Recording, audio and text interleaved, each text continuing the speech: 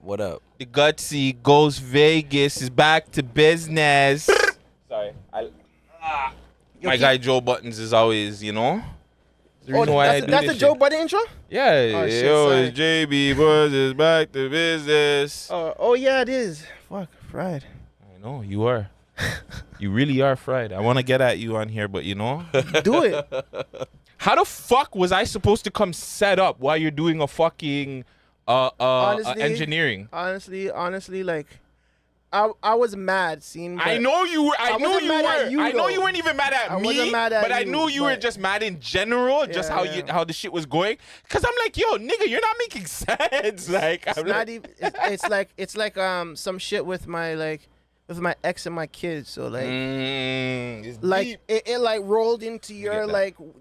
rolled into you not being here at 9. So just like, bro, Yes. like you're supposed I to be was here supposed at to be at 9. 9. Yeah. I was Like supposed it to be doesn't at even 9. matter what I'm doing. You got to be here at 9 so I can get the session out. You know what I'm saying? But at the end of the day, it's whatever. You know, the session went good. Shout out Stefani. Shout out Saint. Those are my people. You know what I'm saying? Yeah, shout out everybody at the session. Like, it was no diss to them or anything, but I'm just like, how the fuck am I supposed to come in here and somebody's recording? I'm like, yo, this nigga is wildin', bro. But it is what it is. Like, it's all love. Shout out to Black Space Studios. You know what I'm saying? Our beautiful space that we're here enjoying this wonderful friggin' pod in. Make sure you guys like, comment, and subscribe. Do all that good stuff. We got Vegas in the building. We got Gutsy in the building. And we got a special guest here today. You know what I'm saying? You're going to be seeing him a lot more on my YouTube channel. If you've ever went out to any party in the last year or so, any big like nightlife event, this is the guy right here. He's in every club. He's in every after hours. He's in, like, every fucking night. Like, it's not even a thing where it's like he misses a night, bro. Every night, like, he's my brethren. I wonder, like, yo, fam, like, how rich are you, fam? When you're going out every night, buying bottles every night. But anyways, we got the boy, Mr. Ghost, in the friggin' building. Speak up yourself. Make sure you having me, you know what I'm saying? Yeah, make sure you talking to the mic. Talking to the mic. Make sure you know that you guys check it out. We out here, you know what I'm saying? Every day, every night, 24/7, no breaks. No breaks. I tell people all the time, you know what I'm saying? No days off, just plays off, you know what I'm saying? Go on, nah. So yo, is the myth true? Can you really find love in the club, bro? I wanna love in this club. Fuck no.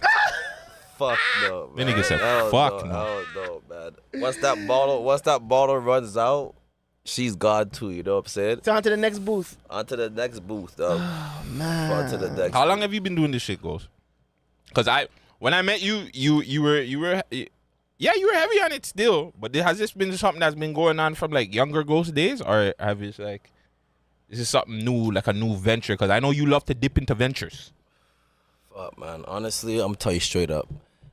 When we were growing up, everybody was out there, you know what I'm saying? But I was home, you know? I was grinding, you know? I took my time. You know what I'm saying? Let these guys go out there, because when you're out there, I'm the only man left, you know what I'm saying? Who's calling me, you know? So I said, you know what? Now it's time to go out to the club. I made my money. Let's get out there. I was doing it in my 20s. I took a break, and I came back 9 months ago. December I came back. Obviously, COVID fucks things up. So Yeah, December though. But December we do the first private party. You know, I had DJ Wicked. Big up to DJ Wicked. You know what I'm saying? He signed on to be the DJ. Oh shit, that's the one I hosted. Oh shit, yeah. That's the one that he hosted. You know what I'm saying? I'm gonna be real with you. I was a so long ago. shitty yo. like, hey Okay, guys, hold on. how you guys doing? Listen. I'm gonna be real. go to the bar, please. I don't want to get this guy in trouble. That night was a good night. Like, it was a great turnout for his first event and shit like that. It was pretty dope. But like, one of the girls tried to convince me to get a dance, right? So she was giving me the dance, and I didn't know how the money thing worked out. So I thought like the ones cost way more than the ones. Like, I thought the ones were. Long story short, she didn't get paid, Oh shit. and I cut. Oh shit. But shorty, I apologize. You can come holler at me. I got big studio now and things. I got your money if you want. You know what I'm saying? thing. If you're still watching this at any point in time, like I Guts was is a wondering straight why finesser. she never signed up for her next party. You know what I'm saying? My bad. You know what I'm saying? So wait, My bad. So wait, the ones weren't the ones? The ones were the ones. I just didn't know that they were ones. Fam, I don't go out like that. The man gave me a bunch of ones. I thought that like the ones meant like the ones are $100 or the ones are $10. I don't fucking know that the ones are actually. No, it wasn't ones. It was $100 bills, but the $100 bills were ones. That's what it was. Oh, But so, I was finessing the thing like he was actually 100. He thought we played Monopoly and shit, you know? He got oh, confused. so Playing Monopoly with so- fake money or paying real life with Monopoly money or some shit. so basically, you spent maybe $1,000, but it was really $10. Yeah, something like that. And she's It wasn't like, even "Come more. It on." was probably like. Nah, she probably got like what? I probably gave her like 30 or 40 ones. Okay. Or what? The hundreds. Hundreds. So she got like what? Like 4K maybe Okay. or something like that. But it wasn't enough. I didn't remember. Saying it wasn't enough. It wasn't enough. It wasn't enough. So what do these girls want? Like, how much do they want? I don't know. They want. What's the I don't know. minimum? I don't know how the dancing thing works, right? But how do So, you even know? Like, how do you even know what the minimum is when it comes to that, though? I guess they tell you. Did she I guess tell with you? strip clubs is different. With strip clubs and the dancer and the what do you call it? The fucking Private us? the private Mm-hmm. events, like when they have the private events, and then I don't know how they work. I don't know if it's still $20 a song. I don't know how that is. I see. I know that for the private events, you know, some girls have a base pay like $350, Like you paid them before. $250. Fam, if I pay in to take $350, I'm smashing. I'm just saying. No, but as It's he's private saying, party though. I'm You're- still smashing. You're hiring it. You're hiring Oh, it. yeah, you're exactly. talking He's a about- promoter. you're That's hiring yeah. it. You're My head's in the hiring wrong it. place. Yeah, My head's in the yeah, wrong yeah. place. Two My head's in the different, wrong two different shit. Yeah. My bad. That's My strip bad. club life. That's strip club life. Yeah. It's still $20. It's still Okay. $20. Okay. Definitely Okay. still $20. So you're saying you would hire like an exotic dancer for say $350 base pay, and then they expect to still get tips from the patrons. Yeah. Yeah, but it all depends though. It all depends on who you are, you know? Mm. Sometimes you might have to do a base pay, but if they know that this guy's gonna have a good party, then they might end up paying you to come to the party. Really? You know what I'm saying? It all depends. You're giving them a platform Oh, to make money. You know what I'm saying? yeah. So why would I pay you? Right? Yeah. I'm gonna pay you and then give you a platform to make money, Yeah, because you're still going to get paid in the event. especially during COVID, right? You guys don't have a strip club or certain shit, right? So why would I pay you? Where you gonna go? So when we're throwing the parties now, we're giving you a platform, a venue to make money, just No. like a strip club. Now, are you taxing the dollars after the fact, or is that like game you don't want to like speak out at this moment? Everybody has their own system, you know? Okay. Okay. Everybody has their own system. Some dudes charge a one-time fee. Some dudes want a one-time fee plus you make over a certain amount, they want a certain change. You know what I'm saying? So I'm not greedy still, so you know. I don't really give a shit how much you make. You know, that's your business. You make 1,000, you keep that shit. You just paid the fee to come. That's it. You know. Okay. That's it. Okay. Yo, is the club scene lit anymore? Like, it just seems like it's not the same as before. Like, people don't have as much fun as they used to. Like, everything is more serious. It's more about, like, I don't know, everybody's in their phones and shit. Like, is the club scene fun? It's not the same, dog. Years ago, we used to have like 1,000 people on a Friday at the government or some shit. you know? Yeah, bro. 5 different rooms. You have the hip hop. You got this room. You got that room. Hold on, really sorry to cut you. That whole section is gone, no? Like, the government, all them places, they're gone. They don't have them parties no more. Nah, I think they sold those for the condos. I think so They too. built That's condos. Yeah. They built mad, condos. fam. Yeah. What was back in the day the one that was always at government, the little party that we used to go to, all the man used to go to? Bro, I couldn't even tell you. Monopoly? No, not Monopoly. No, it was another one that all the man, it was like a hip hop one that all the like the dogs them. I only went to one of them and the man them tried to pull Oh, the out on me. hot 97. It wasn't a That Hot was a 97. Caribbean weekend, no? No, it was like a straight Toronto one. A man's gonna tell me, but like I remember the first time I went with the dogs. Them I had the camera in the man's face, and like yo, the man was like, yo, dog, da. And shout out R.I.P. Murder Mars. Murder Mars like, yo, you know who that is, fam? Yo, leave G alone, fam. Yo, G, anybody talks to you? I was just like, holy fuck, bro. I'm just like, I'm never coming out to these clubs again. Bro. Hate this shit. Rest in peace, Murder Mars. Yeah, Still R.I.P. shining with that Mac. Come on, man. So yeah, so what do you think? Like, why do you think the club scene Has declined. or changed? Is it the gal them? Is it the man them being too gully? But even the clubs that you go to, you don't really go to the clubs that are strictly like with niggas. You'll go to one where it's just like a whole bunch of white people, Arabic, Indians, whatever. Like you don't go, you go wherever as long as it's a party. Fuck, man. You know, that's a tough one still. You know what I'm saying? There's a lot of posing going on right now. You know what I'm saying? A lot of posing going on right now in the club industry. You know, so it's hard right now. Still, what you see is not what you get. You know, you meet a club owner one day and then you find he's a fucking promoter. You know what I'm saying? Like, They say you know that. what I'm saying? So he says, I own this club, but he's actually just a promoter. Then you find he's a fucking promoter. Like, you know what I'm saying? Or Like who? Say those up, babes. fuck, man. I'm such an asshole because I know Ghost will say some babes too. I can't.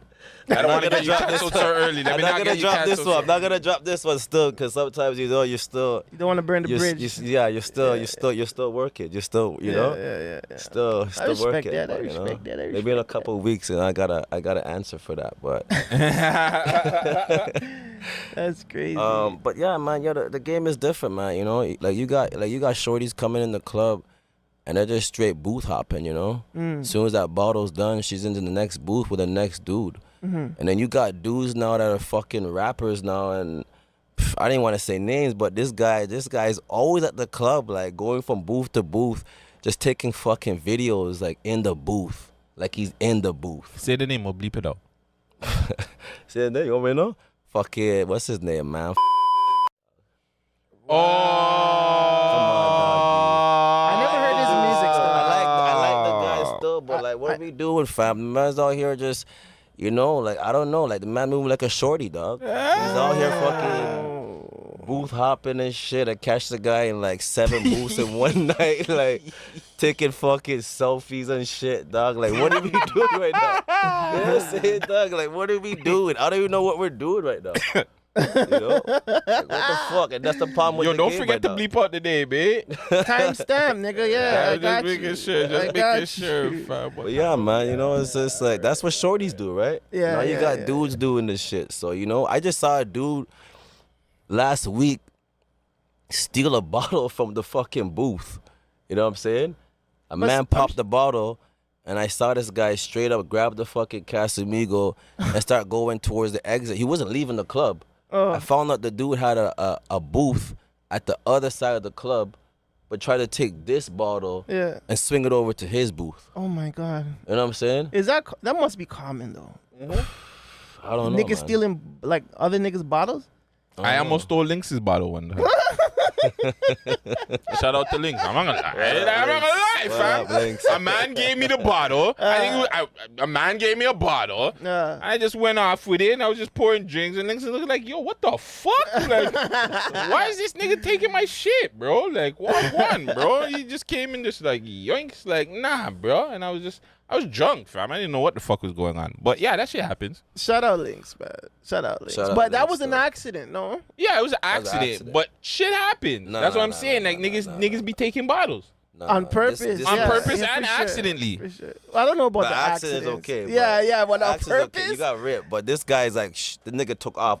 The bottle just dropped. It just dropped, dog. That scoop that one time. You know what I'm saying? Fuck. That's crazy, man. Shit's weird though.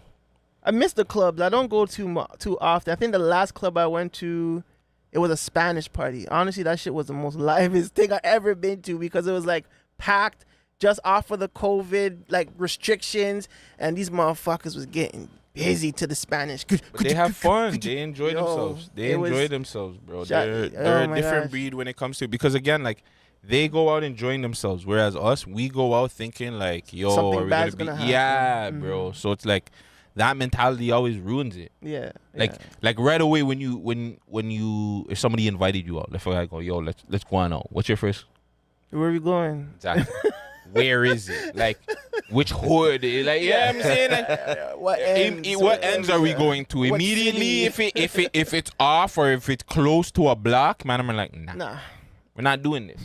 So it's like if it's a Spanish club and it's whatever, they don't fucking care. They can get their merengue and bachata on. Same thing with the Indian man. They're gonna go do their thing, fam. And yo, don't get canceled, B. No, that's the beats though. Yeah, bro, that's the You know what song I heard when I was waiting for the bus? I took the bus today. I have a car, but I took the bus today. So I heard I'm a black nigga. I'm a black nigga. I heard that. I'm a black nigga. Yo. Hold on. Is that number one right now? Hold on. Because know. you said something that kind of triggered me. You take the bus. So? Oh no, like, some people have a stigma bus people that take the bus versus if a man people takes that drive, But there's $1 million people that you see walking down or take the bus and take train that work jobs that are getting paid way more than half of these people. So why is it an issue for taking bus or train? Hey man, and then like the gal them too, most of them that are probably saying this or have issues with talking to man them or have that stigma, they're taking bus and train or Uber. Maybe it's a black thing. You know what? Actually, I don't think it's a black thing. You know what it is? I don't mind taking the bus. If I have to take the bus, like, I'll take public transit.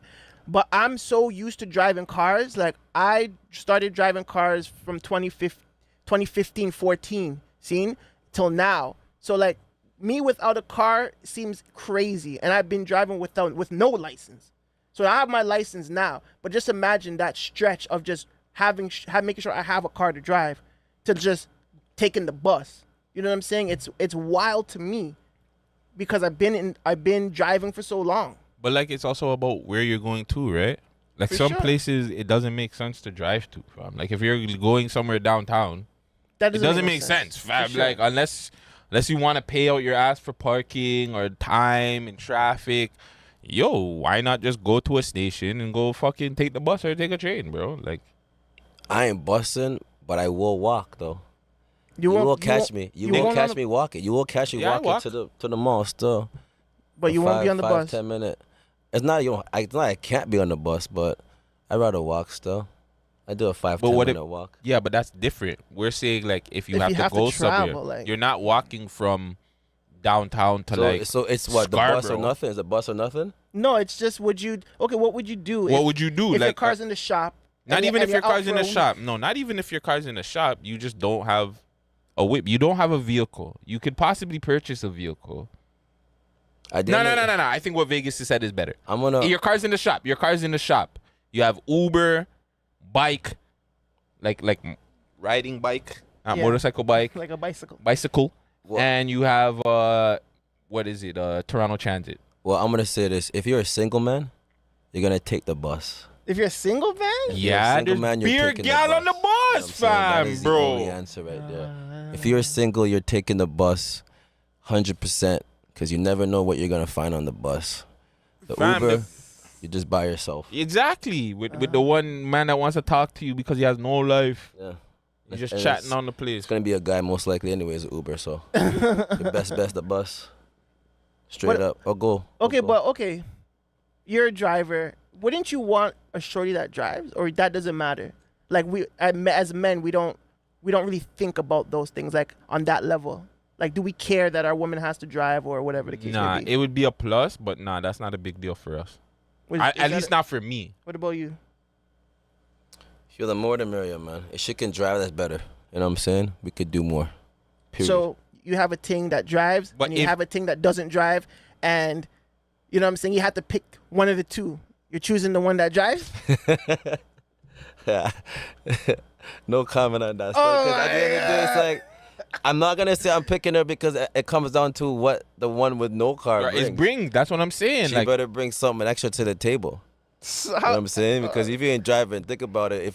If I'm trying to do two things in one day, and Shorty drives, we get it done. The next one, I gotta do 2 trips. You know what I'm saying? Maybe It I'm on a time limit. Maybe I don't know. It depends on lifestyle too, fam. Like, if you're living downtown, you don't need to drive. That's right. Right. That's Like, right. if you have a shorty and you guys both live downtown or whatever, you can get to wherever you need within like a walk, bike, whatever. Like, like a car is not. You just be spending money to spend money kind of thing. Yeah, it's not a necessity if you live downtown. Yeah. So That's it's for like sure. now if you live in Brampton, Mississauga, Pickering, Ajax, if you live out of the city and you want to try and do stuff in the city or your significant other is in the city, yeah. Driving, both of you guys driving would obviously be better. But like I don't think it's a big deal, fam. I think like I think for the men it's not a big deal, but women look at those things as like, yeah, the nigga needs to drive. What girls don't care. Don't get it twisted. Girls be fucking these niggas that don't be driving, these whatless niggas too. But it's like at the end of the day, they want a nigga that drives and shit so they can be in the car and do the fucking picture or the video with them in the car. And that's really it, fam. They don't really want a nigga for like, they just want to be in the car, fam, so they can do the videos. But is And that when he leaves the mentality- car and so she can just be in her TikToks and all them dumb shit. But is that mentality wrong though for a shorty to like Yes. want a guy that drives, especially if they don't? That's the worst one because I seen one day I came out the club and I seen a chick. She's bad as, I don't know, man. She's probably 11 out of 10. And she got into like the most beat up fucking Maxima you ever see. But that same chick is gonna say, well, I don't talk to this guy because he ain't driving this and up. Like the Maxima and up? No, like she be saying like, I'm not like, if it's not a 4 and it's like he ain't driving like a 7 Series BMW, I'm not talking to this guy. But then it's like, But your well, look shit's what a you're ma- driving. You know what I'm saying? yeah. It's like that's the point I don't get. Like how even compares, I'm saying. You should be happy that the nigga has anything upgraded on top of you. Yeah. You know what I'm saying? Yeah. That's my problem. I think that's a Western Hemisphere problem still, because the Eastern Hemisphere gal them don't move so. Like them gal there in Middle East and Japan and them thing there. Oh, I was like, what? Yeah. I was like, are you talking about You were Scarborough lost. things? You're lost. Yeah. Talking like- about a different part of the world. I'm like, Scarborough things like that? I was like, are you sure, fam? Nah, like I'm talking about like, remember like women of like the Asias and the Europes and thing, they're more humble. Like they'll take a default from their man and they'll go back and cook. They'll go and cook, It's fucked up to say, but it's facts, fam. It's true. They'll go and cook. You know what I'm saying? Where the gal them out here, they take a default in this, you're in jail. They get a lockup. Damn, I kicked down my door, I got fucking handcuffed. Like, this is of recent, like. My son's watching me, daddy. No, Oh my God. She took my car. I kicked that shit down, The nigga said he kicked that shit down. and I got arrested ASAP. I'll call the police, bitch. What the fuck? You took my car. I didn't call the police on you for stealing my shit. But it's okay. The bounce back game is real. Yeah, it's all it is, fam. That's it.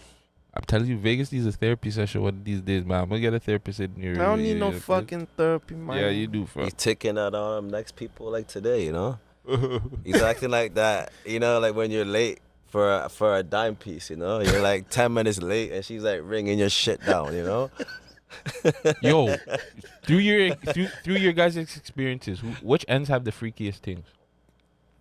West End. I love West End girls. West End girls. That's a I tough know one. the East is the best. Yes. You think so? East Coast for you? No. East side? Oh, that's what I thought.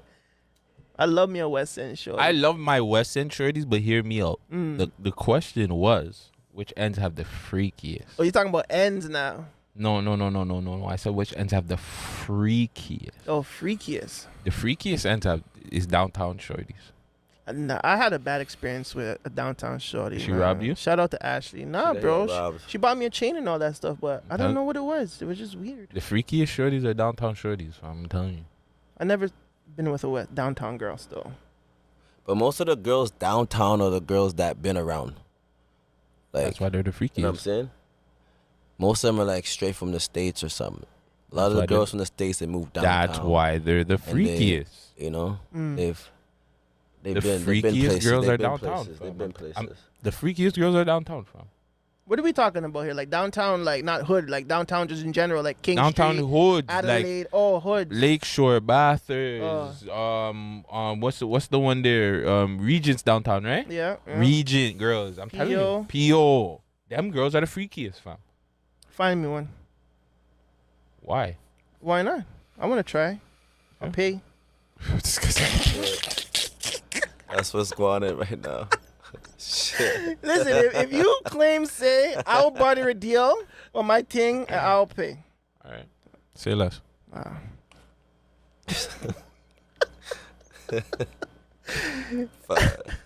No, Mula got posted on fucking Shade Room. I'm too busy I working know, on I my seen fucking that. Shout him legendary out, though. career. He worked so hard, he got the shade room, man. Thanks to you. Shout out to Wheeler. Okay, so is there That any caught a big depression fucking room? interview too, bro. He gets the boom. Wheeler caught a I'm big like, fucking moment there. what's wrong with you guys? Like, we were talking about it. We were like, yo, that interview was a good look. You know what I'm saying? It was good timing. It was a good person to do it with. And Drake did the repost. Shade Room reposted it. I believe Academics reposted it. I need a drink for him still. I Again, just saw some fuckery about I know him. everybody thinks like I'm hating on Mula and shit like that, but it's love, baby. That's Rexdale, baby. Like, it's love. Like, just like you were saying, the bounce back is real. Bounce back is The bounce back is super fucking real. What's your thoughts on that, though? on Wheeler. No, the whole repost. Mula, Oh, yeah. Mula getting the repost. Like, what's next for Mula? Because we know like he's gonna drop the tune. Yeah. But like, Yeah. he obviously has. I think people thought he capped, and I don't know if everybody's seeing it. There's another level to it.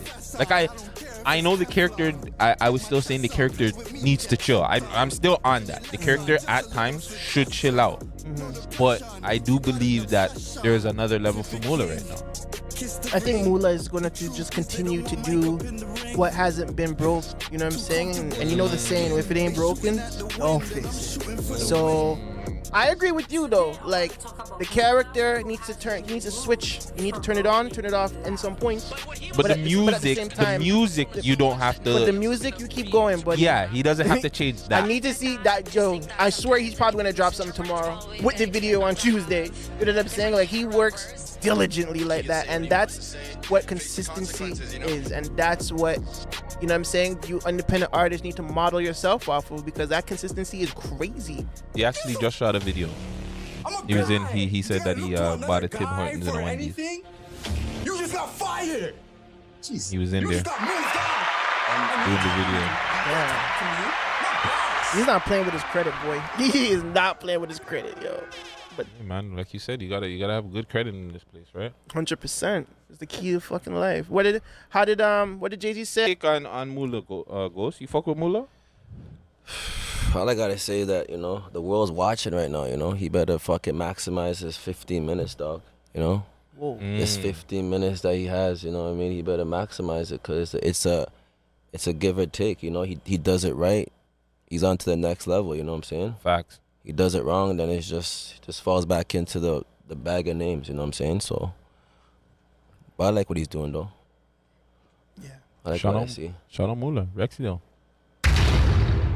Also, too, Academics versus everybody. Yo, my shorty, yo, she was like, yo, did you see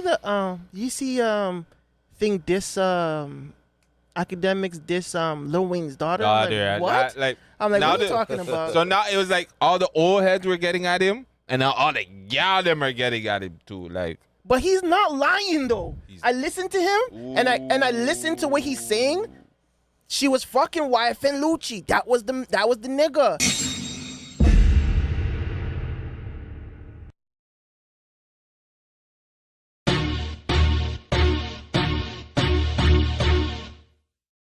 Ain't lying about Weezy's thing, like, and women in general, that fucking, you know what I'm saying? They're with a nigga, he ends up in jail, and they probably stay diss. for a little bit, but at some point, They can't take it. Like, I know a shorty right now that went through that. Homie I think he got an 8-piece. And she's like, yo, this is my first time I'm doing this. I can't be doing this. I can't. You gotta go. Like, I gotta go. I gotta live my life. Are you rocking with a shorty if she gets an 8-piece? I'm fucking on her, 100%. But she can still call my line. I'ma still send her my dick pic. So you're not rocking with her. I'm still So giving you're her a not letter. rocking with her. What do you mean I'm not rocking with her, though? You're not rocking with her. You're not No, I keeping it am rocking 100. with her. No, but she don't want you I to got do all needs that. too, bro. But she don't want you to do all that. But it's not her choice. She chose to get locked up. Listen, I love you, baby. So if the tables were turned, you would be cool with her fucking Yes, I would let that go. 1,000% I would let her go. If she doesn't want to let me go, I'm letting you know, bro. I'm going to be out here doing my thing. But, yo, you know when you touch road? A me got and you you. thing, Stella. Go A me back, and you go thing. back. I'll dump This thing anything. is The gang is back. The gang is back when she's out. Yeah? Yeah. You're on the same vibes? Right? Yeah, listen. I'm not doing anything. If I'm inside for 8 years, you have to assume that she smashed it at some point in 8 years. And then why would I want to think that even in jail? I want to do my time. I don't want to be thinking about my It's jail facts. on road. Are you there think that? I don't know one girl who's not smashing some next dude in 8 years. Yeah, fam. It's not like it's 13 And years. she knows that she's never gonna get caught. The man's inside. Come on, bro. She goes out of town. The worst is when goes she out of town, the so no worst one is finds if, out. the worst is if she tells you while you're inside. And Yes. I wouldn't even ask. Like, why would I even Fam, ask you? So because that's what niggas yo, do, fam. So what you wearing? Oh, so who you fucking? Like, am I asking that in jail? Like, what am I supposed to do? I'm get mad, go to find my cell and beat my dick? Fam, I know What the am I gonna nigga. do? I've heard niggas. Yeah, I know you fucked him, and I know you sucked his dick, and we just walk by like, sound like yeah, ball. Like that was our whole thing. Me and my homie, we just hear these guys complain to their girls, and it's just like sound like yeah, ball. But not me, fam. I didn't. You know what I'm saying? I kept it duggy. Mm-hmm. Kept it duggy. But that's wild, fam. Going back to academics and shit like that with the gal thing. I mean, I don't know how to feel about the Regine thing, but the old head thing, I think he's right. Well, so he said that the old heads are broken dusty. Yes. The only reason why, well, That's cold. I'm just thinking about that in my head. it's not real. It's not necessarily cold because the old heads got bad deals.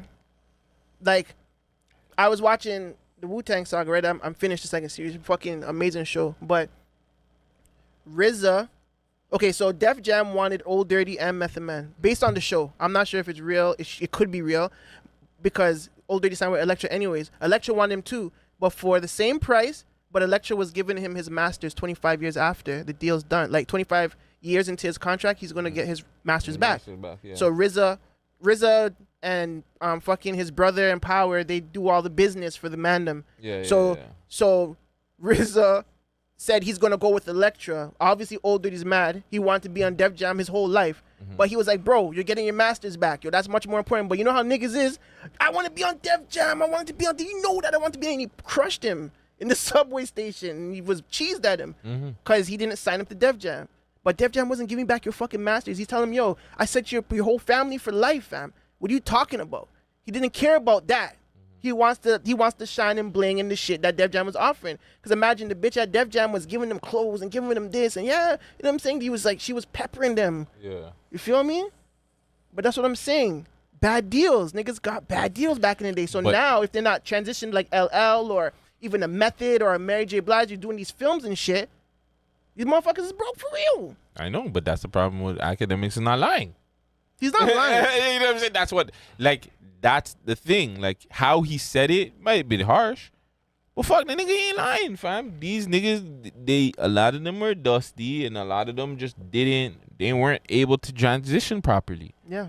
They were like, like the college dudes, that get the side money. You know what I'm saying? Yeah. You know what I'm saying? Like the bursary. They're like the bursary money. they're point shaving. You know what I'm saying? They get Oh, the 50 grand there. And there. The guy walks up, he's like, "Yo, I'll offer you 20." They take the 20, but really you could have got 100. You know what I'm saying? So instead of taking that money, they went with the cash, quick money. You know what I'm saying? Yeah, I think Academic says some real shit, but the way he says it, people don't like it, and that too. I think a lot of people get at him because he says a lot of shit that people want to say, fam. I think too, he says a lot of shit when he's fucking Drunk. swizzy, dog, and he doesn't know how to like manipulate his thoughts. So he's just saying it in a drunken state, and it comes off harsh. And he probably didn't mean it to say it like that, but it's just the way it comes out. And he just says, "Fuck it, I don't really care," because that's how I felt anyways. Okay, no offense, but the Toronto older guys, people like the young guys look at these guys like they're like, other than Cardinal, they look at them like, you know, it's wild. Cardinal and Maestro get some love, but the rest of them don't really get love like that, bro. Yeah, it's true. They Like- really don't, bro. Like I don't really like. Yeah, it's true. Like I over the years, I thought that Cardinal didn't get the love, but I've been shown that people have showed me that the younger audience and them, they show Cardinal some love. Mm-hmm. But like, bro, if you go to like the Chaclairs, the Rascals, fuck, bro, like just the older guys, I don't know a lot of them either, but they just don't get the love like that, fam. Like they just don't, bro. It just goes to show you there's no history. I'm pretty sure you can name more old heads of New York than out here. Oh yeah, that's fact. That's isn't a fuck though. Yes and no. Where over here never really supported over here. Exactly. Or they never made an impact on your life as much as somewhere else. No, they just never supported. Like, I shouldn't be able to go on the radio station and just hear over there. I should be able, like growing up, I should have been hearing more Toronto shit. That's not their fault. That's No. the city's fault that not promoting it properly, right? Like we should have had more shit. Back in the day, we didn't have more shit that was ourselves. Like BLK, think about it. BLK was our shit.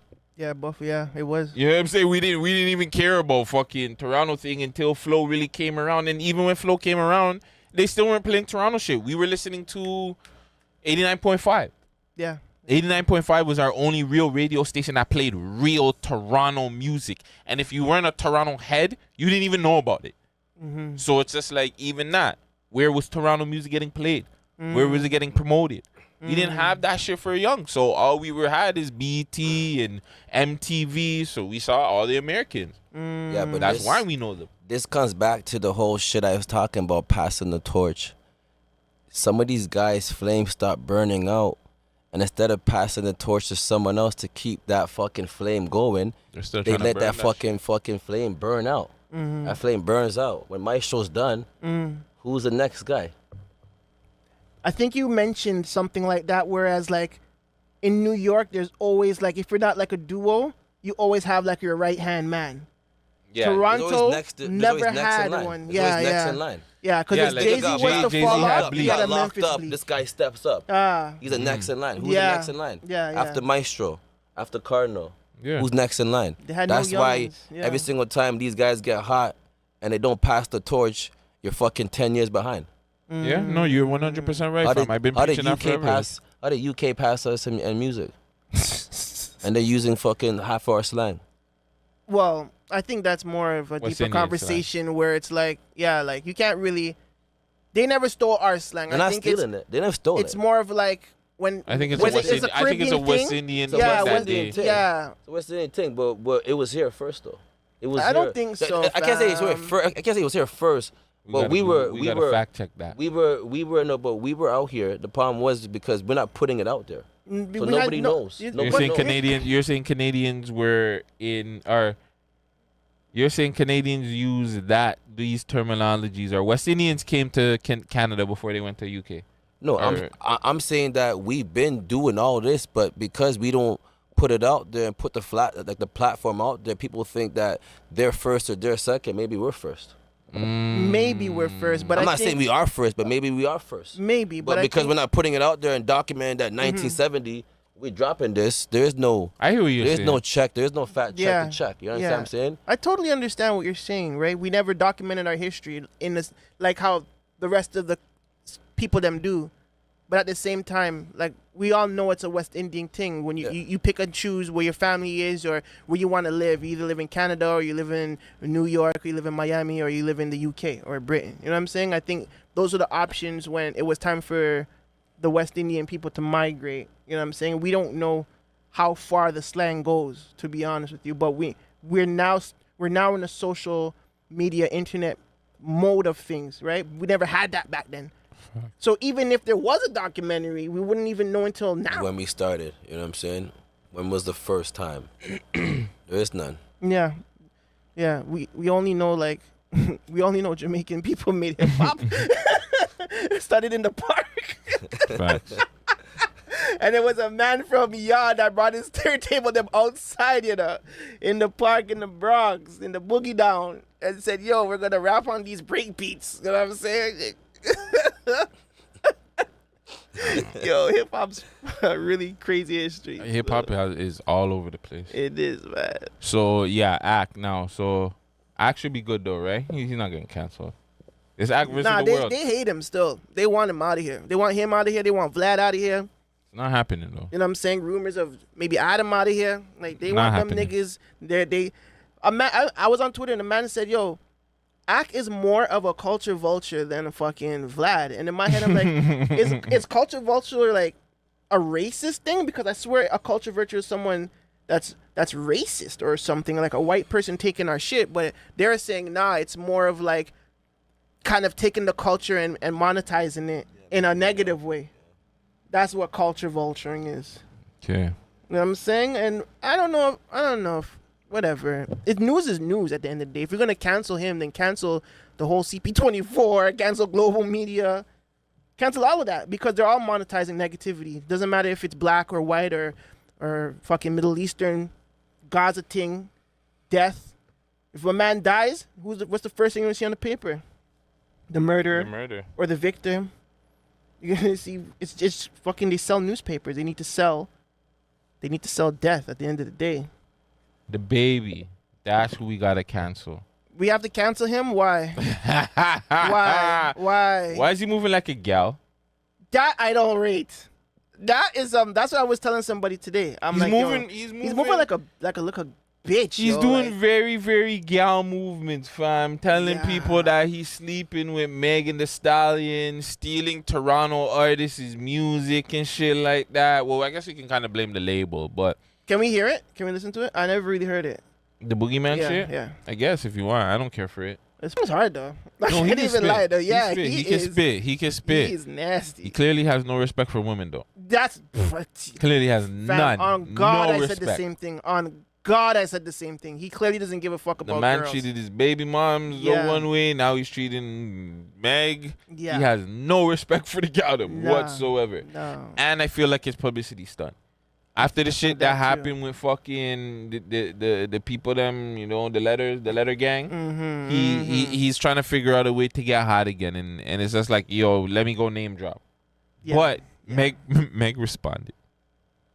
Oh, shit. She did? Shit. Oh, I think she did, right? No, She said something No, she responded. with a song? With a song?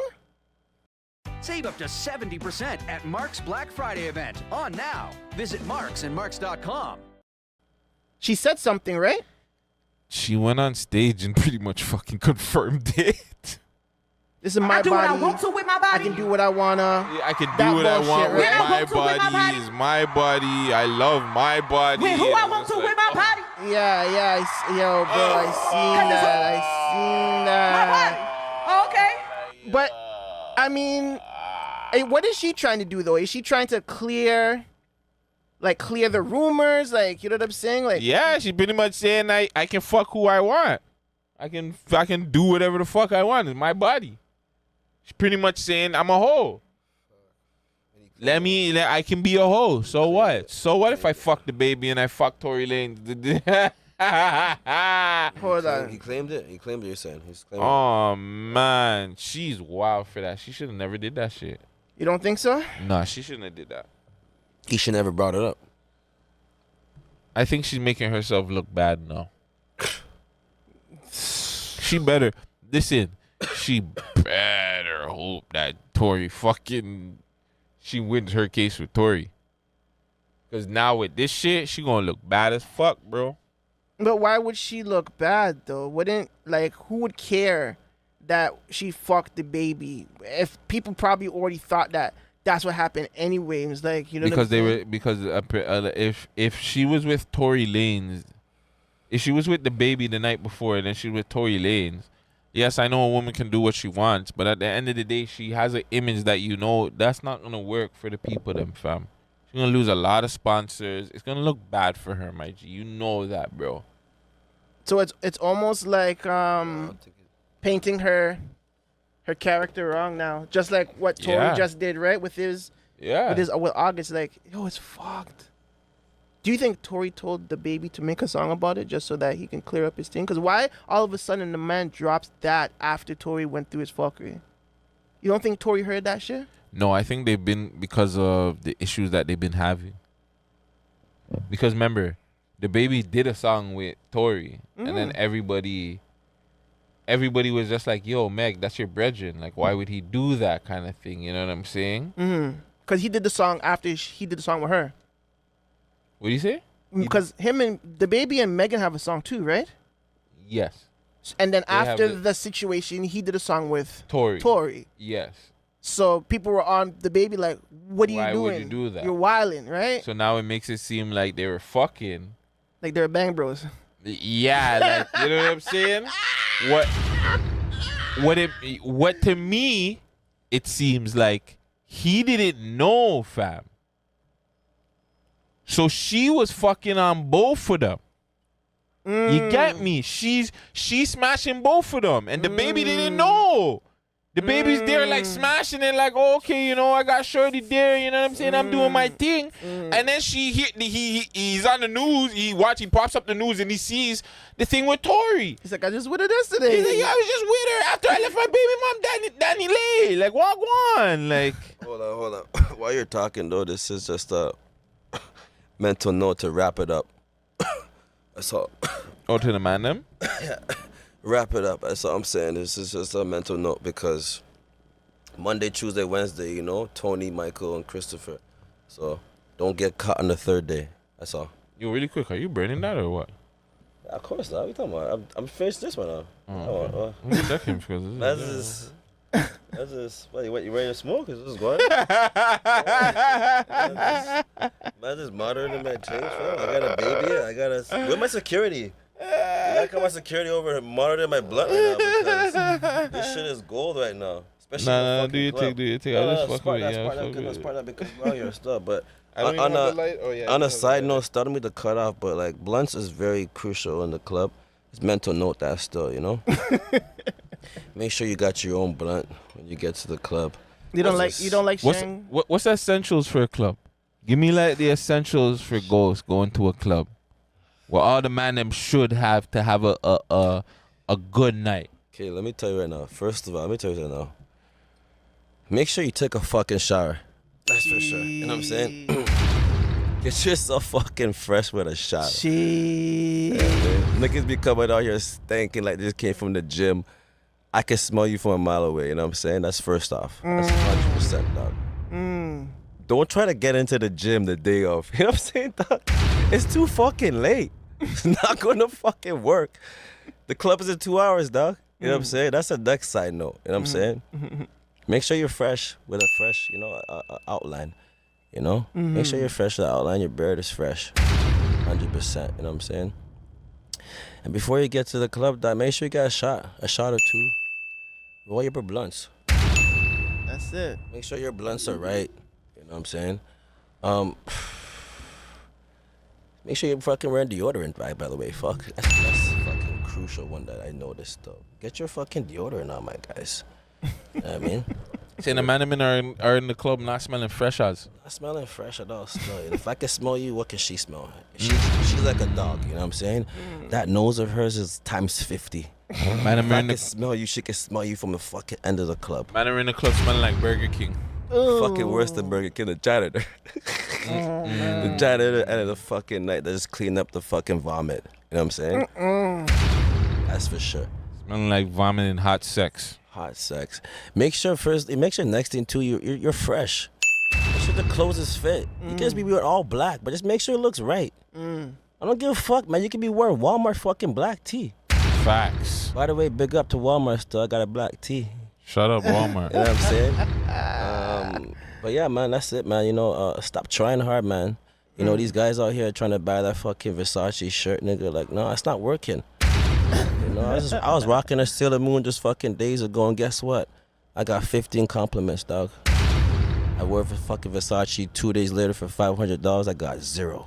Jeez, I like that shit. I like Sailor Moon. You know what I'm You saying? know what I'm saying? Mental love note that shit. Mental note that shit. You know what I'm saying? And stop trying so hard, dog. Man, you get in the club, dog. Man, it's like, I'm gonna put it like this. Don't go for the 5 out of 10. You go for the 10 out of 10. Okay? Because once you go to the G League, you can't go back to the NBA. All right? That's not true. 100%. Because once that girl, once you pick up the 5 out of 10, and that 10 out of 10 saw you with that 5 out of 10, that's never happening again. So mental note that shit. Mental note that shit. Mental note that shit. That's a next fact for you guys. And make sure you got your cologne game on too, by the way. Get your mouthwash on. Straight the fuck up. And have your blood on, dog. Have your blood on, man. Straight the fuck up. That's my shit right there, man.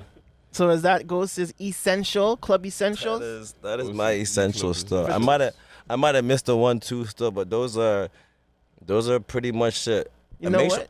Go ahead. No. One more stuff actually I want to say is get your bubble gum game with right, man, because you gotta have that right fucking gum, man. You know what I'm saying?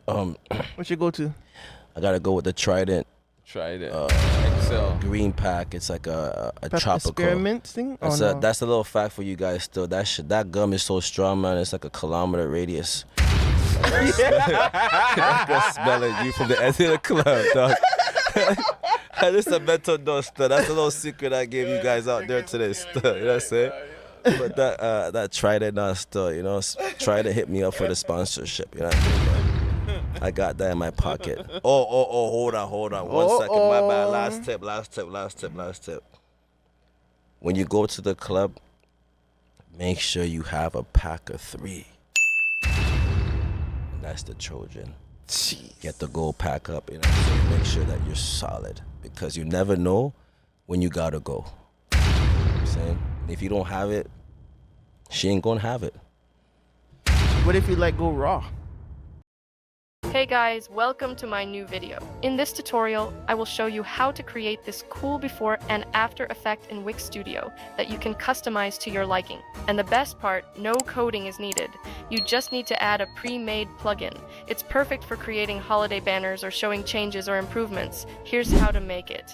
Go to Wix Studio, click on App Market, and search for the before and after slider. Here it is. Click on it and click Add to Site. From all the options I've tested, I would say this is the best one. Stretch it. Now let's replace the images. Go to Settings,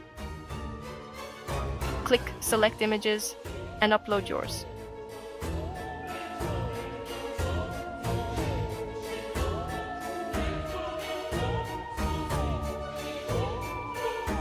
Now, the best part, customization. Click Cover if you want it to fit the screen size. Here you can enable Hover to Slide to make it move with the cursor. Choose between the horizontal or vertical direction. Or click on Display Labels so you have them on the right and left sides.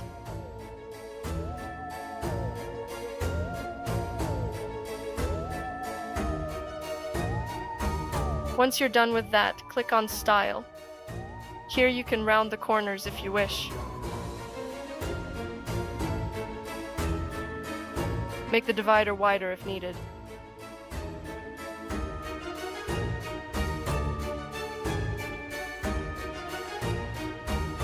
And change its color.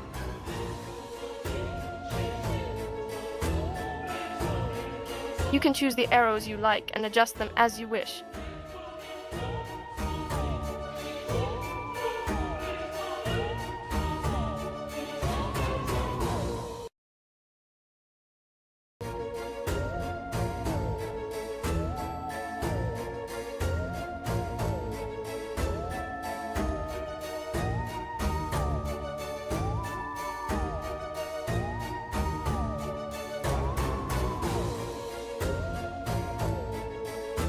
You can adjust other settings like label, border, color, and background here as well.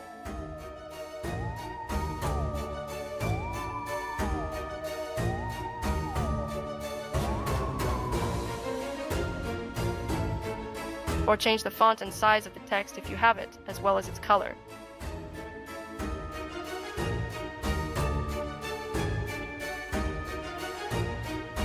And once everything is adjusted, just click Publish. It's the easiest way to add the before and after slider to your Wix Studio website. If you like my videos and don't want to miss new tutorials, click like and subscribe. Thanks for watching and see you in the next video.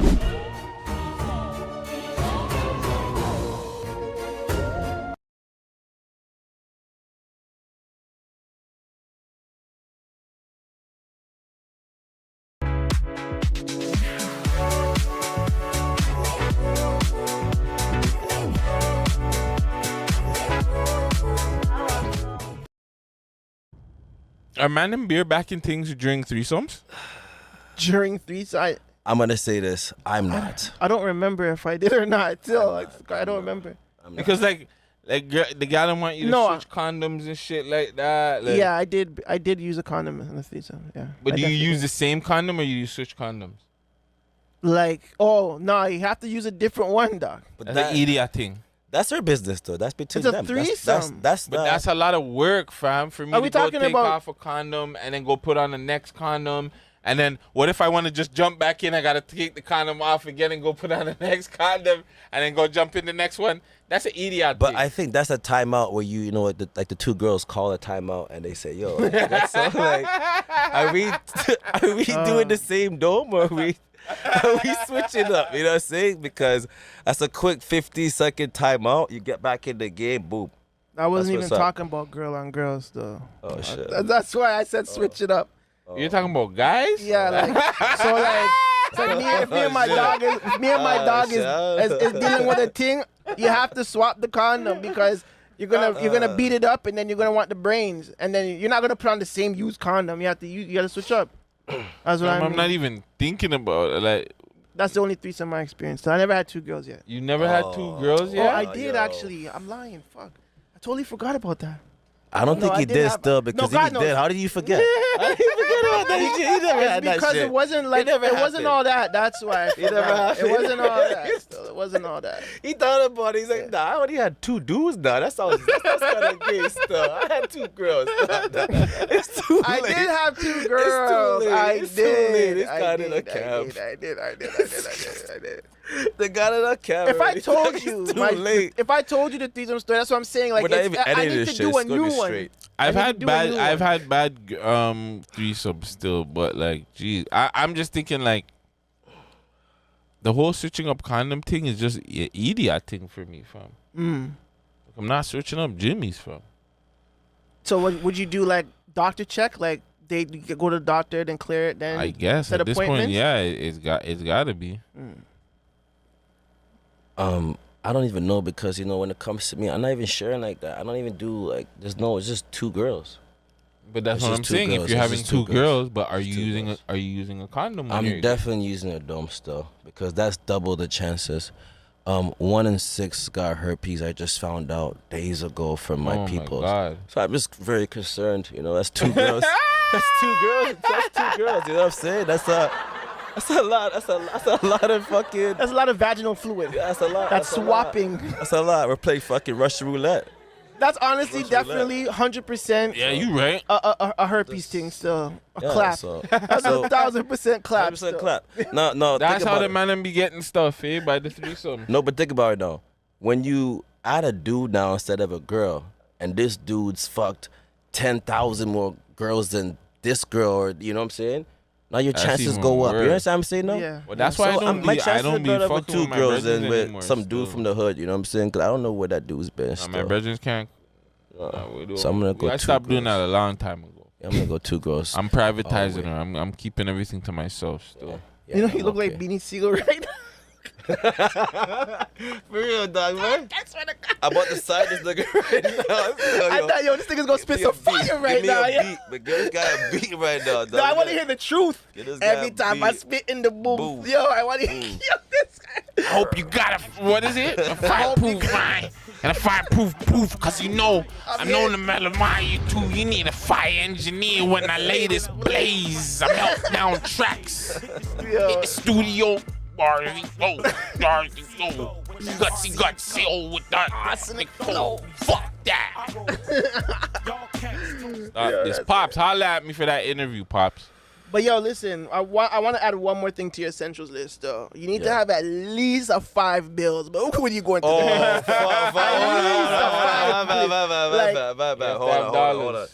Hold on. Let me go back. Don't go to the club, bro. Let's rewind. Let's try that. Let me rewind it. Listen very carefully.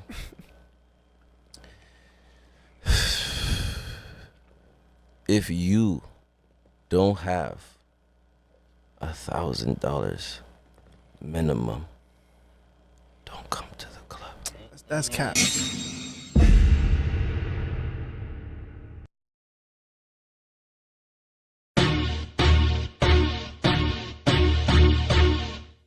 So the reason why you have to have the 1,000 is, like he said 5 is good, but the 1,000, this is a problem. You have to have the 1,000 because your homie, one of them is gonna not have the 5, and you have to be ready to fill in that 5. That's why you have to have $1,000 these days. I'm probably gonna be the homie that doesn't have the 5. You see what I'm saying? Not being a 5. Not even a 250. Like, I'm come not on, bringing my G. 250 to the club anymore, fam. That's way too much money, fam. This is why Why am I bringing that much money to the club? Because, bro, we have to buy bottles on bottles on bottles. No, we don't. And food. The club should be giving us the fucking bottles. Oh, that's the new free. play. That's the new play. I'm dying, nigga. That's the new play. I'm trying to be a guy. I'm a guy. Fuck no, I'm trying to be. I'm a guy out here. If you niggas is getting me out here, y'all is paying me to come out. Fuck all that shit, bro. I ain't coming out to this shit and paying these niggas to go try to get shot up. Jesus Christ. I will say this though. A lot of clubs are paying promoters and dudes to come and do what they do. I don't even know what the fuck they do. You know what I mean? That's all I'm gonna say. I like to big up my guy Ritz, by the way, still on the side, on the come up. You know what I mean? I like to big up the Noise Brothers, all those guys doing their thing. And I mean, like, I don't know what to say right now, man. I don't know, man. I don't know where the money's going. But stop putting the money in the right places. That's all I'm gonna say still, you know? Because like when certain mans walk into the club, you know what I'm saying? I just see the fucking club, it has no smoke. There's no smoke in the club, you know? And then certain mans just walk in and they're just fucking I was hearing a conversation the other day. They were saying like because of like where Liberty Village is, people are complaining about the club district, right? They're thinking like there's already a lot of buildings and shit being built there that the club district actually might get like torn down. Where would the next club district be in the GTA, do you guys think? And a person put it out there and I was just like, I don't think the person realizes how greasy that place is. And they're like, Brampton. We want to go all the way to Brampton to party? Well, that's what they're saying because it's being the new developed and it's being nice. But I'm thinking like it's going to get shot the fuck up. But where would be the new club district if they're just pretty much taking out the club district out of downtown? Where would the new spot be? Saga. Mississauga would be the new I would spot. more think Saga would be the spot. It could be if they want to be central, you know what I'm saying? Brampton's too far. Get some of them crackhead in neighborhoods in place to get them out of there, build it up, probably put a casino out there. I think like Saga could be a really, really dope spot where they can just soup up because it's already nice. You could just find a little nice little strip, maybe on Dundas or here in Ontario or one of them spots, fam. You're It's good. convenient though. It's 25 minutes from downtown. 20 minutes depending. You where can you're get at. on there from the QEW, you know what I'm saying? 401. Yeah. It is That's all actually a access. very dependable city. Because Oakville can come true. You know what I mean? They're 15, 10 minutes. You got everybody around there. Brampton is close. Even, And yeah, even people out Hamilton, of too. town. Yeah, exactly. Hamilton is very People close. out of town can come Brantford. in. Mississauga might be the spot. That's a good look, Ghost. Yeah, definitely. Well, he's in the club every fucking week. You would think. Yeah. Would that come to your mind? I wonder where the next club spot might be. He must have been. But what do you think, Vegas? Where do you think? I think I think Saugatuck is a very good play. I was thinking more Toronto, but I don't know where. If they're moving it downtown, it would be nowhere else. It doesn't. Unless they go more north, right? Unless they go north. But then even north is too fucked up too. Like unless you go Von Woodbridge, like Richmond Hill area. Too far. And I think that's too far. And I don't know. It's just weird It's up not there. convenient. It's not convenient. Yeah, it's just a weird. Not even Richmond Hill. Like It's I'm just a- Luxy there, no? Big up Yaz Lounge, by the way. Yeah, but so. I don't know. It's just over those spots is just weird. I don't know. I don't know. It's Like weird Richmond over there. Hill would be like Vaughan or Thornhill, I just Markham. tripped out, fam. Nah, because I'm just thinking I was driving over there the other day and I seen a big ass building and I hate heights and I was just thinking like what if somebody like dangled me out the building and I was just like I'd probably like die and just pass out. Like never mind. Right, It's the liquor, bro. right. I think that's that THC infused liquor, by the way. So I just popped in. Yeah. You have that high life liquor. I just slipped Okay, into promote your shit. slipped into the drink. Promote your I shit. didn't even know. But yeah, holla at me still, you know. That is coming soon. Check that out, you know what I'm saying, on the Gutsy Guts YouTube channel, you know what I'm saying? Don't miss out. When you have the night with Ghosts coming? Ghosts coming soon. What do you want to give people a preview of what that is, or are you just gonna let them see when they see? You know, I'm gonna put it like this though. The only reason why you haven't seen it yet, because like I said, my cameraman, the first one, stole the footage. I don't know if it was that good. He's trying to fucking sell it to him damn, so I don't know what the fuck was going on, but you know that's why we on a backtrack with. And by the way, man, we're backtrack again because the second cameraman isn't fucking playing games again. So you know what I mean. So we backtrack. We had to just send it over to a third master, Real Wolf. Big up to Real Wolf. Still, he's gonna be taking over the whole project. You know what I'm saying? Finally got an official, you know, award-winning cameraman. So we're definitely on the right track.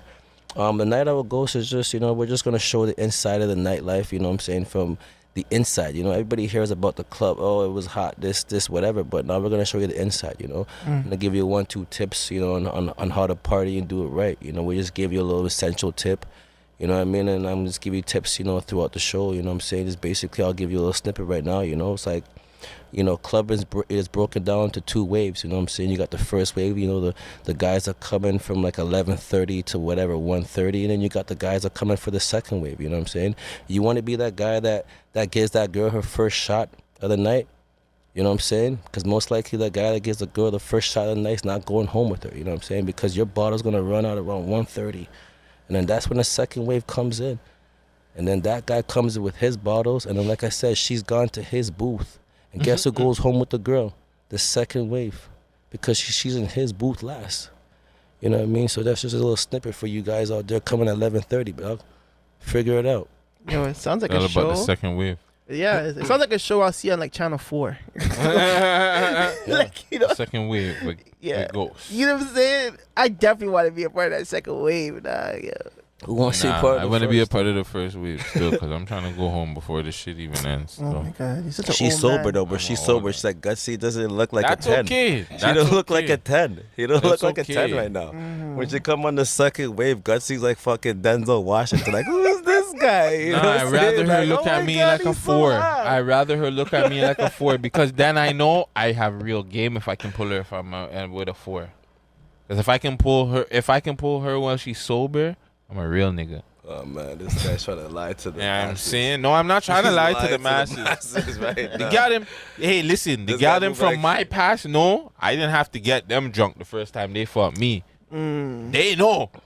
That's Yo. not Gutsy's game. Gutsy smokes weed, fam. So That's a whack the gal game, them though. already know. The gal them, but a lot of niggas do that. They I gotta know, get I know, bitches I drunk. Gutsy, you don't even have to smoke with me. I'ma smoke my blunt, but guarantee you already know once you come. You just feel that vibe and you already know your panties just fall off. You don't even, fam, gal them don't even have to even be around me and like, he knows. I'm not talking about it though. We ain't giving them bad vibes no love. It's okay. I'm gonna say 2 things. First of all, for all those movie networks out there looking for Shallow Hal 2, you got your guy right here to my left. You know what I mean? He's definitely trying to be Shallow Hal 2, but you know, I'm looking for this girl, whatever it is. I'm not buying it. Shallow out to. This guy, He's trying to So make you feel like audition. hold on. So He's you're trying to say make audition tape hold for on. Shallow Hal. Like. You're trying to say I can't pull a thing sober? Is that what you're trying to say? No. I'm just saying that how you're trying to be like, you're looking for the opposite, He's trying to be the opposite guy, Trying to come in at 11:30 and try to catch all sober. That's all nice and shit, but Yeah. No. I can pull it. It does work, and I'm not hating still, but at the end of the night, it is what it is. That's what they want. They don't want to go home at 11:30. They want to get that whole gutsy Gus experience. I know, but here's the thing. It's not about what they want. That's true too. It's about what Gutsy wants. That's true too. Jeez. After giving That's facts. Just remember that. But But hold on 1 second though. Don't forget it's 2022 still, Yeah. And when Gutsy says no, she will call the police still. So that's it, dog. Don't forget still, it is what it is, but what? one bad Why do girls do that? As soon as you deny them, they want to get like fucking because evil on you, girls fam. don't like rejection, bro. Oh my god. I think girls hate rejection more than men because if a girl is feeling a man and like she's like he's on some fuck you bitch, nah beat it, it's on some crazy shit. Fam, all the worst shit that's happened to me from a girl is all from me rejecting them. It's Like, bad. and I'm sitting down there like, maybe I should have just gave you dick because like my life would have probably been a lot better, fam. Because like I'm not even giving you bitches dick, and you guys are making my life a living hell, fam. Like I don't get it.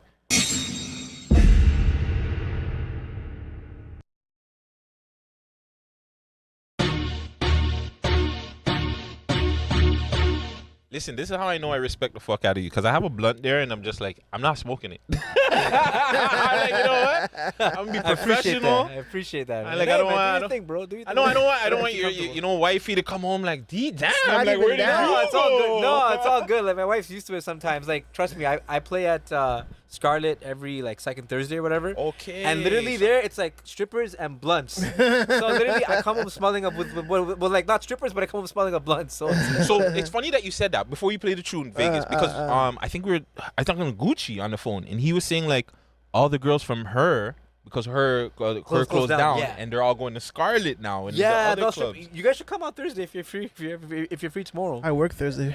You work okay. Yeah. I don't. I know. You can go. You want to know? go. You know what's funny? You probably have seen my brethren Ghost there. Like he always goes there. Like that nigga goes everywhere. Scarlet. What's the other? Any after hours or club events, yeah. he's there, man. Okay. And he always be telling me, "Yo, come out." But now that I know you're playing there, I mean, fuck. Yeah, we're Yeah. in there. I'm coming I there. play some Toronto shit too, man. I don't get it. Yeah? There's other DJs out here, you know. Yeah. Talk the things, Andre. Talk the things, Hold on. damn. Hold on. I'm glad he said that because I had it in there. Run Yeah. the tune. And I want to get straight into the fuckery. Let's do it. I eat that thing. Brown guy. Shout out my brother Brown guy. Shout out Brown guy.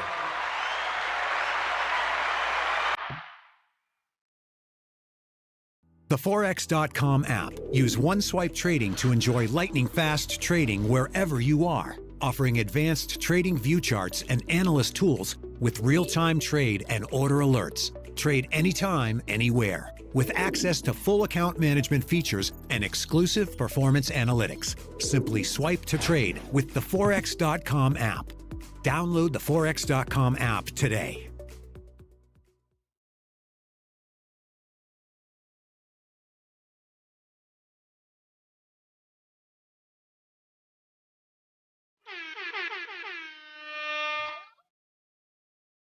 You guys filmed this Caravana time, no? At the parade. But I'll tell you the story behind it. I bet you do.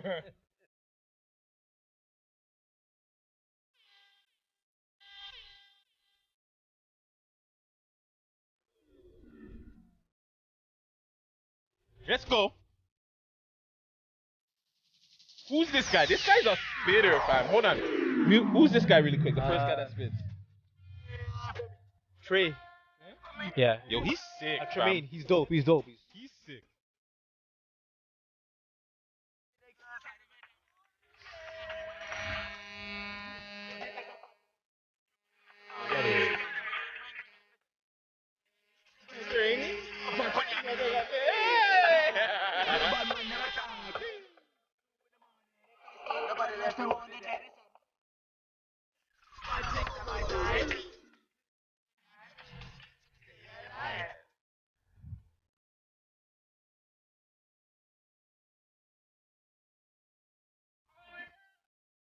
Let's go. Outside. We indoors right now, though.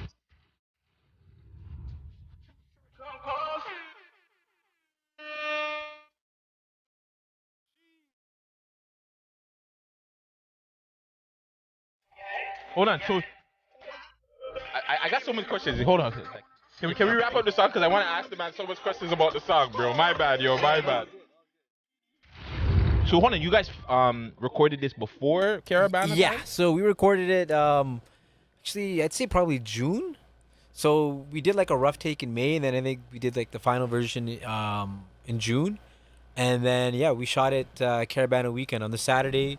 The majority of the Parade and video shit was like shot that. yeah, at the parade, which Mans had to sneak in too because Oh, yeah, because you have to pay. it was like $45 to get in. Wow. Ridiculous. Even you as a DJ in Toronto, they're not like, yo, DJ Andre 905. You could just forward. No, they were just like everyone was having to pay. So literally, we had to find a way out. We had to find a way, and then we literally found a way. I think by BMO Field, you know, there was like one gate, and there was like, and by some like miracle of God, some truck was coming in. So these guys had to open up a gate. So literally, once they did that, 7 Smiggled vans in there. going right through. Smiggled in there. And the security guards were just like looking at us, and they're like, "What are you doing?" But then they probably realized, is $15 an hour worth it to try to stop 7 guys? And then after we did, 5 other guys, like random guys, just like forwarding right after Everybody was us. just like, yo. Everyone was just like running, just don't look back and just keep walking. And Is that something that you feel like they gotta change? Does banner have to change, of bro? course, man. Like, because think about the other parades we have, right? We have Pride, they have St. Patrick's Day, Santa Claus. Those are all free. Facts. Why does Caravana? You know, why do they have to pay? Because it brings in the most. And you know what? Okay, I don't think we didn't even mind paying if it's like $20. Yeah. No problem, right? $20, okay, cool. But $45 is a lot. Like that's like you're asking like a lot. Because then too, you're gonna be buying water that's like $5. Yeah, bottle. the water, the food, everything is food's like $20 on the strip. Like even outside Yeah. on the strip, you're spending a good like $25 for an oxtail or something. It's like Okay, it's not even here's worth the it. thing.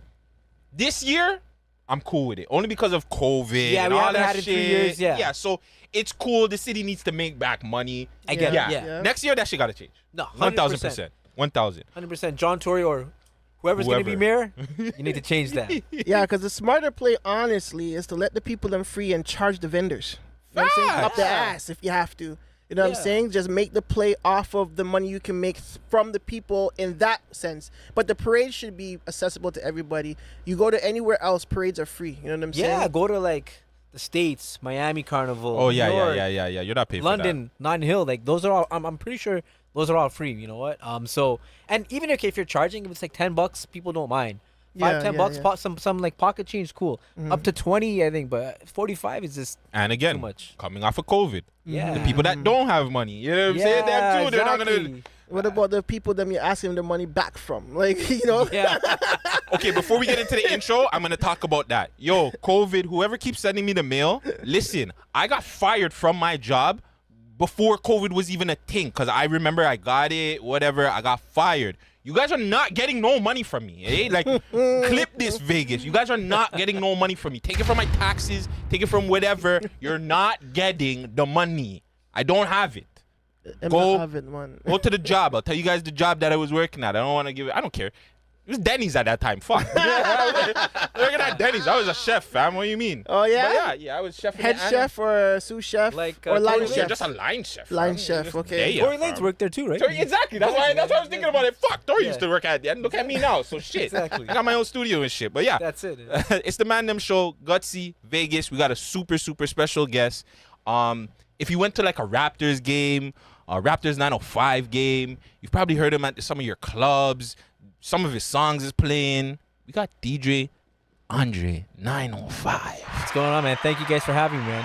Thank you for coming. I finally get to meet my dog. Yeah, appreciate you, Vegas, man. I know we've been I talking. finally get to meet Appreciate him. my guy Gutsy. You know, we've been talking for like a minute, same with Vegas Yeah, too, man. yeah, man. Appreciate you guys, man. Love. Appreciate you guys having me on. Real quick, you got any shout outs? Anybody want to big up? Yeah, man. I just want to shout out everybody. I want to shout out my wife. Hey. Anushka, what's up? Got to shout out Vibe 105. Got to shout out my whole Raptors 905 family. Oh, the game crew. Shout out to all the DJs, all the producers, all the artists, everyone in Toronto or Canada that's like doing something great, man, shout out to you. You're part Big of up a your- lot of elite friggin' groups right there, bro. Shout out Scotiabank Arena, right? That's it. Man. No. Shout out Maple to the Hershey Center. Yeah, it's actually called the Paramount Fine Foods. Yes, Paramount Fine Foods. It used to be the Hershey Center, but then maybe like 3-4 years back, it got bought up by Paramount. So so now you can buy like shawarmas at games and everything. Hold on, Paramount Fine Food Center. That's what it's called. Yeah, that's what it's called. Because Idiot thing. yeah, Now we're trying to be like the states with the cheap steaks arenas and yeah, crypto nah, arena and stuff, fam. yeah. I'm not. I like the Hershey Center. We still fam. call it the Hershey Center. I'm calling it the Hershey We Center. all still call it the yeah. Hershey Center. Well, we still call friggin' ACC Yeah, and stuff we like still that. call The like Sky Dome. Rogers. Yeah, we call it Sky Dome. No one calls it Rogers Center. Everyone gets confused. Carabano, we still call. Yeah. I get it. Yeah. So, Makes you know. sense. Makes sense. Shout out. Yo, I went to the last game that the Raptors and the 5 had, actually. Oh yeah, the playoff Yeah. game. Yeah. I was like in the front part. Like my friend Oh, works there, okay. Michelle. Shout out Michelle. Shout out my girl Michelle, man. Yeah, she worked there. She gave me some tickets, and me and my goddaughter and her mom, we went there. Okay. It was actually kind of lit. Still, like I didn't even lie. It was lit. It was Yeah, lit. It was- no, it's dope. But you know what? Like, I'm definitely gonna treat you guys to a game, especially Gutsy. I know you're supposed to come last year. but the COVID. Yeah, No, but now you the can come. restrictions are off. Yeah. So no I'm there. mask, yeah, you're I'm no there. restrictions, so you guys are there. Yeah. Yeah. You know, like I've watched a couple of your interviews, and you always talk about how you got the job because I can't remember your homie's name, but he got you the job through Lincoln Bio, but he used to go by DJ Doctor from King of the Dot. Yes, and he used to work at Real Sports Bar and Grill. Yes, and he correct. got you the job there. Now, Yeah. you talked about the story. I want to know how it was the first day you walked into there and you DJ'd there. And DJ there, oh man, that was I think it was like a preseason. Yeah, I think it was like a preseason game. Were they like? Did they tell you like, okay, this is a contract, you're gonna go in for the rest of the season, or were you Yeah. like a tryout thing? Okay, so Oh yeah, so it was like a contract. So I had signed my contract already by that point, and it was like, yeah, you know what, this is like our first preseason game. We kind of, we're kind of playing it on the fly. Just kind of be there early on time, set up, do sound check, and follow the script, and like we'll just kind of take it from there. So I remember I was nervous. I'm sure I was probably nervous, because it's like it's my first time playing in front of probably like that of crowd. like, yeah, and like that type of crowd that was that large at that time. And yeah, man, it was like definitely nerve wracking, and and it's like something that I've never done. It's not like when you're DJing a club or even like a party. It's You're like feeling out the crowd. Yeah, feeling out the crowd. This is like you're kind of following a script, but you still want to entertain the fans. You want to entertain the players. You want to entertain the staff. So wait, they give you like a. That's what I was gonna a script. Yeah, Explain they give that you to like us. a- An yeah. itinerary of Yeah. songs to play, or when Yeah. you can play a certain song, or Yeah, effect. so- Do you control the effects too, like the sound effects? That's So- somebody else. Yeah, so that's someone else. So what happens is, so we'll have a script that's for the actual game. So they'll be like, okay, for example, first quarter timeout, play this song. Second quarter timeout, we're gonna have say dancers, dancers. then halftime and or end of each quarter timeout, play this song, or we're gonna play like a clip, like a video clip. We're gonna play a I don't know, like we're gonna play like a interview with Pascal Siakam when he was on the 905, things like of that nature.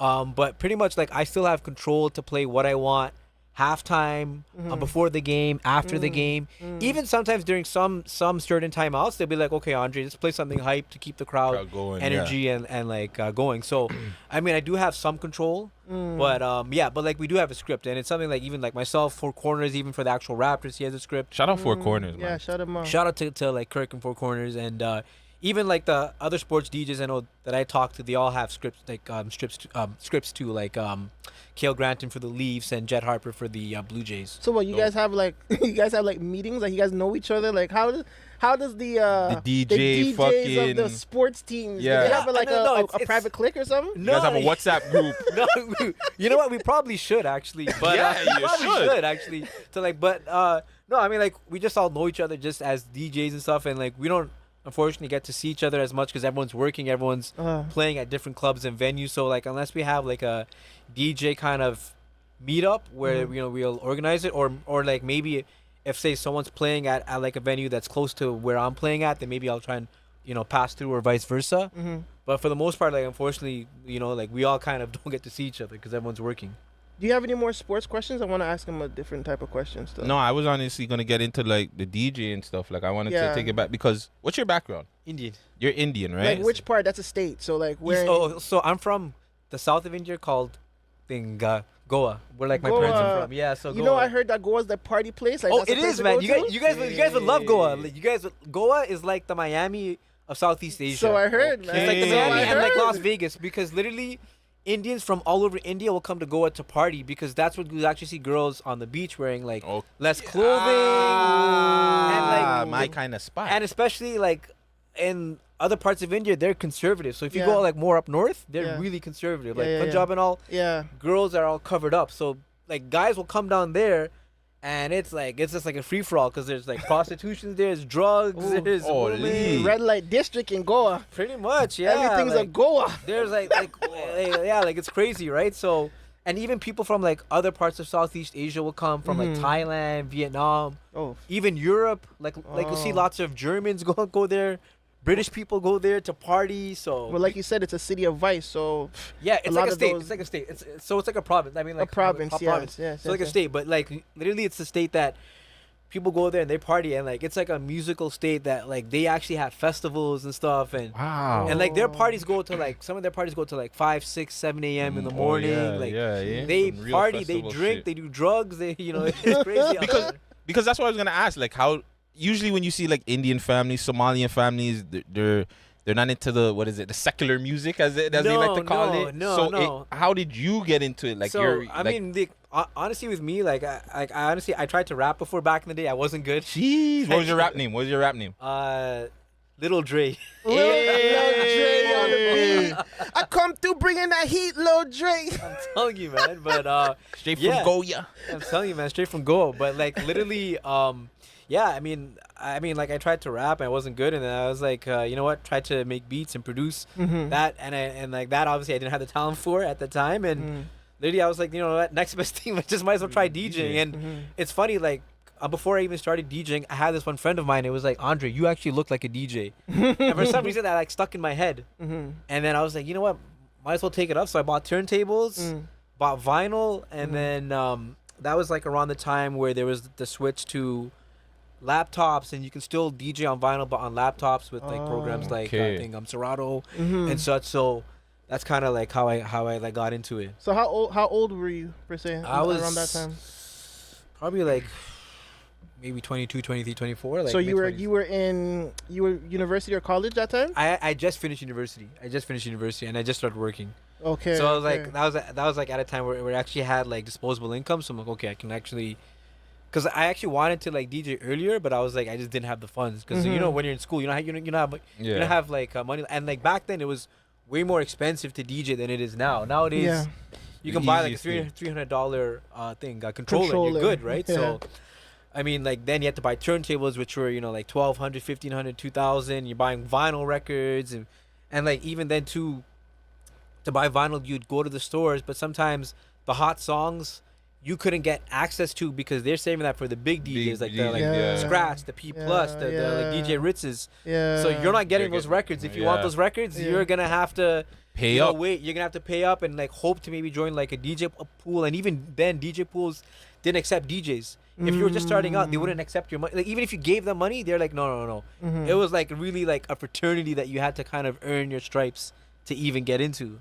Damn, so To, like, join there's some DJ pools to get. there's to get gatekeepers records. in the DJs too. course, Holy, man, there still are, there still fam. are, yeah. No, There bro, still hey. are, eh? Still are, So unfortunately, listen, yeah. so Hold on, really quick. Sorry. Did your family give you backlash?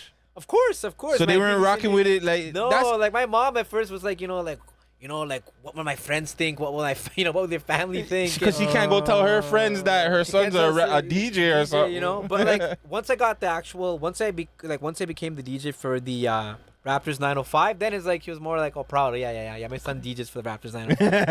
Then it was like it was cool, right? But before those like first few years, it was kind of rough. It wasn't really something that she supported or really rocked with. Also, too, you speak about your mom a lot. What's your dad's relationship? You and your father's relationship? Like we're close too. Like even same with my dad too. My dad, even to this day now, he's kind of accepted DJing more and You want you to be the doctor, right? yeah, of course. 'Cause when it's like DJ, they're like, no. You must mean an R and take out that J and just put an R there.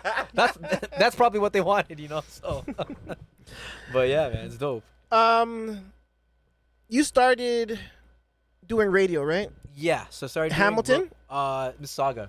Royalty Radio in Mississauga. In Mississauga. UFT campus. Royalty Radio. Yeah. That was your first instance of radio? First instance of radio, yeah. I was probably DJing maybe like not even a year and a half. Mm-hmm. So how was that? How was that experience? Oh man, it was good, man. It was good, man. It was dope. You know what? Like I learned so much about the game, like about the industry, about just DJing, just networking, and I met like so many dope people like throughout the years, like producers, videographers, because we were kind of like what you guys were doing in that we would interview everybody. We didn't just interview rappers and singers. We used to interview DJs, like music film directors, models, everybody, like club owners, promoters, like comedians.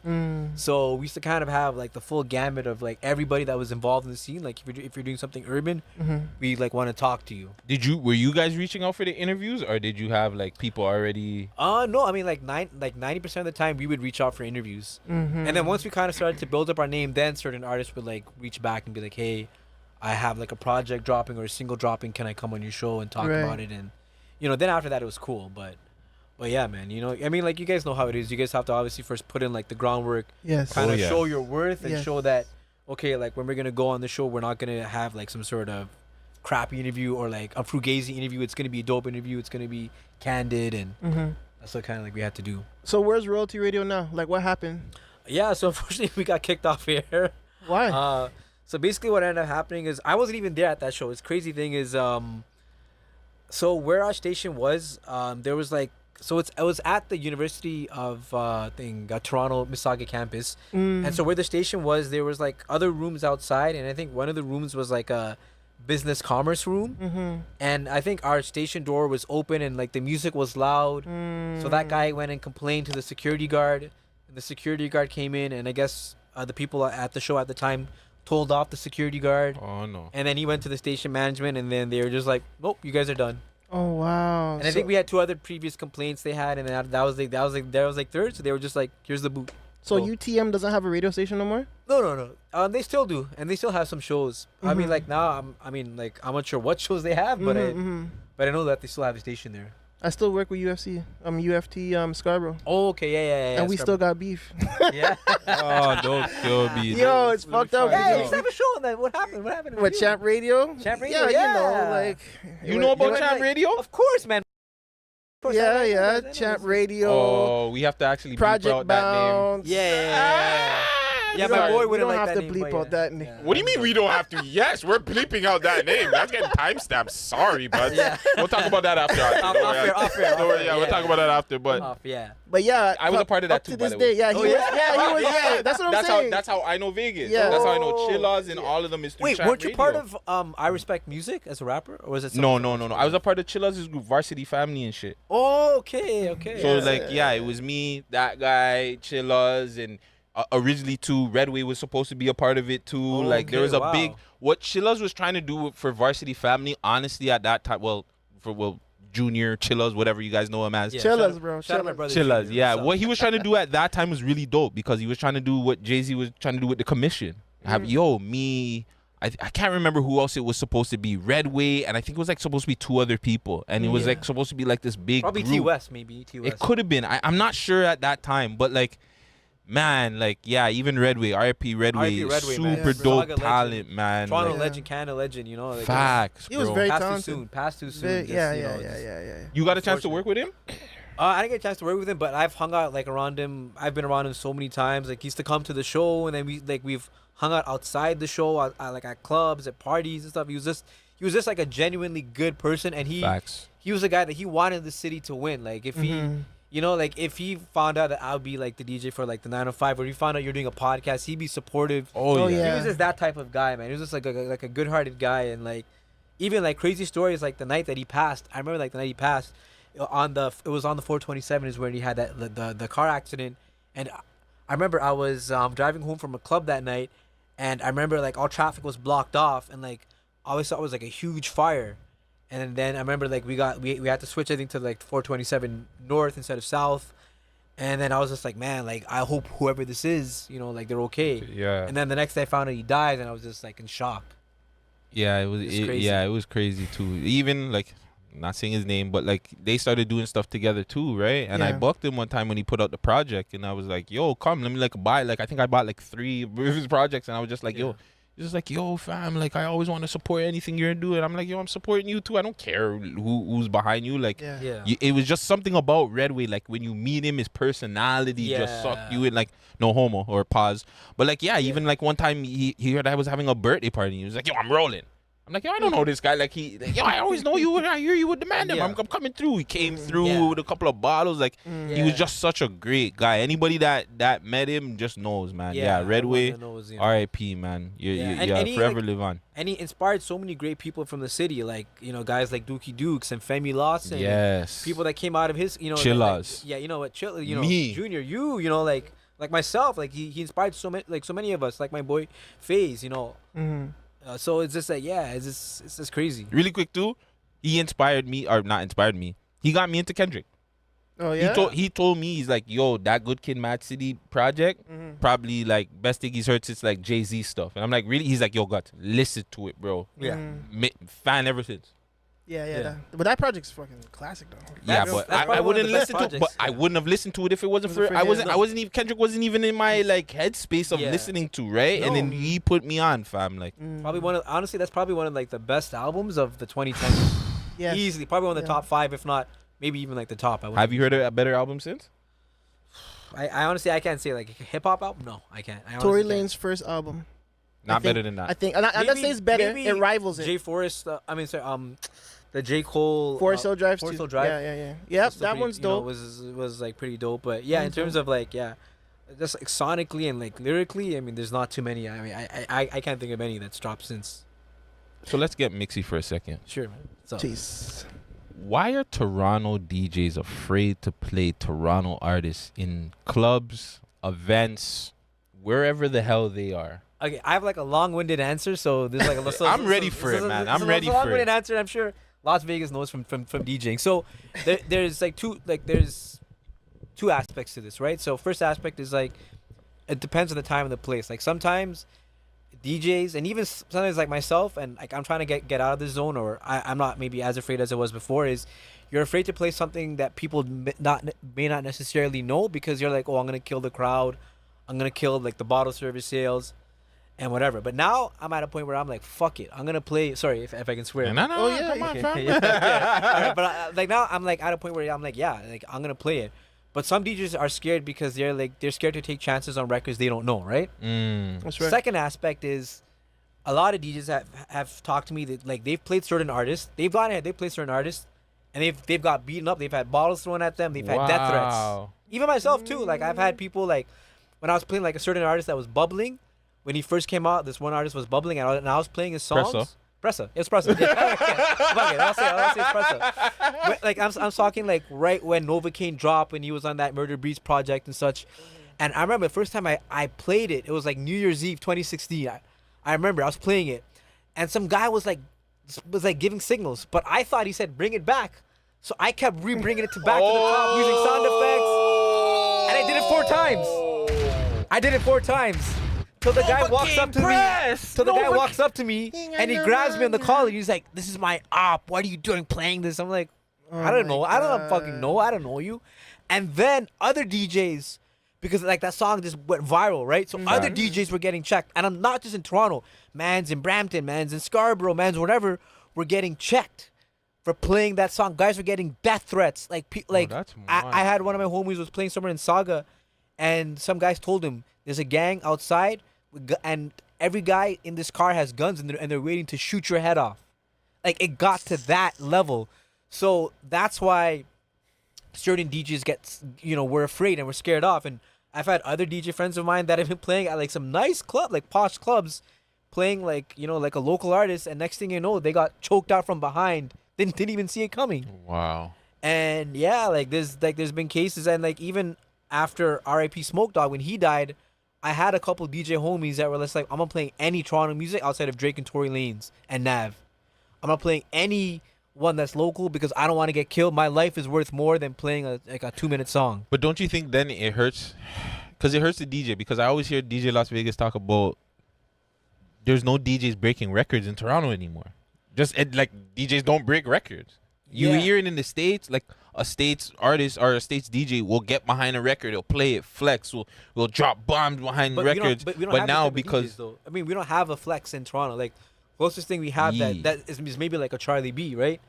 But like, we don't have that, like that trend-setting and like, not to disrespect, like, shout out Oh to no, all you're the being DJs real. in No, you're Toronto. being real. But like, is there like that trend-setting DJ where, you know, like, I don't think I'm that guy. I don't think there's, you know, and like The not only just, thing like, I would say was Charlie B and Snoopy's kind of getting there. kind of getting there too. Shout out yeah. to Snoopy too, and shout out to him too, right? But like, you're not really seeing that. But I you think know, he's more of a personality. I think people go like he's a good DJ, but there's also the problematic problems when you go to his parties and shit. But Yeah. like again, like is Snoopy breaking records?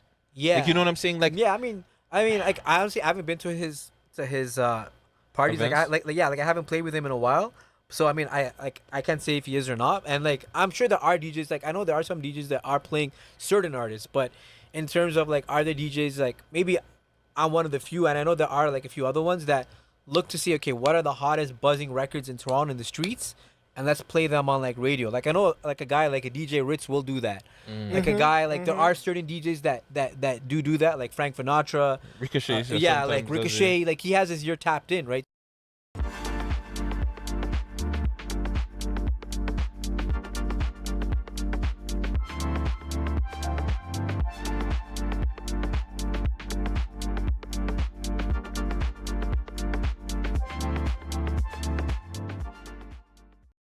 With high protein and crunchy granola clusters from Vector, be ready for sports. What's going on, ladies and gentlemen? You know this is Muscle from the Entertainment Report podcast. Shouting out who? The Man Them Show. We're talking about with Gutsy Guts in Vegas. Check them out every single day on YouTube. You know what? 6 p.m. Check them out right now and leave me right here, right now. Bye. So what about you? Yeah. Who else are you tapped into? Like, because I see when you do shout out your tunes that you have out there. Yeah. You don't really get to the name brand guys per se. You get like real spitters and more rap, like the rappity rap guys. Yeah, I mean, is that by choice or? I mean, it's a combination of choice, and then also too is like trying to work with some of these artists. Unfortunately, some of them have egos and just, you know, want to try to charge you like $1,500 to $2,000 for a verse, and you're like, hey, like, we'll do the song as a collab together. Like, I'll be paying for everything. Like, I'll be paying for studio time and paying for the production. If not, like, I'm co-producing it, or I'm paying for like the video and stuff, right? And I guess also it's also timing too, right? I also have to build myself up as an artist too. Like, I also know like what my limitations are. So I need to build myself up as an artist. So if I approach some of these, you know, more name brand artists, it's going to make sense also for them too, where they're also not, you know, just going to just maybe, even if I pay them, they're going to be like, yo, you know what, I want to get behind this because Andre's, you know, putting in his work and I respect what he's doing, and it's not only going to help me, it's going to help him and vice versa, right? So, I mean, like 100%. I mean, shout out to like all the people that I've worked with, like Stay Out Late, to Young Cake, Primo, and Fab, and definitely, you know, like, I mean, like, I'm just down to work with artists that are hungry and just kind of, you know, want to get in, like, you know, like, let's get to it type of attitude. And also too, like, I'm not into like the whole social media bullshit of, you know, dissing people and dead people like that. That's not my vibe personally, right? That works for maybe other people, but not for me, right? So like whatever songs I put out, I want to put out like, you know, like, even though I'm not rapping like the lyrics or whatever, singing the like lyrics, are songs that still reflect me as a person, right? I'm not gonna be a guy that's gonna be like, yo, you know, like, let's do a drill on your block. Like, that's not my type of vibe. Like, I may make the beat for you, cool, but that's not gonna be like my song, you know, that I'm putting out. It's not gonna have Andre 905 on that record. So no, like, you may hear my beat tag, but that's it. You're not even a beat tag. Maybe the beat tag may be taken off too, you know. If you're dissing somebody, take that beat tag off of that. Yeah, I'm just trying not to get involved, you know, like, because at the end of the day, as DJs, we're very accessible. Yeah, like, man. When we post where we're at, it's easy to get to any one of us, you know, like any DJ can get touched, and it can be touched at the drop of a hat. It's not like artists out here where you're living out up north, or you're living in like Ottawa or Montreal, and you're not in the city, so, you know, or you're posting like 2 days after you've been there. So that's different, right? As like a DJ, if we're at a venue, it's not that hard to wait outside the venue and get at like a certain DJ. It's not that hard, unfortunately, right? Not at all. And I've seen it happen. And I'm sure you guys have heard stories of, Oh, this yeah. of like guys getting checked, right? And guys or girls getting checked for that matter. So. As a matter of fact, y'all motherfuckers stop checking the DJs, y'all. Instead, if the DJ's playing your ops, bring your fucking song and be like, yo, don't play that shit, play this shit. You know what I'm saying? This is what you need to play. So the DJ's not, and if the DJs doesn't play it, then maybe that's a different story. But like, that would be such an easier thing if, like, 90% of these guys weren't freaking gangster. That's the problem, fam. No, it's like like 90% of the rappers nowadays they're all gangsters, so they're not thinking as a musician. They're not thinking, as a hey, business. well, They're thinking yeah, as a business. exactly. Well, that's what I'm saying. They're not thinking a musician would think as a business. Say, hey, why don't you play my song? Or here's 50, like here's $50, yo. You know, run this 2-3 times. And like they're not there thinking some, like that. Like there are some, like like there are some artists that do think about the business, that understand, hey, you know what? If you're gonna play my ops, I don't care. Like, you know what? I have to shout out like a guy like a Pillar B, super good dude, and he's been at the club when I've been playing certain artists, and he even said, Andre, I don't care if you play my ops. He was like, honestly, I don't give a shit, because you're a DJ, you're exempt from any beef I have. And I told him, I said, but you know what? Out of respect for you, I wouldn't play their songs if I know you're there, because to me it would be disrespectful to you. Yeah, to willingly know that the man is there, you know? and you're play playing a certain song. That's fucked up. That is wrong.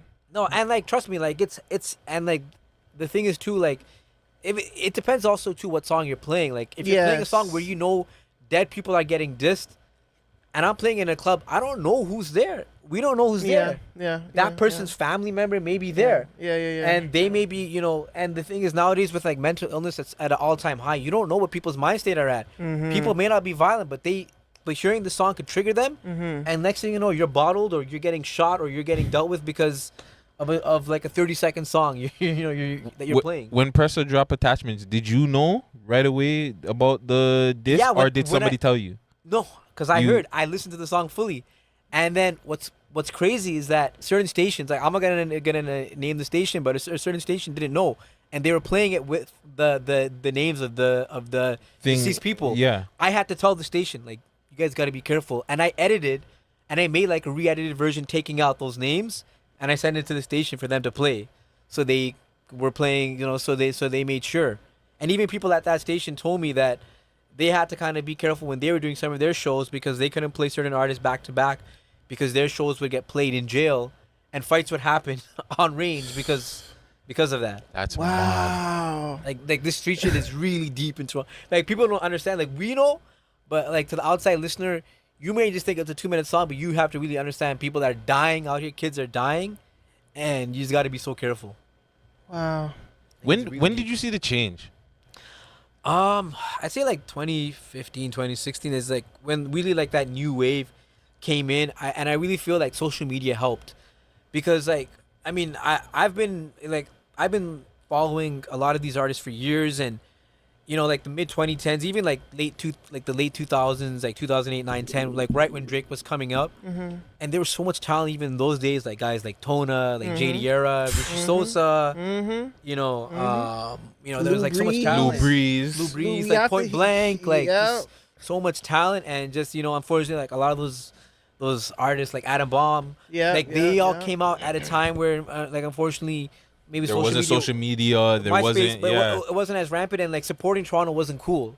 Like none of the facts, talk the things. You know, like none of the teams were winning. Like the Jays, Raptors, Leafs were all kind of horrible during that time. So it wasn't cool to say you're from Toronto. It wasn't cool to support Toronto as it is now, because now obviously when Drake is done, Weeknd's done, like anywhere you can travel anywhere in the world. You say I'm from Toronto, first thing they ask you, oh, you know Drake, oh, you know Weeknd, oh, you know Nab, or you know Tory Lanez, Justin Bieber, Smiley now. Yeah. So, and I think now too, like you're actually getting to see personalities. Also, a lot of these artists are like becoming personalities, like what you're seeing with what Smiley's doing, what Mula Firth is like doing, right? So you're seeing now that people outside of Toronto and outside Canada are like, oh, these guys are actual personalities that, okay, actually I rock with them because of their personality. So you know what, naturally I'm gonna see what, you know, like what type of songs and music they make.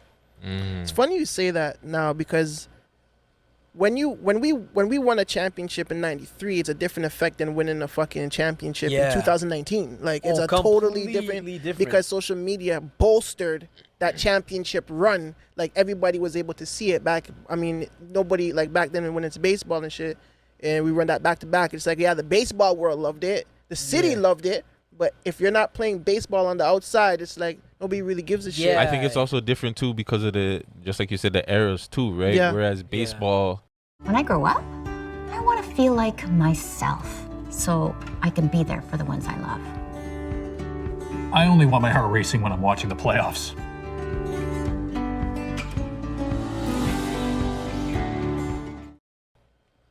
It wasn't as big too, right? Like let's Yeah. just say Yeah. if they won it in like 96, 98, it would probably been Probably even been a little bit better. bit, Probably bit better, better. yeah. But now you again, basketball becomes one of the biggest sports in the world, and And now it's- we win it. Like that's Yeah. a huge deal. Like that moment was crazy. Like where were You- you?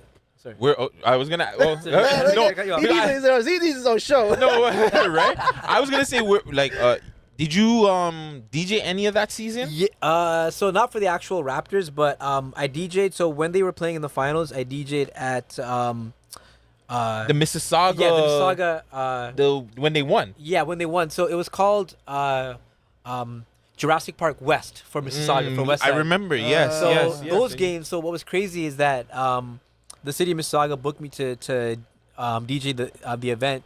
I mean, like all the games, and they were like, okay. So the first game, they're like, oh yeah, we're expecting 5,000 people to show up, and 25,000 people showed up. Holy shit. So they didn't even have railing by the stage, so anyone could have walked up to my DJ stage, to Yeah. my DJ setup at that time. And then after game 2, they're like, okay, Yeah, we're gonna have you know, cops and security, and we're gonna make it more strict. But yeah, man, like that experience was incredible, and to see like, you know, like the Raptors win the championship on like in my home city where I've like lived like most of my life in front of 30,000 people was incredible. Last time I cried. Yeah, I real. cried, bro. I think like by game 3 or 4, I think even by the series before, I'm like, yo, we're gonna win, bro. But like, it you know when that's not real. Yeah, it didn't feel real. Honestly, it didn't feel real till I went downtown. Yeah. Like even after they won, like yo, I just started beating my floor. Like everybody, like we were in a building and all you just heard was just yelling. Like you just Oh heard my God, yelling, it but was I was just like, yeah, like fine, like It was just acceptance, like it was everything. it was like the world, like everything. yes, You know what? It's like finally. Yeah. and just to like see that and just to experience that and just like there was so much love in the city that day. Like that weekend, it didn't matter. Well, you could cut someone off. They'd be like, "Have a nice day." We're champions. Like just even like the parade and everything. Like it was just so much unity in the city that even like all the gunmen that day, all the dudes that had problems were like, let's celebrate this and we'll swap it out. We'll sometime deal with now. our issues Yeah, after, you know. yeah. Well, let's enjoy this moment. Yeah, because it everyone was has. another. It was pretty much like another Caravana. It was, Yeah, yeah, yeah, it was. It was literally another Caravana before Caravana, like a pre-Caravana before Caravana was there, and it was just Yeah. like, yeah, it was just a good. That whole summer was incredible. I Yeah, man, the whole 2019 moment, summer was- 29. But that's what I'm saying. Even just like you said, like even the music that was coming out at the time, everything was just even though it was a little bit oppy, but it was just so much more good, like Yeah. street music, like And the there street was music. more like undeniable hits at the time. Sorry to cut you Yeah, off. no, no, but no, no. There was more undeniable hits. Like at that time, you had like Baka Live Up to My Name. Oh. You had K Money Come Outside, which I've never. I think outside of that and Griselda Blanco are the big. I think Griselda Blanco is the Canadian national anthem. Like Yeah, so that's bigger than Come Outside to You. I think so. I mean, like my opinion, because still to this day, you'll play both records, and I'll gauge the reaction. And Come Outside still gets a crazy reaction, but Griselda Blanco, you can just cut like the volume, and people will sing it out word for word. And I'm talking all cultures. I've seen Indians, Chinese, blacks, whites, Arabic. Like it doesn't matter the race, the creed, even like different age groups. I'm seeing like older people sing it, younger people like this. That is like a Canadian national anthem, and I told that to like 3M French, and he's like, "That's true. It's a Like it's a national anthem." it's funny that you said that now because I like Griselda Blanca better. But after seeing, I think it was Rolling Loud and they played Come Outside and he Yeah. wasn't there and the crowd reaction, That's- I yeah. think that Come Outside's a bigger song. But now that you say it, I feel like everybody knows Griselda Blanca's song lyric for lyric, word for word. And the I thing don't is- think it's a. I think after they're done with gang bang, you know, come on. I don't remember what he says. I don't remember his verse. No offense, Game Money. But. No. And the thing is too is that like Griselda Blanco, he has like lyrics. Like people are saying lyrics word for word. Yes. Even like parts where they're like falls, like just like that.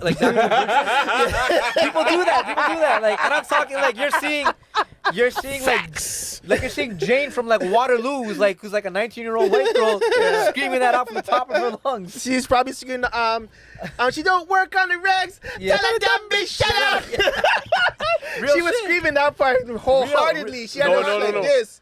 Andre said the false part is funny because I remember like so this little white you he was just there like false like he was so amped like People scream it out. People throw their drinks in the air. Like it's crazy. Like till this day, like that's the Toronto anthem. Like and like even any other thing, DJs that come from out of town, I always tell them, if there's 4 or 5 local songs you play, you have to play Griselda Blanco.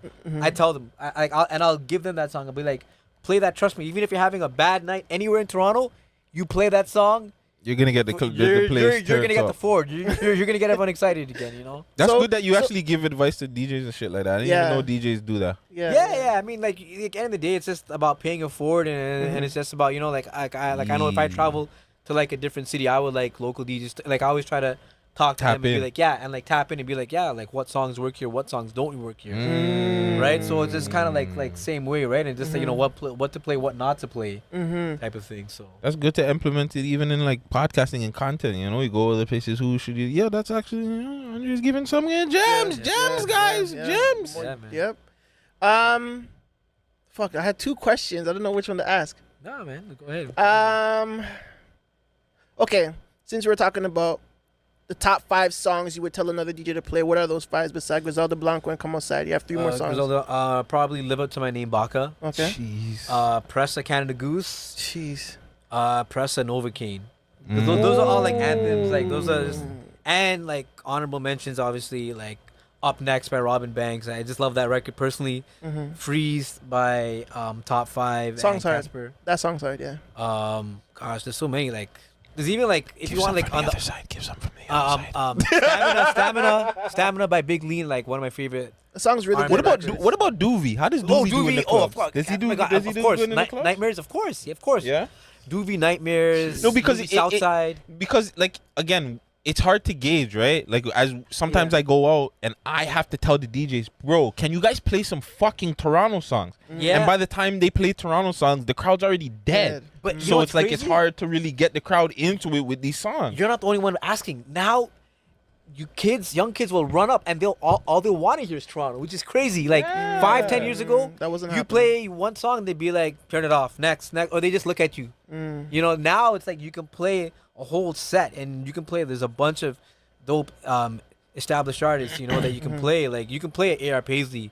And people know it, and like people will like dance and spend money to it. I think I heard you on Vibe one time, maybe one of your sets, and there was like a Toronto maybe little playlist in there, and I was like, thank you, like that's you know what, all I you have asked to, man. for, Like, man. You know, but like I mean, I can't blame certain DJs if they don't want to play it. Like I always say, hey, it's up to you as like a DJ, as like a guy or girl, whatever you want to play. Whatever you're comfortable playing, like go ahead. But if you see that there's a pocket there that, and especially now that you know, and you don't have to play even just I'm saying the Oppie stuff. There's like Afrobeat stuff, like guys like what everything Oshan is doing, and Bugatti Bonzi, and there's like this, you know, and like Kofi, you know, shout out to Kofi. There's like there's artists, there's like different spectrums, you know, and there's so much dope R&B, you know, like that's like coming out too, like Savannah Ray, and you gotta Idman. tap me into the R&B. I'm not tapped into Idman, she's incredibly talented, man. Idman, her name is I think she signed to Sony LA. I could be wrong. Or she works with Rich Kid. Yeah, she works with Rich Kid, and she was part of the remix. She's an incredible songwriter. She's dope. Like definitely, you guys need to tap in with her. But yeah, I mean, like you don't have to necessarily even play like those type. You know, if you're scared and if you don't, and if you're afraid to maybe play the more Oppie stuff, like I get it. But there's so much other talent here that you can play that deserves like the play and like the recognition. And guys like Four Corners actually do that at like actual Raptors games. He's playing like Havaya Mighty, Omega Mighty. Like he's playing talent. He's playing his own shit too. He's own shit, of course, man. I would don't love to blame him. yo, I want That's to what I do interview him too. yo. That's what I'm doing too. On my radio show, I'm playing all my songs. Best believe they're getting rinsed. Yeah, why not, bro? Hell Why yeah. not, man? You got to give yourself those spins, you know. Got to get that SoCan money somehow. That's it. Fucking okay, so with that being said, have you ever been involved in a DJ coalition, and why isn't there a Canadian DJ coalition? And if there is, then what is that name? Yeah, I have been. I've been in a DJ coalition from the States. It was called Future Star DJs. Me too. So shout out my guy El Nice. El Nice, shout out El Nice, man. Shout out my guy El Nice. Boom, boom. Yeah, I was part of that for a bit, but then I think like I don't know what happened. It just kind of like broke apart. I think there was like a problem with like the head guy of it and El Nice and whatever. But in terms of Canada ones, there's not really any Canada ones that I know of. I know like the closest thing is maybe like there's DJ City Canada, which is like a DJ pool that's like probably the biggest DJ pool in the world, and they have chapters in like different countries. And I'm one of like the reps for Canada, so I guess that's like the closest thing. In terms of why there isn't like a DJ coalition, is just honestly like this DJs like it's like a very selfish game. Unfortunately, like not all, but a lot of DJs only think about themselves, and that's just what it comes down to, right? And like end of the day too, it's just like the way that some DJs will look at it is like, am I benefiting off this? Am I getting gigs off this? Am I getting money off this? Why the F am I part of this pool, or why should I join your pool? You know, like what benefit is there to me, right? So that's something like unfortunately why there isn't. But I know there's like I think it's called the Union DJs in the States, and I know they have DJs, some guys up here like Ritz. They have Young Legend, DJ Young Legend, and like a couple other DJs, Capone I think as well.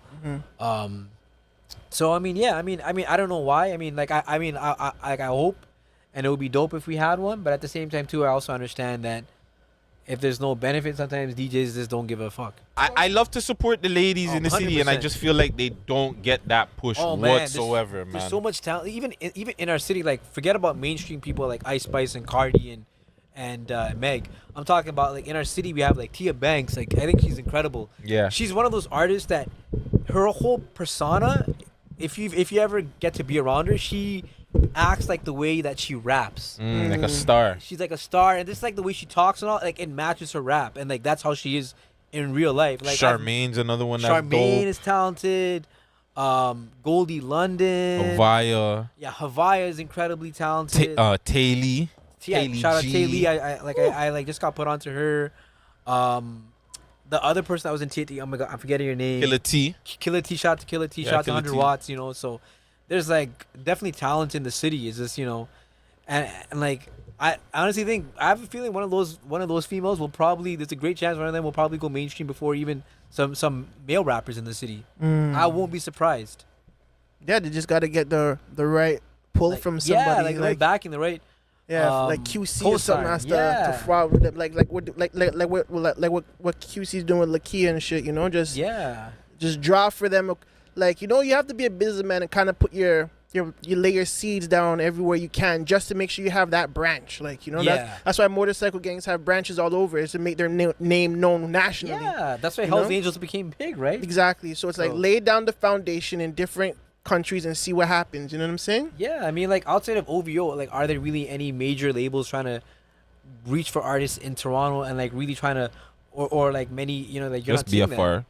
Yeah, there's like BFR, but I'm saying with like say like, and shout out to like BFR, shout out to guys like Bundog, who's incredibly smart, who's like a genius in like my mind. If you ever speak to him, he's 10 steps ahead of the game.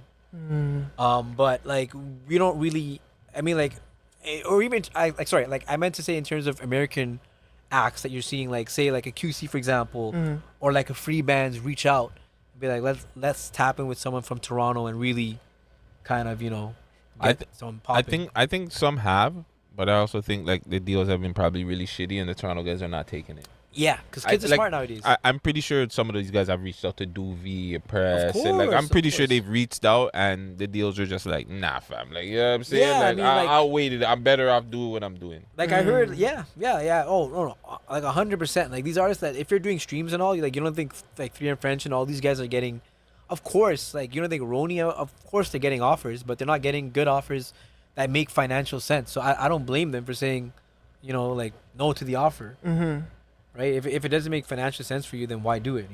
Musically, if you exclude Drake and Pressa from OVO and BFR Was Gang, who do you feel like is bigger?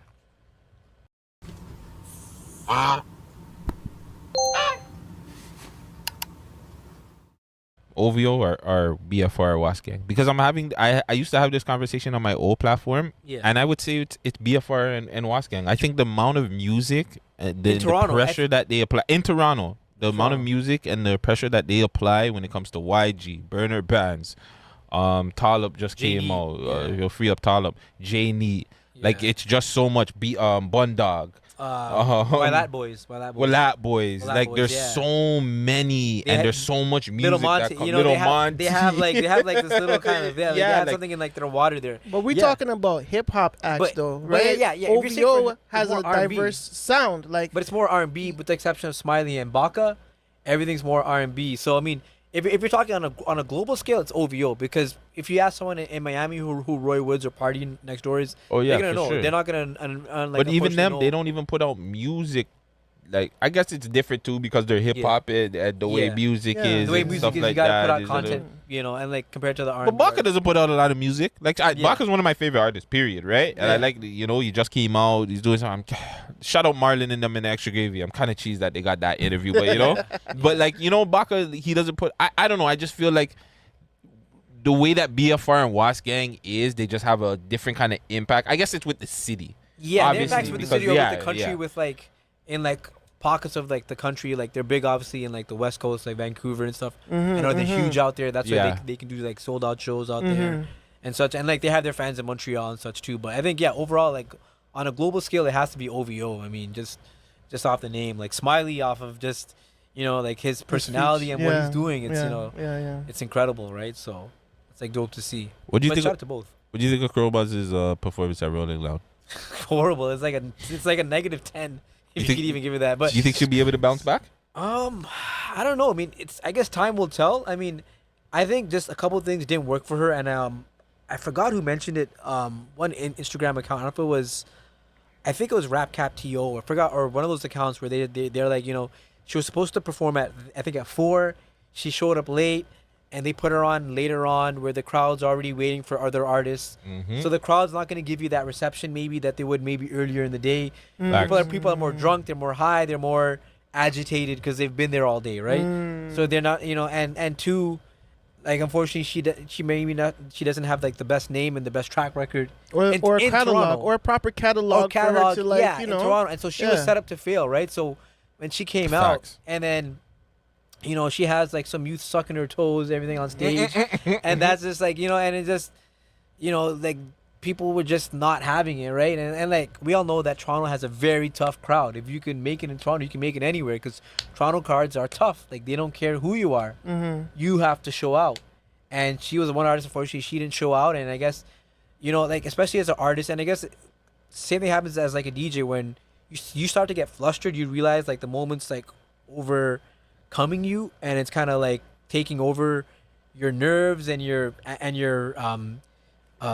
emotions at that time, where she probably just and decision making to the point that like things aren't going your way, people aren't cheering, people are starting to boo, then you probably just get frustrated. You're just like, fuck this crowd, F this, I'm just gonna say I'm the first lady of Toronto, blah blah blah. And you're probably speaking off emotion and anger, and then so she was set up to fail for at that time slot. And I definitely agree that she was set up to fail, and I definitely agree that, what I'm saying, regardless of what she said, she's the first lady of Toronto. I don't agree with the fact that you think that she was emotional about it. At the end of the day, I think she did what she did. She delivered what she came to deliver, and that was that.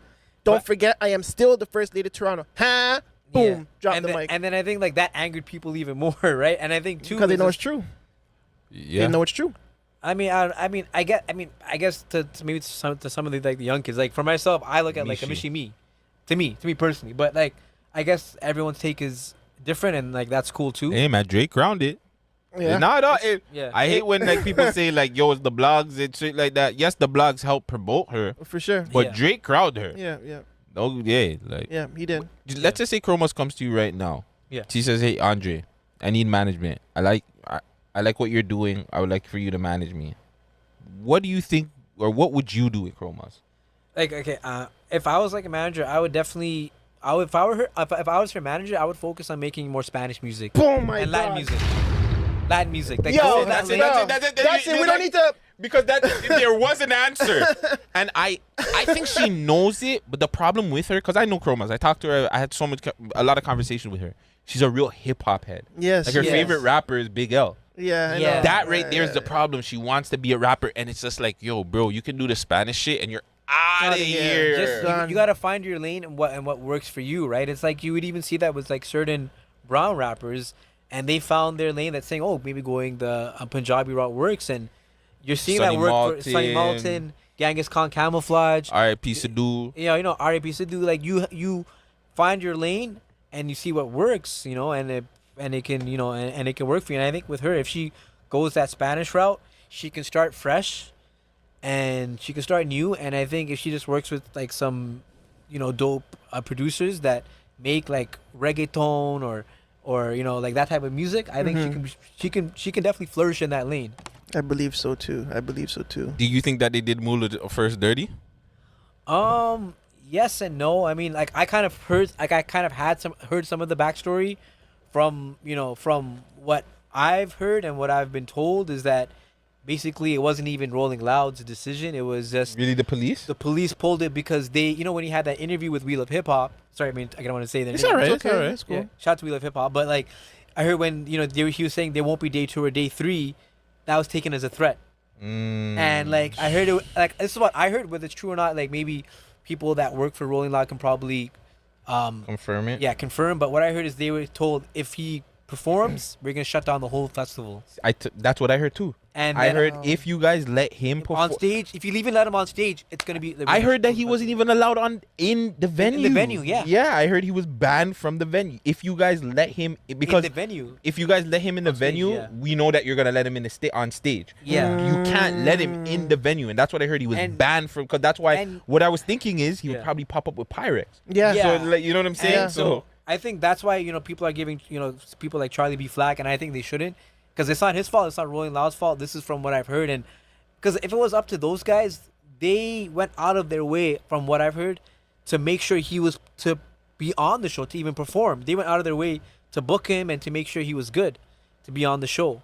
So I mean, like unfortunately, they've got and like at least my opinion, unfair criticism. Yeah.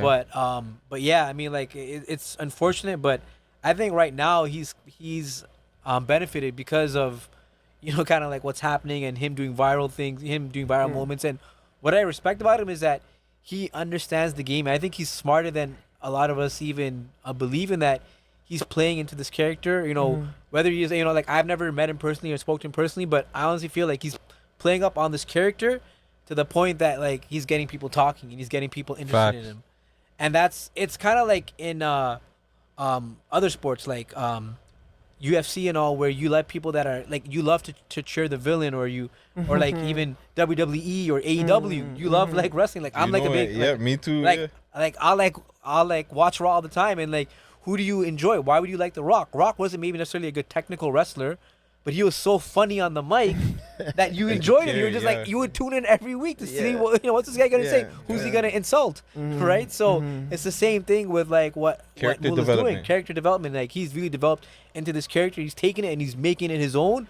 And like, I remember when he was doing that, you know, you think you can face me? Everybody was saying that. I'm the next Jay-Z. Everyone was saying that. I did videos with him where I tried to face him, and I looked him in the eye, I was like, I can't face him. Like, you buy into the character. You buy into the character. And he's very smart.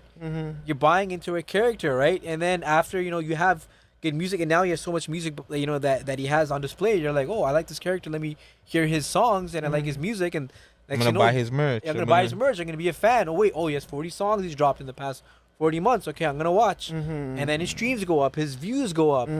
So it's definitely a sick little thing he did still. Because out of those 40 music, you must like one. Like my favorite is one. Easy. Yeah. Way too much machinery. That's my shit. Credit. I like credit. Credit's I good. love Credit's good. Like, Credit's even good. before he did the music video, he did credit. He put it out before. Credit was one of my favorite. Even like, that whole stream of just the 40 videos that he's been doing, there's so many. Just like you said, you can pick so many. much, I like this. I like this. I can pick from this. Yeah. So it's like, to me, I understood it. At times I do believe it's over the top. Like, you know what I'm saying? Like, some of the things are but crazy. Going into Wendy's, buying food for everybody. like again, the whole like, yo, there will be no day 2 during day 3. Like, again, like, to me, it's, again, it can help and hurt you. In one sense, okay, you got taken off of Rolling Loud, and the next sense, in a couple of weeks, you did the biggest interview, and you got, viral. excuse me, you went viral. Shade Room, Drake, everybody's reposting you. So it's like you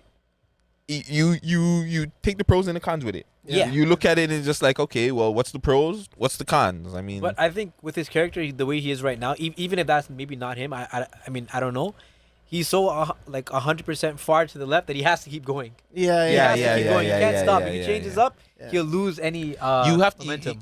You just have to, again, keep developing the character. Yeah, you know what I'm saying. You evolve. You change it up. You and switch make it music up with that character. as that, long that, as like, you're making music and the reflects product. Exactly. That I think I know he'll be fine. Yeah, he'll be alright, man. Yeah, I mean, and he's already come. Like he's already, you know, like he's already. I mean, from him not being on Rolling Loud didn't hurt him at all. No, not one bit. I don't think it hurt him at all. Not one bit. It's crazy because I know a lot of motherfuckers thought it would have hurt him.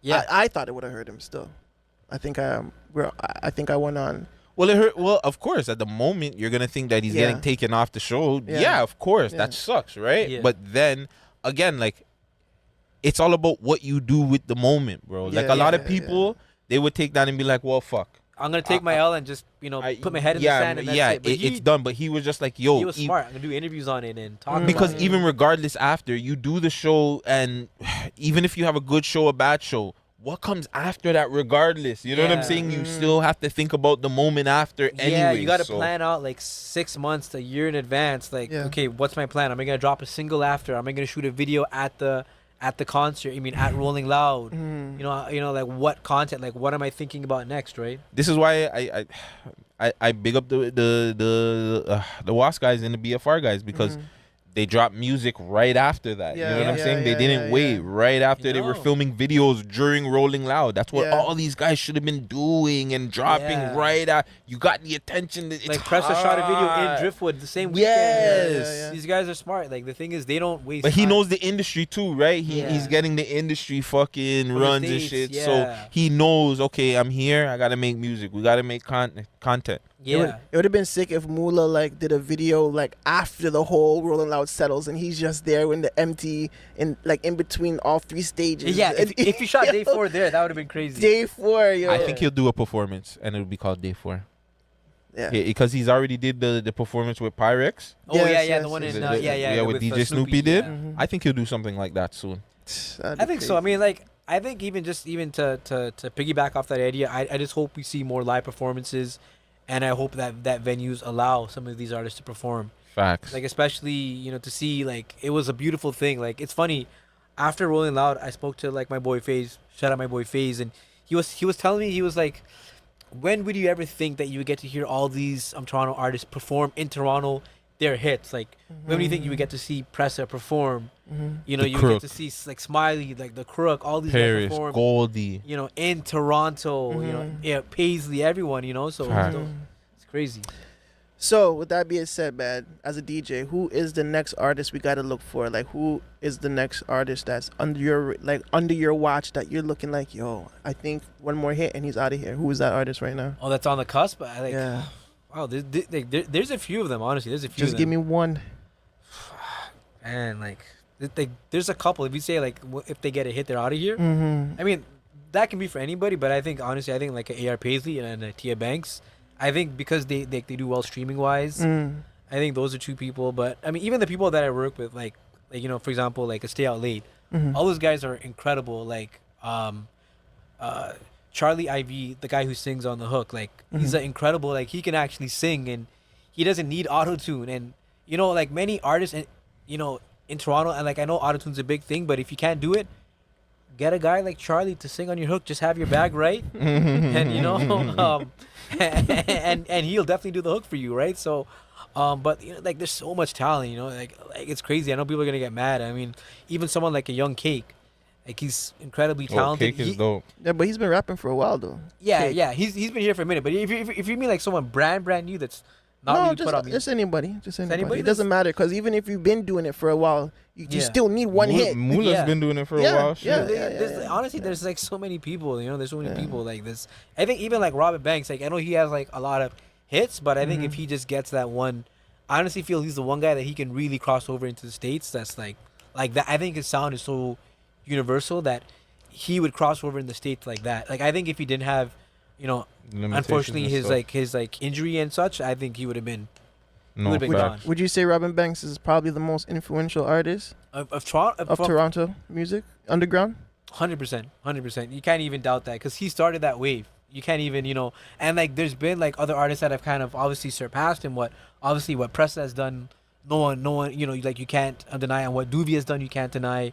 But you have to give your flowers to Robin Banks because what he's done, it's incredible. From 2015, and I know that time period where you could not play artists from Toronto, and he changed that sound, and he did it in his old style. You know, using Somalian slang. Like who would have thought Somalian slang to the point that the boy was saying TT. Facts. But TT's two But turn, TT was bro. with the TT two turn. But like, I'm saying, buy a buy. You know? Yeah, Warrior. You know what I'm Warriors, saying? exactly, right? Warrior, like, yeah. And he's getting like kids from the suburbs to say that. You're having Asian kids saying, you know, like all the slang. Like you're seeing wallahi. Indian kids, yeah, Say like, wallahi. Wallahi. Like you're seeing like you're seeing Tamil kids saying that, you know, Yeah. like an You Indian got accent. Kowald and You know, shit like that. you know, so.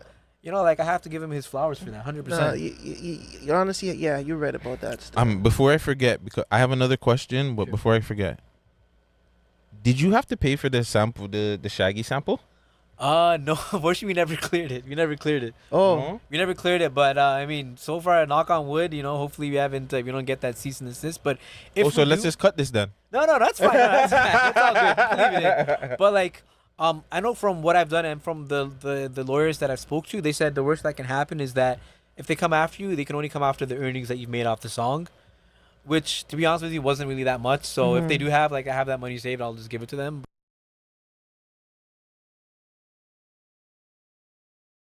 You told him, don't rub your eye.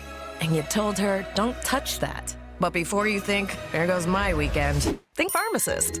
Get an assessment and a prescription on the spot.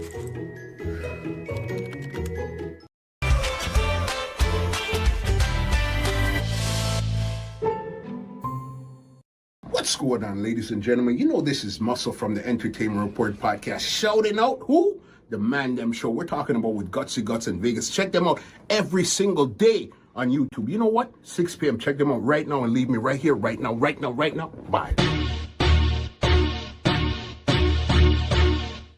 I'm Kobe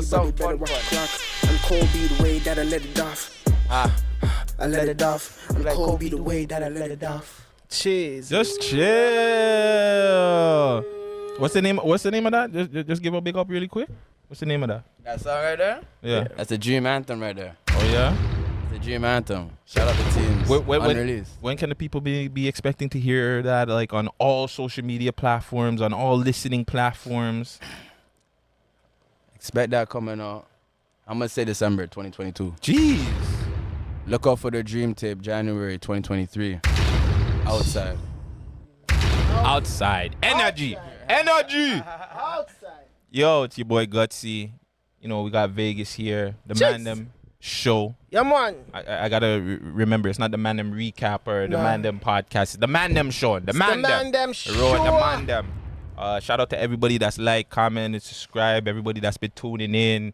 They should be showing us love, all that good stuff. Big up our sponsors, man. Batchy Loud, keeping us lifted for this friggin' episode. Big up the sponsors. Boo. Yeah, make sure you go hit them up on Instagram, Batchy Loud. I don't know if we can post this on Instagram because you know how Instagram is, but if you're on YouTube or any other platform, we'll probably post on TikTok. TikTok's cool, right? TikTok's actually worse. Oh, fuck. The violation thing is crazy. Yo, tell a friend about a friend. You know, we're doing a referral thing. Yeah. You already know. Batchy Loud. Also hit them up. They got shoes too. Sneakerworld.com. That's SNEAKKERWORLD. Use the code LOUD for 10% off.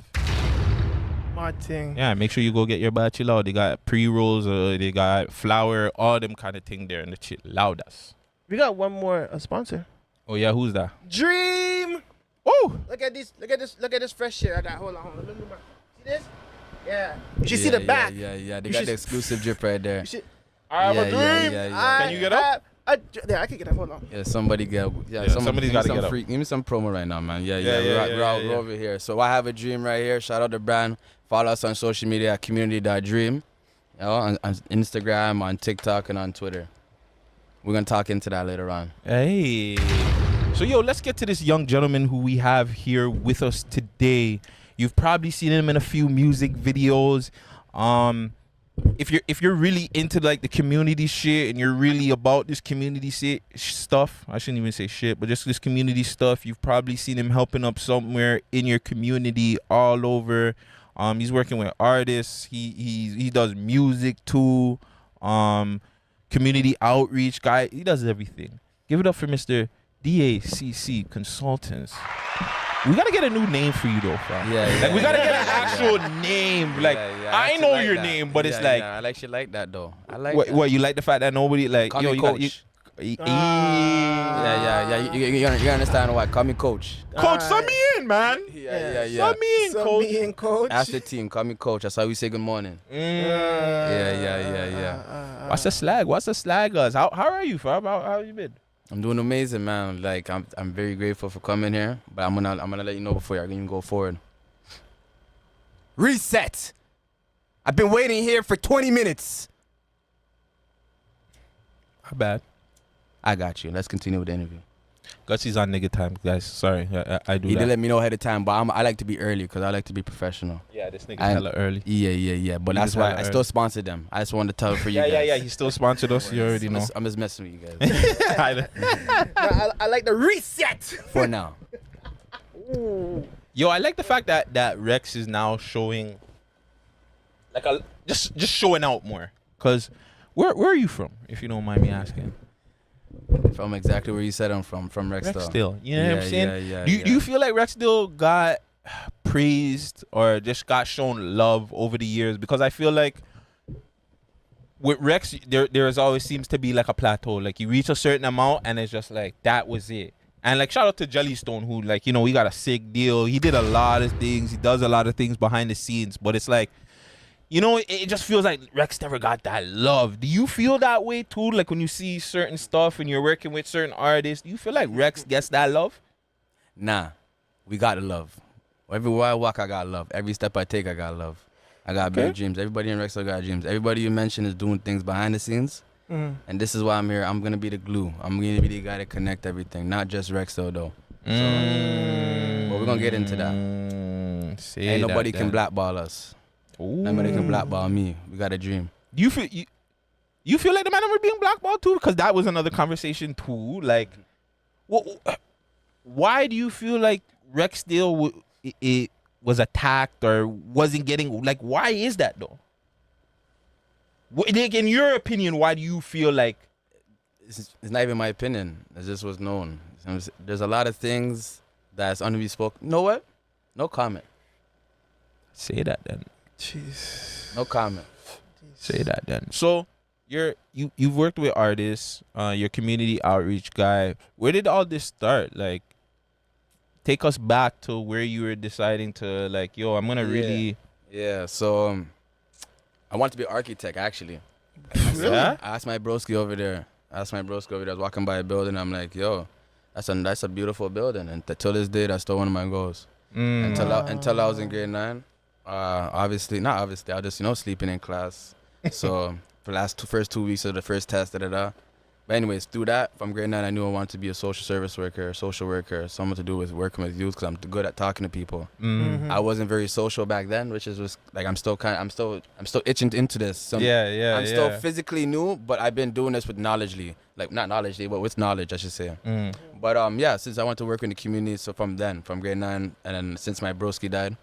RP Tips, RP Andrew Nadu is on my chain, is on my wrist, is everything I do. So my life was already changing during that time. But as soon as he passed, it let me know that I was actually on the right path. And then he will never be forgotten. When I walk is when he's there. If If you don't mind me asking, how did he pass? No comment. True. No, R.I.P. him, man. My condolences. Yeah, R.I.P. Bro. condolences. brother. You know It's not really a good feeling to lose somebody, fam. It's not a good. It's not a good feeling, but I'm the guy that's gonna make it a great feeling. Every time we speak about his name, like I'm smiling. Facts. A couple years ago, before I was doing this, I wasn't smiling thinking about that, but now I'm smiling because what I do, he's a part of my presence. Yeah, it like I want to big you up for that too, because yeah, man. I remember the first time seeing you. It was during a very interesting. I want to say probably the most creative interview maybe of all time. Yeah. Was the Moolah press conference. Yeah. That was the first time I seen you, and just to see like what you've done there, and I just seen you as a behind the scenes guy, and now I'm seeing you were probably doing all the community outreach shit before, but just the work I seen. I just want to big you up for that. I appreciate that, man. Talk to me more about the community reach. Like, what was the first thing you did really, like, getting into that kind of stuff? Because I know nothing about that, like, the community stuff, and I want to definitely get into it. But what was the first, like, really program that you got into or something? Yeah, so I graduated from college, Sault Ste. Marie. Shout out Sault College. I got a scholarship out there. Jeez. Boom. There's not a lot of people Yeah. that graduated from college, fam. Yeah. Much less high school. Yeah. Fuck, right? I really appreciate Big you up, that. dog. Man. Big you up. I appreciate that. So since I left there, I've been working in the community for about 4 or 5 years. Since I graduated, I've been working in schools, etc. But like basketball, I've been coaches, basketball teams. I started working in the community. My first, I'd say, real hand touch is starting a youth program, Rexdale Youth Mentorship, RXYM. We got a grant from Ontario Trillium, and we got multiple grants after that.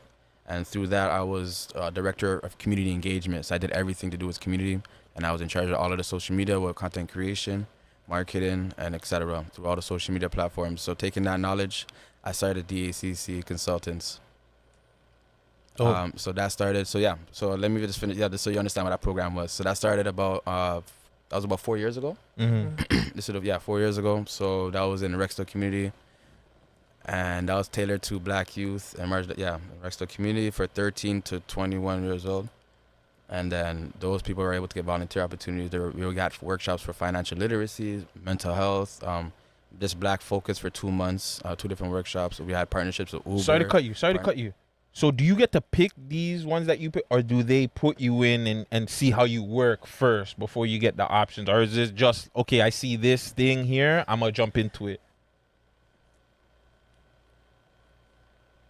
No, it's a great question. I'm just trying to figure out a way how to answer that. But no, because it's an easy way to answer, but I'm just trying to like make it seem so for everybody else to understand. Mm-hmm. So basically, you organize what you want to organize to get the money. So you can get a grant for selling these SD chips. You can get a grant for selling SD chips. People just want to know how to solve a problem. The government wants to know how to solve a problem. You just got to know what the problem the governments care about. Jeez. Gems, nigga. Yeah, so that being said, just to make it make sense, so the problem is dealing with youth in marginalized, underserved communities. There's no program in the community. The reason I want to be a social worker because the gym in my area closed down. Say one of the older guys, they got into a fight, it'll close down for 10 years. And I'm the baller. I am the one that actually goes out and plays. So I'm like, where do you expect the guys to go? Mm-hmm. So this day, it's still closed. Mm-hmm. You know what I'm saying? Fact. So from when I seen that and I was doing other stuff, so I'm like, you know what, one day I'm going to find out a way. So that youth program was actually an amazing gateway to work in my community. Mm-hmm. So I've been doing that for a couple of years, from community food donations, Christmas events, etc. We're sponsored by John Tavares, the captain of Toronto Maple Leafs, the Argos, Uber, Roots. This the art of getting partnerships. I took that knowledge to start my business, and yeah, I'm a business consultant. I help others to market their brand, create social media content creation. Just do a whole lot, like rather attacking grants, etc. So I ask you a question. Let's go through assessment form, then there's a contract. So through the assessment form, I understand what your needs are and when do you want that to achieve them. And not everybody can be my client. I will let you know that from now, just because people have unattainable needs in a unrealistic time. Can you give an example? For an example, I started my business for 3 years now, about to be November, 3 years. For the first year and a half, 2 years, I was doing it for free. And that's to study human behavior. So I'm a social worker, so I've been studying human behavior. You understand that? So and I've been working with humans, working with people with disabilities, adults and youth. And people with disabilities actually have super abilities. So anybody who doesn't have a disability, you're like, I study in 2 seconds. Jeez. So that being said, so I had to study people with businesses, so I can understand everybody had the same problem within 2 minutes. I was speaking to Vegas earlier before you came, and he understands exactly feeling what I'm saying. So for example, unrealistic goals. Say someone wants to come here, like I see my brand on a few big people, right? We're gonna talk about that. Yeah. We're gonna talk about that. Hold on. So, okay, for example, people want to get their brand on Drake. They'll see that I told you I had partnerships with the youth program, so they're like, I want to get a partnership. I have my clients that they have partnerships on the NBA walkthroughs. I had clients that had partnerships on CTV, like on real TV. So stuff like that. So like I want to get like theirs, but they want to get like that or get like 10,000 followers in, let's say, in like 2 weeks and like 1 month. No, that's in their mind though. But physically and verbally, they'll agree to 4 months. So when 4 months come, they only got like 100 followers. They're out of there. But that's just because they don't have their 3-5 year plan and goals. So you should. Success is you posting and being consistent. Success is not the like. You understand? There's two eyes, one mouth. People, you have to be able to develop or provide value in order for people to actually want to follow you and actually pay attention to you. Providing value is whether through entertainment, shock value, or something that someone cares about, something that's going to educate them. Anything. Yes. Yeah. That's dope. What about the entertaining side? Like, where did you get that? Because we seen the janitor, you know, my guy, he'll come out and he'll do his inspirational, motivational thing. Has that something with you from time where you've always just been fun and just out there? If you, as I said, since I started, first of all, I just started putting my government name on social media. 2 years, 3 years when I started my business. Yeah. Because my name's in newspapers and stuff now. So like, I'm like, am I gonna stay in this box, in whatever community, wherever I'm physically with friends? Am I gonna stay in this box and like be scared when this can actually help me? Because when you post these things, put it out there, when people Google your name, they see it. Oh, yeah. Right. Police pulled me over one time for speeding, just for speeding, and then they just like, okay, they Googled my name and they got scared.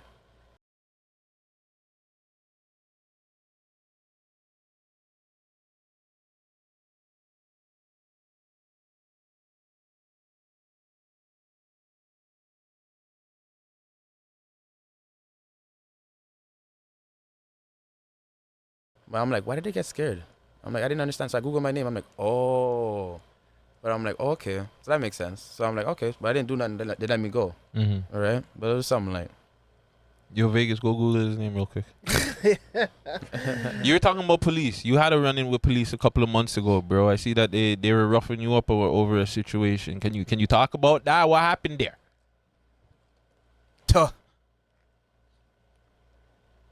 No comment. Jesus. These niggas is media trained, bro. I don't know what the fuck, bro. Comes from the line of Moolah in them, I guess.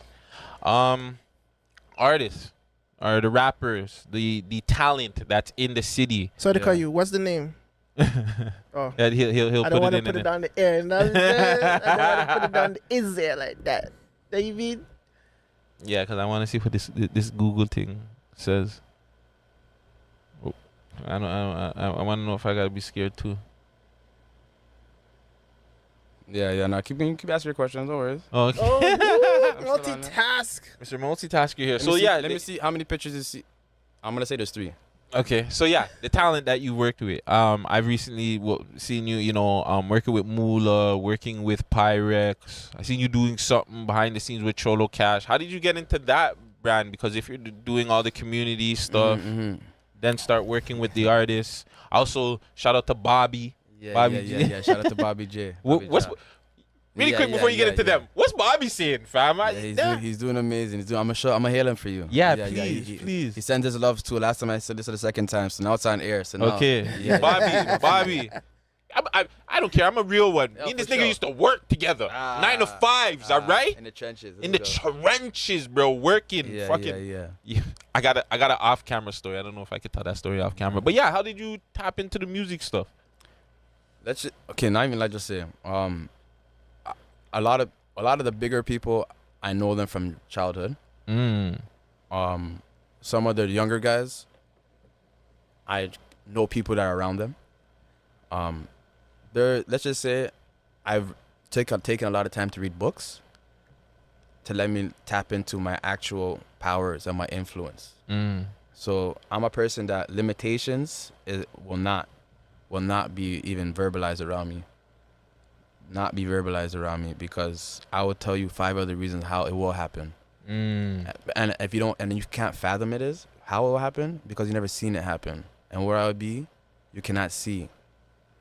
Do you find that you have a lot of people that don't shoot high enough? Like they don't think high enough, and they don't like. And I'm telling you, yeah, I feel like everybody doesn't shoot high enough, whether artists, whether this, because everybody has trained. I'm gonna answer your question still. Everybody's trained to like worry about your views and your likes, and we've been growing up in social media from 2009. That's when Instagram kind of came out from the Blackberries, right? So it's actually bad. People are dying. People are killing people off of video games. GTA been out since PlayStation 2, PlayStation 1. I've been had these in. But why are they doing this now? Because of social media. Now people get to hate on and hide. It's sad. But yeah, so basically I'm just saying reading books allow me to tap in and realize that my full potential. I'm like, wait, let me just think about it. Let me just stop moving and stop and think about who do I know. If you really think about it, you know every person, you know a person in a professional environment. My high school coach told me you're 3 people away from knowing LeBron James. Jeez. Isn't that like the 6 degrees of separation? There we go. And I'm just finding that out, right? In high school, but I'm just like, no, let me just figure this out. Anybody in the city I can connect to. I'll tell you that. Whether it be me, whether it be my merch, or whether it be something I say will get to them. It's just about you got to know the market and how to get to them. For example, if you want to go to Jay-Z, you think you're going to DM him? Nope.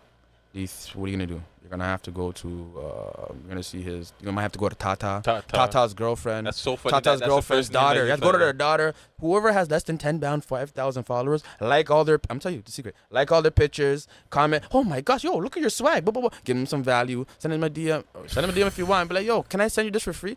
You can do it if you want to. Just be like, yo, you look amazing today. I just want to just give her some value and just let her respond, let her like it. And I'm telling you this because Giddy the Kid reposting my stuff consistently. Dame Dash reposting my stuff consistently. Like all the social media stuff is easy. All you gotta do is provide value and people have their pride out. You also had Chris Brown wearing your shit consistently. Jeez.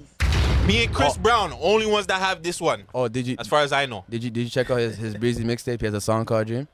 Jeez. Oh, did you know that? And he wore it in the Fabio Foreign video. Jeez. With him and Fabio. Yeah. How did that make you feel? Like, who was the first off? Who was the first one that you seen that big artist to rock your clothing, like your merch? The first big artist was Pyrex. Even when first big artist was Pyrex. Shout out to him. And then second big artist was Chris Brown. It was Breezy. Where were you when you seen that shit? Don't lie, you were spiced. Okay, I'm gonna keep it real with you. I wasn't.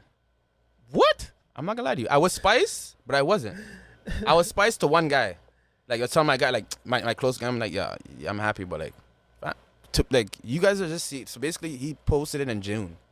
You guys don't know the work behind hand. You guys don't know that he got it from like January, February. You guys don't know what was going. Like so, when he got it, I already know. Okay, check mark for me. It's already checked.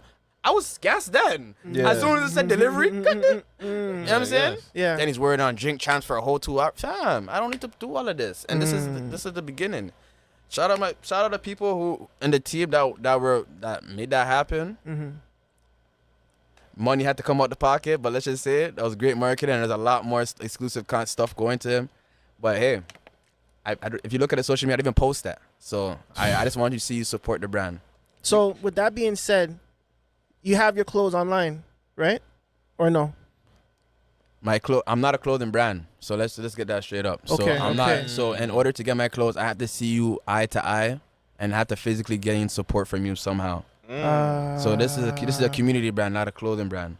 30% of every sale goes to the community. We've already done 2 community events so far. One with Black Boy Twitch. Shout out Black Boy and John C. Black Boy and John C. You know what I'm saying? That's what I was born over there. So I have to go back to the. You know what I'm saying? Away. I went over there. I went to all Brookhaven. I can tell you that I went to French school too. But you know what I'm saying? Before I moved to the Rex. But French school. Yeah, man. Yeah. What's your background? I'm Canadian Jamaican. And your parents said you want to give you opportunity, right? Yeah, of course. Only reason why even though I moved, I was still going over there. Only reason why I didn't want to go because I wanted to be I just wanted to be lazy and just come to the end. I met friends in my area. I'm like, why am I taking the bus, 3 buses, 3 transits to go over there? You know what I'm saying? So that's what happened to me when I moved to Brampton. I was in Rex and then I moved to Brampton and I was just like, why am I going to school in Brampton? Like, fuck that, I'm going to Rex. Shouldn't have did that. That's all it goes. It's a good experience though. So yeah, so I was saying 30% goes to community events. Yeah. So I went to Blackboard Church. We had a game truck. We had the ice cream truck out there. Shout out to, you want to shout her out? QB Snacks. Okay. She has an ice cream truck as well, Benita. And then Nice. also there's a video game truck. I'll send you guys the social media. You can put it on if you want to put it at the bottom. Oh, for sure, please. And then we went to Rexdale. Went to 5 blocks in Rexdale. And then those are the 2 events. So we're planning 3 more events by December. And we're going to have our second annual Christmas event. So you were saying because like you don't work with any and everybody, right? But do you see artists, I want to say more the rappers, do you see them giving back to the community or at least trying to? I would say with my eyes, I do see that. But with my knowledge, I do see that not just artists, so let's not just target them, but organizations and communities. And a lot of people are doing things when it's convenient at certain times. I'm a guy that said I've been doing it for years and I will continue to do it with or without you. That's my goal. That's my motto. So I've been saying it's very convenient, especially during COVID, 3 years. Let's just say Black Lives Matter started the pathway for a lot of people, and people took it and ran, even though they were a fraud, right? Or the owners were doing something. Yeah, because they've never really helped anybody or put anybody. They didn't have an agenda. That's basically what it is. Uh, They just wanted to fight, get money. Their agenda was not clear. So do you feel like that's what a lot of the programs do? Or a lot of programs in general, they get in just to kind of get a bag and they're not really out to change the community for the better? Yeah, I would say yeah, because that's just basically saying, in any institution, any system, any place you are there people just going there to infiltrate? There are spies everywhere. But where does that start? So, but as reading behavior, the only way that you, like indigenous people, I worked with them in Sault Ste. Marie for a year. I did so many traditional stuff I don't do here. Got enough fish, got gifted antlers, ice fishing, did so many things. So I learned a lot of traditional stuff. So, but they don't trust anybody else outside of their race. And there's a reason, like even social workers, you have to be specially trained, you have to be a part of them. And there's a reason for that. And it's a tribal thing. That's something that we lost as Black people. And that's why, all these crimes are going on. We're fighting for the areas, but we're all the same skin color, right? But where does that start? Let's go back to the community service aspect and all the youth people that may be like the youth. You know what I'm talking about.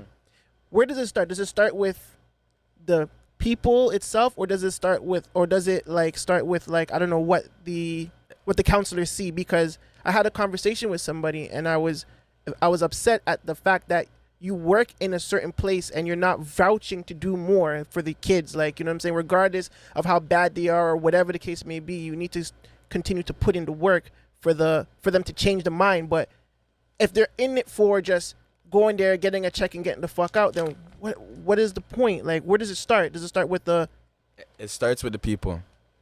Like the counselors? No, it starts with the people who it's impacting. So just like anything you want to do, you have to think about if you're in their shoes.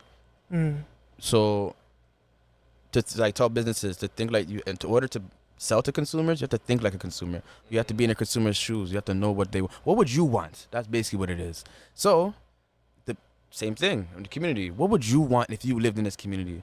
It was so easy for us to do this program because we live in the community. All people that were in that group, we live in the community. So we know what the problem is. We know what we need. And also we're also educated and went to university or college afterwards. So we have exterior resources and knowledge that we can provide.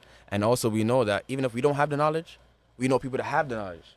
We just tell them we have them, schedule them for one day, and it looks amazing.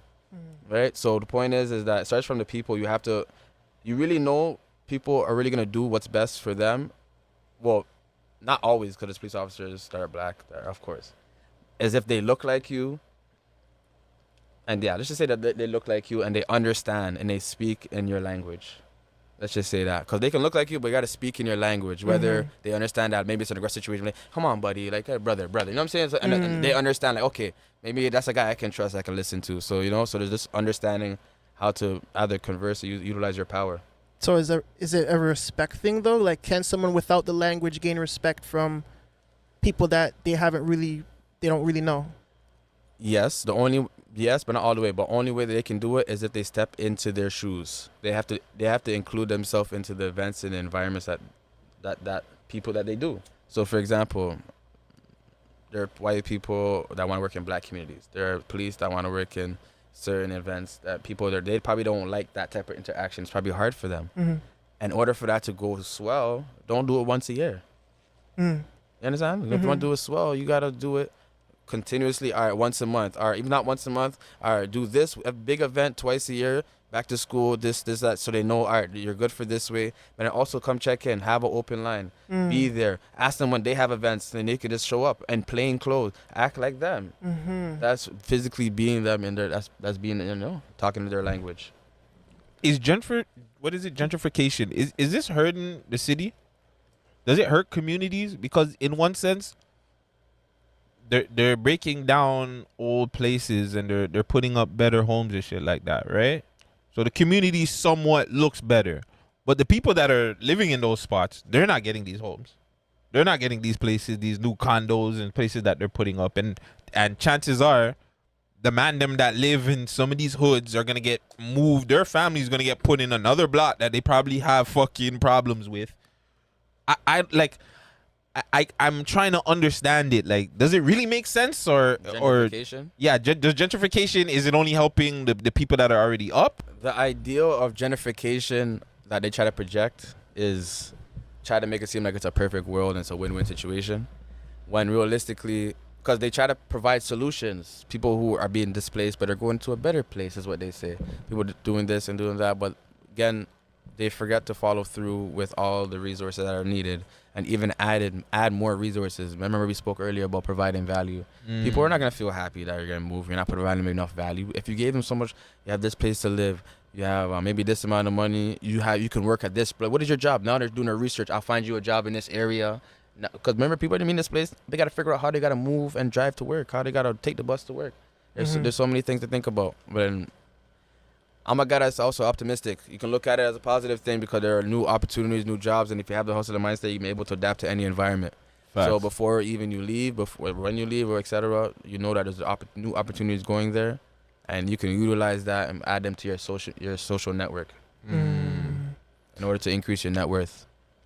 Now, don't get it twisted. I think they had a plan to knock down like 7-8 blocks since like I was in high school. That's like early 2000s. Like they already had the. I was talking to PK about this. I was talking to PK about this. It's been happening from time. From time, yeah. It's just it's a Jimmy Screech to get there. Because you can't do all of them all in one shot. It takes time to to build and to destroy and to rebuild. You know what I'm saying? So there's like, I think 7 communities, high risk communities that are getting knocked down. A couple of them has already been changed around. Regent. You know what I'm saying? One of them.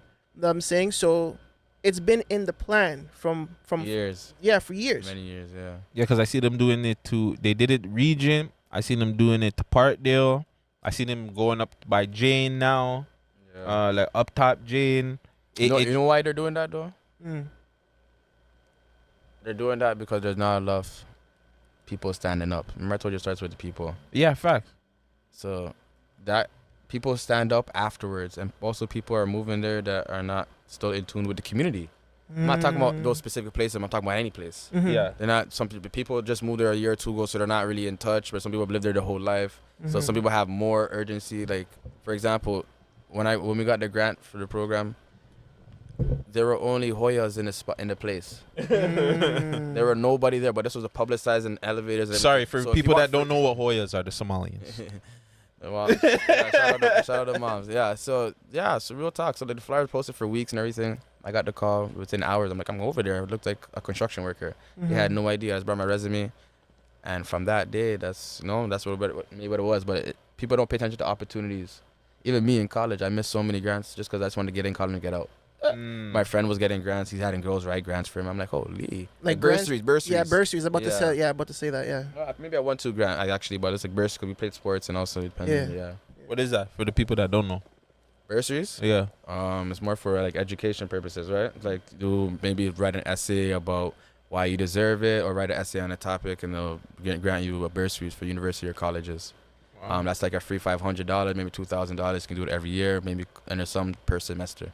They're always open. So you guys, I'm telling you, I missed out, but you guys got to do it. Yeah. I want to make sure I graduated. I know you got some behind the scenes shit for us. Why the hell did Mula get kicked off of Rolling Loud, fam? Was it the boy them? Was it the Ziggler? Was Ziggler? That's his name. Charlie B and all of them. Was it the promoters? Whose real fault was it that Mula got kicked off of freaking Rolling Loud? I put in more work than VC. Who else? DeMar. Yo, listen. I want to say no comment, but I also want to let you know, when I die, they're gonna study my bones. They will. I'm done. I don't know, man. I don't know, but shout out to him. I'll just say on a positive note. On a positive note, where we come from, even where, it doesn't matter where we come from. Anybody, as I said, hustler. I said it earlier. You can rewind. Hustlers know how to adapt to any situation. You guys, if you're gonna realize soon, I don't focus on the negativity. I don't focus on the past. Even 2 minutes ago, I don't focus on that. I'm focused on my 3-5 year plan. I ain't there yet. So it's all about, if my shoelace breaks, where am I buying a new shoe? Where am I buying a new shoelace? Not worried about that. How do I make new shoe? How do I make this up to a money play? And you see how it goes, right? So that goes for any artist in the city. You see what it is. There's a lot of finger pointing, but a lot of people are turning their heads now. So keep working. Man been in it for more than 10 years. Everybody keep working. Stay positive, keep working. Don't worry about a hater comment. As long as you have your 3-5 year plan, have that marketing plan, have a team behind you, just keep pushing. Doesn't matter. It doesn't matter, because if you're big enough.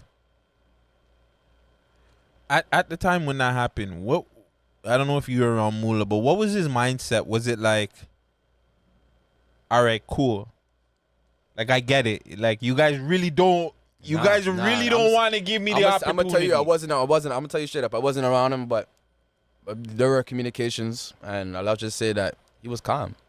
Everybody thinks he was crazy. He was calm. You see how he is, man. He went on an interview run. He's calm, man. He's in a positive space, in a great space, and actually probably elevated him more. Whose idea is the media run right now? The media run is crazy. Genius. He's a genius. I'm gonna tell you, he's a genius. Okay. We're all working. We're all working. By now, we all are. Like everybody who you mentioned, we're all working together. So that's him. Everything is him. He's a fucking genius. He's the Canadian Kanye West. But other than that, hold on, our battery's running. It's okay. You can continue. Go ahead. I'm gonna say, other than that, you guys just stay tuned. What do you say? Fucking January 2023. Watch out. I don't know what's going on, but that's Mike's here. I already said it. Listen, 2023. This is why I was a little emotional when he put me in the audience, because I just remember around these times last year, maybe a little bit more, mans didn't even want to put him on the top 15 list in the city. I had to fight for that. And I said he shouldn't even have been at the place that he was on. Everybody needs to adapt Mula mentality. You understand? Do you know what Mula mentality is? Everybody needs to adapt that. You guys are in his play. You guys are in his show. Everything will come full circle, and everybody will understand and clap at the end. You understand? So everybody just sit back and watch, and that's how everybody should be moving. Listen. So even though no matter what happens, there's a reason for everything. Like I said, he's from the Rex. So I don't even care. He put me in the audience. I was emotional for a day or two, but then I was just like, you know what, fam? This nigga's gonna go kill fucking Rolling Loud at the end of the day, and he's gonna represent for Rex still. And then Rolling Loud didn't happen, and I was cheesed. And then he did the Wheeler interview, and then Drake reposted. Answer their phone. I don't know what's going on now. They still ain't answering the phone? Some people need to answer the phone. They're still not. So hold on, Charlie B and them are still not answering the phone? No comment.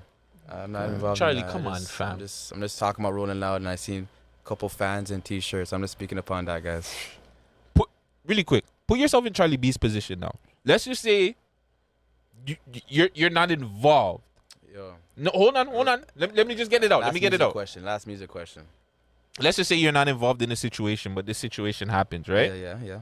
People are attacking you for thinking that you're involved in that. For thinking or do you think that he should, if you're again in his situation, should he say something about it? To be honest, a wise man never speaks. Let's just say that. A wise man never speaks, so I can actually clap for him not speaking, because if you speak, who knows what can happen after that. Not on a negative spot, not a negative thing, but but just in general, because the blogs are gonna take it up, and you probably just was just saying one thing, or else maybe just send him a side message. Other than that, like, no, you're right, you gotta keep it copacetic more times, because we're all in the industry. Yo, he said his piece. I don't have nothing else to say. Like, you're talking about other guys, right? I don't really, That's crazy. You know what? I'm not going to ask you about any more music stuff, but the media thing has been happening for a very, very long time. I don't know why Toronto and like Canadian artists never pick that up. Like, you know, you have a friggin' single, you have a run, you go on platforms, find a platform and get on there. Like, it's just with smart. Everybody, though. It's pride with everybody. Yeah, that's all it is. Ego and pride, and it's just about expectations. But anybody, even businesses, right? That's why we can translate that. But too, this is why you got to give Mula the respect, because he's not looking at it like, okay, this platform's not built up enough. Yeah. He's looking at it like, regardless, you got a platform, let me use it. And that's what people don't understand. It's just like, it's not about how many views or subscribers you got. No. You just have a platform. Let me come on there and use what I got on your platform. You're supposed to be the main character in everything you do. You know what I'm saying? So when I'm here, I'm the main character. You focus on me. And you organize that. Like, you're doing that? All right, boom. Let me help you with that. All right, boom. I don't care what you do, but me being there elevates you. That's why I like to involve myself with certain things and have my phone open to certain people. That's what's up. That's what's up. Okay, hold on. Last music question. Dream the label now. Who are the artists on there that we could be expecting to come? Big fucking risk. Shout out Big fucking risk. About to be dropping No Frenzy. Oh, Anicia, she was on Pyrex's freestyle challenge, the last one, the female artist. Yeah, she's pretty nice. Shout out our producer, KS Music. He produced Bushman's Keepsake Solid Beat. KS Music, I think I heard of him before. Yeah, he's doing amazing. Yeah, shout him out. Shout out RR Visions on the media team, and shout out North Visions on the media team. Those are the guys. This is the team right now, and we're still building. Shout out Kiara. Shout out everybody involved. And we also, let me talk about that music. Yeah. We're working on the tape coming out. Guys, stay tuned. Been in the studio compilation. Basically a compilation, and I'm just moving like God, and I'm in the back. You know what I'm saying? Watch your work. I think I'm actually he works with my boy Beal. Shout out Beal's LES. Yeah, tap in. I think I'm doing a song. I'm mixing a song that he has for his project coming out. So shout out KS Music. I'm pretty sure it's him. And there's gonna be some special guest names on the project. That's the only thing I'm gonna tell you. Shout out KS Music, man. Yeah. There's a next special artist, but I can't even mention the name. Just know that he's a legendary, and you guys know him on YouTube. You know him. Money can't buy me happiness. Hey, yo, you have another question? With music or just in general? I got more. I'm trying to move off of the music right now. Oh yeah, I got more. Well, yeah, because I wanted to get back into the community outreach thing. I want to get into like his hobbies. Like, what are your hobbies, bro? Like, what do you like to do that when you're not consulting? You know what I'm saying? Play sports. I play basketball. Jeez. Here and there. Dunking on niggas.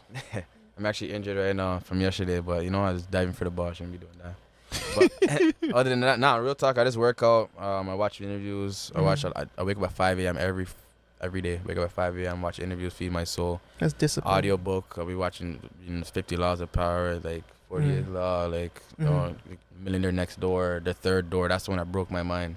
The Third Door? The Third Door is the one that broke my mind by Alex Benian. And that's what I was telling you earlier. But it basically describes. Basically, like, for example, when you're going to the club, and this is me, I'm the regular schmegler. So I'm the guy that I ain't paying the bouncer. So I'm going to actually come 30 minutes early, or I'll wait. I don't care, but I'm going to go in regular, pay the cover. That's the first one. That means that's regular hard work. The second guy, he realizes his time is not worth his money. Money not worth his time, so he's going to pay the bouncer. That's the guy that has financial benefits in life. The third one, isn't being a bouncer security guard a job? So that does not mean you have to go home. Doesn't bouncer have friends?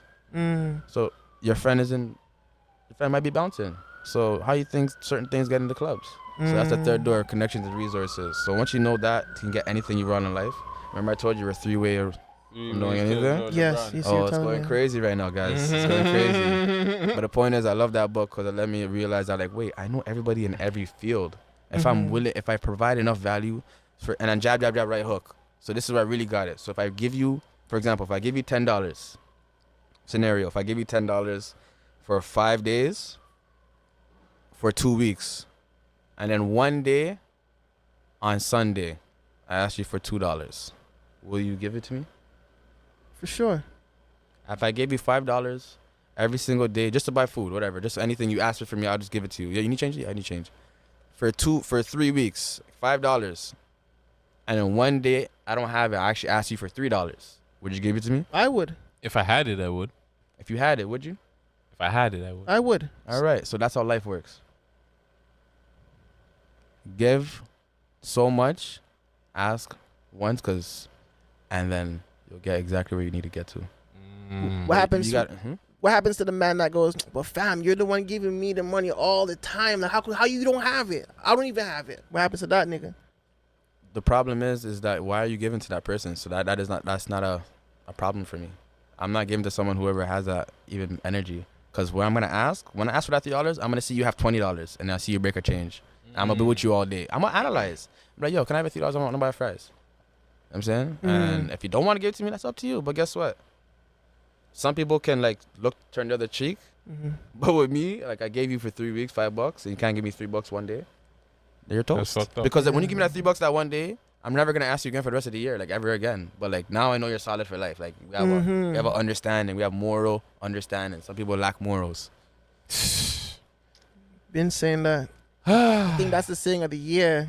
Niggas ain't got morals, values, and principles. Niggas ain't got no morals no more.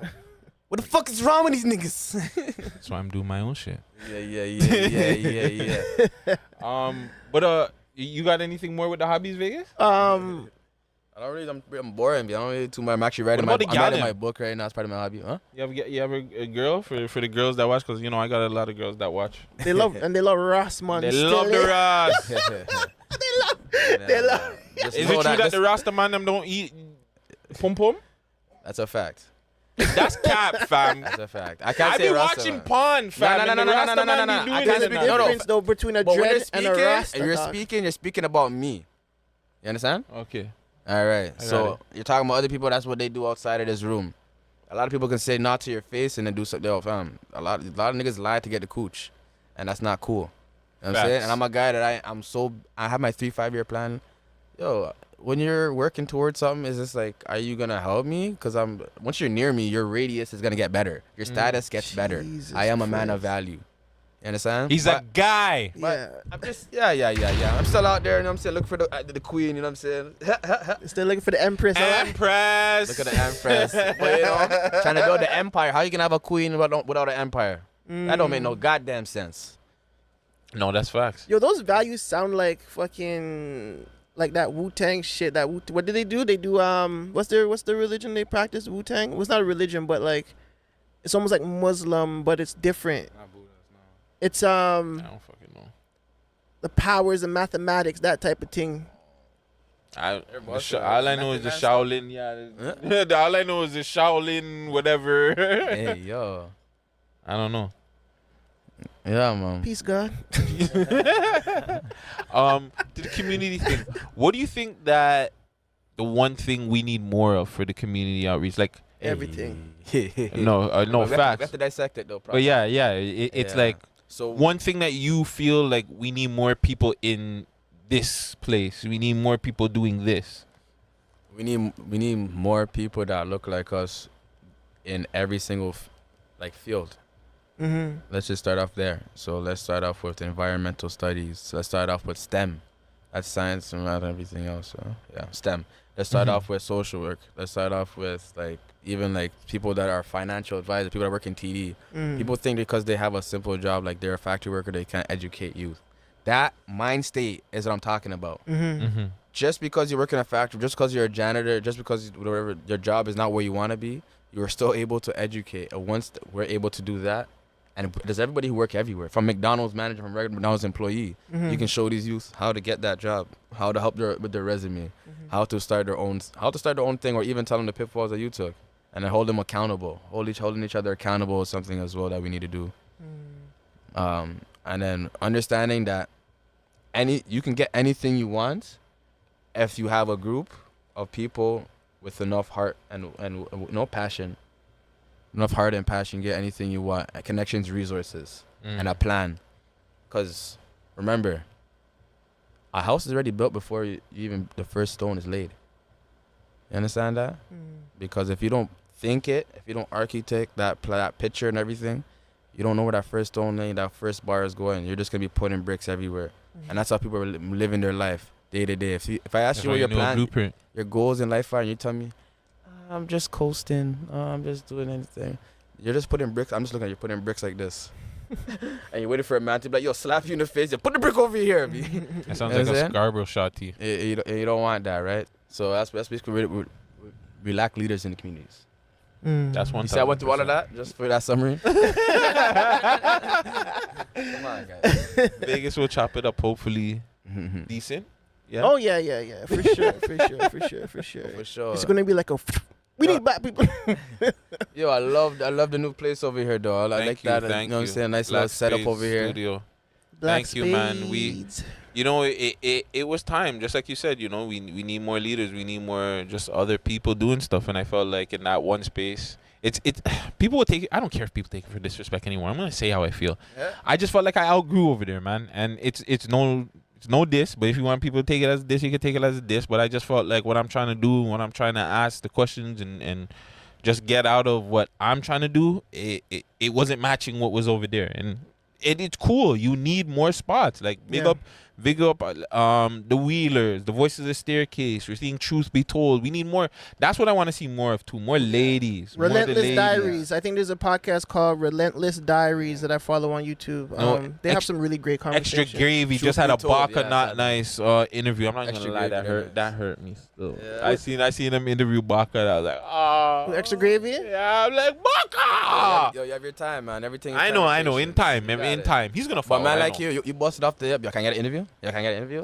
Yeah, you have to get audience sometimes. I don't know. He's saying it's too aggressive.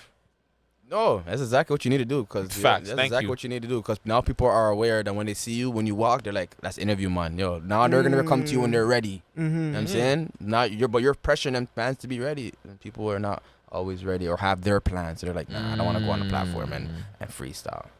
Like, nigga, you should have a 3-5 year plan, whether with or without music. You should be at, you know what I'm saying? This is marketing. Think like that. Repurpose the videos, put 1-2 shorts, put it on TikTok. Just drop some gems like I did today. You know what I'm saying? It's all about it, man. Yeah, we got DACC Consultants, man. Coach. Yeah, man. Coach. The man named Coach, you know. Reset. You know what I'm saying? But yeah, we also have Dream. We also is a community brand, right? So, part of what we do, we try to empower, educate, and motivate like the community. So people like that. So I have youth going to professional. We have a basketball team. So we have a professional basketball team. So we're playing in right now we're playing in men's league, but we actually have one player in Japan right now. Oh. Shout out TJ. You know what I'm saying? Shout out TJ. He graduated from Brock University. You know, getting that international money. Yeah. He's a little contract. But we're working on a few other people to get some contracts out there. Work with youth in high school as well. So basically, I have a network of agents and a network of professional trainers and basketball organizations. And again, I've been in those shoes. I wanted to be a baller as well. And I actually, one of my problems is I took my SATs late. I was supposed to go to Kentucky, NAIA. So I don't want to be those typical ball stories, but you know what I'm saying. But that's why I want to talk to them early and get it going. So like, you guys can do. You have the skill. Just think beyond where you are. Think beyond the hood. Facts. So yeah, man. So look out for a dream. Look out for a dream. We have also a podcast. Not a podcast. Hey. Like, we're gonna do interviews. I won't even call it a podcast. We're just gonna do straight up interviews. It could be anywhere. But we're just gonna get into the marketing and behind on what people do. Like, it can be artists, it can be anything else. But I wanna know marketing and business. I already know the questions to ask. But now it's finally gonna be on camera. You know what I'm saying? I always tell my guy, I'm like, bro, we have so many talks in the car that I try to flip up the camera and it's only the last minute of the conversation. We say some real stuff. That's why it's 3 cameras, 3 angles. This is amazing. Yep, trust me. Yeah, man. One of the angles conked out, but it's okay. I'm pretty sure this is the end of it. We're gonna wrap this up. Yeah, before we wrap it up, do you think the city will ever come to a place where it's just like the man will just stop the fuckery and maybe come together and start doing music and shit like that? you mean? Like, you mean I'm working together? I'm different Care areas Bear working Guts, together? right? What So are you talking about? I'm talking about all the man in the city say, hey, yo, there's a bag involved. Fuck all this, all I would say dead is- op all I would this say is, or yeah. dead homies this. Yeah. Let's make some music together and let's make some money, fam. Let's be serious. Man, before I said let's be serious, it can happen, yeah. But let's be serious. That's the second part. Is Canada is not really giving the real bag for that big artist, for that big collaboration. So, let's talk. See, that's the negative. I like to focus on the solutions. This is how it's going to happen. Come with a man 50 bands for a verse. 20 bands. Is the man saying no? I don't give a fuck if, you know what I'm saying? But other than that, there's also the back end of the politics with the two areas or whatever it is. But guess what? Do you think they're gonna care if you break that person gets the money, breaks it off with their family, and does that? People who are anybody who was impacted, and continuously finds ways to do more than one, not just one verse. You have to. Only way it will stop. You have to do continuous events. You have a continuous partnership. You know what I'm saying? So like you might do one song, may lead to a community event, may lead to a holiday or annual, this and that, and then now you're building connections. But it has to be the right people for sure, that are not limited in their mind state or environment. You know? Yeah. I like that. We got 5 minutes. Now, Wrap it. That's too. Yeah. All right. Well, fuck. No, I don't know if you have another question. Now, yeah, like. All right, yo, is Mula First the most influential Toronto artist? Or would he be in the list? Because you see how Academics and Charlemagne had that whole thing. Well, not Academics. Charlemagne had it. Is Mula First would he be in influential? I don't even want to say all time. Who would you put top 3 to 5 Influential in Toronto? Yo, so I'll say Jake. I'll say the boy, the guy. I'll give it to Tory. I'll allow Tory. I like Tory since Wouldn't Be days. I respect his grind still, no matter what. Even whatever was going through, he pushes and he's lyrically talented. I say those 3 guys, marketing wise, and like But the boy and the guy, those 2, Mula and Drake, them guys are the guys right now in the city. That's the only way I can co-sign it. Facts. Put my hands down. You got to look out, and they've been doing their thing. From Drake has been doing Degrassi. How do you guys respect him? But he was an actor, so that means like he must have been putting in so much work. You must rate the man. That's like not negative. You must rate the man. You see him switch his style 5 different times, but he still has a big jacket, big sweater. He's been making music from his music used to be played in his high school in the PA system. People remember how he used to rap. So you guys have to respect the guy. I did the song That's a with part him of and- making it. You have to be a guy too. You have to make it. You have to have a name. Whether you have to come from somewhere or you have to have a name. Yeah. Or I did the song with him, Pyrex, Banana Clip, and all them. He's from way That's back. a in the throwback. day. Yeah. I did that record. So that's what I'm saying. I seen the talent from there, time, doc. People are, let's just say, there are a lot of people who are are very lyrically there or have the aesthetics of the video. That's the thing. You don't need. People think Toronto thinks they need the money, the strippers. They think all of these are positives, but if you're not thinking 3-5 years after your 3rd, 4th video, and you only drop once every 5 months, and you only get 500 views, now you're inconsistent, then you get maybe 1,000, then you get 400 views. Now you're done rapping. now all the money's done. This is my business. This is a business people do. Like they start a business. You know, people start a business during COVID. I said, yeah, you started a business. While you're talking, I look through your phone. Give me 1 minute. I look, how many posts do you have? Okay. All right. Boom. Now I got everything to know about you, cause I can tell. First of all, I have my business. I have like 700 posts in 1 year, and I got like 1,000 something followers. And this is me posting 3 times a day. Obviously, you guys do the same type of thing, but like this is as a business person. This is educational stuff, not just this is stuff that like I told people I was bald. You know, and I went on IG Live. I had a bag of my dreads, and it was done. And people thought I was bald for a month. I just wanted to see like, yo, can this work? People are going crazy. I'll show you that picture with you. Yeah, but yeah. You need to come back and show us like how to build a podcast platform. What you guys know how to? You guys have the equipment and everything. More, I'm like a guy for more marketing. Yeah, that's what I mean. Strategies. How to market it. Yeah, that's what I mean. Platforms. Promote it. The you know what I'm saying, the people that you need to verify what you're doing. Not just them physically coming here. They need to like, you know what I'm saying, to be out. Yeah, you guys are doing it. It's just, you know, just having that team have more minds. 3 minds is a mastermind group. You can sell that to anybody. Just create a program. Hey, yo, I'm saying too much. Buy my book. Buy my book. Yo, I died over here. Let's wrap it up, man. I know. That's why we still have this. Dak, let the people know how to get a hold of you, where they can find you. We want to put this. Follow me on DACC_consultants. On Instagram, it's consultants with an S, to let you know that I have a team. My goal is to educate everybody around me so they can be consultants in their own field. As you guys, for example, you're podcasters, you can consult other people that want to be podcasters and get a change just from having a 1 hour conversation or physically doing one thing. That being said, that's what I want to do. So I have a media team that does that. I have a production team that does that. I have artists that do that as well. I manage them, and I'm in the community. Follow me at community.dream on Instagram as well. If you want to get your merch, the only way you can get it is through sending us a DM or through a referral. If you see it in the community, you see me. Also, the other reason why I do dream, again, is for my brother that passed away. So 30% goes to the community for those events, and the goal is to have a scholarship fund for two youth that want to go to college, that want to have an opportunity, want to start a business. They can go towards registering their business, stuff like that, trainings. So that's the main ultimate goal, to have that continuously. Dope, man. And like that, thank you guys. We gone. Hey. Off of this.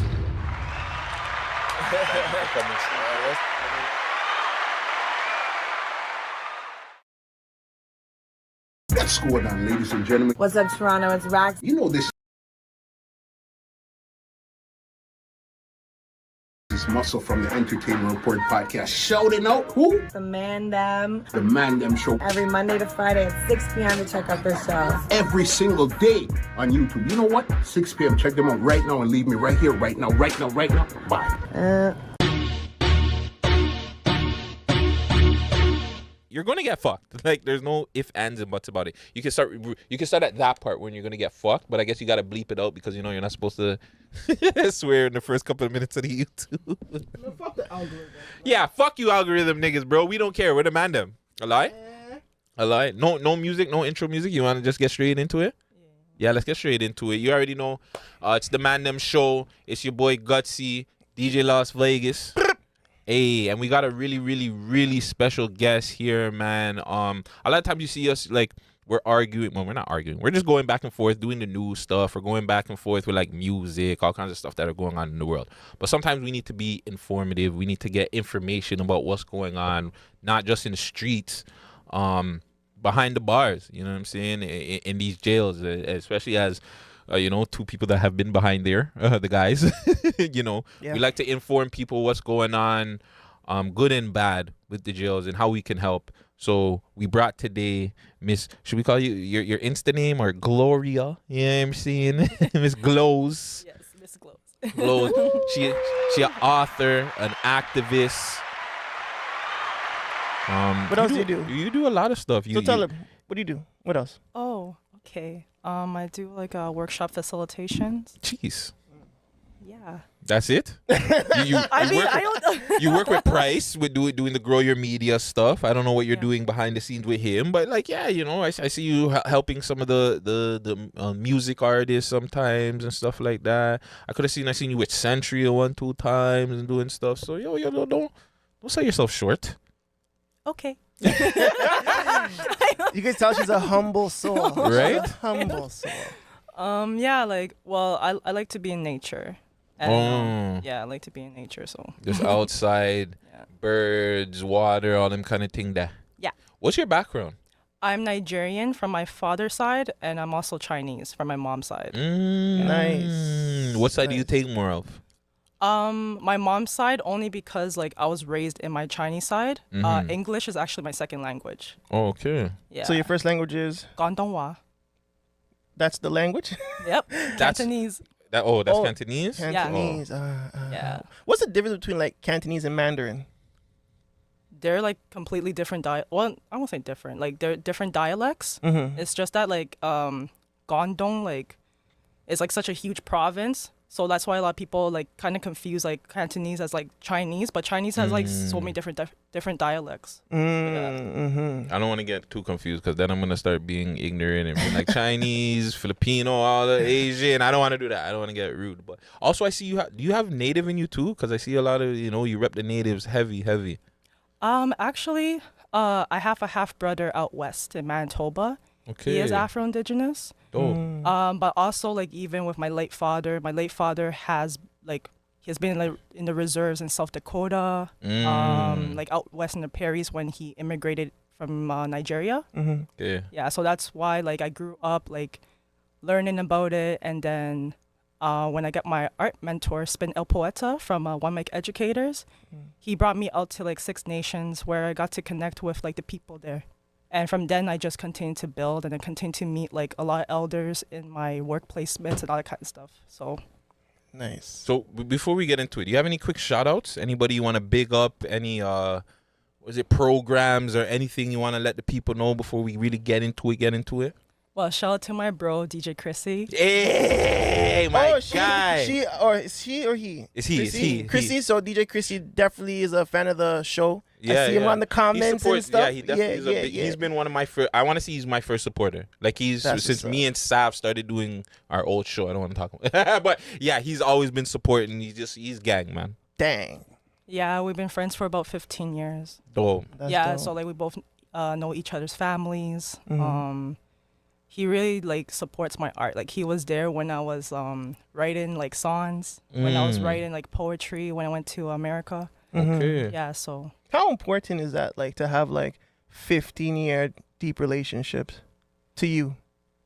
You get to see like the good and the ugly. You get to see who like your real friends are. Facts. And oftentimes we mistaken like even maybe childhood friends and like, oh, we're gonna be friends for life. But my mom always told me like your friendships will start like after like around like university, like in your 20s. And me and Chris, there's been times we don't talk for like a year or two, but we always picked up where we start off. And we, even no matter how hard it is, like if he was in trouble or if I was in trouble or like we really need someone to talk to, even if we were beefing, we will always still be there. Yeah. That's dope. That's an Big applause. up. Gotta shout DJ out. Chrissy, man. So hold on. You have any more shout outs? Oh yeah, sorry, go ahead. Spin El Poeta, who's my art mentor. Hey. Whitney French, who really got me into like Rise, Randell, Nathan Baya. Shout out Randall though, you know what I'm saying? He won a Legacy Award, I think, or he was doing the poetry on stage just recently. Dope. Yeah. And I've worked with Randall a couple years ago on a Black History event for University of Scarborough. So shout out Radio Forward. And shout out Randall, man. Guy works with everybody. Holy, bro. That's cool, no? Who else you got to shout out? K Woods. Hey, big up K Woods. And Incarcerated Voters, ON. Is that like a thing, like incarcerated voters? So it's an Instagram page, and like they actually want to share some words, like when we start talking more about like the prison and jails. Nice. Shout y'all out, man.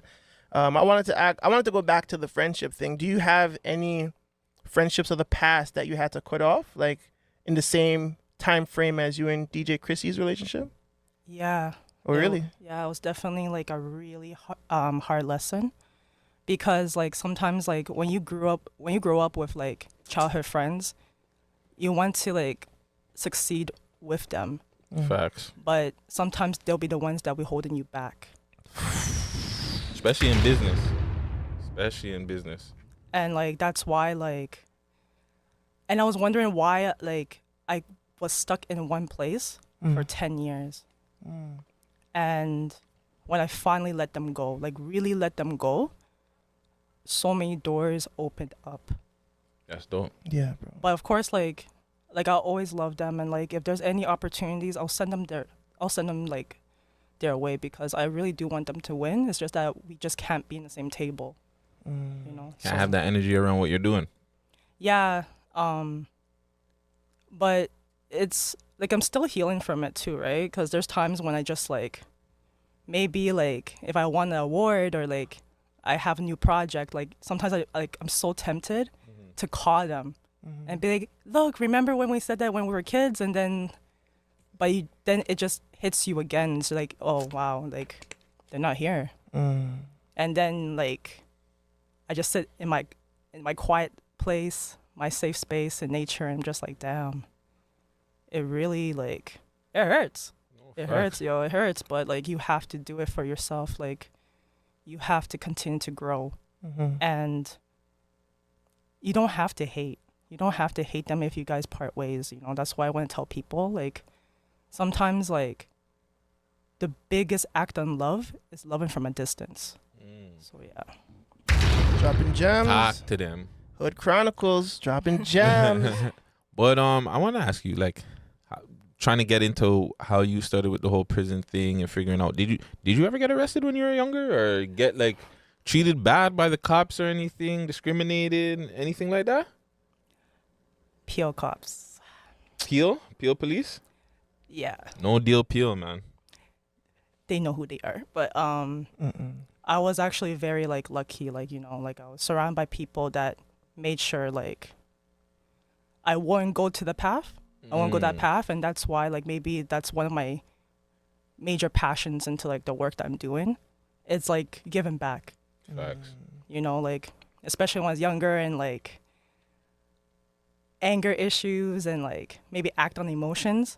I had people, like, old-timers that really, like, surrounded me and gave me a lot of wisdom, because that time I wasn't listening to no community leader. I wasn't listening to no teacher or principal. Like, if it wasn't for, like, even sometimes my family, I won't even listen to them, right? But it was people from, like, different lifestyles, life journeys that really showed me, like, light, that reminded me, like, you know what, like, Glow, you're not meant to walk in the path of darkness. You know, like, shine your light. I remember this one old timer, actually, like, a lifer that right now she's continued to, like, serve a life sentence, because life sentence, like, even when you're back in community, it's that, still... like, yeah, when you're life, you're for life. And she, like, and I listen to her, like, I see her as my grandmother, like, my late grandmother. She, like, to be honest with, like, in my eyes, she kind of looks like my grandmother. But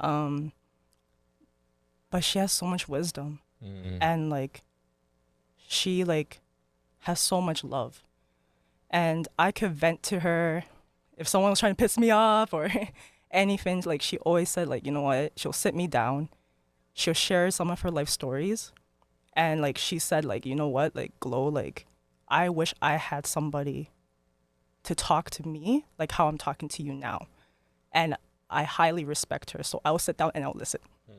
So, yeah.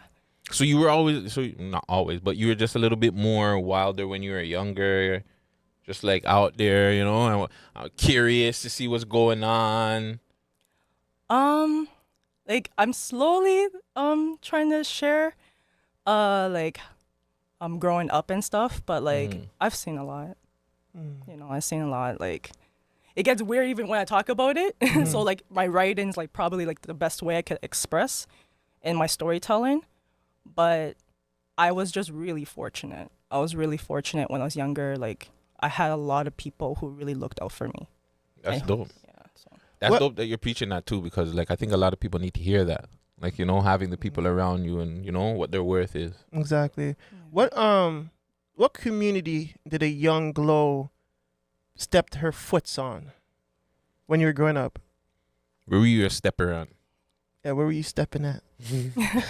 I think I walk. No, really, honestly, like, Toronto. Like, I moved a lot. Okay. I explored a lot. I always told myself, like, never to, like, restrict myself in one neighborhood.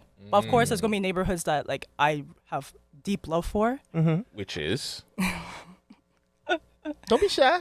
I want to say somewhere in the east. I feel like you're. Nah, you're she's a more downtown east. thing still. Yo, a downtown. Yeah, why you say it like that? Yo, why you say that, right? Why my downtown thing? You have a downtown vibe, like, you know, there's a downtown Free spirit, thing, the free spirit. Yeah. No East End girls talks like this, dog. You know what I'm saying? No disrespect to my East End girls, but yeah. That is, so let's see who got it right. Let's see. I feel like that laugh is we both got it wrong. You got Glow friggin' blushing over here laughing. She's so nervous too. You can feel the nerves, like, it's just crinking on my skin. But it's okay. Where you from? Who you got love for the most? Really, Jane. Nice. Yeah, Jane Street. I told you were both wrong. I know. Damn. Shout out to Jane. You see, I don't want to get you in trouble, but up top, north, south. So. Or all over, just all Jane. Yeah, all over. Like, yes, my father, like, when he like came to like when he left the Paris to come to Toronto, he was more like in Church, Wilson area, because that's where most of like Nigerians, the Ghana were, right? Mm-hmm. And but when it comes to my art, it was just Finch. Like Finch has always supported, like Tobamori, Palisades, like when it came to like when it came to support and that kind of stuff. And even when I got into work placement, it was like the spot at Yorkgate Mall, and then JVS in like Jane Finch Mall. And even like I don't know if like the quotes are still there with the Aspire to Inspire by Jane Street Speaks. But that was like my quote was in the Jane Finch Mall, right? And even like Freedom Fridays, like Jane Finch had really supported my art. Another place that was really close to my heart was like actually like Rexdale, because also like growing up, I went to Igbo school. So Igbo is like a tribe and also language in Nigeria. There's like 4 main tribes in Nigeria, right? So so the Igbo school was in Islington. Islington and Bergamot. And the Igbo church that like my dad used to take me to was at Kipling Dixon. That's dope. Yeah, so like that's why like I would say like all around, like I even had everywhere. like so like Lansdowne, Vaughan, Oakwood, like there's a lot of places. Yeah, that's what I'm saying. So like I can't really claim a neighborhood, but of course there's gonna be like places that I have really happy memories, like strong roots and things like that. Yeah. I never knew there was like Igbo school, like how like they have Tamil school or they have Chinese school. I never knew there was an Igbo school. Yeah, that's interesting to know. I actually found out when I went to the India Africa store in Jane Wilson, and I was on the Nigerian and Canadian newspaper, and we saw the Igbo school, and I'm like, Dad, we have to go. So he took me there, and I was going there for a while, but I don't think it continues anymore because a lot of the teachers retired. Yeah, but I was in like a Catholic school, so there was Italian class, there was Portuguese class, and then there was Igbo. And so these are private schools? Because who's funding these schools? That's what I want to know. Like, who's funding to even keep these schools open? I think it was private. It was community, because like the Igbo Association is huge. So like everyone used to pitch in money every year, or like I don't know, however long it is, and then like it ran for a while. But like when did I start going to Igbo school? I went to Igbo school like probably from grade 6 to grade 8. I think, So what's the difference, would you say, like going to Igbo school to like the Toronto District Board Elementary School? I mean, the Igbo school is pretty much like same thing, just more of your kind? Like everyone knows each other. Yeah. Everyone, like you know your I'll business. See them in the church. I see them in all the Igbo events. So like I just know them. So So how good do you think that is to land in a country and go to a school with similar people? Do you think that kind of closes the social ability to socialize with other cultures? My family has been always super open. So personally for me, I was exposed to a lot of cultures.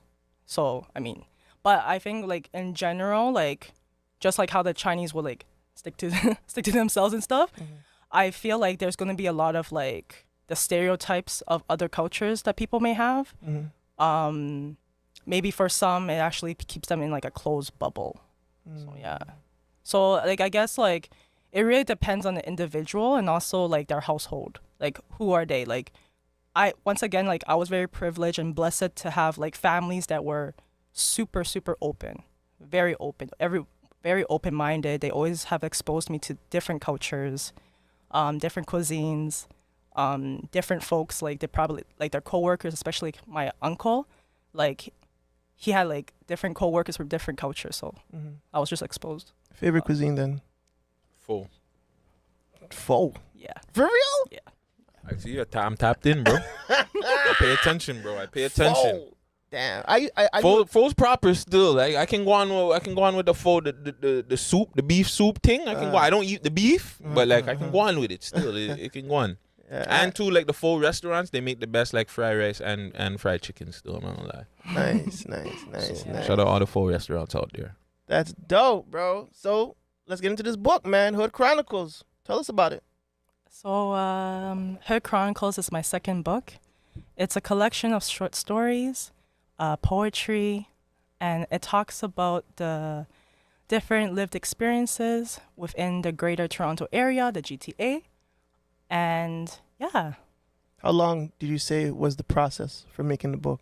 This one was like the physical process of writing it out, edit. It took about 8 months, but it was stories, I would say, from as young as 8 years old. Nice. Are they all your stories, or did other people send in stories and stuff like that too? No one sent in the stories. It was all your stories. Yeah, these are like stories that like I was inspired, personal experiences, people that I really do care about. And yeah. Oh, and there's also like a playlist of different artists that I see that. Yeah, that inspired me, and also that taught me lessons, like Boozy Badass. If you listen to his like older music, like even some of his newer music, but I liked his early 2000s and stuff. She got a Boozy Badass song here. So you want to be a gangster. I think I remember that song. Yeah, and then so like that song Army itself. of Angels, hope I make it happen, or hope I make it. Yeah. You're a real Boozy fan, eh? Like, holy. Yo, Boozy. Super fan right here. A super fan got right a here. book on you. We're gonna have to tag him. So this is your second book. Hold on. Okay, yeah, sorry. No, go ahead. I wanted to see like the Toronto females that you have on here, because you're definitely tapped in with a lot of females. I see Goldie on here. I see Lola Buns, Shorty Raw. Who else? Badass Buck I seen on here. You also got the Stay Seaman remix with all of them. Badass Buck, Lola Buns. Hold on, this is the James Cypher. That one with Roots. Yeah. Roshi Ra, Badass Buck, Lola Buns. What's the importance to the female rappers in the city to you? What do they mean to you? They are women that break cycles. They're a woman that showed like you can have raw talent and still make it. Facts. And I grew up like just watching them like start from the trenches. And like I am so happy to see how far they came from. I'm so happy. Like I remember Badass Buck and Lola Buns at the Spot, and they're doing like I think they're Freedom Fridays. And now to see them with like music videos, Lola Buns at Rolling Loud. I used to remember growing up listening to Goldie London, Shadows. I did that record. Cool, no, this guy. Big up Goldie, bloody glad. Yeah, and like to see her like on like having music play but at the Raptors and all that kind of stuff, like singing around Rolling Loud, and like all these achievements, like because like I grew up listening to a lot of the Toronto music. I don't know if people like really like know that about me. Other than like DJ Chrissy is probably the only one that really knows that like you're tapped in. Yeah, so like when I see them succeed, I'm so happy because I know how hard the city can get. It's only very recently that people like, you know, like more publicly. I mean, of course, there's always gonna be people that has been in the Toronto music scene, but I know how hard it can be because I was like more in like behind the scenes in Toronto scene for like since I was grade 9. So it was like, yeah. So talk about it. Some behind the scenes stuff that you were working with, or some artists that you were working with that you see and that had to struggle. I won't like there's you don't have to talk about the struggle, but you know I could like I have been so when I came back from America and I did like the Fallen Soldiers, like there are times when people performed and it was dead silence, like and I'm like damn. You know what I mean? Like I felt it for them, right? And I remember like when I performed one of my poems, at that time I froze like 3 times, but I'm guessing like I was just lucky that people still applaud for me, right? But the guy right after me, dead silence. Wow. What show was this? Fallen Soldiers. Oh, Fallen Soldiers. Yeah, and I'm just like, ooh, like I felt it. Like I felt like that was me that was being like, you know. So I know the Toronto crowd can be very difficult. So and I know when it comes to like women, like it can get even really harsh too, right? Facts. You know, unless you have like the sex appeal and all that kind of stuff, or you have to do something super wild. It's like the city doesn't really appreciate the talent. Only like a few day ones, few solid ones that really shed like highlight, like shine the light on the females. And so when I see them win, I'm like, yes, prove them wrong. Prove it. It doesn't matter how many years it takes. Yeah, that's what it takes. You just got to be consistent. Keep going. You know what I'm saying? I know a lot of those females in that era. Not even just the females. I think even the guys in general. They were just part of the bad era of just Toronto not helping, not pushing out anything, no social media. But that was the problem. Yeah, it was like the time before social media had all of its like advances. You know what I'm saying? And then once social media started to bubble, the kids that were watching the pre-social media youths, they took the sauce and just. But you can't deny, like, they paved the way for people, right? They definitely paved the way for the rest of the ladies to be doing what they're doing. Oh, for sure. With me, they hear it and they see my complaints. My only thing is I just wish, because again, I don't care about none of their personal shit. I know they all have personal lives. I'm a fan of their music. I wasn't a fan of their personal lives. You know what I'm saying? So me, I want to see more music. That was my only route to all of them. I just wanted them to be consistent, because even the consistency is going to help them regardless. But, you know, like, They got their lives. They all do their things. I wish all of these ladies the best. And like, you know, we'll see what... We know Goldie, Lola, we've been seeing them kill it. But the rest of them, hopefully, you never know if they pop back up and do shit. We're still going to support regardless. Exactly. Now, back to the books. Okay. This is your second book. Yes. What was your first book called?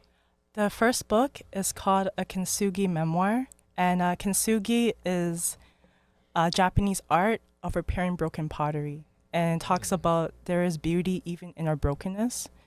The stories, the paths, the crossroads that are in our life. Society may judge depending what it is, but you can still see how it plays a huge role into your growth, into your strength. So the memoir was pretty much poetry that I was actually going through it when I was writing it, because it took me 5 years to write it. And within that 5 years, I had to go through the process of losing my grandmother, losing my father, losing really valuable people in my life, and also dealing with writer's block, also dealing with, you know, like identity issues as an artist. So I went on hiatuses, and within that time, I probably tried to delete the manuscript 55 times. I lost count after that.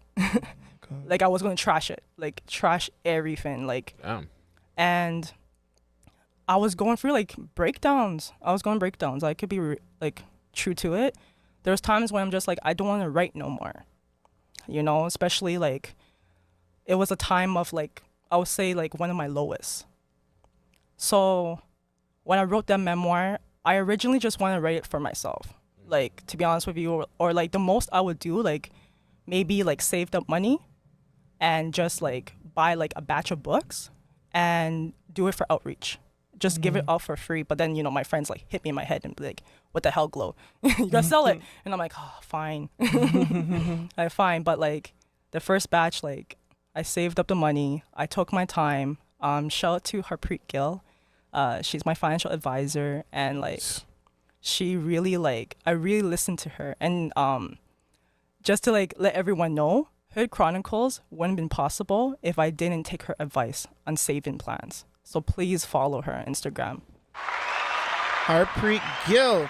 Big up yourself, Miss Gill. Yeah, man. How did you end up? And sorry for my condolences for your father and your grandmother. I know how that feels. But how did you end up breaking out of the writer's block? Because I know that is such hell stress to come out of that. What did you do? Like, what was like the processes like? This is when I have give a huge shout out to WMEC educators, to Spin. When I had my writer's block, I actually attended his like youth workshops, and he had this book called The Artist's Way. I'm trying to remember, is it Julia or Julia Cameron? And it was these writing prompts, and it was also these there was this exercise called the morning pages, and basically it says like every morning before you start your daily routine, you write out for about 1 minute to 4 minutes, and you just write. And also Spin told me to write what I'm scared the most. So what I'm scared the most about to write, you write that out. And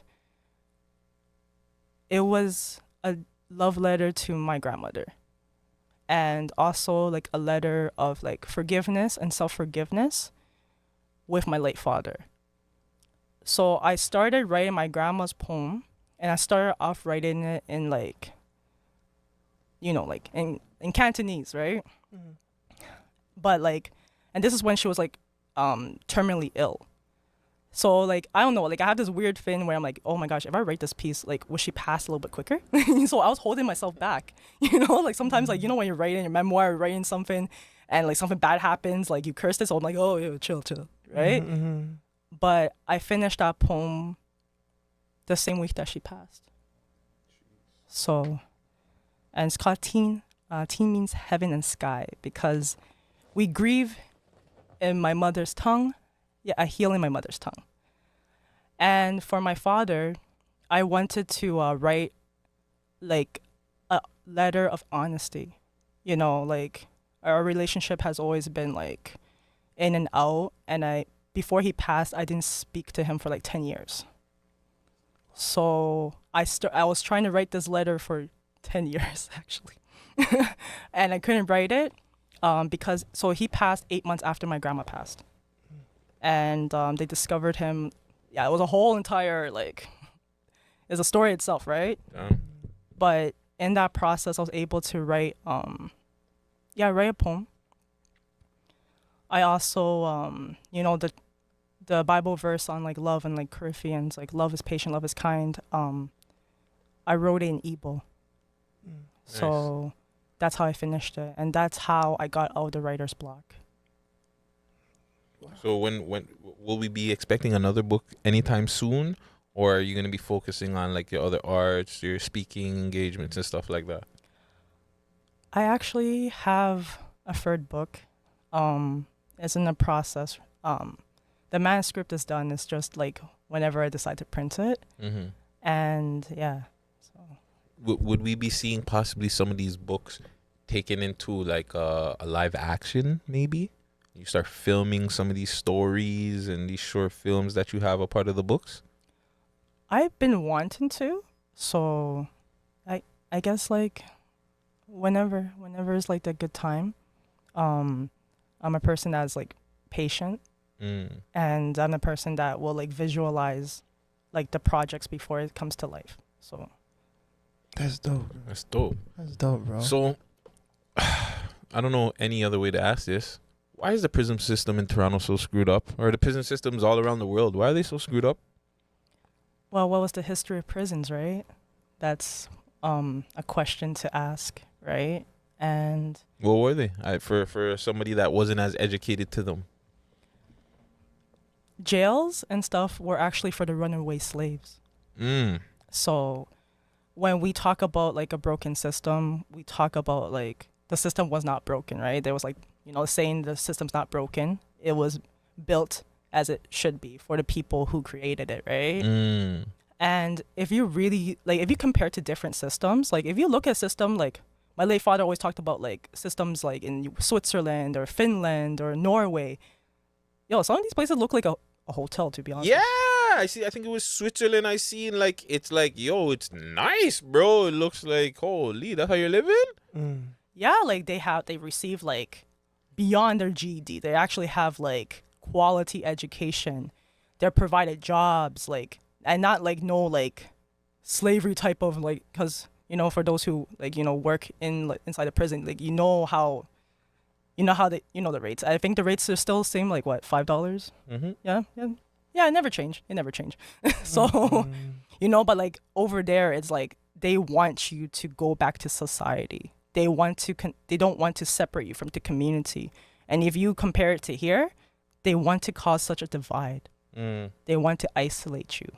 Now here you're talking about like the Americas, like North America in itself. Yeah, North America, and 7th Amendment, down south, and it's legalized slavery, it's modernized slavery. So, jeez. And if you really look into the prison labor, if you look into a lot of, if you really look into the stores, even your car license plate, that's prison labor. If you really look into it, if you I would have to pull up all the research and stuff, but even some of some of the coffee, where you get your coffee sometimes, yeah, or even with women, where you get your lingerie, your bras, some of them is actually from the prison system. Shit. And if you look, if anyone have maybe a little bit couple of years, few decades back, it was to the point where people were complaining that the prisoners were doing a better job building stuff.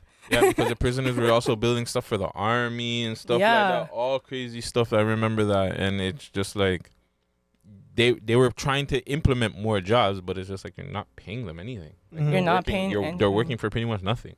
And even some of the community stuff, there's so many stories to tell, Let's get into it. Yeah, it's just how they try to rip these people off, even for someone coming out. If you look into a lot of some of the programs that supposed to support them, they're ripping them off.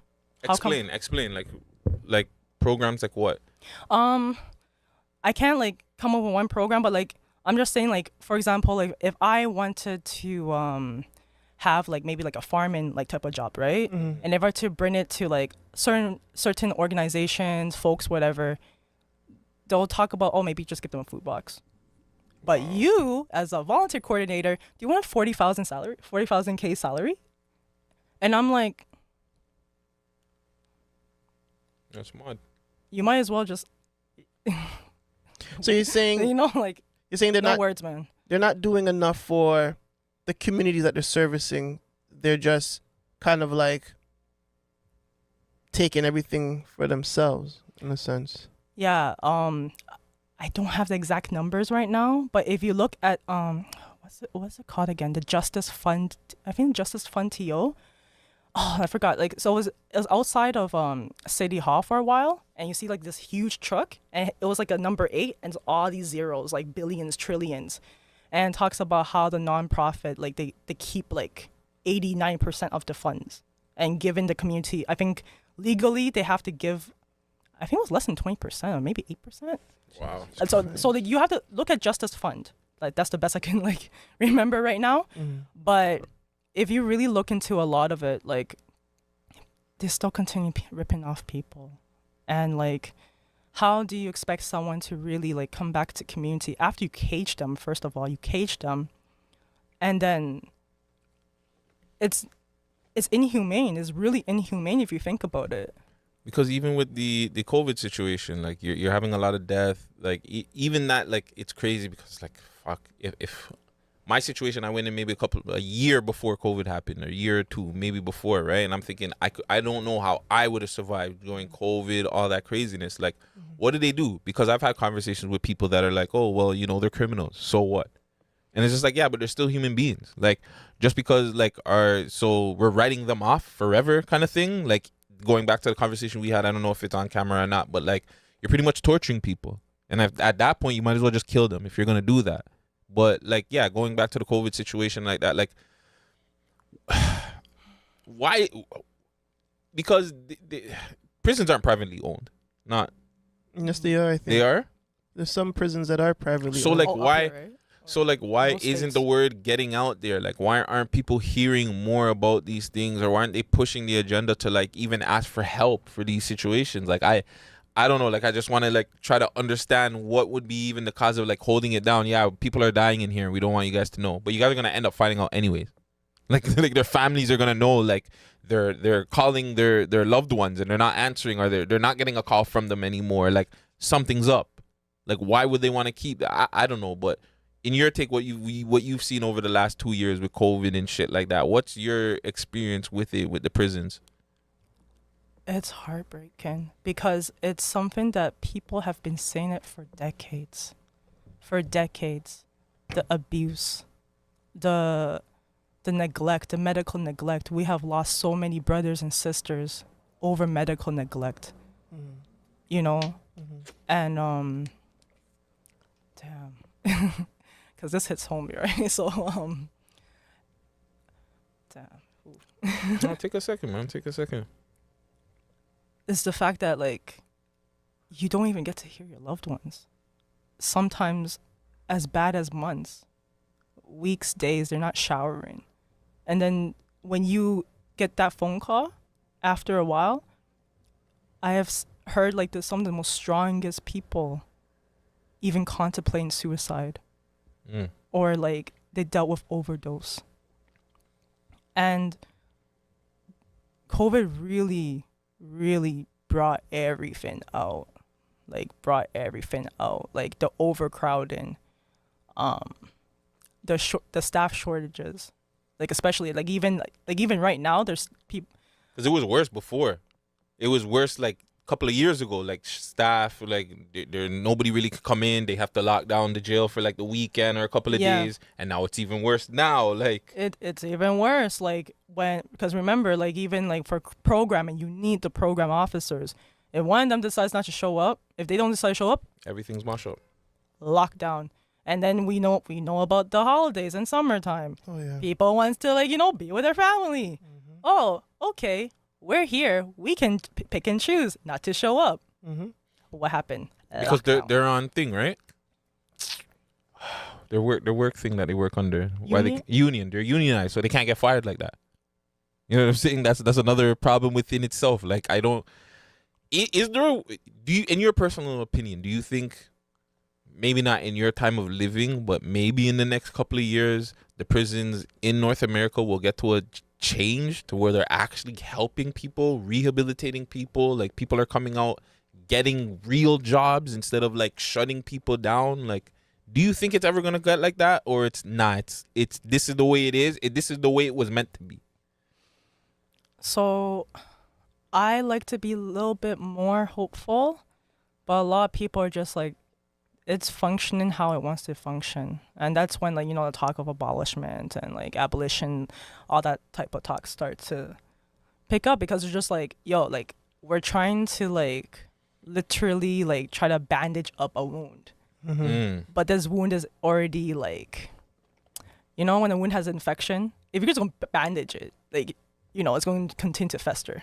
Right? So that's why they're talking about just wiping it clean and starting out again. And I don't know, like, to be honest with you, I don't see it in this lifetime. I find with, now with technology and social media advocacy, like, a lot of people like, yeah, change.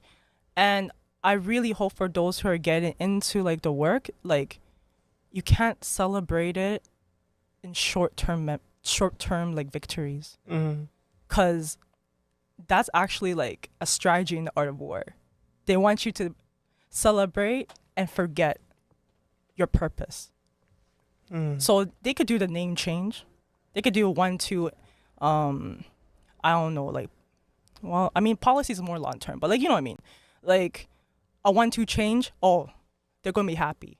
They're gonna like leave us alone. And when people start to forget and people hop onto the next trend, what happened to the people that we were trying to fight for, to be a voice for? Like, we see it, like, especially within these past 2 years, we've seen so many trends and people are just hopping on and off, and the people who've been like long-term like advocates, activists, they get screwed over. Because when the majority moves on, that's when the enemy starts plucking out people now. Like, jeez, yeah, you're going to the bin. Yeah, you 7 years for this shit. You're causing disturbance. Bye-bye. People start getting followed now. People start all sorts of shenanigans, right? But would the public even pay attention? No, they're on some next, like, they're on the, like, I don't know, the 15th, like, trend. And, like, it's so dangerous. It's not safe. And people get burnt out. And, like, after these past 2 years, I feel like a lot of people are they're just, like... they're tired. Like, and it sucks because everyone's burning out at the same time. That's the worst. You don't want everyone to burn out at the same time. That's when like the enemy really screws everybody over, and they're going to wipe everyone clean. Facts. So another thing we started seeing a lot of was the trend of a lot of, well, like we were seeing the trend of artists going inside, but a lot of Toronto rappers and like a lot of notable artists, whether it was like the Heartless G's, Sam G's, Jay Nobles, Bizloke, like we started seeing a super trend. The trend that was pretty interesting to me was the Heartless and Jay Nobles trend of using their lyrics. They were the first, well, I want to say Jay Noble was actually the first artist where they kind of used his lyrics against him. And then, not Jay Noble, Heartless G. Heartless G was the first one. Ammo, Ammo. They used his lyrics against him. I apologize. Yeah. But Jay Noble's situation too was kind of messed up, where it was just like they just were like, you're a gangster, you're the head of this gangster crew. We're gonna take you down. And I don't know if you ever, like, if you were paying attention to the Jay Noble situation, the video, to me, like, it's crazy to me. Like, they show the video of him in the center and saying that he made the eye contact, but what they never show is Jay Noble's reaction to when the guns go off. They're showing everybody else's reaction. Hey, well, you know, these persons were scared. I wanted to see Jay Noble's reaction to see if he was scared, because if he was an alleged gangster, this and that and the third, he's gonna be scared if guns go off too, because these guys might be coming after me then if you guys think I'm a gangster. On top of that, if he knew something was gonna go down, why even stay in there?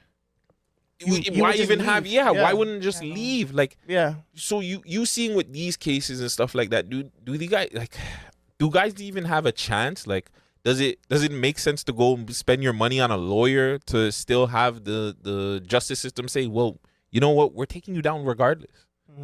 Like, what does somebody in Jay Noble's situation do? Like, we're obviously putting awareness to it, but if a big name lawyer doesn't say, well, hey, I'm gonna take this case just because it's the right thing to do, what does Jay Noble do? He's stuck behind bars for something that they're alleging he's doing. Or that he did, sorry. And sorry to cut you really quick, because he said something about this in his case. Yeah. So he put up a statement. This was on July 28th when he was just talking about the whole case in general. And he said in one of the paragraphs, like, the person convicted of the committing the actual offense testified at his own trial.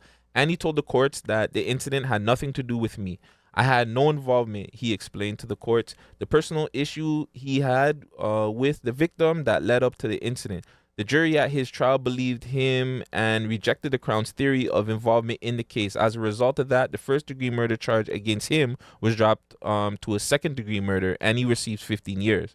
But my boy is getting life. He's getting a first-degree murder charge. Jay Noble. Yeah. So it's like, even that, like, they're just making up things, and it's just like, well, I don't know. Like, what do you think Jay Noble could do? Like, if somebody from Jay Noble's camp or family hears this, what do you think they should do in his situation? So when it comes to like cases like this, you don't want you want to make sure you keep the case relevant. And this is what I learned, like supporting loved ones in like Florida and like California too, right? So you do your petitions. It's very I know it's a very slow and tedious process. Talk about it. Come onto their platforms, create these platforms, podcast, continue to talk about it, because you don't know who's going to listen. So you could do petitions, you could do like email zaps, you could do phone zaps, talk to your local MPPs, like send letters, letters of support. What if you get denied appeal? Is it pretty much a wrap? Because for certain people, they think like, whether here, once you appeal, once you get denied, it's done. That's what people say? Yeah, that's what people say. I know that I know you can still fight it. Like, you go to the Supreme Court. Like, there's other ways that you can do it, but people think like, once you denied appeal, that's it, it's done. You gotta hold it, kind of thing. So this is where your resilience is tested. Don't give up. To the loved ones, don't give up. I know it's really taxing. Like, I have loved ones that are fighting like 40 years. Deny, but they're still fighting. Yep.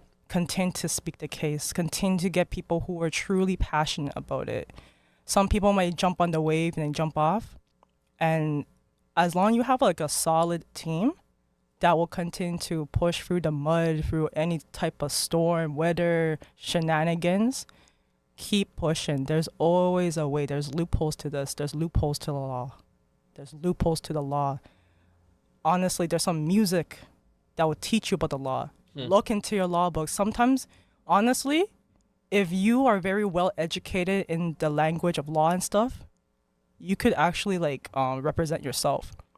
But study it. Study the law. Take your time, especially for the man them and for like the woman. Like, have your loved ones go into those law libraries. Have them talk to professionals. Yeah, there's going to be a lot of times the door is closed. They're going to say that there's going to be a lot of people that are going to discourage you. Go to the next one. You don't have to just stick to one person. It doesn't matter how famous they are or whatever. Go to the next one. There's just one like platform that denies you of talking about your loved one's case. Go to the next one. Call in. Keep fighting. Keep fighting. There's going to be someone that's going to pick it up. All you need is that one person to pick it up and really showcase it.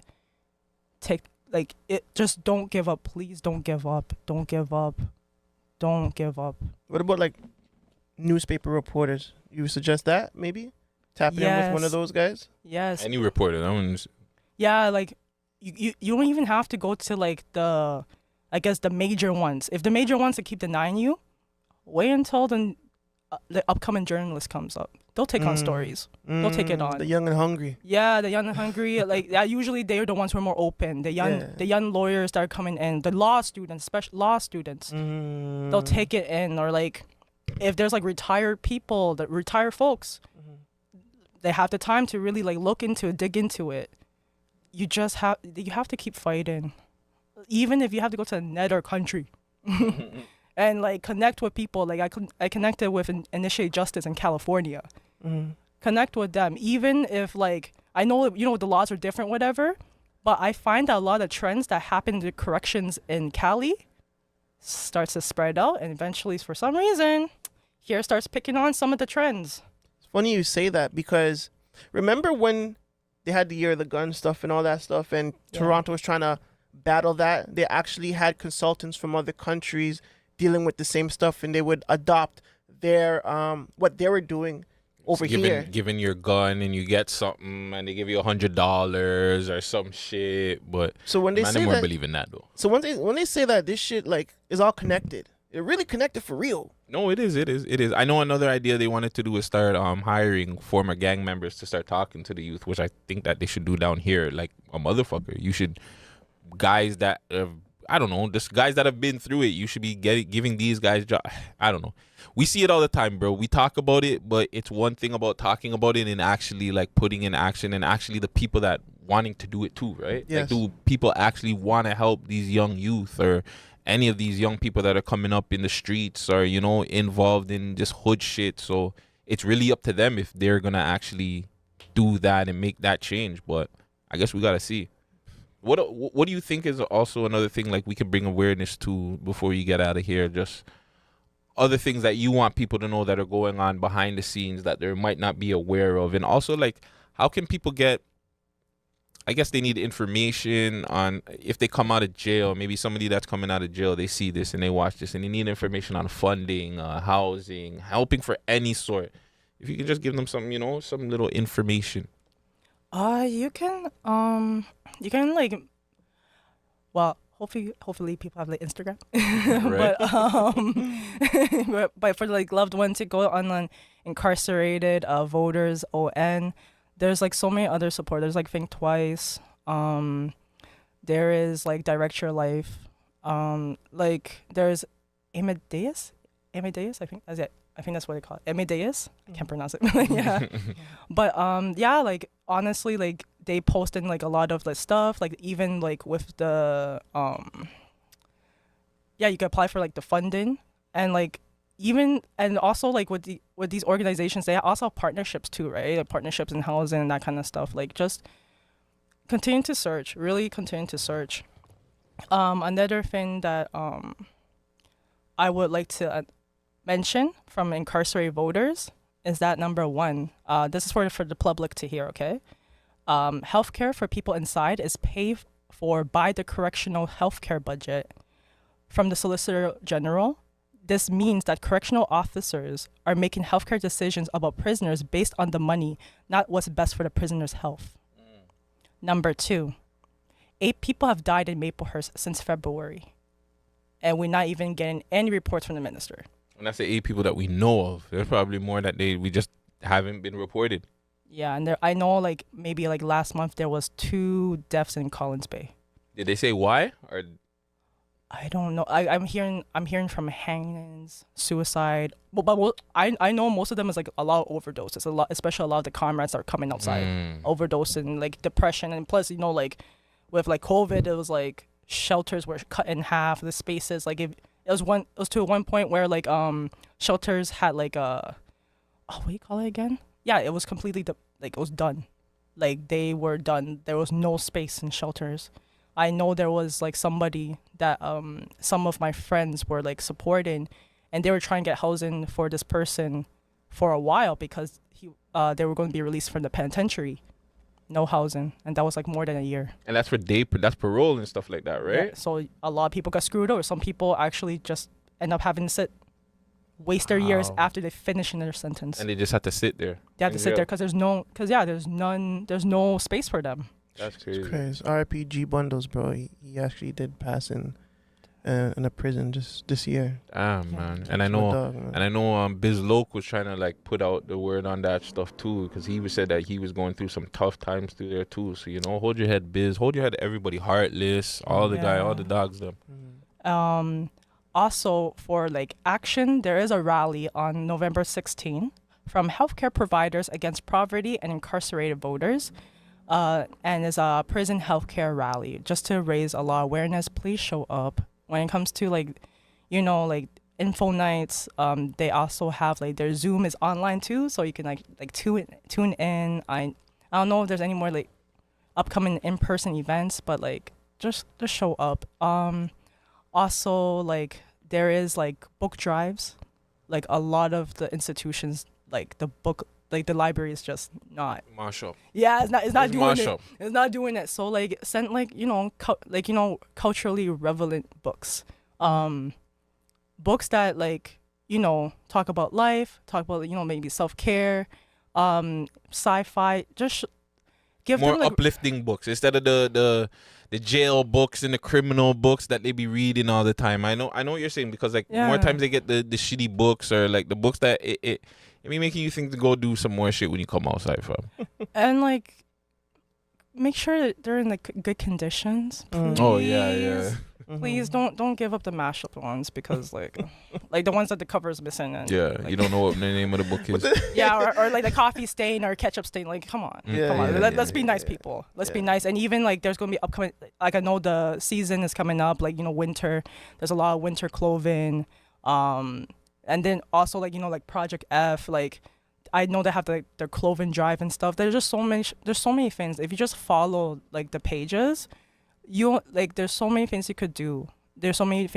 I don't know what's going on with the prisoner emergency fund from TPRP, but like I know there should be like other emergency funds and like food box runs, and they need like a lot of support, because these higher ups, there's so much they're going to do before they're going to be like, nah, like this is too much, right? Like we take care of ourselves. Facts. Right? Like at the end of the day, like we have seen how community really stood up, but we need to have that consistency on the drive. Like even when I think it was winter time, and like they did like an emergency drive, they raised up to, how much was it? It was like a couple $100K within like a week. Nice. Right? Mm-hmm. It was possible because people had like the heart. People had empathy. It wasn't just the labels, and it wasn't like, oh, this person was incarcerated or what crime did they do, blah, blah, blah. Like they just seen them as humans. At the end of the day, they're still humans. They have families, right? Like we can get to all the politics and all that kind of stuff, but can we just look at them as humans first? And then like act accordingly, like act like treat them like humans, because remember, like, life is surprising. You don't know every day, every second. All it takes is one decision. One split second decision change your life forever. Yeah, and knowing how the courts can be, and if you don't have that money, if you don't have people who are willing to fight for you, like, even just the fact that, like, a lot of people in jail shouldn't even be in jail. Like, like a lot. Right, I told you about my story at the beginning. Yeah. Like, even, like, there's wrongful convictions. There's, like, people who's just still awaiting trial. They're not even. Yep. Like, I thought I was innocent until proven guilty. Now it's like guilty until proven innocent. People that get immediately get told that they're a dangerous offender and they're just sitting. No, not even a release date, no date for anything. You're just sitting because you're a dangerous offender. Because that's what they labeled you as. So you can't do anything. You just gotta wait till they label you not a dangerous offender. Even that whole entire dangerous offender, there's times when, like, it's literally because of the neglect of staff, but you still pin it on the mandem. Yep. And that'll have to be another time. Yeah, don't worry. You're coming back. You're probably gonna be here every month, bro. Yeah, we should bring it. No, honestly, real shit. I'm thinking, Glow. Even if it's like 20 minutes, anytime that there's something going on, call us. If we're in the area, you come film. Let us know what's going on. We can ask you questions about it because where else are you gonna have a space like this? And if we have the space and we have the opportunity to put more light on it, this is definitely something I want because I know. Like, majority of the people we all know, like, there's somebody we know that's in the streets, right? 100%. And they might be hearing this, and they might change their mind to be like, you know what? Yeah, I'm hearing this is all the shit that I got to go through just in case I get arrested. I don't want to deal with that shit. I'm off of this. And because I heard you guys talk about it, I want to go get a real 9 to 5. I want to go apply myself for something else. So, or be an entrepreneur, or, you know, pick up one of my hobbies. You know what I'm saying? Exactly. Bro, we can go so deep into the issues, the social ills that these communities have been going through, and the mistreatment that not only just the jails but the people of power just don't want to fucking deal with the youth them right, dog. Like, there's so many ways to navigate, you know what I'm saying, troubled youth or youth in communities that may, you know, touch the wrong step. There's things we could do as a people, but we just ignore them. We ignore the fact, or we take the money, or you know what I'm saying? Oh, we got a family. Why should we care about this, nigga? Yeah. Come on, my G. And, like, even talking about youth, I really want to end off with, like, for anyone who's listening, especially, like, you know, right now my heart weeps for, like, a lot of youth that are, like, who are victims of the violence, who are committing the violence. I really do want to have a message for you. It's called generational compensation. At the end of the day, whatever decision that you make, it could be something that you've been thinking about. It could be something that was act on emotion. Maybe it was a hurt of pride or ego. Or maybe it was something that someone have done you wrong and you don't know how to handle it. Or you had the space to really process your thoughts. I really want you to, like, hear me out. Karma will get to you. If not you in this lifetime, it may hit your descendants. It may hit your loved ones in your family. Remember, with violence is not just between both parties. It's everyone around it. So, before you make your decisions, I really want you to think about it. Just think about yourself. Think about the loved ones that you really care about. Like, I don't know how many people really, like, are comfortable talking about it, but there have been people who, like, some grown people, big people, that broke down in tears because they couldn't protect their child. And, like, as the violence is increasing, this is, like, don't do it for the clout. Don't do it. It's not worth it. Too many young people who haven't even experienced life get sent for life or doing life. It's not worth it. That's all. Like, you are loved. I don't know who you may be, but you are loved. Please think about it. Thank you, man. Those are some kind words from Glow, man. Thank you, Glow, for coming through with those kind words and just all the information. Make sure you go check her out on Instagram. That's GL Glows. Hood Chronicles out. Where can they get this at? Amazon and all the bookstores there. I don't know the bookstore thing there. No, you could just DM me because I like to actually meet the people that buy my books. So DM her if you have any information, anything with any prison stuff. Serious stuff though. Don't be hitting her up in her DMs and take her out on date and she's a baddie and all them stuff there. Professionalism. But yeah, and hopefully you can come back. We can talk more about like the loved ones in the prisons and just more anything that you got going on. Write it down. Let us know. Come through. We can chop it up with you, man. Any last words? Anybody got any last words? I thought this was really, really dope. No, this was perfect. I don't even want to shout nobody out. I don't want to shout nobody out. I want to shout out Glow. Yeah, hold it down, everybody. That's behind bars. Hold your head. You know, even to the people that are working that are actually trying to help. Yes. You know what I'm saying? We gotta appreciate those ones. And hopefully, you know what? If you have any CEOs or anything, tell them to come forward. We need to talk to them. Yeah. Because maybe we there's a disconnect. And we need to find out, maybe that's the connect right there is the CEOs. Maybe the CEOs could be helping the man so much more, but there's a disconnect and we don't know how to connect it. Exactly. Yeah, definitely we need to talk to a CEO or something. Yeah, a CEO or two. Yeah, a few. Yeah, CEO few. Make sure you guys like, comment, and subscribe. Tap into what Glow's doing. DJ Las Vegas, Fleetwood DJs. Nah, bro, Fleet DJs, not Fleetwood. Sorry, Fleet DJs. Fleetwood is a country guy. Fleetwood Mac. Nah, I don't know. Fleet DJ gang. Fleet DJ, what it do? I don't know why International Fleet DJ. That's what's up, bro. We off of this. Peace. What's going on, ladies and gentlemen? What's up, Toronto? It's Rax. Yo.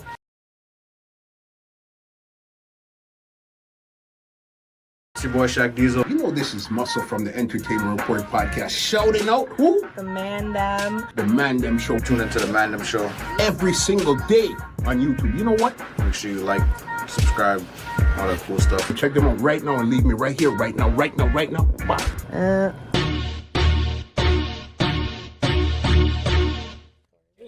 She looks like she's a mod one.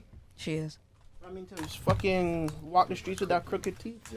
Well, what's wrong with you with crooked teeth, fam? That teeth thing is cute, fam. Stop if you it. have money, you fix that shit, alive?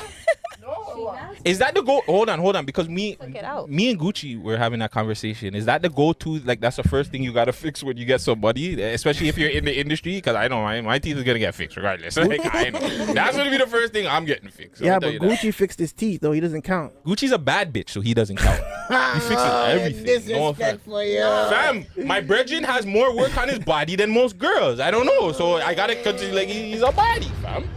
I'm just saying, like, yo, the man. So what the man them can't work on their body? Remember, she got her tooth done. She got it. She fixed her tooth. But then she still pulls and it then out. she put him on it. And then he said, and then he was like, nah, you're stunting too much with the tooth. I don't like how you're acting with the tooth. What do you mean? Yeah. We'll save it. No. Wheel back. What do you mean he put it? Yeah, like him on it. You on didn't the know tooth. that? What? No. She put his face on the tooth. Like a tattoo? Yeah, it's like how you said Bluetooth. Oh. She put blue on her tooth. Oh my god. Literally. She did that, and then he was like, "Yo, you're acting too soft. You're feeling yourself too much with that tooth in your mouth." And she was like, "All right, daddy." So she took it out. Ooh. Wow. No homo. Blueface probably got like some great D, fam. Cause the way he has that girl, fam, I don't know, fam. That he has that girl ways, bro. But what about the fact that bitches come up to her and be like, "Yo, women come up to Krishan and be like, "Yo, just the other day, I sat on his face and rah rah." Like, what about that shit? Like, how wild is that for Krishan to take that backlash from just random chicks? If that's your man, that's your claiming. You have cups with him. You see some show. That's why they keep breaking up. And then they come back together. But so are you saying whose fault is it? Is it her fault for continuing going back to him? Why or would is she it continuously go through these motions and knowing that this nigga's gonna end up fucking on her anyways? Like, what's the mentality? Maybe let the ladies answer, but I think I know the answer. You wanna go first? Child, I think this is my personal. I think some people mentally are not fully there, and I think Yeah, I'm gonna just keep it at that.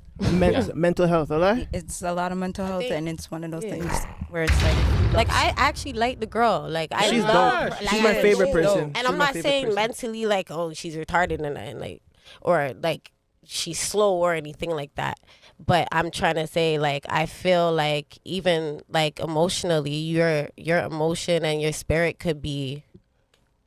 It's just she's not right. Yeah. She's not right now. So I feel like that's what has women going back and forth and stuff. When you're broken, Facts. you're gonna do that. So it's one of those things where she probably thinks she's ugly still, regardless if she's No, beautiful. it's not even that. She knows she's a bad. She knows she's a baddie, but it's like one of those things where it's like, bro, at the end of the day, like I said, these guys behind closed doors, they get busy behind closed doors, meaning they thump behind closed doors. So whether it's in front of the camera, behind, they're still the same people. You feel me? So whatever they have, it's when you love somebody, that's like Ike and Tina. They loved each other, but they weren't good for each other. Everybody knew they weren't good for each other. They know they're not good for each other, but it's something about it, whether it's the sex, whether it's how he speaks to her, whether she probably likes that tough guy shit. Look at her. She plays football. She body slams bitches in sinks and shit like that. Like, you understand what I mean? He boxes too. That's their love. Like, that's their love sign. I think it's love language. That's their love language. I think it's the trauma of both of them. They're both families that mash up. Moms, like, I don't know, you don't hear about Blueface's pops, Blueface's mom, whatever, her mom's situation or her dad is mash up. And then it's two hurt people in a relationship. You know that's not going to work, right? Hurt people. So, like, they got to deal with their inner trauma before they actually be in a real relationship kind of thing. Facts. It is what it is. Mature things. Get to the intro, cuz. Get to the intro. It's the Man Them Show. You already know your boy Gutsy. Who's that over there? DJ Las Vegas. And DJ Las Vegas. We got two special ladies, two special guests. We got Queen Destiny, Miss Destiny in the friggin' building. She brought Miss Brooklyn here. Ladies, you want to run the tune before we get to the... Let's run the tune before you get to the Oz.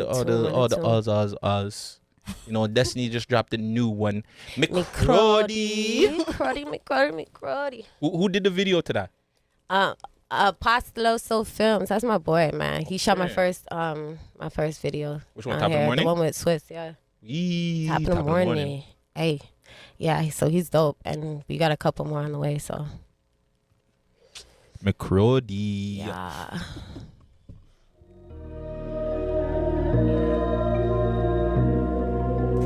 Hey, DB, plug me up. Vibes. My work, all perks. My grind, my turf. My fiends, I serve. Make money, I splurge. Whole team in it, we first. Ain't no acting, never rehearsed. We be laughing, baby, we smirk. Keep it stacking up. All of my haters can blow me. You think you better don't know me. All of you bitches can suck on the tip of it. I don't want none of you wrong me. Wardy my wardies. We cannot fuck with these phonies. Crody, my shorties, they shoot out the coop with no DB, plug me up. I've been hustling all night and day to get the weight up. Brodies and the Crodies with me, we gon' get the paper. Haters lurking on me from the moment that I wake up. They don't even know me, they just know I'm on my way up. Yeah, I mix the pink with the purple. Better get high than herbal. Y'all bitches be funny in circle.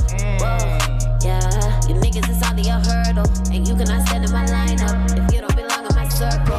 None of my haters conform me. Sorry, this ain't no origami. Up at the top, they known. I'm bringing all of the homies. I'ma bring all of me grodies. Destiny all grown up now. What up? Way too legit to be falling. Hey, Way DB, plug me up. You know? Adam is getting robbed in this part. Don't worry, we'll probably put the videos up here.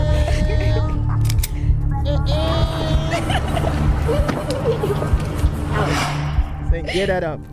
Get out there. Wait, you did the move? Oh, you're hard. It's like GTA 5 Alive when you're the girl. Hold on. My work, my grind, my turf, my things, I serve. Make money, I splurge. Whole team in it, we first. Ain't no acting, never rehearsed. We be laughing, baby, we smirk. Keep it stacking, never rehearsed. All of my haters can blow me. You think you better don't know me. All of you bitches can suck on the tip of it. I don't want none of you wrong. Wardy my wardies. We cannot fuck with these phonies. Crody, my shorties, they shoot out the coop with no DB, plug me up. I've been hustling all night and day to get the weight up. Orders in the quotas with me, we gon' get the paper. Haters lurking on me from the moment that I wake up. They don't even know me, they just know I'm on my way up. Way up, I just wanna get the paper, get the paper. Yeah, I just want it from my wake up, wake up. Hustle morning till the day's up, day's up. Jeez, that's the latest one from Miss Destiny.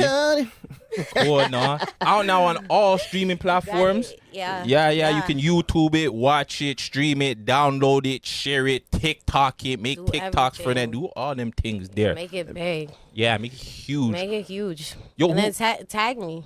I'll post you up. Whose idea was it for the music video and stuff? Was that your personal idea? Like, yo, I want to rap somebody. I got a lot of stress. But my manager, Michael Ramsey, he does like a lot of like coming up with like the ideas and stuff. Ideas, yeah, and like he does a lot of like the directing on set.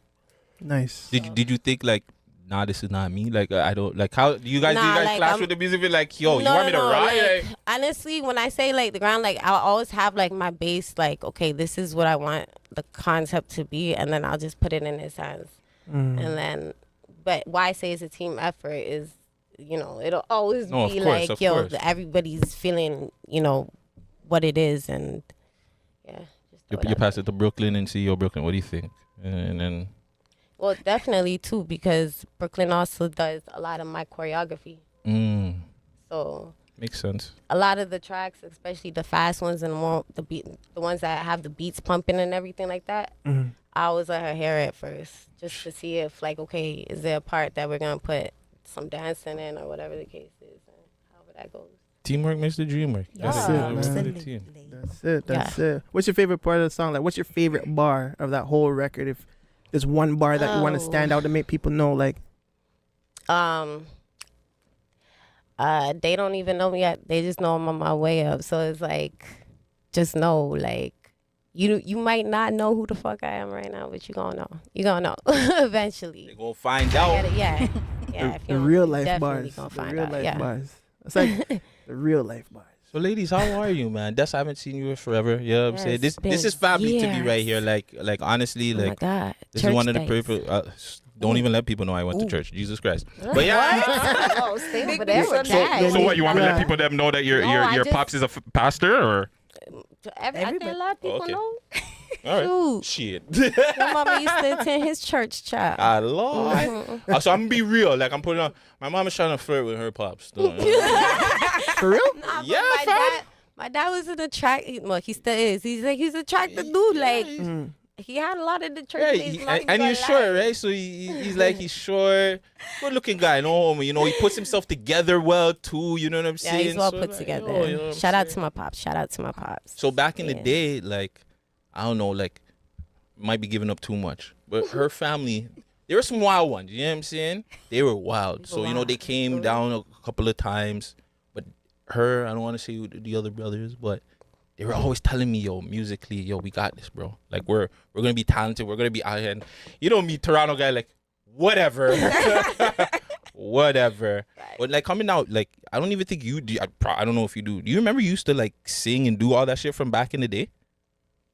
Yeah, nigga. Okay. It's my journey. Like, yeah, but like even seeing it like now, like some of the like the music videos and everything happen. That's like, actually a good question because, there's times where like certain people will come up to me that are here in Toronto and they'll be like, oh my God, do you remember you on my radio show from like how many years? And I don't really remember because it'd be sometimes, you know, when like back in the day when you'd be like, when you have a talent and you're around your friends, they always want to shout you out. So they'll always like take an opportunity to be like, yo, just da-da-da-da. So I didn't remember it like that, but there'd be moments like that happen. So yeah, it's a good question. yeah, man, like it's just, I'm just happy to see like the up and comings of I'm proud of the whole family, the whole journey. You. Thank you. What? I'm proud of you as well, actually. Thank you. Look at you. I know here. Look at me. Number one Look at interviewer me, in the babe. city. Wagwan. Taught the things, but how has been the journey though? The journey from when you started to now. How would you explain the journey? What would you say, like, if you could describe it? All right, so technically, I want to say I started like way, way, way back, and that's when my journey started. But then in all reality, I took a break for a minute. I had my kids and stuff like that. I took a little break. So. And two, really quick, sorry, because I know everything. You were doing music before homie too, you know. Oh yeah, because I'm older than him. Yeah. So a lot of people don't know that. They think I'm the youngest. Nah, you the oldest. Sis. I'm not the oldest. Not the older, but you're the older. I'm in the middle. I'm in the middle. She's in the middle, but she's the oldest. But Tori's actually the youngest. Like, apart from my two younger siblings that my dad had after my mom passed. So yeah, I've been doing music from since he was legit still in elementary, just trying to follow what we were doing as older siblings. You know what I'm saying? Do you prefer to sing or rap? I prefer singing. Singing is my passion. Like this singing that you just dropped on McCrody, or like That's not really. That's more. That's more like That's yeah. more That's rap. more rap. I dropped a little bit of vocals there, but that's not singing. I find that's more like just swagging on the vocals, you know. Do you think it's challenging? Because nowadays everybody like it's you get the two intertwined, right? Like the R&B with the rap with the R&B. Do you feel like it's challenging to like just give like a straight up R&B or a straight up rap song sometimes? Not challenging. It's more like because that's me, because I sing and rap, like I don't really want to come on a track just singing. If I know the track, I mean just rapping. If I know the track like entails that, like just the whole flow, well then I'll do that. But I'd rather like, you know, sometimes you have to go to a whole feature for that. If I know I could do it, like what's the point? You know? I might as well just, you know, do what I gotta do, bust it out. Sometimes I hear stuff in the song that has to be in there, and it's like I gotta do it right away. So You're also a songwriter, and a conversation that me and Vegas were having with a lot of the ladies is would they take, what is it, the song? Like, would you take a song from somebody or lyrics from someone? What is it exactly, Vegas? So basically, say you get in the booth with like Hitmaker or something. He's like, "Yo, Destiny, I got a wicked song for you. Like, you know, it's already ready, done, ready to go. Somebody already voiced it, and they said, "Yo, your vocals on this would be amazing." Are you taking that record, or are you trying to like what are you doing? What are you doing in a situation like that? well, at this point, like I guess depending, like business is business at the end of the day. So if it's numbers that I really want, like I might take it, but I definitely know I am the type of person that have been in certain deals that I kind of demand my own creative rights into it. You know what I'm saying? I'm not going to fully take over a project or nothing like that. You know what I'm saying?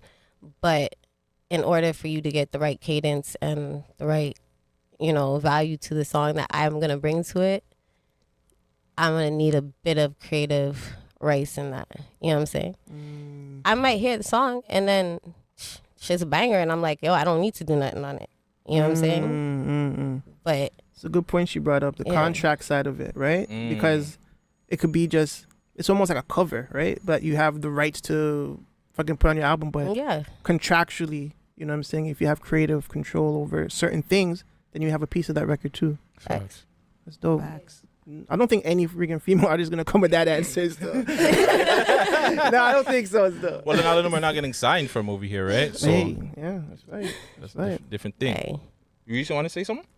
Oh, listen, man. Oh, my bad. She's handling it very well. Like, you know, she. So you were saying like you had a little drop off, obviously with the kids, right?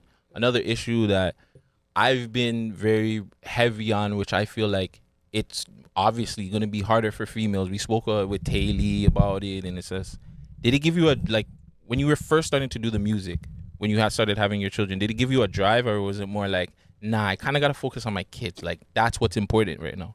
At that time, yeah, I had to focus on my kids. I feel like now times has really changed. Like when I see how many of the like boss females out there that actually have whole careers and that are raising the kids right now, they make it's a lot easier right now. You know what I'm saying? So I don't think I would have to necessarily deal with the same struggle if it was, you know, more whatever. But in that time, yeah, it was like, yo, you do or die, like, you know what I'm saying? Like, yeah. you gotta, But that's also the industry itself. You weren't seeing a lot of ladies have children or have a baby beforehand. Yeah. And then come out. You more times see Remember, them, they back were then, single. It wasn't cool to do that. No, Yeah, back then it was. Remember, back then you couldn't even come into the game with people knowing that you had a boyfriend or a girlfriend. Mm-hmm. You had to come into the game like straight, where it's like even though you had a man, it's like you had to keep that under On the wraps. low. Or if you had a girl, it was the same thing. Mm-hmm. It's like Nicki. When Nicki came out, she knew, yeah, I wanted to have a kid, but she realized, yo, I have, a career. With females, it's different. With the male artists, they can go out and have beer picnic and still, like Future, all these guys can have beer And picnic. be a young boy. And you understand what I mean? And still, look at MB, he's popping. 10, he's on his 10th with You know like what I Nick mean? Cannon With or some females, shit. it's more, and especially with black young females, it's way different. Like, you have to do this and have all your ducks in a row before you do anything for people to even take you serious in the game. You feel me? So she's absolutely right. Like, the generation and the times have completely changed. So those stigmas obviously bothered you because you're just like, well, fuck. What's the sense when people are going to look at me like I have a kid, right? It didn't bother me too much. It was just what I had to do at the time. Now that I look at it, it doesn't bother me. It just makes me feel a little bad because when I think about how many people were locked down to like a lot of labels back in those days, and they were having or they were pregnant, and a lot of those labels was just like, yo, you can't have this kid. Like, they put the decision out there for you. Yeah? Like, it just kind of makes me feel bad. Well, it's not like they put the decision out there for you, but it's almost like, yo, if you do this, they're trying to let you know, like, somebody else is going to take your spot. You know what I'm saying? So, like, you can't, that's not, that it's kind of like taking someone's whole, like, you're telling them, you can't do this if you have that child. It's almost like if a girl had a baby. It makes them have to make their own choice about it. But then it's really their choice at the end of the day, kind of. It's almost like having a baby is like a nigga going to jail. Once you're in the bin for like 5-10 years, it's a wrap for you, cuz. That's it. No, the man said going But to is jail. it? But I think it's a little bit different for the guys going to jail. Not well, really. I guess You're not no, when you say 10 years, actually. when you say 10 years, yeah, that is because literally we haven't seen anybody really do that yet, right? Bobby's the closest thing, but his situation was different because he really never popped off first, right? But yeah, once you go to jail for 10 years, it's a wrap. You're with your music. Bobby, are you talking about Bobby Shmurda? But yeah, Bobby Shmurda. He was popping, but I don't think he was really popping like that. fam. He literally had no, but I'm saying that one song. No, but I'm saying that one song was popping when he went in. Went in, yeah. So at that time, that's how people knew who Bobby Shmurda was because of that song. But now him coming out now, a lot of people are saying his music sucks. That's a fact. But that's what you. But Bobby, I don't know, man. You know what though? One thing that held Bobby was the shelf time on his record. It was a very long shelf time, so it held him for at least 5 years because people are still in the club going crazy to that song right now. So the song held his relevancy. But obviously, when he came home and he's just doing different shit, it's almost like, bro, where's that? You know, the hat's gone. I don't want to see it no more. But that's an absolute fact. They're not getting that vibe from him no more. You know. So how do you pick your songs and like the production and you go about that? Is it again team effort, or is it a thing like you're just on YouTube, you hear some songs, you holler at producers, do producers be sending you stuff? You mean like how do I pick the song I'm put out, or how do I pick like? Well, pick songs that you want to do, like, or just pick beats or more. Like, are you producers. On YouTube? Do you have like producers that send you beats? Like, how's the process? Yeah, I have a couple of producers that send me beats. A couple of them, so shout out to them because I can't just say like I can't get everybody's name individually right now. But I have a couple of them that send me beat packages, and they know by now that I'm like full of genres, so they'll just send me a beret of different genres of beats, and then how I pick it is depending. I used to be like, yo, it's summertime, I gotta make summer stuff, you know, and then I used to just be like, yo, try to do that, and I noticed like that would get me stuck. So I was like, okay, you know what? I'm just going to make what I'm feeling that day. Like, I'm going to make, you know, even if it's something that is not going to pop in the summertime and it's summer, and it might be like a fall joint or something like that. But if that's what I'm feeling that day, that's how I go about recording it. You know what I'm saying? Certain beats, you know how melodic stuff gets you in a certain mood. So you could always be flipping through beats, and then it's like something just captures your interest or what you're feeling at that moment, and then you just rock with it. That's how I usually do it.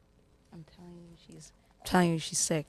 I'm not just saying this because people, but I'm like some of the music that she makes me hear is like, bruh. Is there ever some music that you're like, yo, why haven't you put this one out? I say this all This is my I issue say with this Des, all bro. the time. Oh my- Listen. I look at her every single time. Destiny, how many times have I told you that? I've looked at her and I said, bro, drop that right now. Like, even if you don't have bro, drop half of that snip. Because it's just like, when she gets in Crody, when she heard that, she was like, yo. I told her, I said, yo, drop that now. So I I was said, like- yo, hit them where they need, like, you understand? Because I know what she's capable of doing. You feel me? And with her, she's very, very, and with Michael as well, he's very, very, they're perfectionists, right? So they're not gonna put out stuff unless they're ready. But with me, like, I'm just no, drop that right now. Mike's like, nah. But do you think that is holding you back though at the same time? Because I feel like that's, to me, my personal opinion, that's your problem. You're not consistent enough. That was a bit of my problem. You know what I'm saying? Right now, I've taken time out to literally just like record all my records, so I have them like an abundance of records. And then now I'm like, okay, let's start getting all these videos done, so we have them just stacked up. So we're gonna start bringing stuff out a lot more consistently.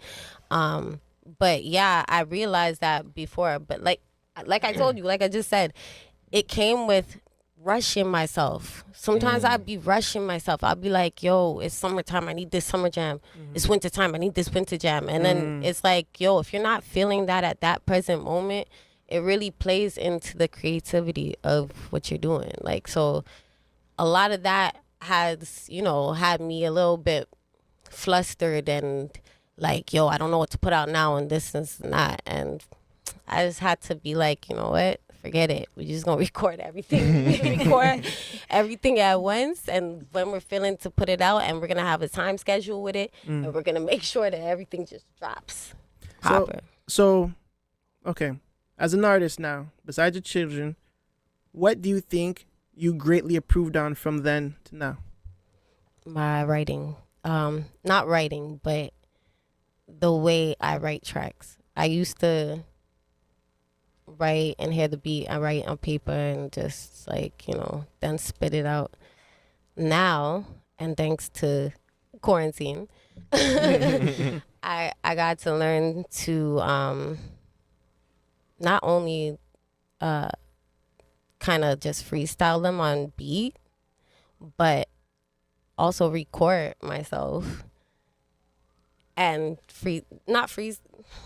freestyle, yeah, kind of as I'm going along. So what I do is I'll start like at the beginning of I'll just start at the beginning of the song, and certain things I'll hear, and I'll riff out my tune, and then I'll be like, nah, there might be times where I feel like, yo, this has to just go here, like something I hear has to just go here, and I put it in certain areas, and I just make sure that, okay, I go from the top of the song to the end, just filling everything in.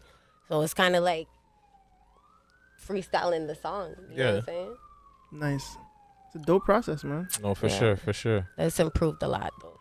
I'm gonna stay on the consistency thing for a second, because I'm gonna be one. Hold on, shout out to the ambiance, Toronto ambiance. This is what I'm talking about. Hopefully everybody in Toronto is good. Shout out to Toronto ambiance. It's real ambiance. That's the ambiance. That's the Toronto ambiance.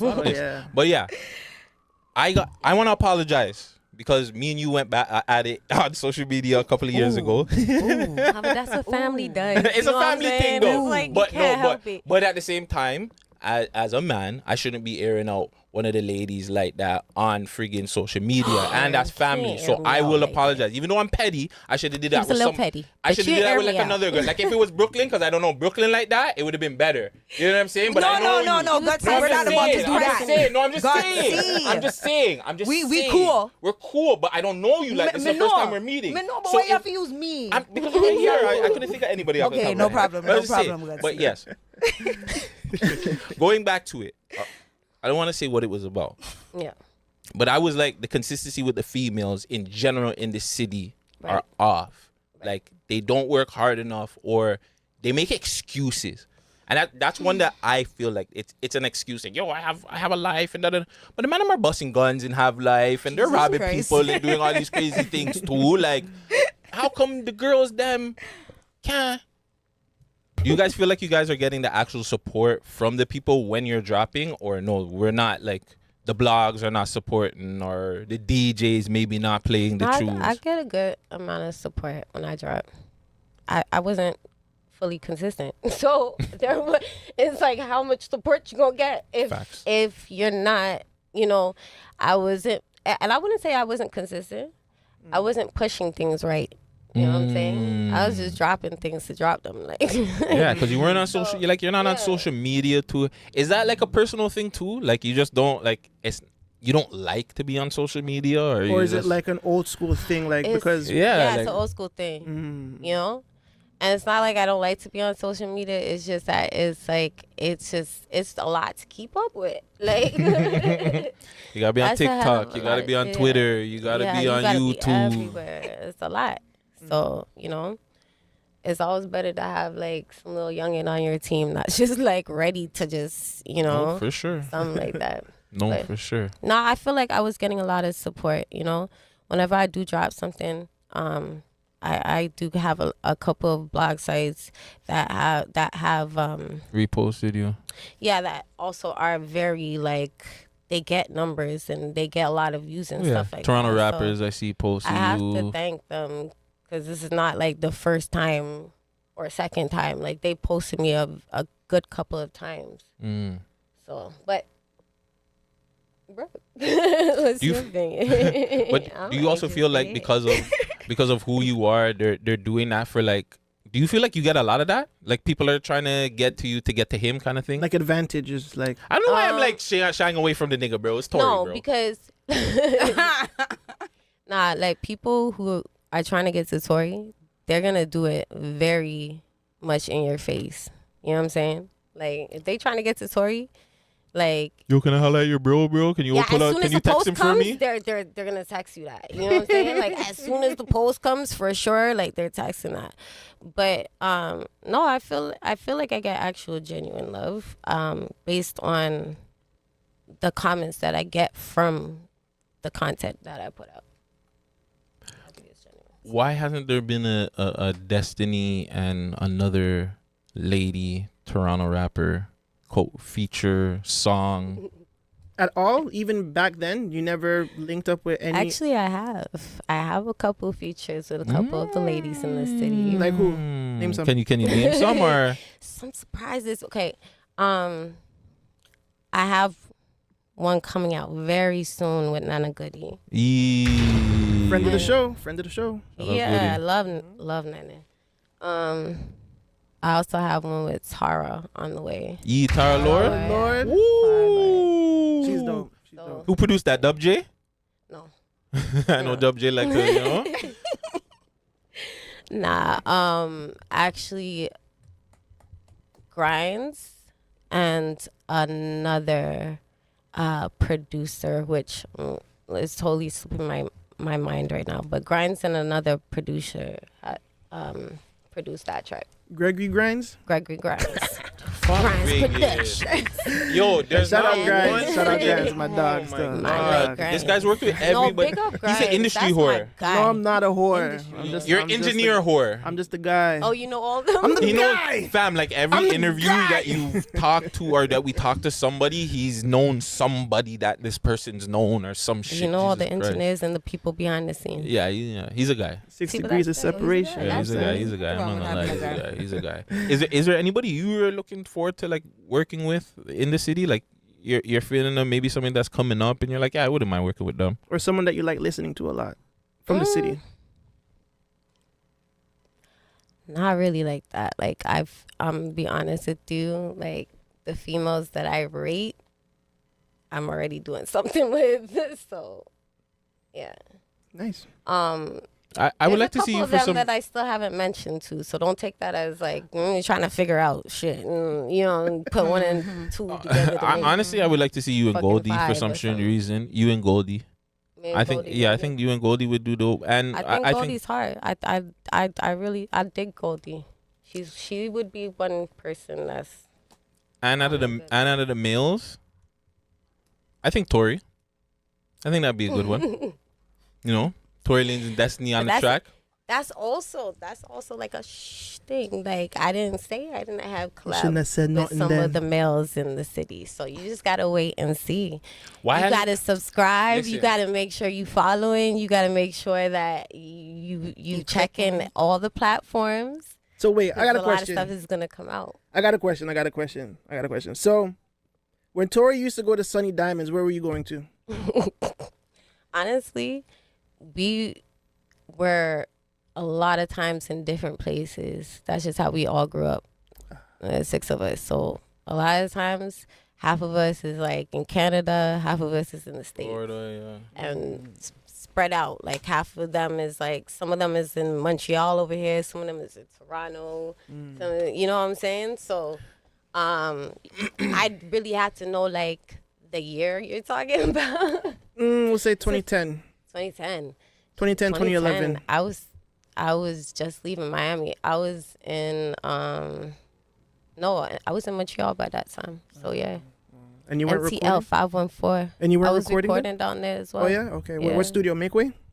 Oh wow! I told you. Now I see what you're talking about, bro. Fam. I see what you're talking about. He's disgusting. Yo, you be throwing plugs in there all the time. Shout out to You're the Makeway. plug man, eh? Shout out to Makeway is like the Makeway best studio I Studios. ever been to. Fam, he's like been to the every best quality. studio.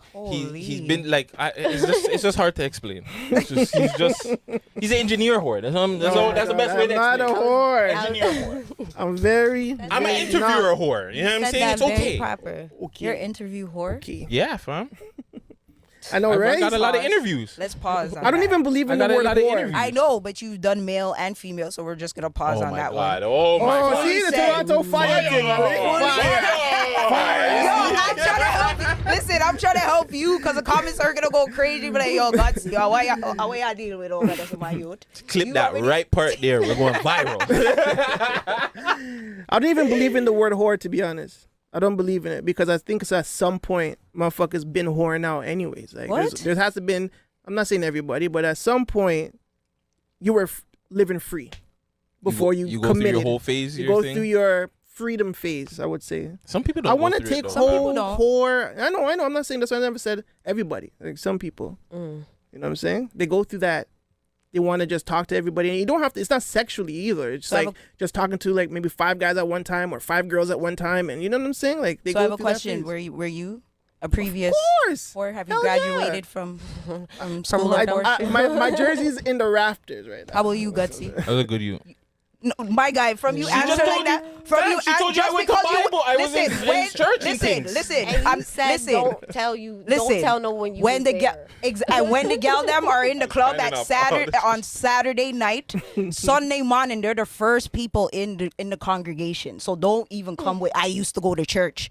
We're not doing that. The question is, which day did you go to church? Saturday or Sunday? I went to Listen, church. Jehovah That Witness church- knocking on people's door. First Boy, you off- better stop it. First off, that bad freaking church had me there every fucking day. That wasn't fam. my dad's I was, church. No, that, That no, it was wasn't what her. I said. Her- No, they that just was what visited. I They just said. visited. They That just was visited. what They I just visited. said. They just visited. I'll give them that. Yo, I They just visited. They Yo, just I was visited. just about to say that. Let me show you how dangerous her. It was not my dad's You know, they were church. paying her that to come there. You know what I'm saying? Oh, You know what I mean? yeah? Yeah, they were paying her that to come there. No, But that's yeah, okay. that church had me there on Sunday, Sunday night, Monday. I don't even know why I was there on Monday. Bible study Tuesday. Look at you, Brooklyn. Oh yeah. No, Wednesday was Bible study. That's why I don't know why I was there And on then Monday. Friday, they used to fam. have the youth them come Friday and was play games. youth, and then Saturday was just the day you. I don't know. I was just there too much. It was too much. Shout out the church. Everybody knows what church that is. Slim, all the man them. You already know. But yeah, that crazy times. Crazy times. Yo, man. I don't know how other else to ask this, but I have to ask this. Did Tori shoot Meg? I am gonna say sorry, but Sorry for not what? signed. We're not doing sorry that. for what? Go check. That's it all out. y'all need to do. Go check the album. I can't be talking about that. Obviously, y'all know why, but I support my brother and I love him very much, and that's all I gotta say on the matter. Yeah, first off, yeah, congratulations, one, for having the #1 friggin' album Sick. with no friggin' promo, being blackballed, showing what real That's how you hard do work is. Does that scare you too? Getting into the industry, like, obviously, that's your bro. You're coming in now. You start getting a little limelight, and people are like, oh, well, let's stay away from her. Do those thoughts ever go through your mind? Like, oh well. Nah, even right now, I'm a very genuine person. Like I reach out to a lot of my fans, you know, when they link me, which I have to say, the fans be complaining about some of y'all. They be like, yo, people don't be answering them back. Like, people be leaving them on seen and read. I'll be like, yo, that's crazy. I remain very humble. So I don't think you can really, like, I'm not in any way trying to sound cocky about that. I just think once you remain humble, and it does get hard to reach out to every single person. That's what I was gonna say too, because it's gonna be hard for you, right? You're busy, you're doing your thing, like to reach out to everybody, and you don't want to make yourself too accessible. Exactly. You definitely don't, but you want to make sure that you are like, you know, still like, let me send out a PSA message to all my fans or something like that. Every now and then you might get that fan really that you see. I've never answered them like da-da-da-da. Hey, what's up? How you doing? You know, certain things like that is something that I think a lot of people in general should just never not have. Like, so when does that stop though? Like at 10K followers, 5K followers, like when does the... She has that already. Okay, so that's what I'm saying. Like, to be accessible to people, right? Like say give gems for like a young artist, like, you know, and they're coming up, they're starting popping. Like, when does reaching out to all your fans stop? Like, when does the cutoff point start? You know what I'm saying? I'm not there yet, so I wouldn't know. How much followers you got? I don't know. I'm a little over 10K. Okay, so not too sure how much over, but I don't even think it's the followers thing, because she doesn't like. Just solely off of, again, bringing Tori, it's hard for her. Like, people that know her or the name, it's just like, oh, yo, that's Tori's sister. That's Tori's sister. So that's bigger than having 20, 50K followers, fam. You know what I'm saying? That's big as it is itself. So it's almost like his followers are kind of like yours. Exactly. Like, not all of them. Like, the people, there's a little... the super fans that know. Like, some people don't know, right? She's building her own fan base, too. Facts. So... But the fans that know him and that are so tapped into him, when they see her, they're going to go ham over her too. Is that hard, or would you see that as a issue, trying to separate the two identities? Like Ray J and Brandy? Sometimes it's you'll, like, fans will hit me up, and those are his fans. So they'll be like, you know, they'll give their little criticism or whatever the case is, whether it's good criticism or bad. But you'll get those couple people that's like, yo, can you show me something different? Cause like I love the sound. I just want to hear something. And I'd be like, it's okay. Just wait till a certain project. And there's been a couple projects that come out and they're like, okay, I hear a little difference here. I like that. And da-da-da. But that's what I mean. You gotta try to keep up with and listen to what these people... Even sometimes if you ain't answering back, just listening to what the fuck they're saying is very important. It's like taking feedback. It's very important as an artist. I was watching Kitchen Nightmares this morning or last night, and they were so cheesed that fucking... They were getting bad reviews on Yelp, and they were answering back like, fuck you, buddy, like, da da da da. And the man, then freaking Gordon Ramsay said, yo, they just want to talk to you. And they said, yeah, just... All the important part of Yelp is just the feedback. If you take the feedback, you take the hit, and then you fix your restaurant, slowly but surely, right? The same concept is business at the end of the day. Yeah, it's a little hard because, I mean, when you're linked to anyone like that, especially when you're in a family, ask anybody's brother or sister who you could see that's already out there that's linked to somebody big being their sibling. It is, they're gonna come and automatically compare you. Automatically. You know what I'm saying? You have those couple people that are gonna look at you and be like, nah, I'm gonna judge you for you.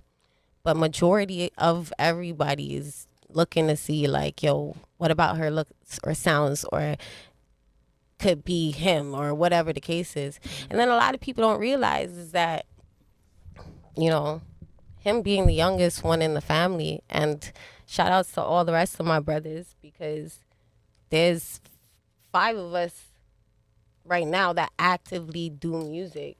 Shout out Moses. Yeah, Hollywood. Shout out Yoko, Hollywood Gold. I mean, oh my God, I just mixed their names up. Yoko Gold. Yoko Gold. Yo, he be Hollywood. so pissed. Hollywood Souls and Wolf. But yeah, like,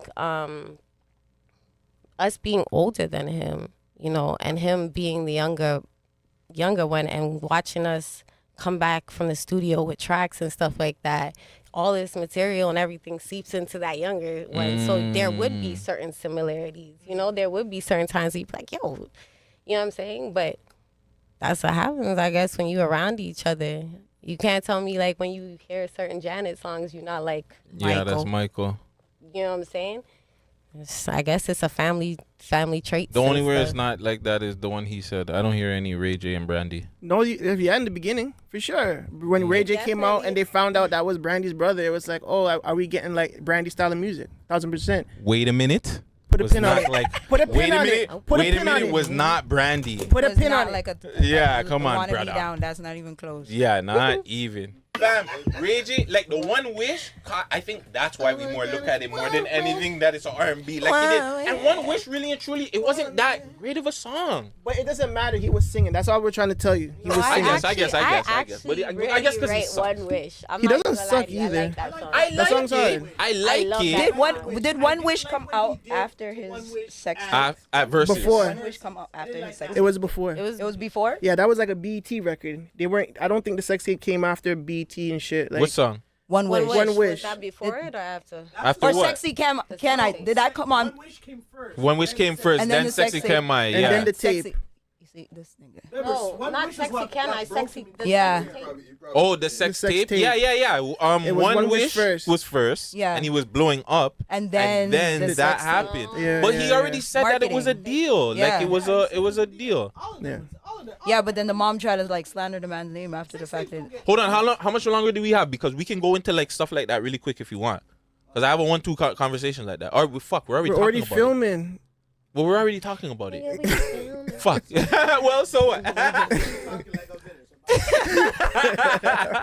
But yeah, so did you guys think everybody was a planting, right? I'm convinced. What? Ray J, Kim, the mom, they all came together and said, "Yo, we're gonna do this." Obviously. Yeah, that's what That was a big thing. Yeah. Now back then, But they were trying to make it seem like it was him.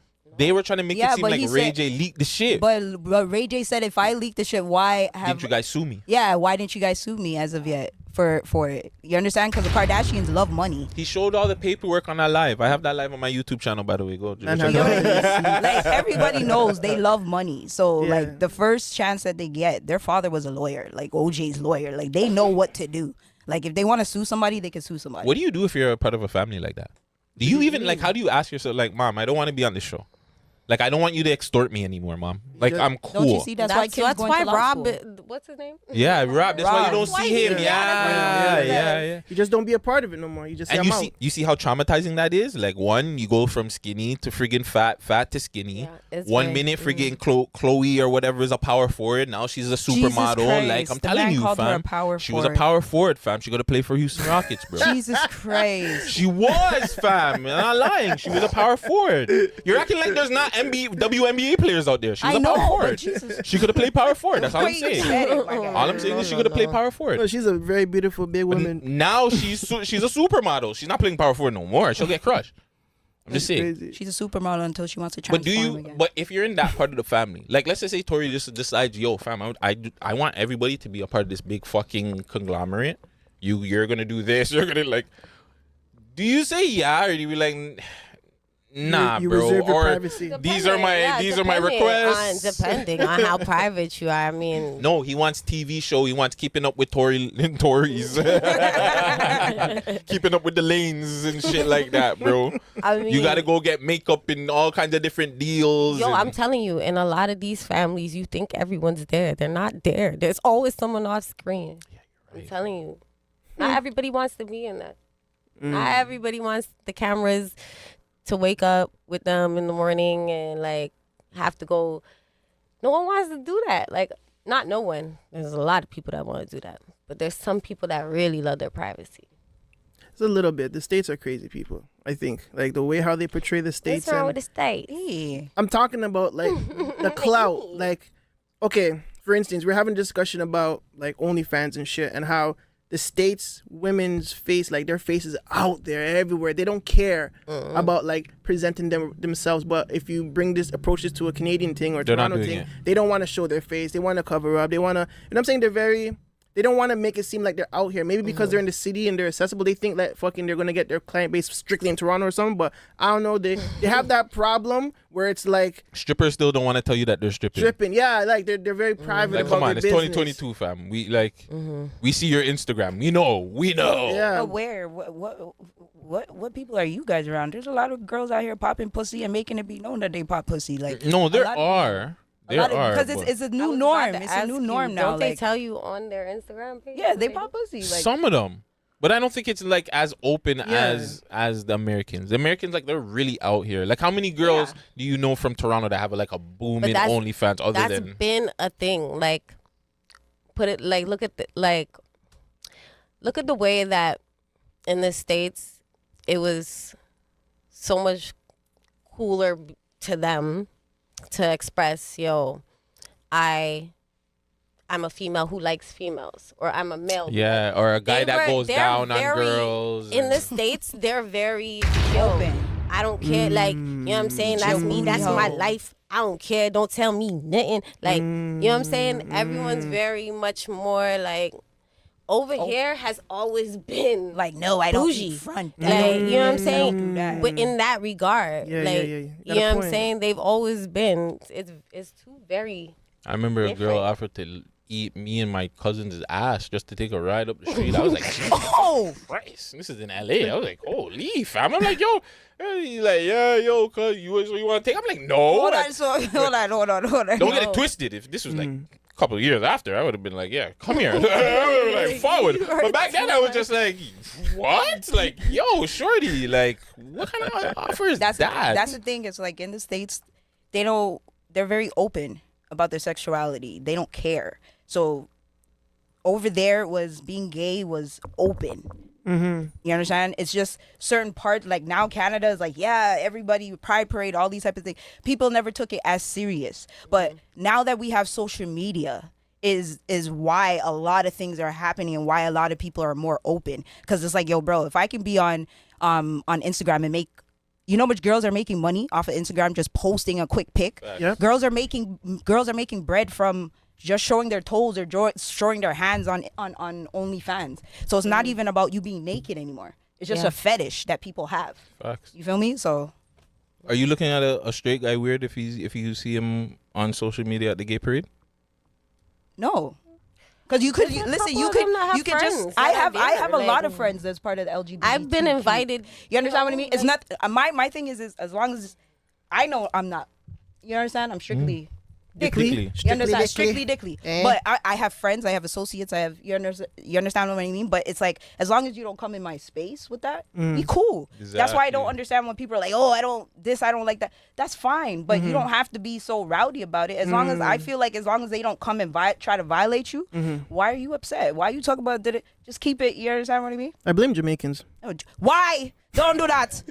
Because if it wasn't for their culture of, no disrespect, my stepfather's Jamaican, I love him, thank God.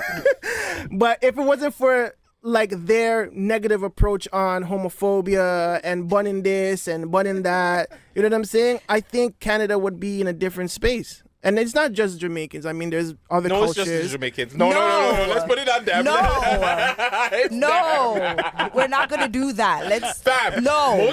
No. We are going to do that. Because most of the music that the Canadians embodied at that era of time too was reggae dancehall when they were saying burn off the chichi, money military, this up too much bullshit. Like, that's the reason why. Sorry, my recording stopped. A chichi man bar, bring the fire, make we... Okay. Too much of that. I know. That's why I have all three of y'all in the one shot. But yeah, that's the reason why, fam. Like, Jamaican music, honestly, like, I shouldn't say Jamaican. I should say dancehall music. Caribbean. No, it's not Caribbean. So Guyanese people, not afraid? Come, go find me a soca song that was talking about gay people. Yeah, you're freaking right. It was dancehall, fam. Like, come on, bro. Dancehall music was the reason why we felt that way. Come on. Our culture is very open and honest. Jamaicans are very blunt and we're very open and honest, and we speak how we feel. We don't try to sugarcoat it. See this guy. We don't try to sugarcoat This guy it. wants to crush me right now. He wants to fly over No, the but table seriously. and fly kick. Like, Listen, yo, I really bro, want the mic. I'm just saying that's my No, but it's opinion. seriously, like it's one of those things where it's like, yo, they're very open and honest about it. Like Nah. them not like it, them don't like it. You Nah. understand me? I And it's love like Jamaicans, they set trends because clearly Jamaicans set a trend. Now everybody's 1000%. jumping on the bandwagon. Listen, So Jamaica started shout out hip-hop. to Jamaica. Jamaica started hip hop. Exactly. Yeah, So you know what I'm saying? It started a whole goddamn movement. No, But that's I the agree one with thing, that little country is that's why I say I tell my ex all this time, I said, yo, you have to be proud of your country because they're set the standards to a lot of things out of their country. Like, you know what I'm saying? It's very hard to argue with someone that says this started from there, that started from there, when Jamaicans really started a whole lot of stuff and they continuously start to, you know what I'm saying, move forward with their trends. Now Africans is gonna be a fucking competition real soon. Shout out to my Guyanese and my Bajans, all right? But you know- hey, what's wrong with the Guyanese people? I just said shout out to the Guyanese and My bad. Bajans. Yeah, Oh, yeah, come on, fam. Yeah, The we get Guyanese. hella like. Yeah. What you say? Yo, she was ready to get We slow scunt. We slow scunt. Oh my That's what they God. call you, scunt. What They they call you call me a scunt. scunt. Yeah, that's what Guyanese say. You see You're how scunt. touchy we are as a Yeah. people. Another thing before we get back into the interview stuff with Destiny. Little Kim versus freaking Foxy Brown. Who is better?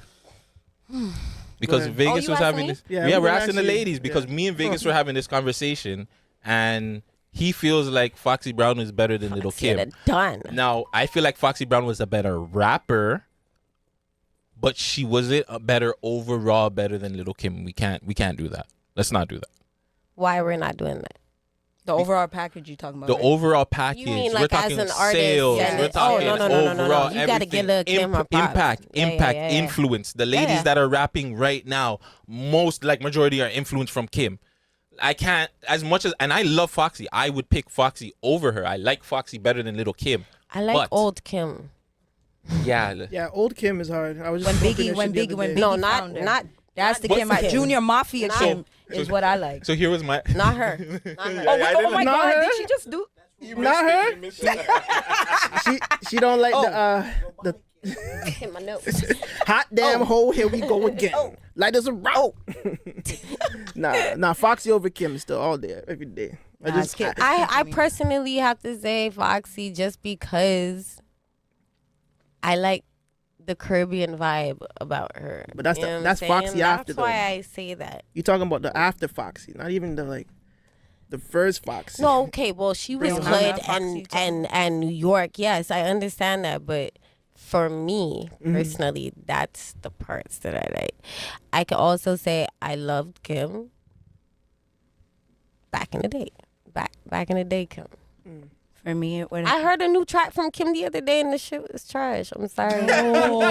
It was doo-doo. That It Plan B shit was garbage. No, you know what song was hard Kim did recently? The None. what she did over the Dirk record. Nope. The No Auto Dirk. She did No Auto Kim or something. The last I like Little that Kim song that was fire was No Matter What People Say. Yeah, that song's ass. Yep. We got it going. That song's No, but that was around the maybe time I when it come ended. from best. That song's better. Niggas even do Yeah. it, they don't. No, that song's not better. That song's Light better. it. It's better. No matter what people say. Say, that song. But What for- about you? What do you think? For me, it would have to be, if I have to break it down, because with Foxy, it's lyrically, she's sick. Off the rip, she's nasty with it. Il Nana, that album alone, Classic. But then if you go over to Little Kim's, remember she had her Queen Bee album, where's the No Time, where she had No Time and all Hardcore. that. Hardcore album. You feel me? So to me, it's like overall package, stage performance, clothing wise, brands, all of that, Kim.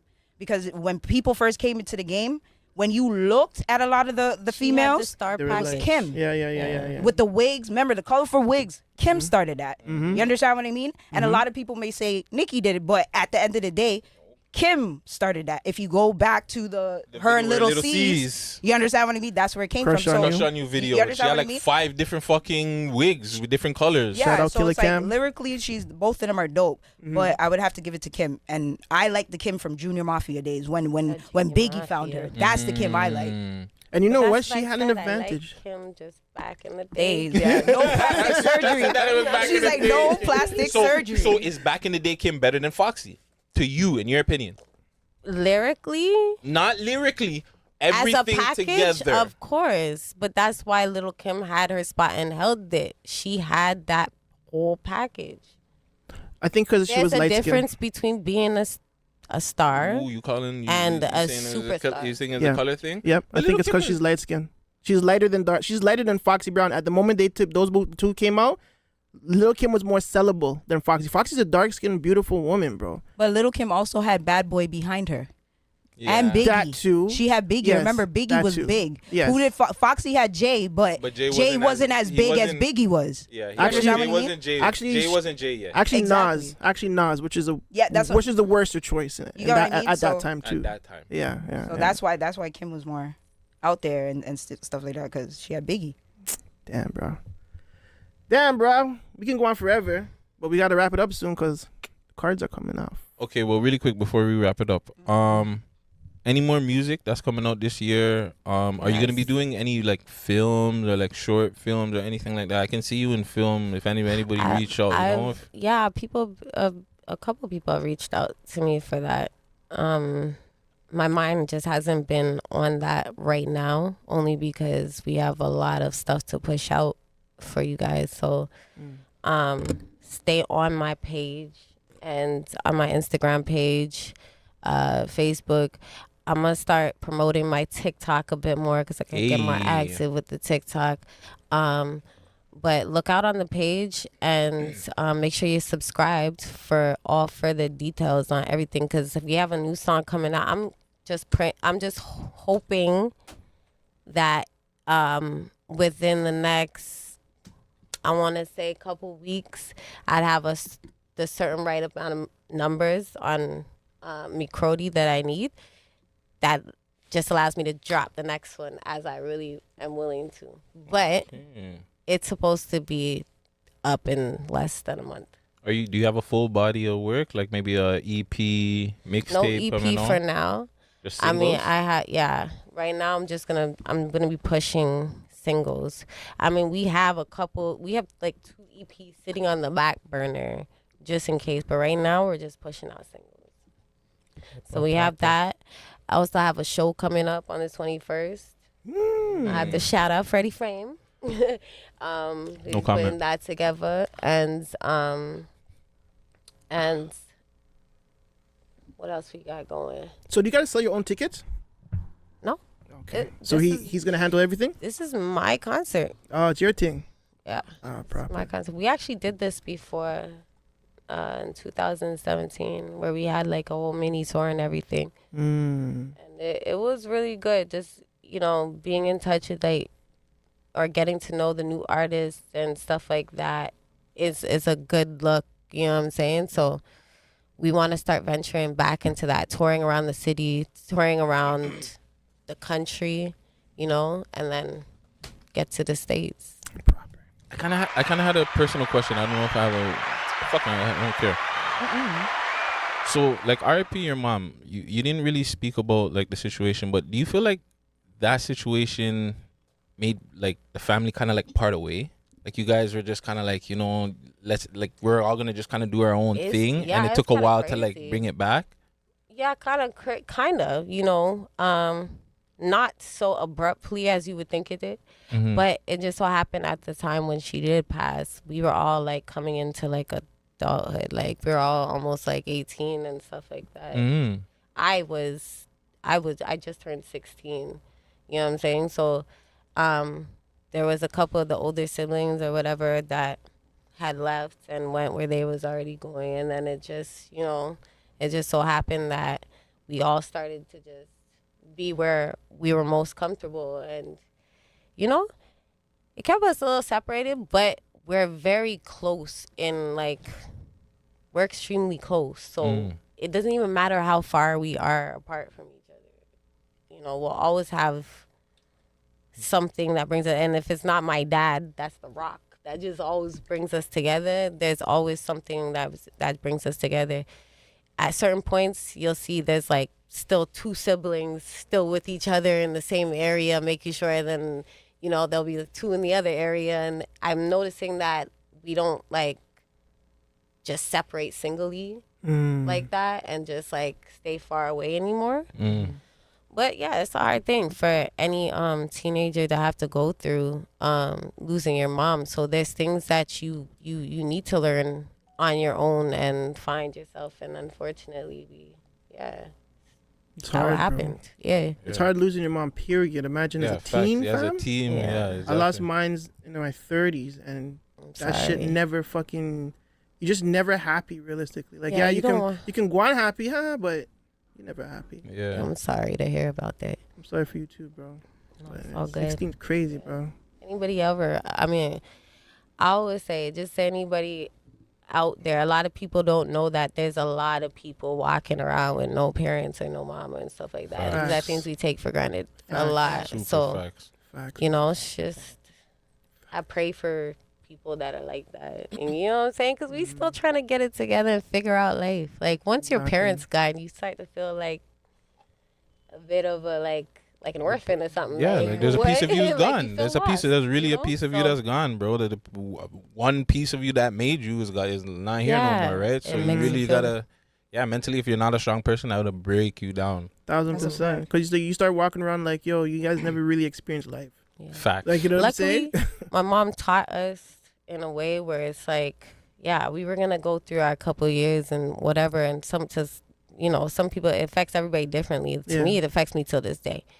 But she instilled in us a lot of good values, so I don't necessarily feel lost, although I had the feeling of it. Like, I don't necessarily feel like, oh my God, I'm a lost child. Like, I know she's here in spirit and everything like that. So you gotta end that off on a good note, right? We're not gonna end that off. I didn't want to end it off on a bad note. Anyways, Yeah. last question. I promise the last one.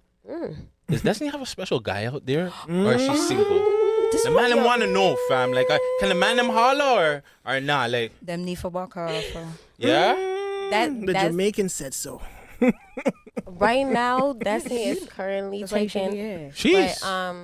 But Don't play around, man. Them stay out of the DM unless it's but you professional. guys are still supposed to stream the music. No, like, of course. regardless, Support the like, thing. This is not back in the day. This is not back in One the day. thing I want to make sure is that if it's not my music, all right, we're all from Toronto. We all from this great country. I think we need to stop.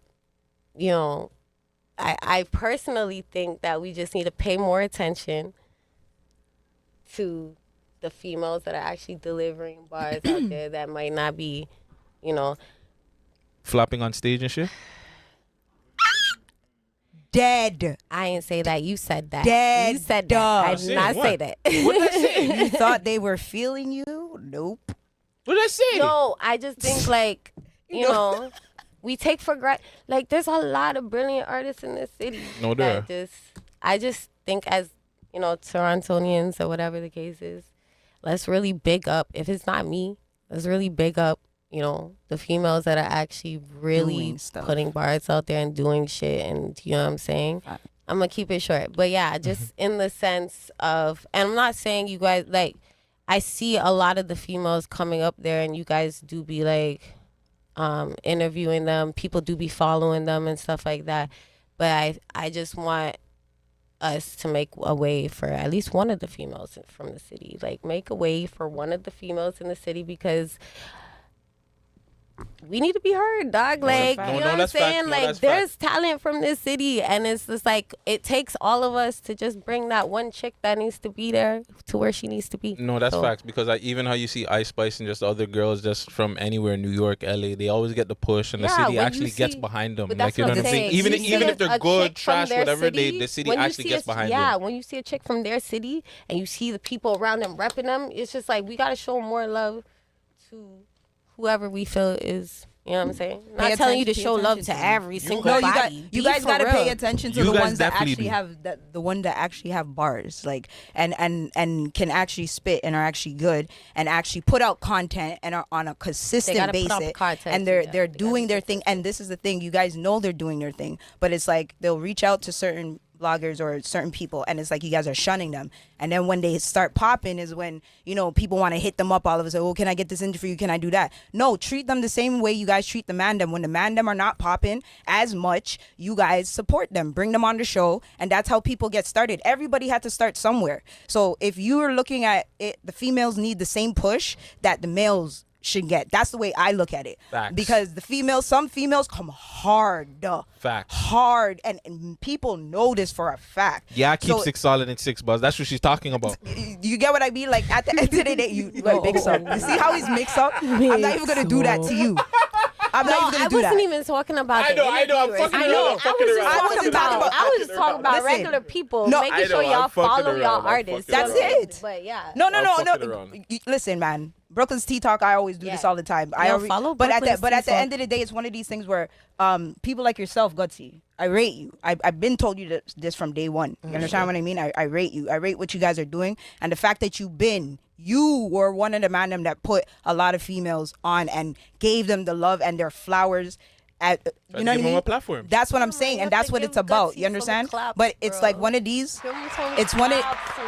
It's one of these where it's just like now it's a trend. Like what I said before, it's a trend because female artists are popping in the States and over here. Exactly. So once the females pop in the States, everyone feels, oh yeah, now I want to bring these girls on my show because females are popping. No, these girls been popping from 19 out. They've been putting out music. You feel me? Bro. And people like Des is a prime example. And this is not the first. And Des will tell you this is not the first time I've hollered at her for an interview. Like, you know what I'm saying? I'm not talking about you. I know. I'm just saying in general. I know you guys are not talking about me, but just in general, I hear what you guys are saying.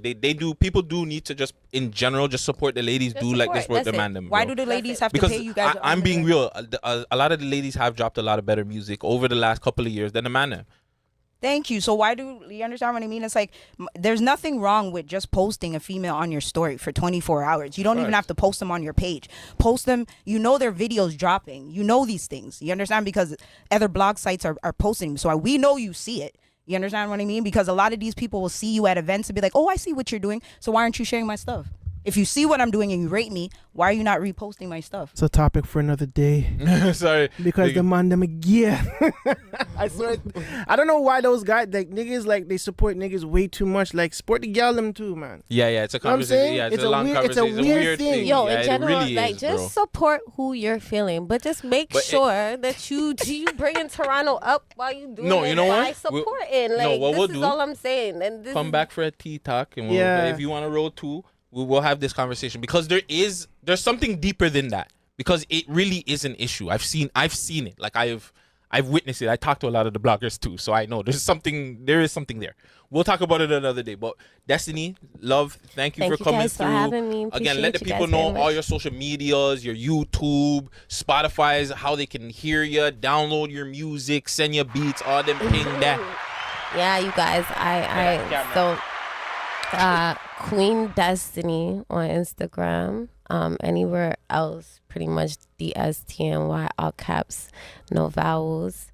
And just make sure you streaming from all platforms. I'm on them. Just make sure you get the music, freaking download it, subscribe, share, comment, watch everything. Like, just make sure that you're keeping up on the details because new music's going to be coming out real soon. Thank you guys for having me. You already know, man. Come true whenever you're fam, so you're good. Thank you. I appreciate that. Brooklyn, thank you for coming through too. You know,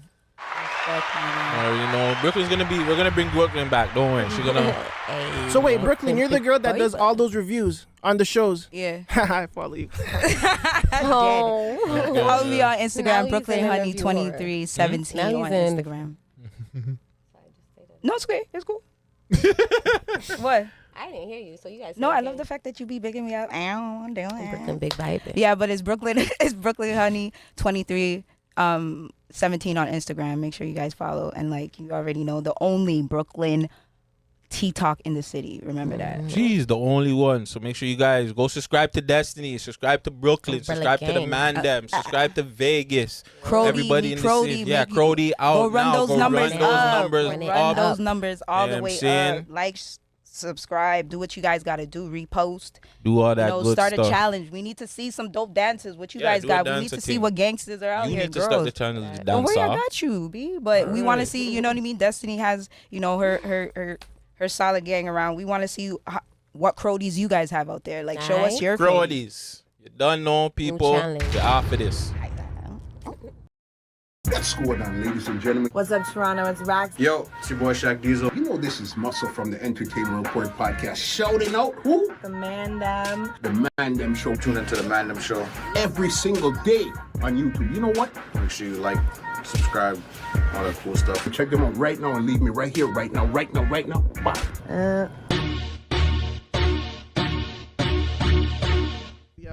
Have you worked with our guest at the moment, Mr. Young Early? Have you worked with any? You haven't done anything with Young? I never worked with Young Early. Okay. Maybe one day. One day for sure. One day. It's about time, right? Starting today, You right? need, you need the Vegas sauce. You know what I'm saying? Watch it. Just chill. I might get you a deal. You know what I'm saying? I might get you a million views. You're right. Numbers have to be right. Oh, he Say that then. Put it like you've heard, obviously you heard the books, right? For sure. Yeah. Sure, he was pretty much. I would like to say he's behind it. Oh, okay.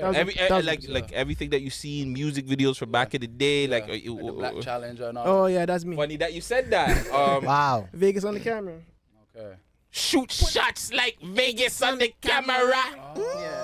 That's who he's talking about. Yeah, you know what I'm saying? He's a little Amongst many other too. Just chill. Amongst many others. So what? We calling you what? The goat of the East? Like what do we? So like The East. I think my influence is further than that. Spans, but the East. Yeah, I guess you could call me the goat of the East. Nah, I want to say he's a goat. Probably top 5 engineers in the city. Okay. Dope. Yeah, I would say that. Yeah, I don't know. I'm not even like that. That's not even debatable. Top 5 engineer in the city, fam. All time. Not even generation. All time. Yeah, I would say that too. Give you your flowers while you're here. You know what I'm saying? I gotta give myself an applause. But it's not about you. No. The Man Them Show, Gutsy, Vegas, Bingo. Who we got in here? It's the Young Early in the building. Jeez, changes dancing. It's dancing. Holy. I don't know nothing about that name. Broca's guts out here. I know you guys love to call me broke and shit. I don't have Young Early money, all right? Yo, you want to run your tune really quick? Or let's hear that, exclusive, right? I'm about to do a video for this one today, so. Ooh, nice. So we're getting cameos. Get myself prepared for it, right? We're getting cameos in this. Say word. I'm not even camera ready. Holy, bro. Neither am I, really. Now you got the gut shit on. Oh yeah, I do. Don't want my shit. You can get more volume on this or no? Put it to the mic. Put it to the mic. Yeah, put it to the mic. Oh, so we can hear it. Okay.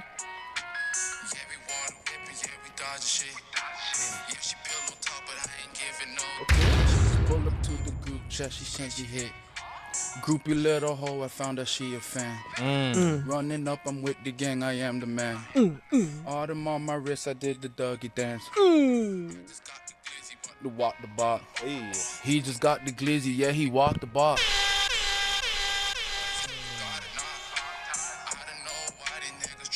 Who produced this? Woods.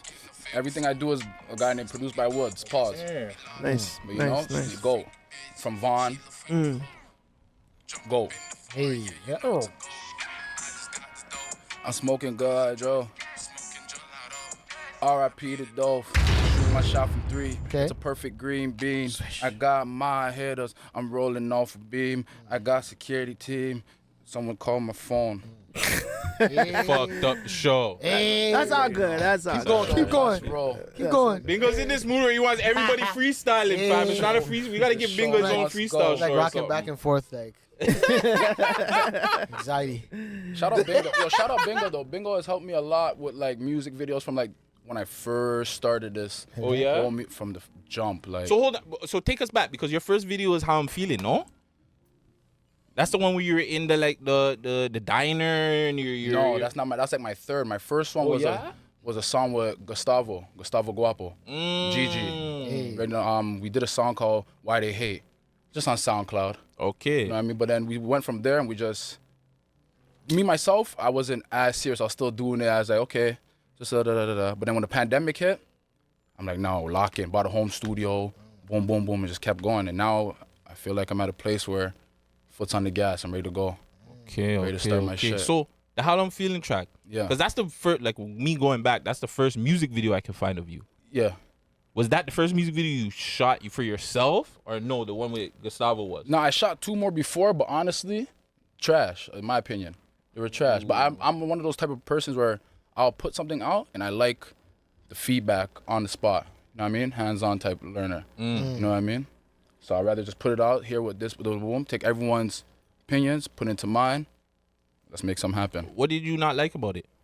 In your opinion, like what was wrong with it? Shouldn't have been out. Was But it, it kind of go ahead. kind of contradicting what I just said before, but that's just how I am. Was it too early? Definitely. The No first pun song- intended. Hey, what's to say that? Right? Yeah. But nah, that was definitely too early. It was like the first time I went in the studio, I put, like after like 2 weeks, I put the song out. And that's definitely not the way to go. Like I'll tell any artist like coming up, that's definitely not the way to go. Like if I could do it again, I would sit down for 2-3 years, master a sound. Boom. Don't you think that's a bit too long though? Like, I mean, the way how the market is now, it's like you gotta kind of like put something out and like it's like almost throwing spaghetti in the wall and hoping one of those noodles stick. You know what I'm saying? I feel like I used to think like that, but I feel like everyone's path is different. Like you have some of the overnight sensations. You have some of the ones that have been going 10 years strong and then make it when they're 30. You have some of the ones that have been going 2 months. You know what I mean? It just everyone's route is different. Some people flood the streets with music. Some people selectively choose it. You know what I mean? Either one. It's just what works for you. That's how I think. You know what I mean? Yeah. To avoid the stress, for me personally, that's what I'll do. You know what I mean? Who's young early, man? Because I got a chance to meet you the first time at the Gustavo Guapo interview. Yeah. But that was more about him. I didn't really get a chance to tap in with you. Yeah. But you, it's like I feel like there's different personalities to you, baby. Because again, my first I don't know why I keep bringing up that's probably, I'm not gonna lie, to me that's your best music video. I'm sorry, the How I'm Feeling video, it showed more personality to you. I agree. Like that one, I was just like, yo, who the fuck is this Toronto nigga doing a video like this? Yeah, like I agree. what? Like I rated that. Yeah, I agree. But yeah, going back, who is Young Early? Young Early, I was born, raised Brampton, Ontario. B-Town? You know what I mean? Shout out the Bees. You guys love hating on the Bees, but you know it's the fucking best fucking Not me. city. I used to live there. No, but hold on. Let me just say something real quick. We're gonna just adjust something real quick. A lot of stars, a lot of successful athletes, musicians, whatever you want to call it, are coming from Brampton. Things. If you want to name, we can name a lot of hoopers. If you really want to do the list, we have Do it. Bennett. Who's the number one? We have Dylan Ennis, we have Tyler Ennis, we have Melvin Edgum, we have guys like Kenny Edgum, RP Kenny. We have so many people. I have myself who hooped. You know what I mean? Can't take that away from me. I got free education. You know what I mean? There's so many people. Even Gustavo, hoop, free education. So many hoopers. Probably didn't make it pro or probably didn't make it to the NBA. There's one beside you, Hot Sauce. Jeez. I'm from Malton though. Malton though, he's an MA. But isn't Malton Brampton? I would say Malton Saga. Yeah. Yo, okay, that's another thing too. Like Malton can't be Saga. Yes, it can. It's like right there in the cusp. It's like right there. Malton's like Malton. It's like the Hawaii, and then there's like the USA over there. Like It's weird. No, fam. Malton is closer to Brampton than it is to because not. like Mississauga's like on the other side. No, it's not. I always felt like it's that. attached You to know what I'm both. saying, right? You know exactly what I'm like saying. that. Yeah. It's attached to Saga, bro. Every time I take the bus, when I took the bus to work in Saga, I would have to pass Malton to get to Saga, bro. But see, where I lived in Brampton, it was like 5-10 minutes away from Malton. From Malton, exactly. And where I was from Rexdale is the same thing. I cut through Malton and I get to Brampton. If you're going the Steels route. There's like a gate for every so Malton's in the middle, and then there's a gate for Rexdale. There's a gate for Toronto, and a gate for Saga, and a gate for Brampton, and then Malton needs to be moved to Brampton. I'm sorry. And then the airport. Malton's his own spot though. I don't know. Low key.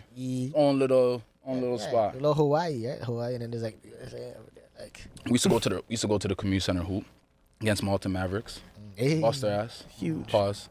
We used to kill them. So growing up, 4 bros, right? Or 3 bros? Four including me. Okay, you're the youngest? No, middle. The Second. middle one. Second. Okay. 2 younger, 1 older. So the older ones, obviously. So you guys are all playing ball. Yeah. How Except is for the youngest one. okay? The third one played ball until the 11th grade, 10th grade. Okay. Yeah. How is that? Like, is this a school? Is that like? Was it a thing where it was a family idea where your pops and your mom were like, yo, we're gonna get them into sports. We're gonna get them like they Like, gotta you know, be doing it. You're like- Jamaican, background Jamaican. No. Caribbean. Yes. We jump into soccer first. So I'm saying that's what it was. We just jumped into soccer first. Boom. We have to play something. You know what I mean? Especially back in the day compared to now, you have to be playing some type of sport outside. You couldn't. There was no like. Yeah, we weren't that's inside. facts. Everyone was outside playing something, right? So we start off with soccer. You grow up. You realize we're too strong. We're getting kicked out the soccer league. We have to go hoop. Started hooping. This is me and Tristan. Me and Tristan are only around at this time. Okay. Right? So we just started hooping. From there, we just stuck with it. And this is Tristan who, for the people that they might be confused about Tristan Thompson. That's the basketball player. Yeah, the basketball The player. NBA champion. NBA champ. Put that respect on him. The whore. You know what I mean? Rebounding leader. Hall of Famer. The Hall of Famer. Soon to be Hall of Famer. Yo, listen. Hall of Fame in He's the different we're gonna get to it, but he's a Hall of Famer Gallus too. Don't get it twisted, eh? I seen that man turn a power forward to one of the most beautifulest things ever. Yeah. So, hey, you gotta put some respect on his name for real. Yeah, no, facts. Yeah. Have to. I guess we call it a Gala Famer. Yeah. Gala Famer. Gala Famer. Say that then. So, growing up with him, seeing him doing his thing, was that like pressure on you? Like, yo, fuck, I gotta go to the league. I gotta be. You know what's crazy? I get this question a lot, and like if I'm being honest with myself, not really. Like it will cross my mind, but like it's kind of like if I put that pressure on myself, then I would have felt the pressure. You know what I mean? I would have felt that pressure and failed tremendously. Yeah, I didn't make it pro, but as I said before, like niggas went to the States from grade 10 all the way to college. You know what I mean? Free of charge, free everything. How is that? Amazing. That must have been nice. Amazing. Basketball has blessed my life. You know what I mean? But now we're on the music grind. Now we're stepping on it full pace. I haven't seen you at the with Showtime. There, I think you guys are hooping in the saga. So I'm like, hold on, rewind. I'm like, okay. I was locking their asses up. So who were you playing with? Did you play with anybody that ended up getting pro? Wiggins. Yeah, Wiggins. Wiggins. That's probably the only pro right now. Yeah, that's probably the only pro in our age. Even when you went to the States, there was anybody else like that you played against or anything? Played against Devin Booker. What's crazy, I'll tell a little story about that. Devin Booker, we played against him a EYBL circuit. EYBL is like an AAU, like Nike. Yeah, right? yeah. So played against him. Boy, he probably had like a nice 30. You was still sick there? Oh. Brody, I literally got on the phone, one of my homies, not knowing this who Devin Booker is, got on the phone. I said, yo, Brody, I think I just played like a nigga who plays exactly like Kobe. My exact words. My exact words. I said, yo, a nigga who plays exactly like Kobe. Not knowing this nigga's gonna be who he is. Who he is, right? Bro, comes to the league, what was it, probably 7 years later, what are they saying he is? Next Kobe. He lit up the 70 he dropped or something like that? 70 on a loss against Boston. Yeah. You wanna know what's crazy? I think I was in jail when that happened.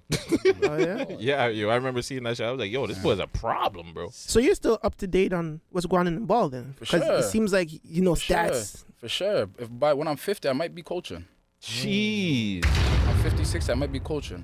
Nice. Do you think after all the success that we do, what we got to do first? Okay, that's what I was about to say. Like, after all the success we got to do, what I got, you know what I mean? Mm-hmm. As I said, my foot's on the gas right now. So the music shit, when we success all that, 60, 50, when I have some grandkids and shit.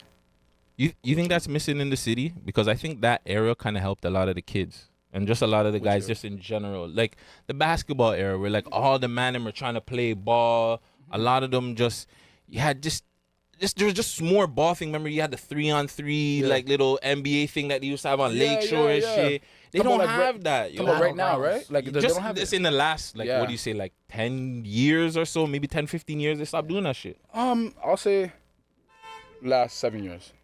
Yeah. When I'm 95, right? So like the 2000s are kind of, they're outside, right? The new saying is I'm outside, right? Like, you know what I mean? So I was just having to talk with another homie. We're getting less athletes out here and shit like that, which is not a problem, right? But like as everyone said, not everyone can be a rapper, you know what I mean? Or not saying like that, because let me not shut down my dream. Do what you want to do, but you know what I mean? Focus on life. Music you can always do as a hobby, Focus on life. No, you gotta be shut. Yeah, you gotta Focus be shutting on down life. some of these niggas' career. You know 'Cause what I some of mean? these guys suck. See that I'm not because you know what I mean. Niggas said I suck. You know what I mean? And I say fuck them niggas. So if I was to tell niggas, you know what I mean? I they mean, suck, you know shit, but you know what I'm saying? Like, you're a little bit different. How? Yeah, why you Because say that? I look at you young early. Even if somebody did tell you to suck, you have the personality, you have the look. You know what I'm saying? Okay, yeah. If your mindset is just like, yo, I want to say something about that real quick. He said the look. A lot of these one thing I think a problem is in the city that we kind of need to fix up as a collective, our image as artists. Because I won't lie, I want to say this too. For example, sorry if I'm going too off topic. No.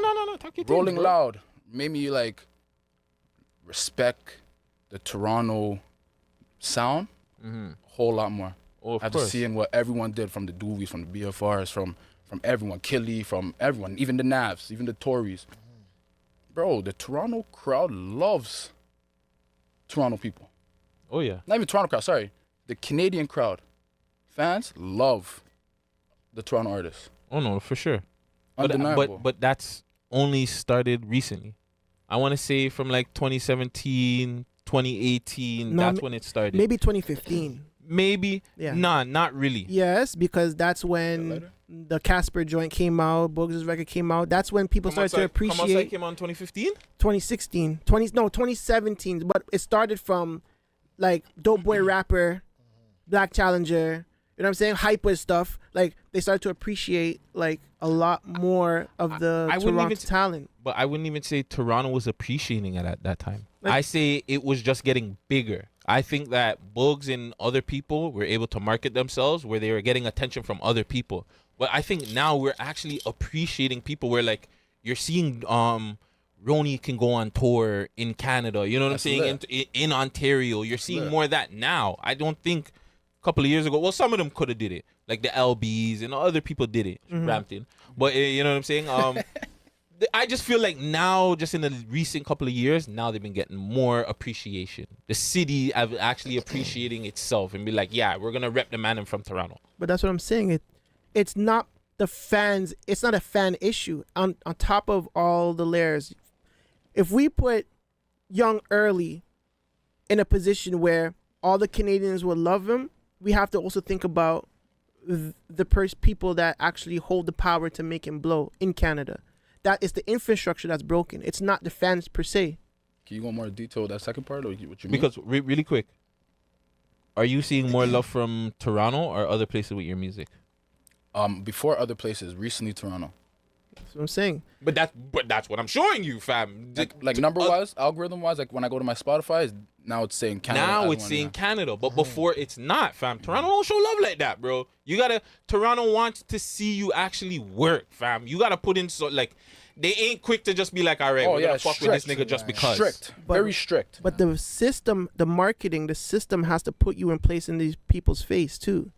So you have to also, is that camera gone? You guys want a drink? No, that camera's good. I don't You guys good? You guys got drink? Oh, it was your camera? Yo, this is the second time this happened. Yo, wave.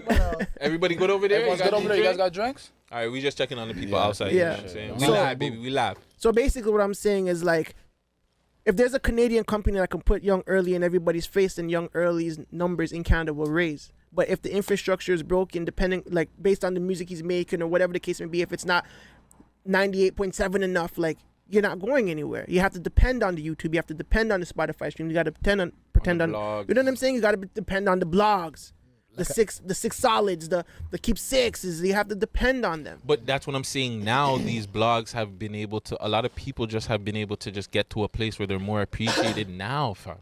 Like Six Buzz has been around for a while, but now they're getting a little bit more appreciated. Well, now it's kind of weird. But like Keep Six Solid, they've been working for a while. Now the other platform I used to be on, they're kind of whatever, but you know, they started getting appreciated a little bit more after a while. So that's what I'm just saying. Like, I just feel like with Toronto, it's not something where like if Young Early puts out music right away, people are gonna be like, yeah, we're getting behind him. Mm-hmm. Toronto's not gonna appreciate it.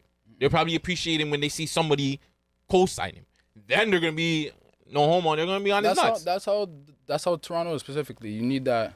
I feel like from what I've seen, you need like that co-sign, that right co-sign. So as you said before, pause. The dick rider place we live in. So why don't because we had somebody recently that was on here that has a big fucking relative that's in the industry, and they don't want to take a cosign from them right now either. Mhm. Is that the same thing with you, where you're just like, yo, your bro's like one of the biggest ball players. I can just go put him in a fucking music video or put him on a song or something and blow just up. Just how I am.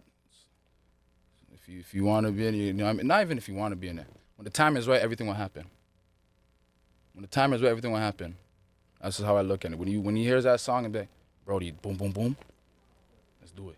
Or will it be a situation with like you where the right music video, the right song, and you'll be like, yo, bro, this is the one I need you to jump on. That too, because I know myself. I'm not gonna bring something to the door that's not good enough. You know what I mean? I just know better. I know I've been around. I know better. Come on, I'm not gonna put other people's name at risk. I know better than that. Why am I gonna do that? I don't want no one putting my name at risk.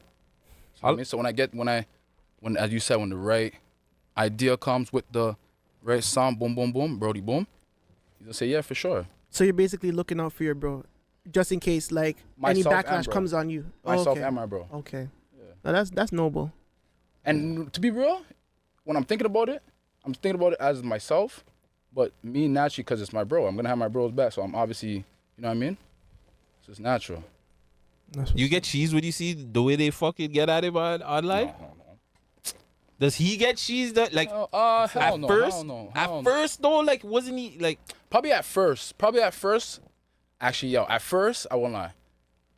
It's different because it's a lot coming. It's a lot he's coming getting at once. shade room. It's not like he's It's getting sick, different. but It's he keeps different. sick No, all not the even that. time. He's No. getting shade You know, room. I was about to even say even deeper. It's not NBA, ESPN, First Take. Yeah, it's fam. It's shade room. This, that. It's different.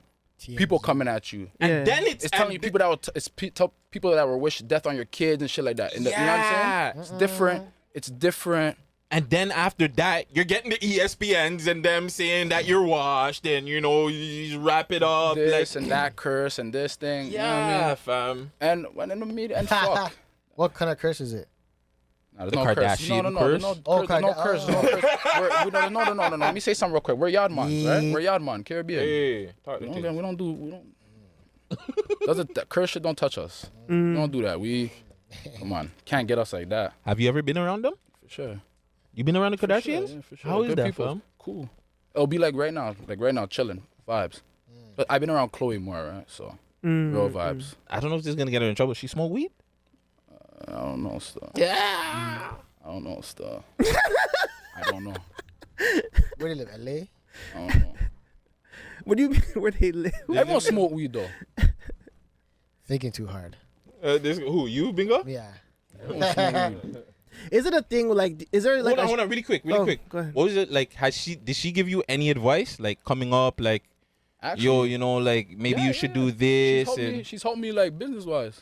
Yeah. I'm also a personal trainer too. Like she's helped me get behind it. My first client was her on video. Oh yeah? Yeah, my first client was her on video. That's what showed me with that. Also, I have a women's boutique too. Help me like that. I'm about to even actually send her some clothes to promote, so you guys will see that shit soon.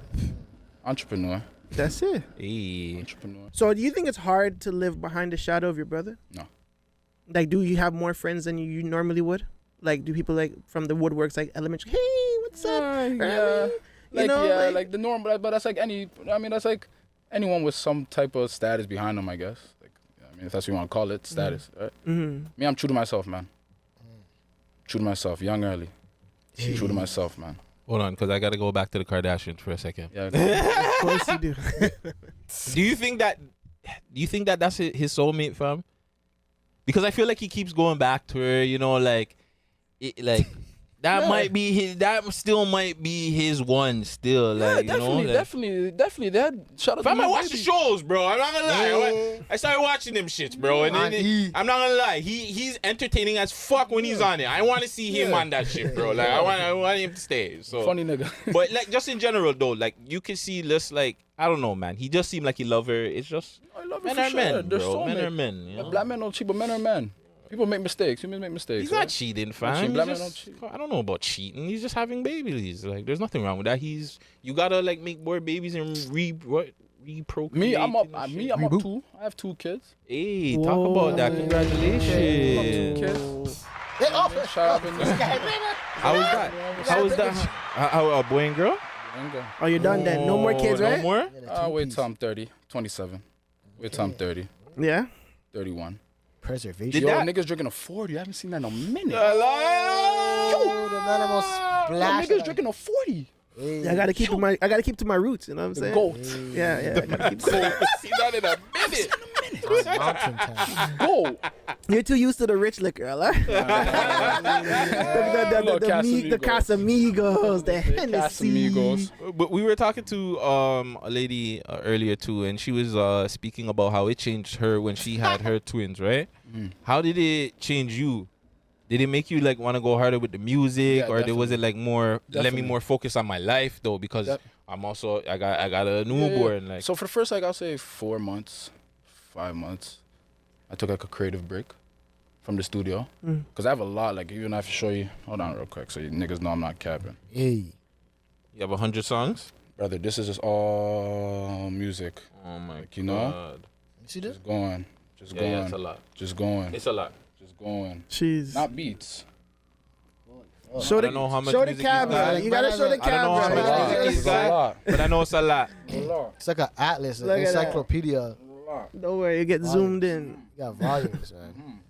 Damn. Well, as I was saying, what was the question again, brother? Fuck. Did having kids make you more focused, or? Yeah, so I'll say for the first 5 months, I took a creative break, and I'm literally just getting back into it. And even like a couple, what was it, last week I was in the stool, saying references about like my kids now and stuff like that, and you feel it better. Like you're getting the melodies out that you never hit before. So it's like, whew, yeah, you taught my shit. Does the focus change now? Like now that you know you have children, I gotta make sure that I do something to leave something behind. Like yeah, because at the end of the day, we're not doing this for play, joke, right? Mhm. Like this, we're not doing this for, as I said, like I came in here saying, foot's on the gas now. You know what I mean? Yeah, I took my 2 years, the whole COVID, whatever pandemic, whatever you want to call it, to work on the craft, and now we're stepping on it. And we're not doing this for joke, ramp. I have 2 kids. You know what I mean? Mm-hmm. I would love for my kids to see me on stage, rocking that stage. Rocking that stage. Experience. I'm not talking about arena, but like it's just any give me stage. rebel. Give me like a rebel stage. Any stage. Any stage. Rock that shit. My kids at the side right there. Jeez. Yeah. Ladies want to know, man. You still with the child's mother? Yeah, for sure. Gotta shout out Black Love. There's no shout out single Black Love. people. No single people in Toronto. We gotta interview some single people, bro. Right. Holy fuck, bro. I'm cool, you know what I mean? Everyone's cool, you know, good man, you know what I'm saying? No, there's nothing wrong with that. Yeah, Black Love, you know what I'm saying? Or love in general. I don't know if it's, Nothing wrong black, with that. love in general. Nothing Love wrong in with general. that. Nothing wrong with that. Why no feature? Like I see you, obviously Gigi. Shout out Gustavo. But nobody Gigi. else that. Shout out Top Floor, shout out everyone, shout out all the members, man. Yeah, that's your guys. But how come I haven't seen you reach out to anybody else, or anybody else reach out to you? The thing is, reach out to me. No one has reached out to me before except for Gigi with everyone in the family, right? But me reaching out to people, I just started. Like, I just reached out to Black Boy Twitch. Me and TV Gucci talk. Okay. Me and TV Gucci, I would like to do a song on TV Gucci because we can talk our shit on it. I think that would be saucy. We could talk our shit on it. But the Black Boy Twitch, I like where you went with that one. Black Boy Twitch That's can my rap guy. his ass off. That's my fucking guy. Black Boy Twitch can rap his ass off. Yes. Can rap his ass off. What about the ladies? Any of the ladies? Are you open to working with any of the ladies in the city? Double M I like. Yeah, she's I like Double fire. Yeah, we gotta get her. I tell her all the time. I DM her right away and be like, yo, you're fired. So you know that. Fire. No, she's sick. She is. Yeah. There's a couple other. I think her name is Tay Stacks. Tay Stacks. The light skin girl, right? Yeah. And there was that's another her girl homie. from Scotia, and she had a video outside with a pool. She was rapping her ass. I have it saved on my.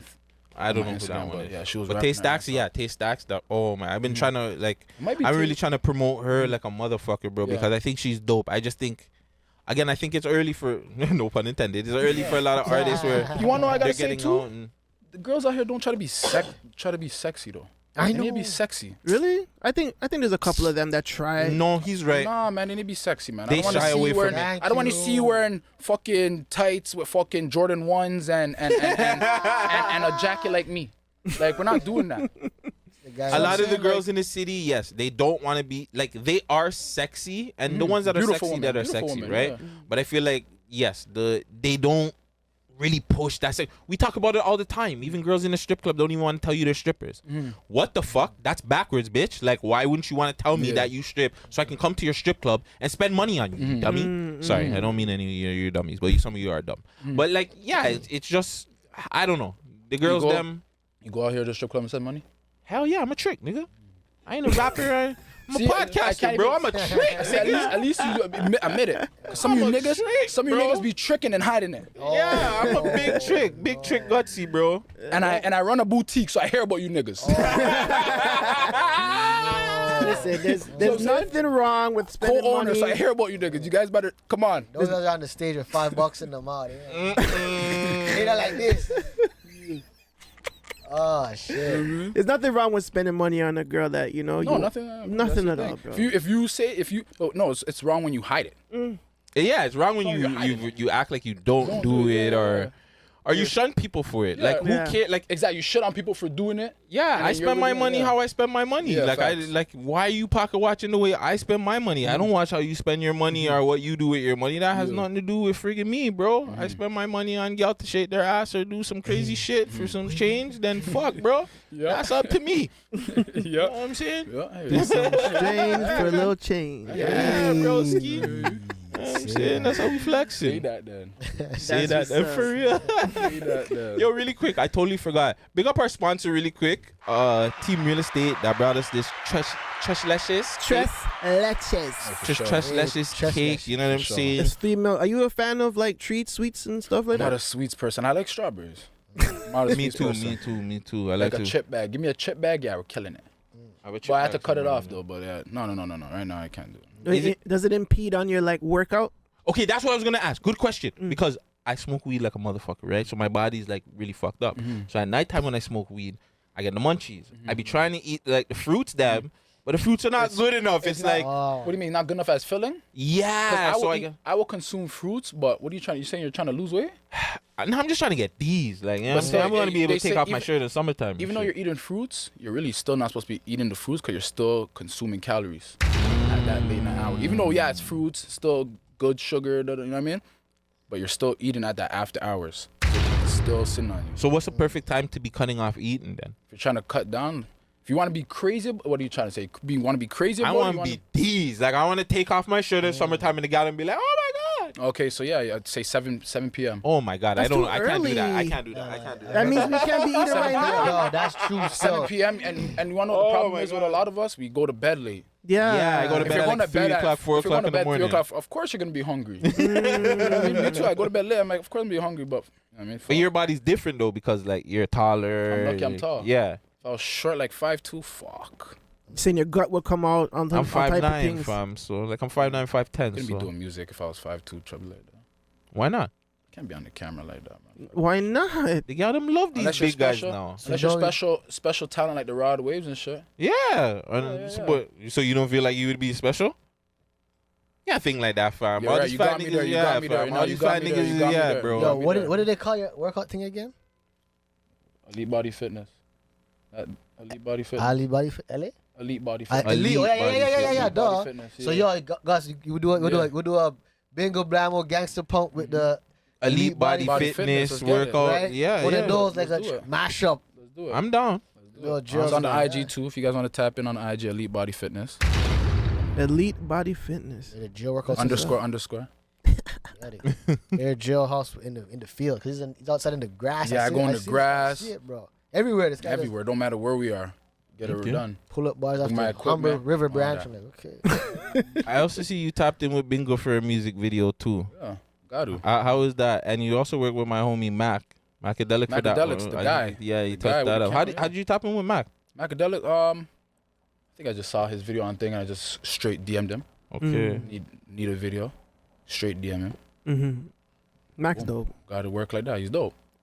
Okay. That's the only video man you worked with? I worked with my latest video I'm doing now. I'm working with Vibes. Vibes is killing it right now. I like going to like certain video guys that have that sauce to them. You know, those guys like the Macadelics, the Razios, the Vibes. You know what I mean? They have that sauce that I like. Everyone else is high. I work with Jordan too. He does Mula's videos. Okay. Jordan's hard too. Shout out Jordan. Did a lot of my videos. Mm-hmm. Shout out Jordan. How long you been rapping? 3 years. 3 years. You're young. You're still a baby. 3 years. Yeah. That's what's up. So when do you feel that you're gonna probably reach the upper echelon?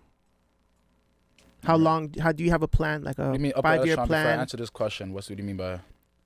Before you have like that anthem, You know what I'm saying? How long do you think it's going to take you to achieve that success? In your personal opinion, do you have like a cutoff point? Do you have like, okay, a 5-year plan? Like, how you approaching this? Do like a hit, like a hit. A hit, yeah. I feel like I have it in my files right now. To be real with you, okay. But this thing I'm realizing is very strategic. You got to do it right. You can't just put music out with no team behind you. You know what I mean?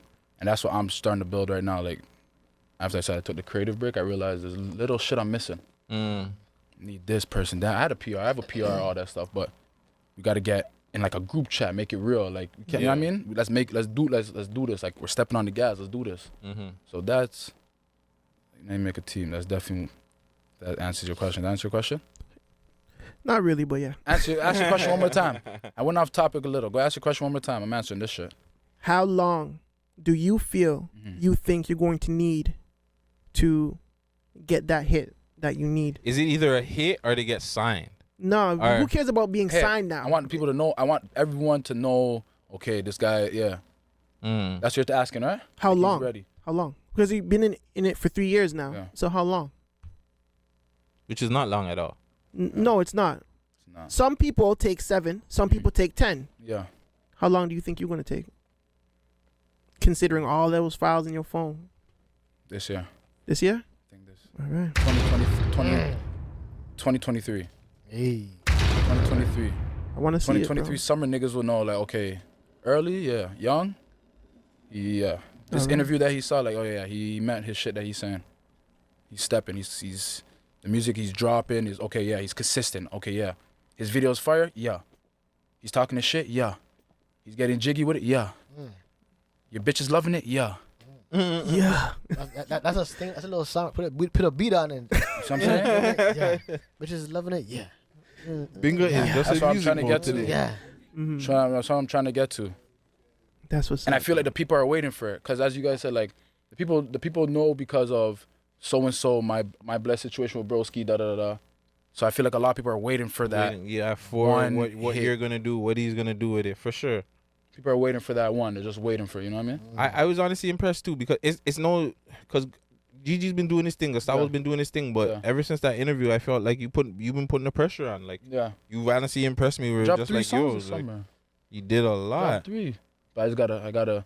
That's why I said the team. That's why I said the team. I gotta put shit together now. The blueprint. So that's what you feel is missing right now. Is the, all right, dope, bro. Dope, bro. Are you willing to work with other producers and stuff? Because you said that you only work with K Woods for now, right? Yeah. Are you? I have a boy Wonder B. Really? Say that. That's family. 7 Thomas, that's family. You have a beat. You never did the song yet. No, I have the beat. I have one song that I did from the past, but it wasn't. That was 2 years ago. Okay. That was 2 years ago, but that's not my. As I said, that's the door, right? Remember the door we were talking about earlier? I'm not gonna do that to myself. You hear that beat, though, you're gonna be like, whoa. I want to hear it. You hear the song, you're like, whoa. Yeah. So why don't you just re-record on the same beat, or do you think it's not relevant enough for the time today, like the old song that you did? Exactly. Okay. That's exactly how I felt. Okay. It's old. The sound and stuff, you know what I mean? And we're just. Let's be real. They gave me a beat knowing I was asking it out of let me play around, so they gave me a play around beat, which is fire to me. You know what I mean? Which is fire to me. Yeah. But, So you think these producers just sent you it just because they know you're so and so's broski? Like no. That's like those are family. We It's talk love. every day. Okay. Every day, group chats, around the 2K. Even one of my homies over there, too. We're on the guy that's masked up. Family. That's no, not showing his face. Other one back there. All family. he's Everyone's asleep. family. Yeah, man, they gotta Everyone's sleep. family. All right. All right. Yeah. You have a Shout problem out with to them. that? Like people taking advantage of you? I've never been taken advantage of that. I felt like no. I felt like I've never been taken advantage of, unless it's like little shit like fuck, like someone need a ride or something, like little shit like that. Like fuck, we get over that shit. Who cares? But something serious, no. That's dope. Or probably like little shit as I can think of the top of my mind, like because of so and so, they think they can give me a little change later than they say, oh, something like, you know what I mean? Or I don't need it, or because of certain situations, we can go to the spot and I can cover everything. because they know Wagwan. It's like, yo, yeah, I'm out here, like, you know, like we're chilling and yo, fam. Ladies are good. The ladies are good. Yeah, we'll make it. If we go out, the ladies we turn up. Yeah, we'll turn up with the ladies. You're good. Yeah. But niggas, nah, you guys cover yourself. I say niggas, you guys cover it. But ladies, you guys are good. You guys for sure. On me. Here we go. It's on me. Service VIP. I mean, it's on me. But niggas, you guys get right. Let's match energies, man. Them. Let's match energies. I like that. You know, that's the name of the episode, man. Match energies, bro. That's what niggas got to do all around in Toronto. Facts. With everything that niggas is doing. No, they do. I think everybody has to turn it up a little. Not even everybody, a little. Turn it up a lot, guys. Hey. Let's go to the big leagues like the way these guys are doing it over there. But it is a part of the infrastructure too. The infrastructure over here just sucks. The infrastructure is horrible. Yeah, it sucks. I get a lighter. Bad. Damn. Like a lot of artists should be better, bigger than they should be.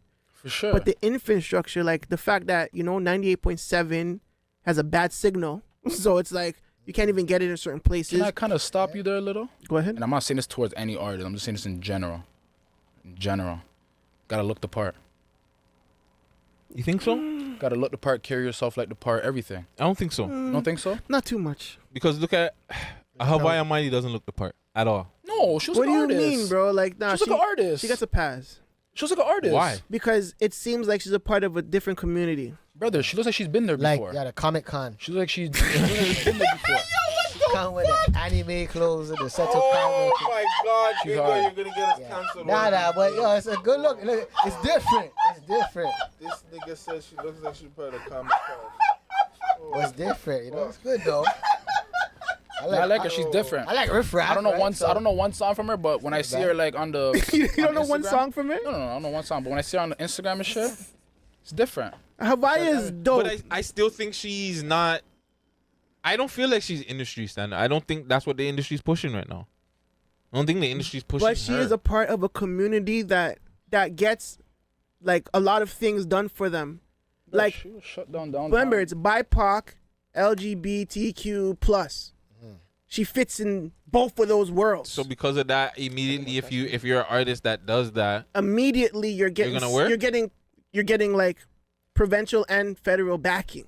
That's true. Right now, they're looking for black talent, fam. Like, I don't know how many people. Oh, no. I don't know how many people like are taking advantage of like the grant system and all that stuff.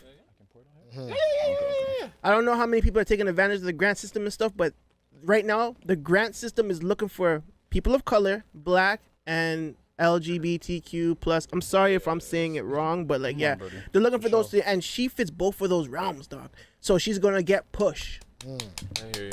1000%. Sorry for touching. I hear. No stuff. And she is talented. Let's not fuck up You're the right. fact You're right that with she's the whole talented. grant thing. I wasn't looking at that thing about it. I was more looking at how everybody thinks she's signed and she's not signed and a whole bunch of shit. So talking about homegirl?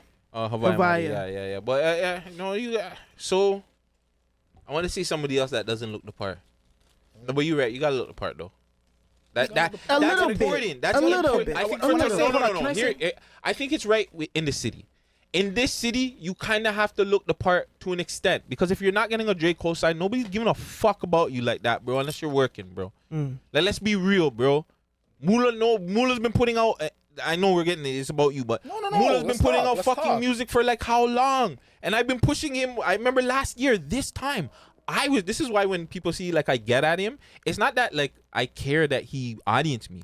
My whole thing is last year when people didn't even want to put him on top 50. Don't audience me again, Brody. No, audience me. Nah, he audience me too. You audience me too one time. You audience me too one time, Brody. What? Yo, Brody, come on, you can't audience me, Brody. You know I'm rocking your shit. You know, audience me, cuz. I'm trying to get the most audience ever. Still, I'm going with it. Fuck. But like my whole thing is last year, yeah, it is kind of fucked up. But last year nobody wanted to put him on that top 50, and I had to like push. Niggas were like, "Oh yeah, you're dick riding Mula, you're dick riding Mula." I was like, "No, fam, he's working harder than all you guys, bro." And it took him to do all that shit, get the Drake cosign, get Drake to repost him the Shade Room thing. The people are like, "Okay, now can't take that away from him." Yeah, you can. And this is why I still 30 something. I don't know what is it. 40, I think now, bro. He's like 40 videos every month. So like, I thought about his age. I was like, what?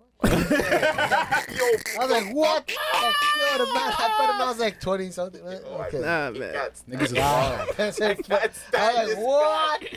But yeah, he Whoa. doesn't look the part. He definitely does not He look the doesn't. part. Yeah, he looks very simple, very a plain guy. All he has is like his jackets. Every video, he has a different jacket. Jacket man. He's a jacket man. Oh, I wonder if it no. comes to the kids if he's a jacket man. Oh, no. Don't do that. I'm a jacket man when it comes to the kids. Don't do that. Sick when I you love do taking that. care of other people's kids, Yeah, I bro. said that. These Switching kids up be the- bad out That's but fuck out taking here, care bro. of people's kids is not a jacket thing, fam. Yes, it is. A jacket is when your girl or your wife has a baby with another man and brings No, it to that's you when like you that's get bun. That's is, something that's different. That's when you no, get bun. No, no. you're Jamaican. Isn't a jacket is when you take care of another man's kid? No. No. I never heard of that one before, to be Nah, honest. jacket. Never heard No? of that. Really? Never heard that phrase, nah. Which It's part like- of Jamaica you it's there like- about, it's like- my My mom's from Clarendon. It's like you think it's yours. Clarendon, big up Clarendon. Or a jacket is when you think it's yours. It's like when Yes. it's like when you think it's yours, but But it's not. Like a girl So you steps put out. on the you put on the wrong jacket. Yes, a girl Got steps you. out on Should've you, got the weatherproof. and she brings the baby back home, That's and she not plays, happening. and she No, plays like that's that's your not baby. happening. That's No, a no. jacket, my yo. That's not happening. Audience. Audience. Yo, lighter. Yo, I might need to take one of your spliffs, though. I said jacket. Fuck. Yeah, you That was want one? funny. I have a video coming up still. I'll give you one though. Hey. I was about to ask you the way first how. one on the show to give you a spliff. Yeah, you are. Run the thing. Come on, first guy. Yeah. First guy. Yeah, you know, you niggas stop being. Yo, it's just weed, Brody. It's just weed, man. Just weed, bro. Yeah. Give the weed to the people. Yo, trust me. So early. Speaking of, let's get up. We're gonna do one more thing about this Moolah shit now. 40-0 with this videos, or maybe 41. I'm not sure. Would you ever do something like that? Like drop a mass amount of videos? If it works for me. It looks like it's working for him. As I said earlier, everything works for everyone different. It's working for him. I see the people they're making fun of the Wendy's, whatever he bopped off at Wendy's. Fuck, I didn't do it. You think you They should didn't make? do it. You think you should He make did that a it, though, and challenge? It helped him, huh? You think you should make? You think you should make that a challenge? Like No. no? Oh no, stop. Do you think rappers will pop off at different restaurants and be like, "Yeah, I bought the whole menu"? Type For shit? sure, what they're for gonna start sure, doing. for sure. Because I'll be real, I thought about it for 1 second. I'm not even gonna lie. I was gonna go to Harbor 60, and I was just like, yeah, man. Let me go pop off a Harbor 60 really quick. And I was like, I'll be one of the niggas just watching. Be like, yeah, I'll wait for my free food. I'm gonna wait for my free food, Brody. I'm like, nah, bro. Let him have it. Let us have his moment still. Nah, shout him out though. Shout out everyone doing Yo, their thing. that's this crazy. season. Like Yeah. the whole menu only costs that much. $300 some, right? Yeah, and if you buy like 4 combos, it's like that much too. It's like what the fuck? Bingo, how much was your home menu to the dinner that you had the other night that you had on Snapchat? Yo, I'm not gonna lie. This is bad still. Tell me. Okay, I didn't pay. I didn't even ask that. I just asked how much I everything don't know. I cost, didn't how much stay the long bill enough. was. I You didn't got stay long treated? enough. You got treated? Like someone treated you for When dinner? they told me to come in, and I remember when they asked for the bill, I was like, okay. And I was like, all right, y'all, gonna be right back. Hold on, I'm going to the phone real quick. Did I slide out? Like, was the washroom upstairs? This Then just smoke bomb, slide out. Like, These niggas are eating snails and shit, all kinds of oysters. tomato, and like with a smile on my face, like, yes. free meals. Yeah. Doing the door like that. Real DoorDash. Like, I'm gonna get the bill in 15 minutes. Okay. You just say, you know what I mean? Shout out Vibes too. Sorry, I just want to say something real quick. Shout out Vibes. He's in LA right now, but he has his homie over here. You know what I mean? Getting me a video done while we're shooting, so shout out that. Okay. I like that energy. You shout know what I out mean? He's over there in Vibes. LA making sure I still get my video. Like, It's a boss right that's what there. we call stepping on the. I mean, niggas is Yeah. trying to step on the gas, right? That's a boss right there, man. I mean, Yes. What's your favorite restaurant to go to, bro? in Toronto, Yeah. fuck, I like Casamoto a lot. Never heard of it. Casamoto's at Yorkville. Nice appetizer food. You more like a steak guy No, or a seafood? chicken. Chicken. Okay. No fish? I cook though, you know. You cook? So I Yeah, he's Jamaican. okay. He's Jamaican. He's Jamaican. Doesn't matter. What's go to? Doesn't Jerk matter. or jerk chicken? Jerk chicken, curry chicken, stew chicken, oxtail. We'll do lasagna. we But can do curry spaghetti. chicken is not a Jamaican dish. Hold on, because you said something. Can you do like a veggie lasagna with no mushrooms? For sure. I don't like mushrooms. I'm following. I'm following. I like mushrooms though. You don't have to follow that episode. Black people, I don't know one. Yo, black, I don't know too much black I people don't that fuck like with mushrooms. mushrooms. Yeah, I don't bro. know, maybe I'm Trini, that's why. Oh. Yeah, I don't know. Maybe Makes I'm sense. Trini. Yeah. Makes sense. Me? Excuse? What's No, your yard, Don't man. let finish that bottle. hold on? What's your favorite team that Tristan played for? Come on, the Cavs, bro. Hey. Really? That shit Yeah. was love over there, man. Yeah, like the Love. city actually appreciated The it. city, like agency is like clutch agency, right? Clutch Yeah. is Rich Paul shit. Yeah. That shit is a family, man. That shit is like love. They have like a over there. headquarters down there, or like an office, or They have an like- office, yeah. They have an office there, but like, it's not what you like. See how we're walking around and we'll go to ACC? It'll be like that too, and everyone's just a family. Like it's love. It's love. Like you know what I mean? It's not Hollywood. Okay. You know what I mean? Like you'll think like Bron's gonna be Hollywood, Rich Paul gonna be. No, it's cool. Everyone's love. But what about the city itself? Yeah, Like, yeah. the city itself. Like the city obviously showed you guys love, but like the city itself, it was dope. Like the food's good. I loved it. Yeah, I like the people a lot. Cause it's like, number one, it's a 4.5 hour drive. So like, you didn't have to catch a flight to go there. Hit up the rental guy, Enterprise, boom. 2 hours you're at the border, another 2 hours you're in Cleveland. Jeez. Easy drive. Shit. You go there, the people are dope. Like, just dope because it's the East Coast, but they got like a southern feel to them. A lot of black people. I don't know if you watch First 48. A little bit. Always Cleveland shit. Like Yeah, it's always Cleveland, Florida. It's crazy over there too, though. Baltimore. Mississippi, Baltimore. It's crazy over there. Deja's from Ohio. Oh yeah, Deja, we gotta go check. Yeah, maybe he can show us. What part of Ohio is she from again? We'll figure it out after. Yeah. Next question I want to ask: what was a bigger feeling for you, Toronto winning the championship or him winning the championship? My brother. Yeah, Yeah, my brother by far. But let me say this: 'cause I played with Wiggins, right? Me and Wiggins talk too, like all the time. And I told him, like, when you won the ring this year, it wasn't more than my bros, but it hit different because we played with you. You were our teammate at one point, so it's like a nigga that we played with won the ring too. So it's like it's a different. I mean, it was a different celebration. To me, with him, it was like we watched his struggle. Like Tristan went through a struggle too, but it's like wasn't big like that. It wasn't big. He wasn't number one. High expectations. Yeah, like the expectations number was. four. Yeah, it was still fourth. It was really big. But it's like the expectations for Wiggins was like he was supposed to be that guy. He got Next traded LeBron. around. Da da da da da. So to see him get it, it was kind of like it was a good moment. Yeah. Should have tear and shit. Like, cause like they had him down, fam. Like there was a point where like they thought he was a boss. He was a but boss. he kept balling. Nah, he wasn't a boss. It was just a boss. Nah, you fam. wanna know what He it is, just though? unbussed himself. But see, like, on the line, unbussed it's not even himself. that. When you're in a bum ass situation, fuck, some niggas just match their energy. Some niggas are like that. You right. You Some right. niggas Still. are like that. Like He was playing like cat. He's the guy who just remember when he plays, he holds his shoulder the whole time. I mean, his hips. He's chill. He's gonna match the energy that he's around. Some niggas are just like that. So you're saying that Wiggins pretty much matched the energy of his teammates when he was with Timberwolves, Timberwolves and everybody it was else, like yeah. everybody was Playing with some fucking bum-ass lazy. niggas, you're gonna be a You're gonna bum. play- You're play around like some a bum ass bum-ass niggas, niggas. you're gonna be a bum ass nigga. So why not just ball out? You're around though? 5 bum ass niggas, you're gonna definitely be the Because 6. even if you Why ball not out, just ball out, because though? why ball out for no reason? You're gonna burn yourself out just to I'm still gonna get a bag, so why not just fucking just play it like shit anyways? I wouldn't say it like that.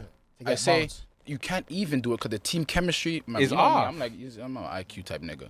I'm an IQ type nigga. When I played, I was an IQ type nigga. So like when that chemistry's off, come on, how's Bron can't even do it in LA. Fuck. Yeah. Bron can't even do it in LA. Are you seeing the preseason? Oh, yeah, You think they're making playoffs? I think Westbrook's gonna have a good year, hopefully. Oh, they're going off? Do you think? Hell no. Oh, yeah. They're playing like ass, bro. But it's preseason, my G. It doesn't matter. Yes, fam. it does. Chemistry Yes, is it does. everything, bro. It's preseason, man. Do you Are they making judge playoffs? preseason? Okay, Yes, fam. when you gotta watch judge the everything. preseason based on the actual season, are you judging a team based off their preseason performance as a ball man? No. Exactly, you can't.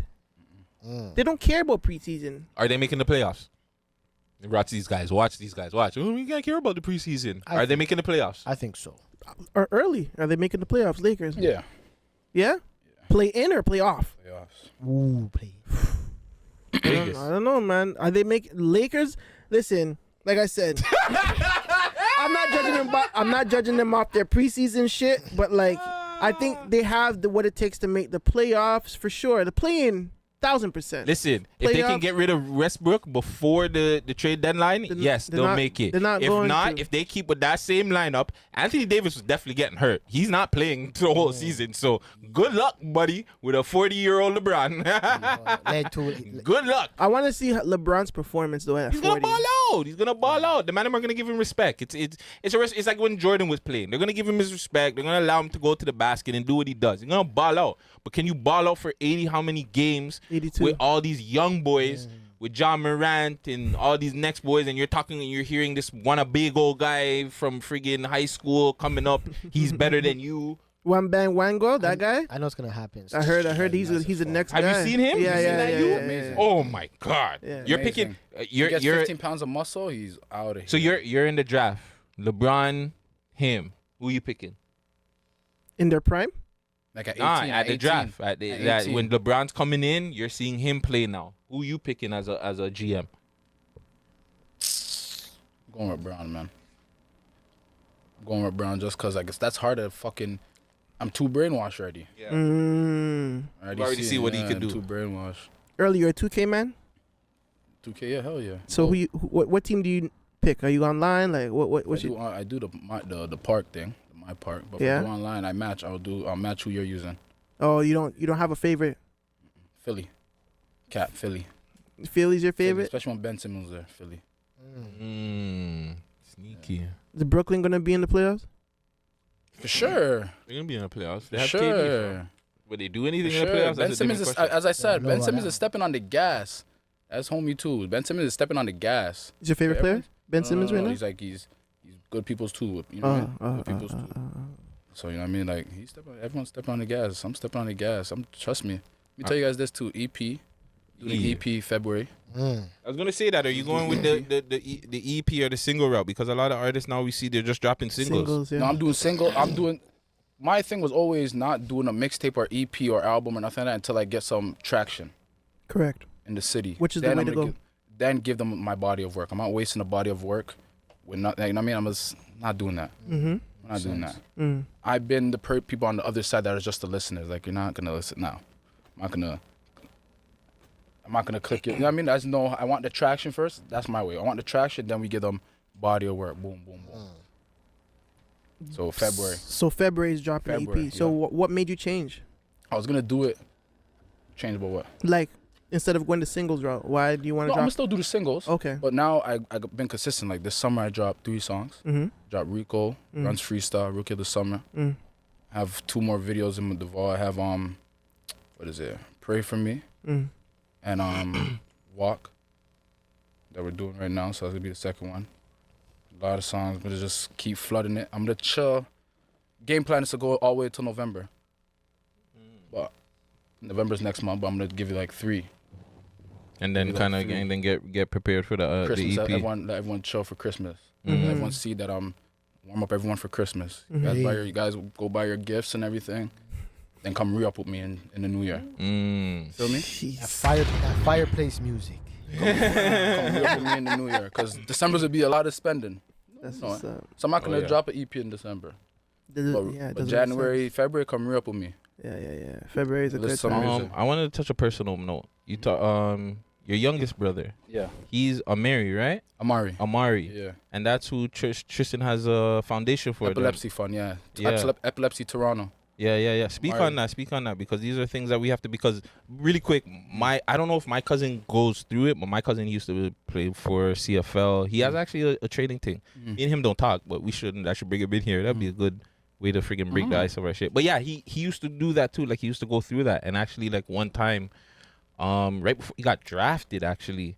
He had a seizure from because he was like in so much shock of like what was going on and shit like that. So just like talk to the people them just. Well, I'll give you a quick little thing. So basically, I have my younger brother, Amari Thompson. Shout out to him. Big boy. Big him up. Big boy. Yeah. I mean, he's a special need. He has a foundation called Amari Thompson Fund with Toronto Epilepsy. And basically, he was a normal baby. You know, fast forward to like 1 year old, 1.5. Just had random seizures and shit like that, you know what I mean? And it just stuck. It just like kept going. Like it got to a point where he has level, I don't know if there's 10 levels or 5 levels, but he's at 10. what I'm saying? He's at the top. So he like one point in life he had like 15 seizures a day. Fuck. God. Yeah, like it was crazy. You know what I mean? So you guys have to be like watching out for him and shit. At this point, when it first started, Tristan was he was at St. Benedict's. That's a prep school. So I was probably in the 8th grade, 7th grade, and he was ready in the States. So you know what I mean? So it was me, moms, my pops, and my younger bro was they're both little babies, you know? Mario and him were little babies still. So like it was just, you know what I mean? It was me and my mom's. Mom, you know what I mean? Mom dealt with a lot of seizures and shit. Yeah. It's tough. I ain't gonna lie, it's tough because growing up, you know, you see all the special need kids in school and like, you're like, you see some niggas make fun of them. Some niggas stay away from them. Some niggas don't understand. You know what I mean? Me personally, I was always the type of nigga, I never understood, never made jokes though. Yeah. Never made jokes, never understood though. But then like when it happened to my bro, it's like, it's a curse and a blessing. It's if you want to be realistic, right? But the blessing overpowers the curse, you feel me? Oh, no, for sure. And it makes you look at the world differently too. Yeah, it makes you look at people different, makes you respect people different, makes you respect yourself different. It's true. Makes you respect my mom different. You know what I mean? See how strong she is. Yeah, because different. Like you see her little, like, he doesn't walk. He's all wheelchair, right? Bones. Remember, when you seizure, you tense up. Yeah, you tense up. Tense up. So he's kind of like this. You know what I'm saying? But nah, he's a big boy now. Finally growing. At first, he was growing slow. Growing very slow. And then a lot of blessing on my bro and Chloe. Shout out Chloe. Shout out the doctors over there in LA, UCLA hospital. Okay. You know what I mean? Some weed oils. You know what I mean? Shout out to THC. Okay. Shout out to THC. Likes you know what I that, mean? eh? Likes that. Some weed oils. Alter puncher, whatever, the thing you poke. Acupuncture, yeah. That shit. So he's a big boy now. It's good though. It's a blessing. But yeah, if you know, if you want no more research, go to Epilepsy Toronto, Amari Thompson Foundation. We do a gala every August.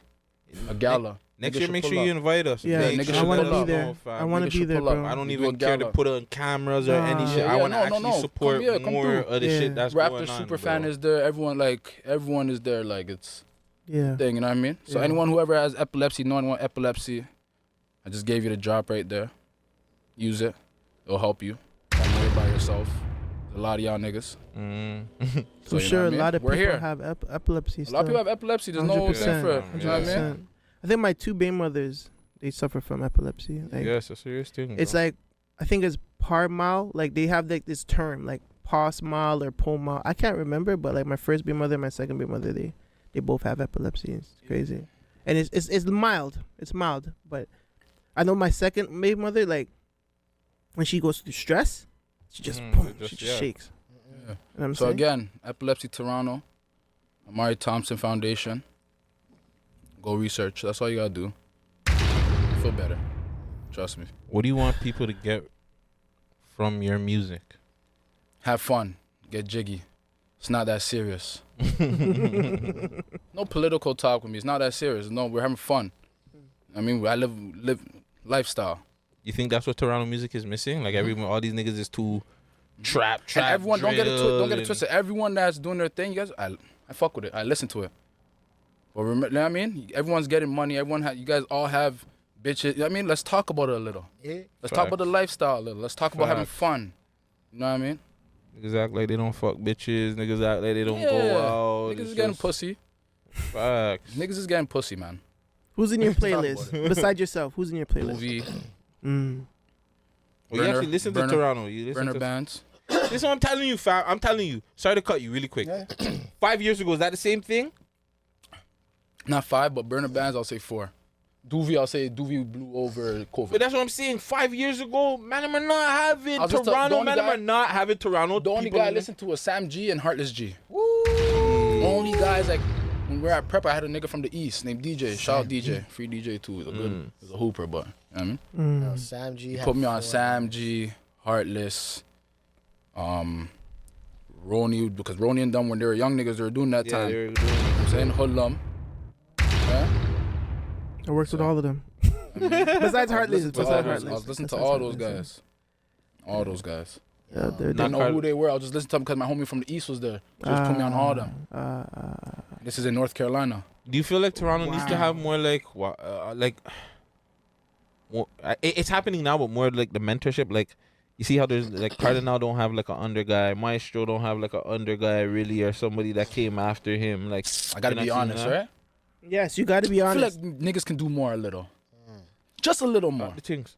Just a little more. I've been around, so if I know the fuck I'm talking about, I know you guys can do a little more. Just a slight bit. You don't have to. Don't get twisted. They don't have to. They don't have to. I'll never say they have to. It'll just be cool. You know what I mean? It'll be nice. Bro, I see Tory and Drake bringing up this fucking girl on Keep Six Solid, and I don't get it, bro. I don't fucking get like the Indian bro, girl, right? Yes, bro. Like there's so many other freaking artists that are out here, but the one song you niggas want to repost and come big up, the one song. She's a hip hop head, fam. I don't That's give why. a all these niggas are hip hop heads, No, bro. like not how she is. She looks like straight hip hop from the 80s, dog. Like, you know what I'm saying? That's her style. But there is 1,000% other women that are better than her for sure. I don't even have to be the women. Just pick up one of the dogs. Come on. Remember that bringing up one of the Black boy. Like, come on. I'm gonna get my shit when it's time, don't Yeah, I'm gonna get my shit. I guess. Feathers. I know. At least Feathers needs like a Feathers. Remember the red guy? Which red guy? His name is Feathers. The Blood. Yeah. Blood Gucci from house Brampton. From Party. Brampton. I don't know who the fuck you guys are. I never heard of Feathers in my life. I think he's a homeless nigga. Yeah. You know Feathers. What? Brampton's different, eh? I know. It's a whole different world. He's a goat, 10 and He's a a half goat. and But he's homeless. Homeless goat. You never heard of him? Homeless goat. How you homeless in a goat? All he wants to do is party. See, I have a lot of respect, Feathers. I hope you see this somehow. Shut up, Feathers, I guess. Shut him up, still. Shut him up. Shut up for being homeless and a goat. That's a first. Only I can call him that. I guess.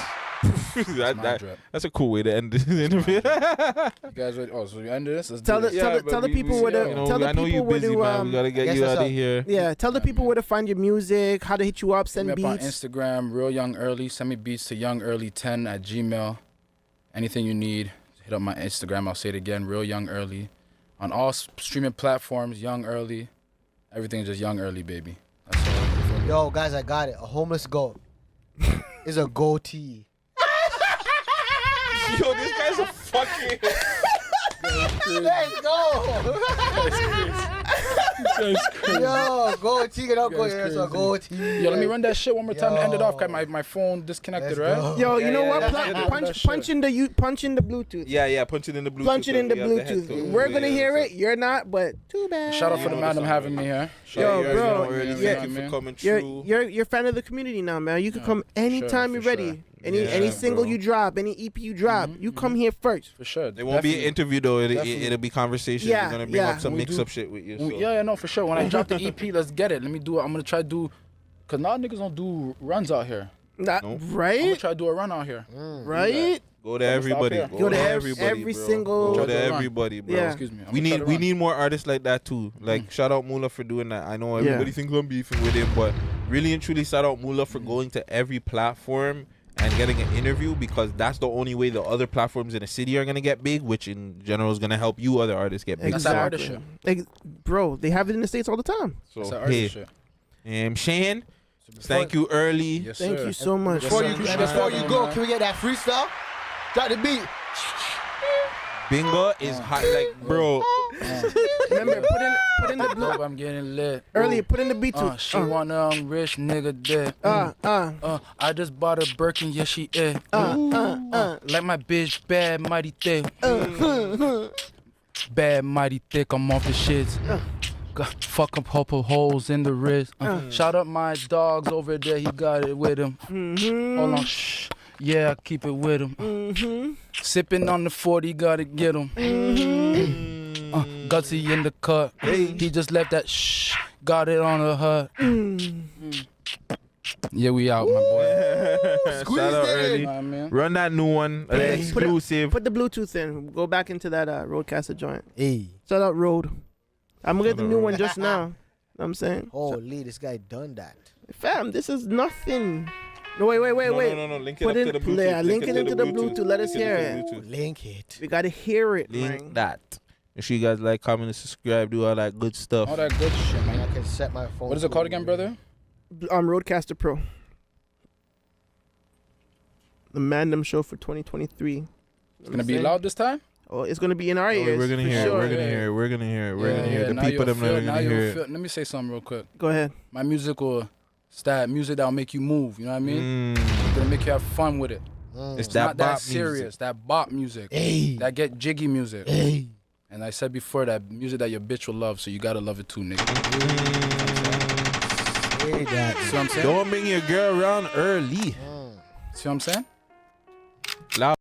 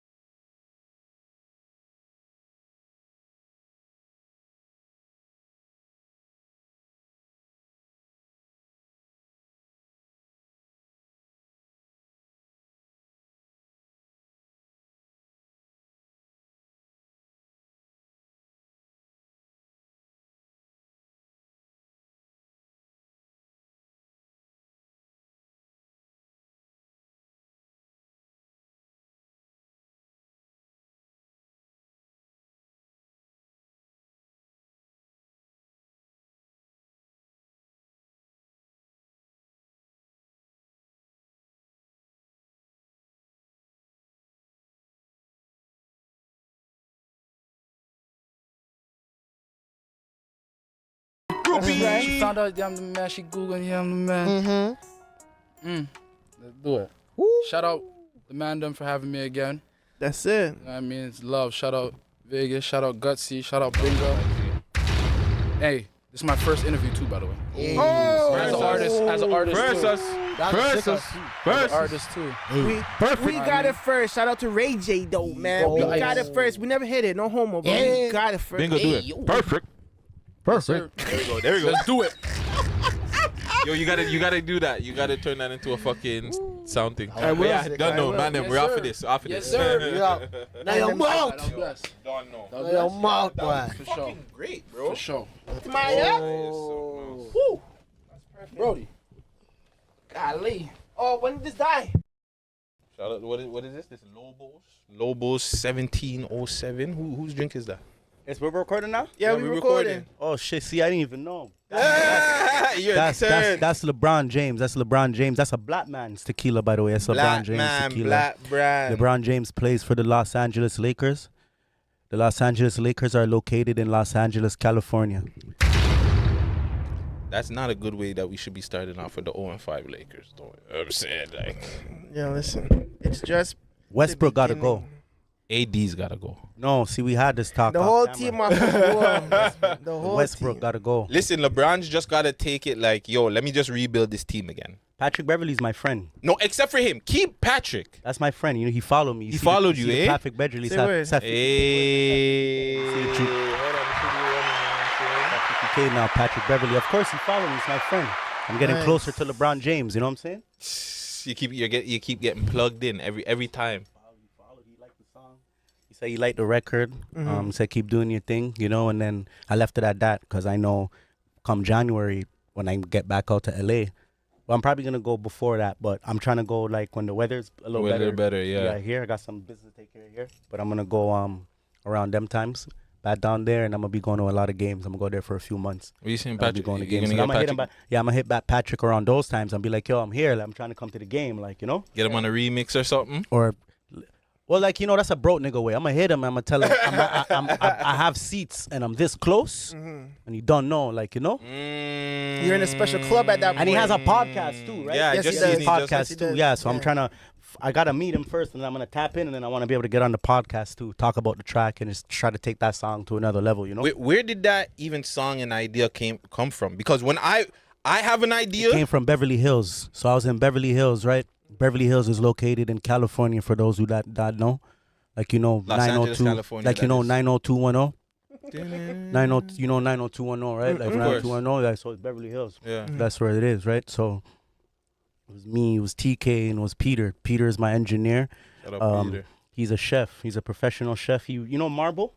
Yeah. He worked at Marble. He worked at Okay, the restaurant. Yeah, he's a chef at Marble. So basically, he quit.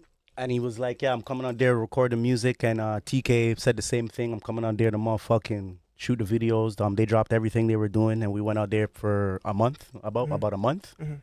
And but that was my fourth trip out there that time. That was my fourth time out there. But we went out there for about a month. And So we just fucking put in the work. We were in Beverly Hills. And see, the thing is, like, that's why I have the tree. Shout out the tree. It's a very nice tree. Very pretty tree. Can you get a round of applause for the tree?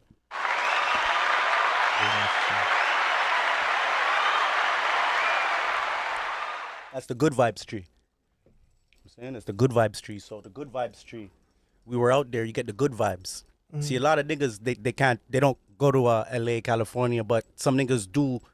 I'm lying. I have friends from my neighborhood that never been to their own country. A lot of niggas don't travel. We're gonna talk about that later. The importance and the essence of traveling. But so a lot of people go back home. When you're in Jamaica, what's your background again? Guyanese and when you're in you guys have the trees out there too. I think. Yeah. You feel the vibe when you go back home. It's different. And then when you come back here, you're like, time to work. Yeah. So it's like when we were out there, the trees are there. So it's like not only that, we have our studio, we have our camera. So that's how these songs came about. I didn't know Patrick Beverly was gonna go to the Lakers. I was just going off of his last name, Beverly, because we were in Beverly. That's where we were staying. And then I got a track on the tape. Anthony Davis, Malibu, Prince of Bel-Air, like, you know, a lot of Sunset Vibes. This is a LA influenced project, pretty much. Yeah, definitely. Sunset Vibes. November 18th, the tape's coming out. Tenacious. I've been talking about that shit for like 2 years now. Yeah. You know, but that's how it came about. But you see the tree? The tree. Good vibes. Good vibes only, people. Good vibes tree. Good vibes. It's a good vibes tree, you know. So that's what it's about, you know. I'm just bringing the good vibes because, you know, sometimes I feel like there's a black cloud over the city. And good vibes. The tree is like a umbrella, taking away all the bad vibes. Like, you know what I'm saying? The vibes. Yo, shout out Blacker, man. Yo, Blacker's here with us. The Man Them Show. Vegas. Gutsy. You got that song loaded up. I want to hear some brand new Blacker the Don. Now, this is a story all about how this Toronto guy went to LA. And I can't rap. I say that to you niggas, bro. I say that to you niggas, bro. I can't freestyle. I can't rap. Fuck that. Let's get into Bel-Air. Let's get into the track, man. This is Bel-Air, Black of the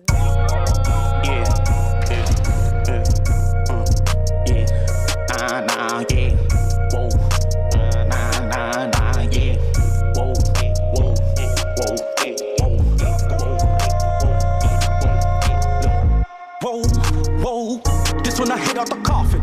Came out the booth, I had to walk away doing the Carlton. Black I walk away doing the Carlton? I'm out the baby girl, watch how you talk to a dime. You better take precaution. I was just broke, down on my limb. No time to kick it, I'm getting it. Free all the dog, I'm knocking the bin. Back in who made this beat, Blacker? I remember Sauce Boy. Shout out Sauce Shout out Sauce Boy. He just did Nicki Minaj. Yeah. Yo, I can't even talk about all the placements. He's got, big up Sauce Boy. Yeah, His Sauce last Boy's record cold. was Nicki Minaj's recent record. With though. Young Sauce Blue. Boy. Yeah, Sauce Boy. it was unfair. Now I feel like the Prince of Bel-Air. We had to spin on them rivals. Young nigga came from the bottom. Making a point on a rival. Spinning, we sliding. I'm in Bel-Air just vibing. Came a long way from the bottom. It wasn't fair. Now I feel like the Prince of Bel-Air. We had to spin on them rivals. Young nigga came from the bottom. we sliding. I'm in Bel Air just vibing, came a long way from the bottom. Bro, it wasn't fair. Now I feel like the Prince of Bel Air. Straight to the bank. I went right to the trap house when I came out the clank. I want a bad dark skin looking like Ashley Banks. Trying to get to the bank. Left out the 6, I'm raising the ranks. I'm in my lab, what the fuck did you think? I need some new artillery. Enemies can't get rid of me. I'm in the pain like Timmy, yeah. I want a bad light skin. Oh, looking like Hillary. I sold a D to a J. I should be Jazzy Jeff. I had the girl on the hand on left. I took girls for the money when I was broke. You was in. I like how you switched it up.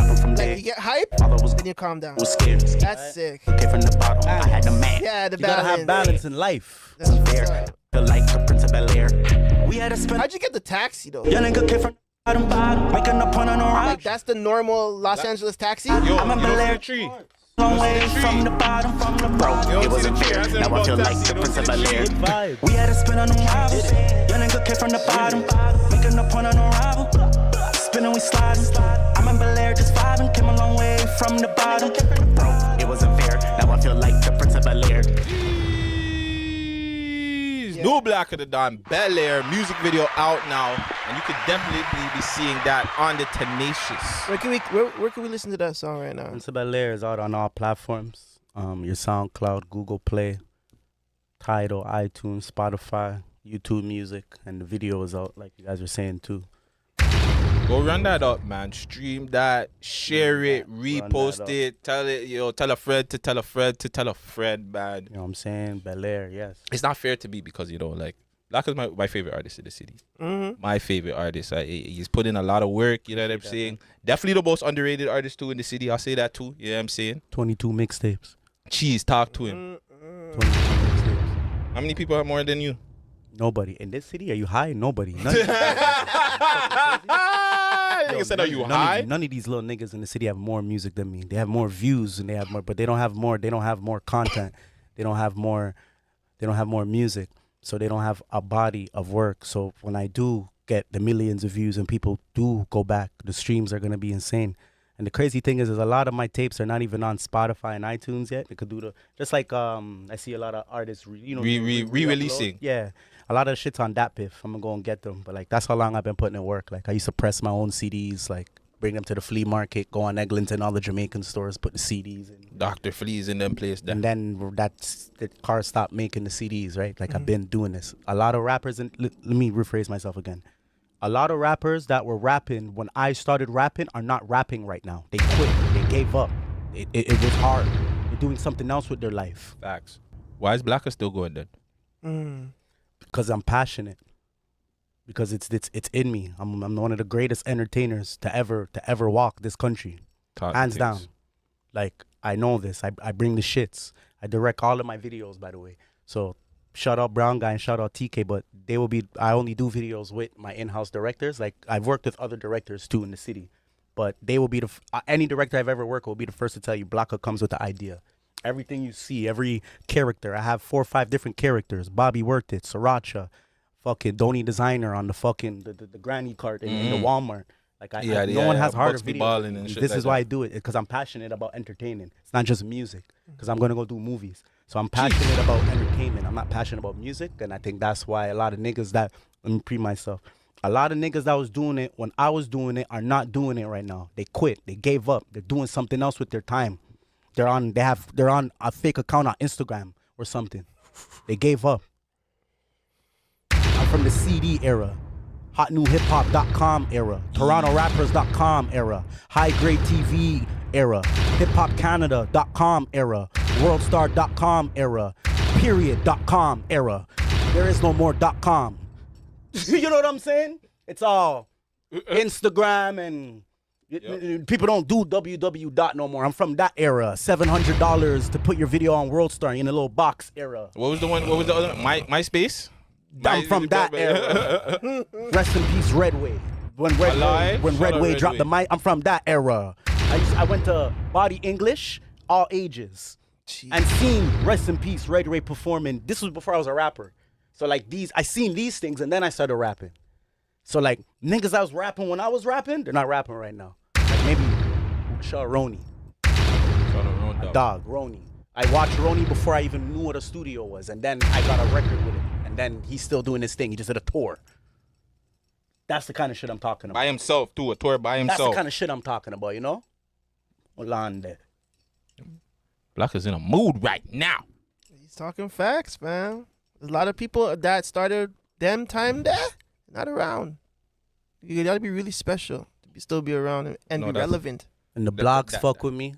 You know what I'm saying? The people fuck with me. I get shows. I wasn't worried about Rolling Loud. Talk about that. Because you did jump on with Lola Buds, though. Shout out Lola Buds. She brought you out.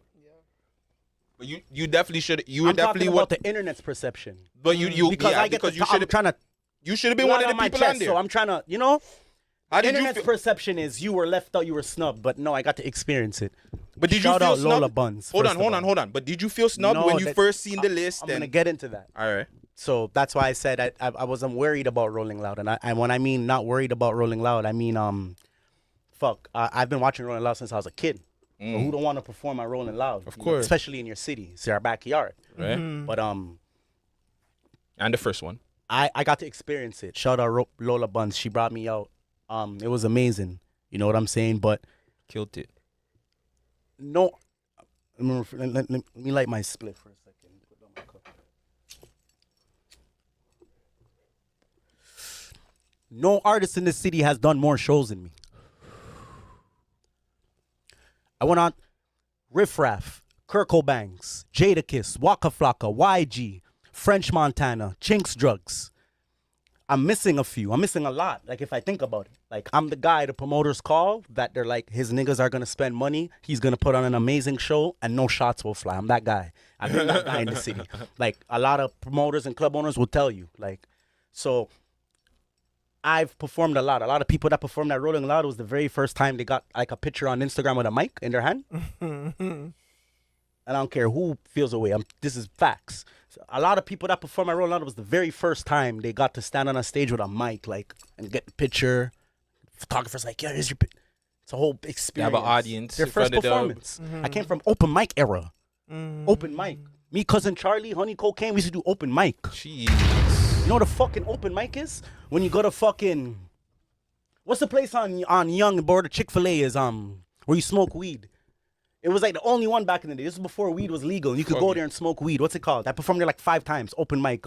You know better than me. Fuck. I know what's part bro, lounge, the weed lounge. The weed lounge. I know what you're talking What's about. it called? It's gonna come to my mind, but like places like that where you go and they got the fucking mic and you did the little paper and they're like, there's 5 people performing. You put your name now. You're 7, and then cousin Charlie would be number 8. And fuck. That's where I came from. That's why I perform the way I perform. That's why I am the way I am. And I'm energized. People wanna want to see the money walk. They want, you know what I'm saying? Hey, what the fuck? Come on, Sriracha. That throw the Sriracha hat. Sriracha. What are you talking about? This is what I do. What are your loyalty? But I came from having a lot of bad performances. You have to go through that. I perform 1,000,000 times. Maybe not 1,000,000 times. I'm capping, but like, you know, I put in my 10,000 hours. I can tell you that. Performing. Yeah. As artists, we could say we put in our 10,000 hours rapping. Like, I put in my 10,000 hours performing. Like, promoters can attest to that. So I didn't feel like I was snubbed from Rolling Loud. No way. That was an experience for the city. That was an experience for artists that needed to experience it. I got to experience it too. And I heard they're coming back. And I hope I'm involved next year. But like, I performed a lot. I wasn't one of those guys at home crying like, no, fuck it. I can trap. You don't see the tree? Look at the tree. Look at the cup though. Where's the cup travel. from? Where's the cup I'm worried about Rolling Loud Los Angeles, Rolling Loud New York, Rolling Loud Dubai, Rolling Loud Portugal, Rolling Loud Switzerland, Rolling Loud UK, Rolling Loud New York, you get me? Rolling Loud Houston. That's what I'm worried about. See the tree? I could travel. I'm not worried about Rolling Loud. You know what I'm saying? It was amazing. Don't get it twisted. And I will be involved next year. But we need to understand that we need to take this shit to a whole nother level. We need to travel. In order to be a superstar, in order to follow in the footsteps of the greats like Drake, fucking Tory, Nav, Justin Bieber, The Weeknd. These guys are superstars. They're greats. Give props to all of them. But one thing these guys don't do is sit in their backyard and drop music. These guys are fucking worldwide superstars. China, UK, Miami, and all those places I just named. I'm trying to follow those footsteps. So in order to follow those footsteps, I'm trying to get on Rolling Loud in those places. And that's how I looked at it. I looked at it like, fuck, I'm one of the few that could travel. Like I was telling you guys off the camera, I met Casper in jail. I met Heartless G in jail. This is the first time I ever met these guys was in jail. Jeez. I'm from this cloth of niggas that have federal charges and can't travel. I thought it was over. You know what I'm saying? My sister's a lawyer. Shout out my sister. I won't expose her name, but my sister's a lawyer, and she has, when you work in a firm, you have, you know, just like you guys work together. You guys are employees. You guys talk off camera. So she talked to some people in her firm, and she let them know this is what my bro's trying to do. And they let me know this is how you do it. I'm not like gonna give out all the marbles, but one thing I will say is a lot of people need to stop thinking it's hiring, going on Google and going to CanadianPardon.com. That's not how it works. That's what I did. I started the process and I'm like, fuck, I don't have that much money. God damn it. Look at the tree. Yeah, it was meant to happen. Look at the tree. Holy fuck. So stop. That's why I mentioned this, because when I just said it, looking at the camera, when I just said it and how you felt that, a lot of niggas is gonna feel this when they listen. I did it too. This is before my sister got into the firm. You understand what I'm saying? So like, and my sister's in criminal. She's not in immigration. But lawyers are lawyers. Just like rappers are rappers and videographers are videographers and only fan bitches are only fan bitches. We're going to talk about what we, and the shit we want, you know? Only fangirls are not talking about cooking steak probably. Talking about getting money. Like, we should post from this angle and you should get this makeup and you should get this camera because it's more clear. And so my sister was having the conversations with the people she needed to have the conversations with for me to take my career to the next level. And one thing I will put out there is you need to hire an attorney to where you're trying to get to. So I was trying to get to America. I hired an American attorney. If you're banned from Portugal, you can find an immigration firm in Portugal and hire the best immigration. You know what I'm trying to say? You get the immigration firm, you hire your representation, your attorney needs to be from the place you're trying to be landed in, the place you are banned from, the place you're disbarred from. So that's one thing I'll put out there. And yeah, niggas need to get into I-92s, G28s, biometrics, all of that stuff. I'm figuring out your port of union, which one applies for you, all that stuff. It's like a lot I could talk about, but a lot of game I don't want to give out. But like, because you know how this game is, you know, say it's free game, free game, but this ain't no free game for me because niggas, like I said, 22 mixtapes. If niggas was interested in what I was doing, I would have been up out of here. I had to figure it out. And I'm not saying I'm not going to let the gems out there, you know, for the youth them to understand, but I think I said enough, you know. But it's important. The tree. It's important. Like it's traveling is important. You know, it's very important. I've done a lot, and once I get off that plane, I'm a nobody. Do you feel like people helped you on the way up? No. Like they showed you certain things to do. They showed you the moves to make. No. The plays to make. No. We need more of that in the city, though. 100%. We need more people showing, 100%. yo, youngins, you got to make this move. You got to do this. Like, you're giving us gems, obviously. You know, you're telling 100%. people some stuff. 100%. But like, we need more people giving out these gems to people so they know how to move when they're coming up. I got 40, but I don't get to like sit and talk with him like that all the time. But I got 40, and he trickles my brain on a lot. 40 gave me books to read. 7 years ago, 40 gave me this book, 101 ins and outs of the music business. I learned about fucking splits, 50 percentages, producer splits, all of that stuff before I even a producer was like, "This is what we got to do." I learned about that stuff because 40 was giving me books. But 40 is fucking, you know, big dog in the world. So it's like, I'm not hitting them all the time like, big bro, listen, what should I do? I'm over here, like, nah. Yeah. Like, I'm trying to pull up to the table and show them I have food on my plate, and this is the kind of food I can give you, 40, you know what I'm saying? So, like, I'm not really asking for a lot like that, but he's the only person that I could beat, and Jellystone, and, you know, and obviously the people I had in my life that are not here anymore. But, like, no, people don't reach out, and they don't do that. There's not a lot of that. No, reach out and like, yo, you're kind of hot right now. I feel like if you took your career to this and you get even hotter. And no, there's none of that. There's nobody really kind of show the youth how to do this shit. No mentorship. There's no mentorship. Facts. No, there's not. 100% not. There's not. What about the infrastructure? Do you think there's infrastructure for somebody to actually blow in Toronto? They don't gotta leave. They can stay here and no. So like, make music here. They don't got. For the people that are like, yeah, Blocker, we don't have to travel, though. We're getting these songs busted. We're going viral. What you talking about? We got 6 buzz posting us. It's in good mood. Nice tree, man. You guys make me want to smoke weed. The tree. Good weed. See all that shit you're just saying? I blacked out.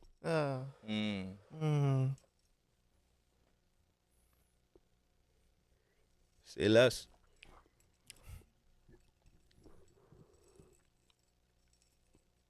Say less.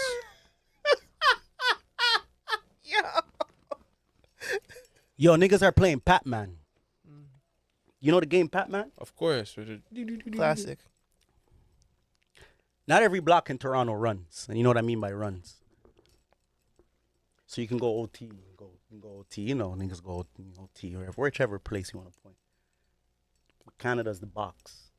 We are the first character in Pac-Man. So you know the little dots? They go and it eats. Pac-Man's going eating. You could eat. Then the red monster comes out. Now that red monster is death or the boy them.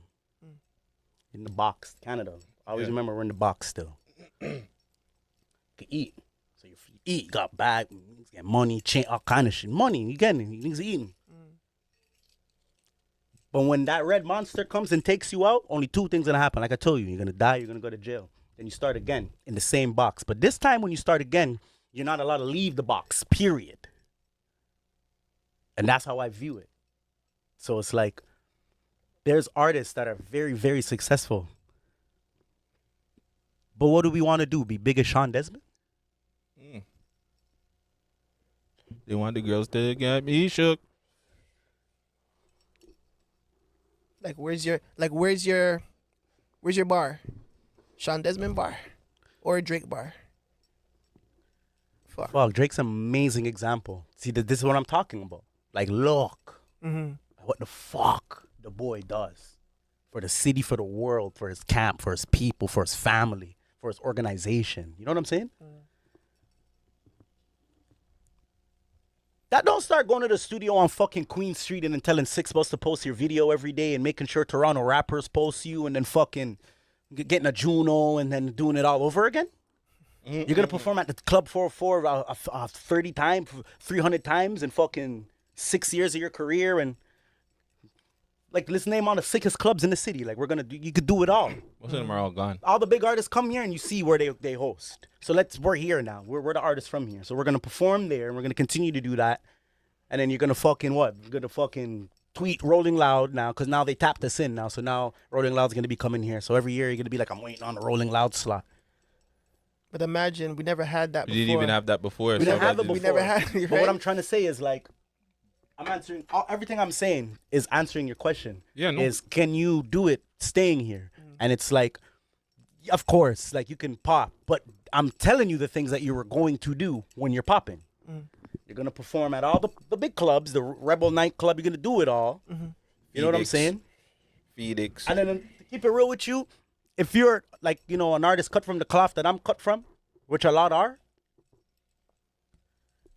going in the same circles is not good.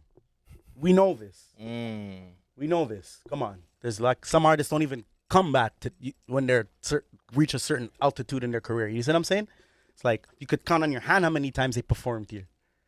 Some of our favorite artists don't even put here on their tour. Unless it's like the big dog, Drake, like, yo, come to OVO Fest. I'm going to make sure I get you the visa to come. You can come for this weekend, you perform, and then you have to leave the country. But they're not putting Toronto on their tour and coming here on their own reconnaissance without OVO or Drake. Like, it's not even a scratch on the earth in the music industry yet, and it is on that level because of Drake. So if you're going to create any path for yourself, you have to follow what they do. Drake, you know what I'm saying? Tory, the greats. Nas. Yeah, so it's like these guys have created a light for us. They've created a light in America, and everybody's like, yo, fuck Toronto. Like, there's a real good sound coming out of Toronto. Even the guys that are coming up now, they're in America making noise. Correct? I just said they're in America making noise. They're in the UK, but they're not here. So that whole 5 minutes I was just talking all that shit before I look back at my tree, because I have to get my vibe. See, when I start talking like this, I have to look at the tree because it calms me down. So I'm gonna. Got you. Good vibes. That answers your question, fam. You know. Oh, it you does. You can do it. You can do it. It does. You can pop. Don't get it twisted, but you're just gonna the Vancouver, Montreal, then back, and now you're hot. Like, and I don't mean hot like white, I'm hot. You're popular. So like walking around the malls is difficult. Going out with your niggas, and if you're cut from the same cloth, like I was saying before, like all that stuff plays a part. You have to get out of here when you reach a certain level. When a lot of people know you and you cannot even go to the mall with your girl, or you gotta hit 4 of your niggas because it's like, oh, we gotta roll a certain way. I wanna go buy some forces. It's time to travel, and that's when the city really respects you. And that is when you come back and you do the show and the numbers are doubled. It's because everybody's watching you. You think they were watching you before, they watch you when you leave. Because they believe now. It becomes a reality to them. It's just entertainment, I feel. It's dropping video, this track here, circle everybody, because they know the little slick shots you're saying in your song. They know the slick shots that person is in. I'm talking about the listeners in Toronto. But once you leave, that triples now because you are becoming a real rap star in their eyes. It's not just the entertainment they were talking about in high school, like, oh, this guy said this about this guy, and then now you're becoming this mega star. You're in this room with that rapper, and you're at this you're at that fashion show. All that stuff happens. All those invites happen when you travel, you know? So it's I feel you don't have no career unless you can travel, bro. Like it's It gets sticky. It gets sticky, fam. It's like it gets to a dead end, you know? Like you can, like, don't get it twisted, but it's just not the level that I'm trying to take it to. And not like, fuck, the way that like Drake and all of these and all of the greats that left the city and put the spotlight on this bitch, the way they did it, and the way they're watching Toronto, you cannot tell me that you just want to be a fucking Canadian artist. It's impossible. Like you want to be a star because we have stars that are from here now, and we watch them and we learn from them, and we want to be a part of that shit. So it's like, how you gonna do that? Staying here? No, we have to figure it out, bro. So Keep Six Solid made a tweet when he said, "Damn, one of these niggas should have drew for Pangs. Bro should have never been in the streets still. If Pangs was from Atlanta, he would have been put into position to win by top acts in the city." And then you replied, "I remember you posting me one day saying, Businessman Blacka says you gotta travel for your music to get to the next level.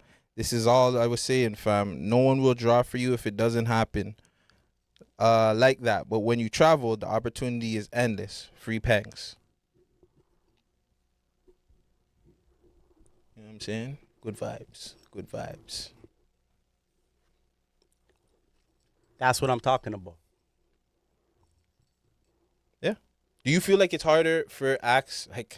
I don't even mean to cut you off. Pangs is one of the hardest. Straight. Facts. Like, I don't know him personally.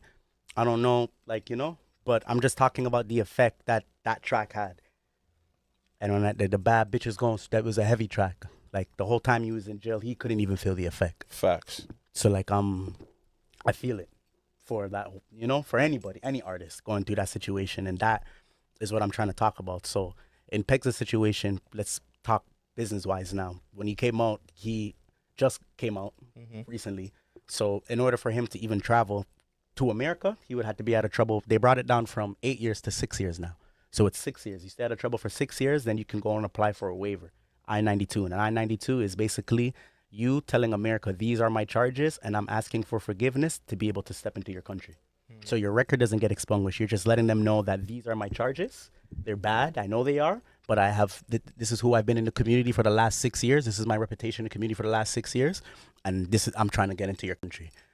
He wouldn't be able to do that, but he'd be able to go to the UK right away, just like Jamaica, because he wasn't on charges. So like, back to what you were saying 5 minutes ago, it goes back to that question is like, can you do it staying from here? So there's a prime example of an artist that is fucking mega. It's huge. Like, I give it to that. That's one of the biggest records in Canadian history. I've watched. I know there's a list. There's like 5 records, you know, and that's on that list. I'm not putting it in any order. That's a big record. And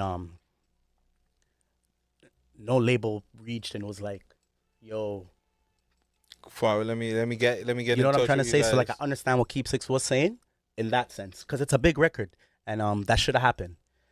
And if it doesn't happen, what are we going to do? Wait, we're gonna sit here. But how does it happen? You know? Like, is there infrastructure for that to happen? Because that's what I complain about. You know what's crazy?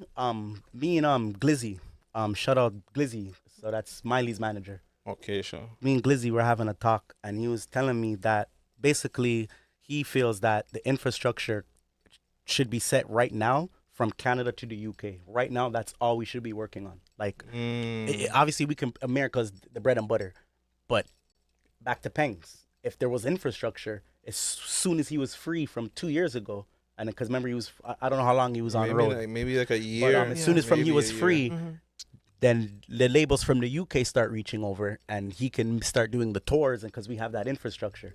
So I think we need. I didn't say that, but shout out Gliz. He was saying that the infrastructure should be set right now from Canada to the UK, because artists that have charges can be able to do tours right away under any circumstances. You understand what I'm saying? Yeah. It's like when you have charges, if you're going with your a surety, you can go to Jamaica. Like my surety's coming with me too. I'm going on a tour. The UK, my surety can come with me too. Nothing is stopping our careers with the UK, and we don't have that infrastructure. And he was saying we should build it, and I think that will help a lot of the artists to come and the artists that are popping right now that can't travel, they're still under that 6 year, because you have to stay out of trouble for 6 years. You know, and unless a label comes and gets you. So if an American label comes and gets you, or a UK label comes and gets you, while you're on, like you're off of charges, but you haven't been out of trouble for 6 years, they can get you the working visa, and right away you can be traveling and doing your thing because they signed you to their label. So now you're an entity under that company. Tenacious. I hope I got it right. I hope I spelled it right. Tending to keep a firm hold of something, clinging or adhering closely. A tenacious grip is what they said. So that's what the album or the project. Tenacious, yeah, never giving up, keeping a firm hold, you know? Okay. Just like when you fucking watch the Raptors play, and Kyle Lowry did some when he did play for us, commentators like, he's so tenacious. You know what I'm saying? Fucking like, you know. Well, he went to the basket. Yeah. All the way from Port Perry. So who do you got production wise on there? Talk about the songs. Yeah, I got LB. Shout out to LB, I got man. LB. Chef, he's on there. Shout out Chef, dog. You know what I'm saying? I have a feature from MBM Nell. So he's a big artist from Stockton, California. Okay. I opened from him earlier, the Drake Hotel. And he had it sold out. He's an Asian artist too. So he's the Asian, yes. So he's on the tape too. He's either he a real nigga too. Okay. Tap in with MBM Nell. Yeah, but production wise, Sauce Boy's on there. I got my young boy Kank Beats. I got Young Lan on there again too. Young Lan and James. That's like young NBA Young Boy Money Man. He just did Money Man's whole tape that Money Man just released. He did like 4 on that. My I Got a Family. But any Young Boy tape Young Boy puts out, Young Lan got joints on there. He's a big producer still. Shout out Young Lan and James. I got Tony Parker on there. Nice. Tony Parker, motherfucking hit maker too. Really? Hit maker? Oh no, I said Tony Parker is a hit maker. Oh, I like, whoa, that's huge. But still, Tony Parker is huge too, though. Tony Parker is huge. I got my boy Peter too. Peter, he's the engineer. The engineer. He also produces too, so he's tell on Peter, there too. Tell Peter to relax on the Jameson. Yeah, you know what? That's I know you watch the vlog. Tell him to relax on the Jameson, fam. You got the little beer belly going out there in LA. Yo, fam, shut up. He's greasy still. He's greasy, bro. Yeah. Yeah, we have to pull up again, man. Shit, Look at this guy. I'm still fucking baby. Watch me just sipping. Like I was saying, this is the Lobos, right? Yeah. This is LeBron. This is LeBron James' tequila. It's smooth LeBron as hell. James plays for the Los Angeles Lakers. That's 0-5.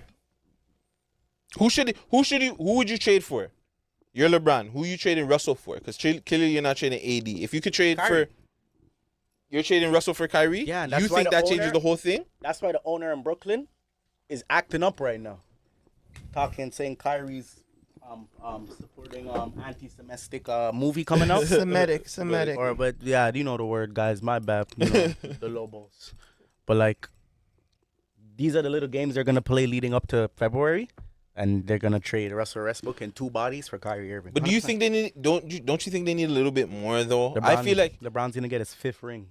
How many rings does Kobe Bryant have? 5, 6, no? How many rings does LeBron James have right now? 4. All right. I just think it's not this year. I think next year he just needs more bodies on the bench. But he's retiring this year, bro. He's not retiring this year, bro. LeBron James? LeBron has like 3 more years in him, fam. 3 years? How old is he? 40 what? He's 30. Oh, he's 38. You see how he He's my plays? age. LeBron James right now he's averaging 26 points a game. Yeah. That's all right. It's gonna He go was the lower scoring every leader year. last year. Respectfully, fam, until we get some really disrespectful young youth that come in the league and are like, yo, fuck this nigga. Like, you know what I'm saying? Until then, that guy. and I don't even think him. I don't even think he has that They come in him, and fam. respect him because they know. Exactly, fam. He has They that. know. It's like when Jordan played. Out of respect, you know what I'm saying? LeBron has until like 41, 42, fam. And he spends like $1 million on his body, fam. Like, yeah, fam. That's different, bro. So he takes care of himself. He's not like our friend there that's spending $1 million on his body in a different way. Yo, Tenacious. Good Tenacious. Let's get back to Tenacious. Tenacious. So you dropped the music videos, Bel Air, Yes. Fairfax. Yeah. Yes. And I'm missing one more. Nando's. Nando. Patrick Beverly. Patrick Beverly. What do you mean one more? All these videos shot Bobby in Worthit. LA. No, Bobby Worthit wasn't shot in LA, but Also, Bobby Worthit is Bobby on there Worthit too is as on well. there too, but that's the only song that wasn't shot in LA. You got that's the Bobby Brown inspired music video. I was actually Tenacious, that's coming out. Mhm. There's a video for every track on the tape. Every video will come out in time, leading into the next year too. Mhm. And all the videos were shot in LA. And Tenacious, I have Tenacious vlog, so I shot and edit all the vlogs. So like some scenes, obviously I didn't shoot because obviously I'd be third person, but it's all off an iPhone. So you're Peter, you're TK, us three were in LA. Yeah, you would be shooting and you would be shooting, or I would be shooting. And then when we come back at the end of the night to the Airbnb before we go to sleep, everybody while we're smoking, airdrops everything to the laptop, and then I start editing and I put them out. So I edit, but I've been editing, like I used to edit my own videos. So like I used to edit videos for Sheffy. I used to edit videos for Cav, CK Cav. I used to edit videos. Like, so I'm back to editing now. I post edit a couple of videos. So like Malibu video that will be coming out, I post edited that video. I post edited Prince of Bel Air in LA. Before we even left LA, we post edited. Oh, there it is right there. Oh no, this is Fairfax. Yeah. No, I didn't touch Fairfax. But I could do this though. You can do that? 100%. That's dope. Where did you learn that? TK Brown guy on house arrest. Jeez. When I was on house arrest, that's when I really started to take the rap shit serious. I was on house arrest with an ankle bracelet. I don't remember how long ago, but for the fans I remember, they remember. And I was on house arrest for 6 months and I did 6 mixtapes. So I did Electronic House Arrest 1, Electronic House Arrest 2, and I did Trap Chronicles 1 and Trap Chronicles 2. And then I did Love Notebook 1 and Love Notebook 2. And then yeah, there's Love Notebook 1, 2, 3, 4, 5. There's fucking Commercial Slaughter 1, 2, 3, 4. Those are all on SoundCloud and Dat Piff. Fucking Back at It 1 and 2. Fucking too many tapes. I'm not lying. How many again? 22 mixtapes. 22. But like the shit that's on Spotify is probably like 6 of them there. The recent shit, like shit from I would say like 2015, 2014 and up, like when the streaming era started. Yeah, but these niggas ain't fucking with me. They know that though. You also tweeted, "This is definitely my last project in music. Dropping this tape before the year ends, then I'm done with the music thing." This is cap, fam. It's cap as good as your LA hat, fam. I was just bullshitting. And you know this, man. Who pissed you off that day that you were just like, yo, fuck these guys, I'm gonna give them music? What was your feeling to drop that, fam? Because I know I get those days too where I just want to tweet, yo, fuck this, fam. This is my last episode. I'm done doing this shit, bro. It was a marketing thing still. I wasn't really like...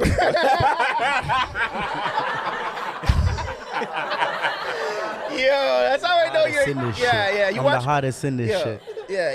This I'm guy's the the hottest sickest in- man still. He's sick. He's sick.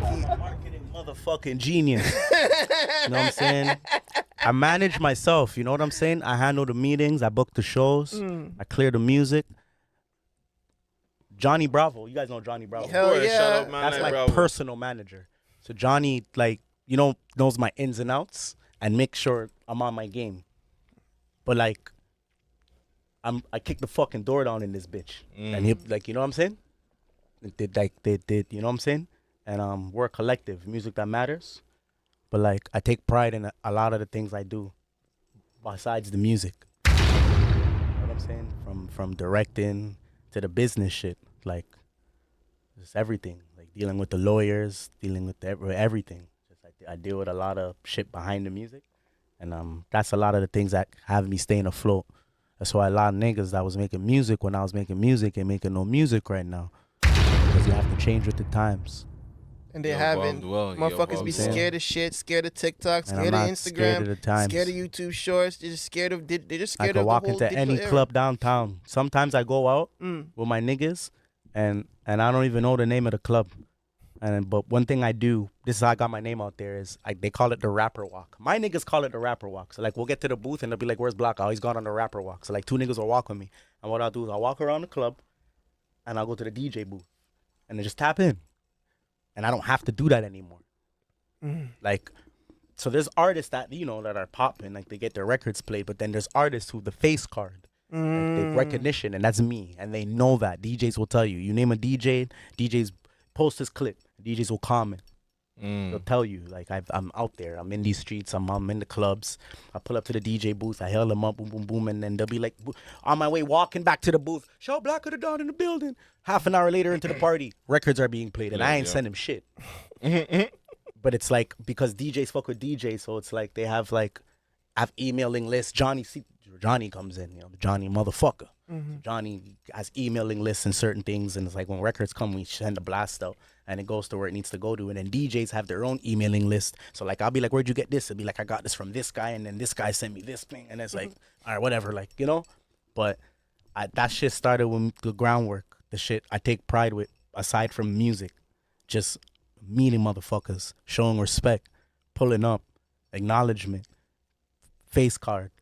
You know what I'm saying? Like that in person shit, that eye to eye shit, like yeah, like that's right. That's right. I know I made a name for myself in the city. So that's what I was saying back to like what you were saying earlier in the interview, is once you do all of that, you run into a brick wall. So all these people know you, all these promoters know you, and the only things that the game don't change, the players do. So the names of the clubs change and the promoters' names change, but the game don't change. And the only way for you to fluctuate, one thing I can take pride with and say on camera is I know music goes up and down. Yeah. And I've been dealing with the downs for the last couple of years.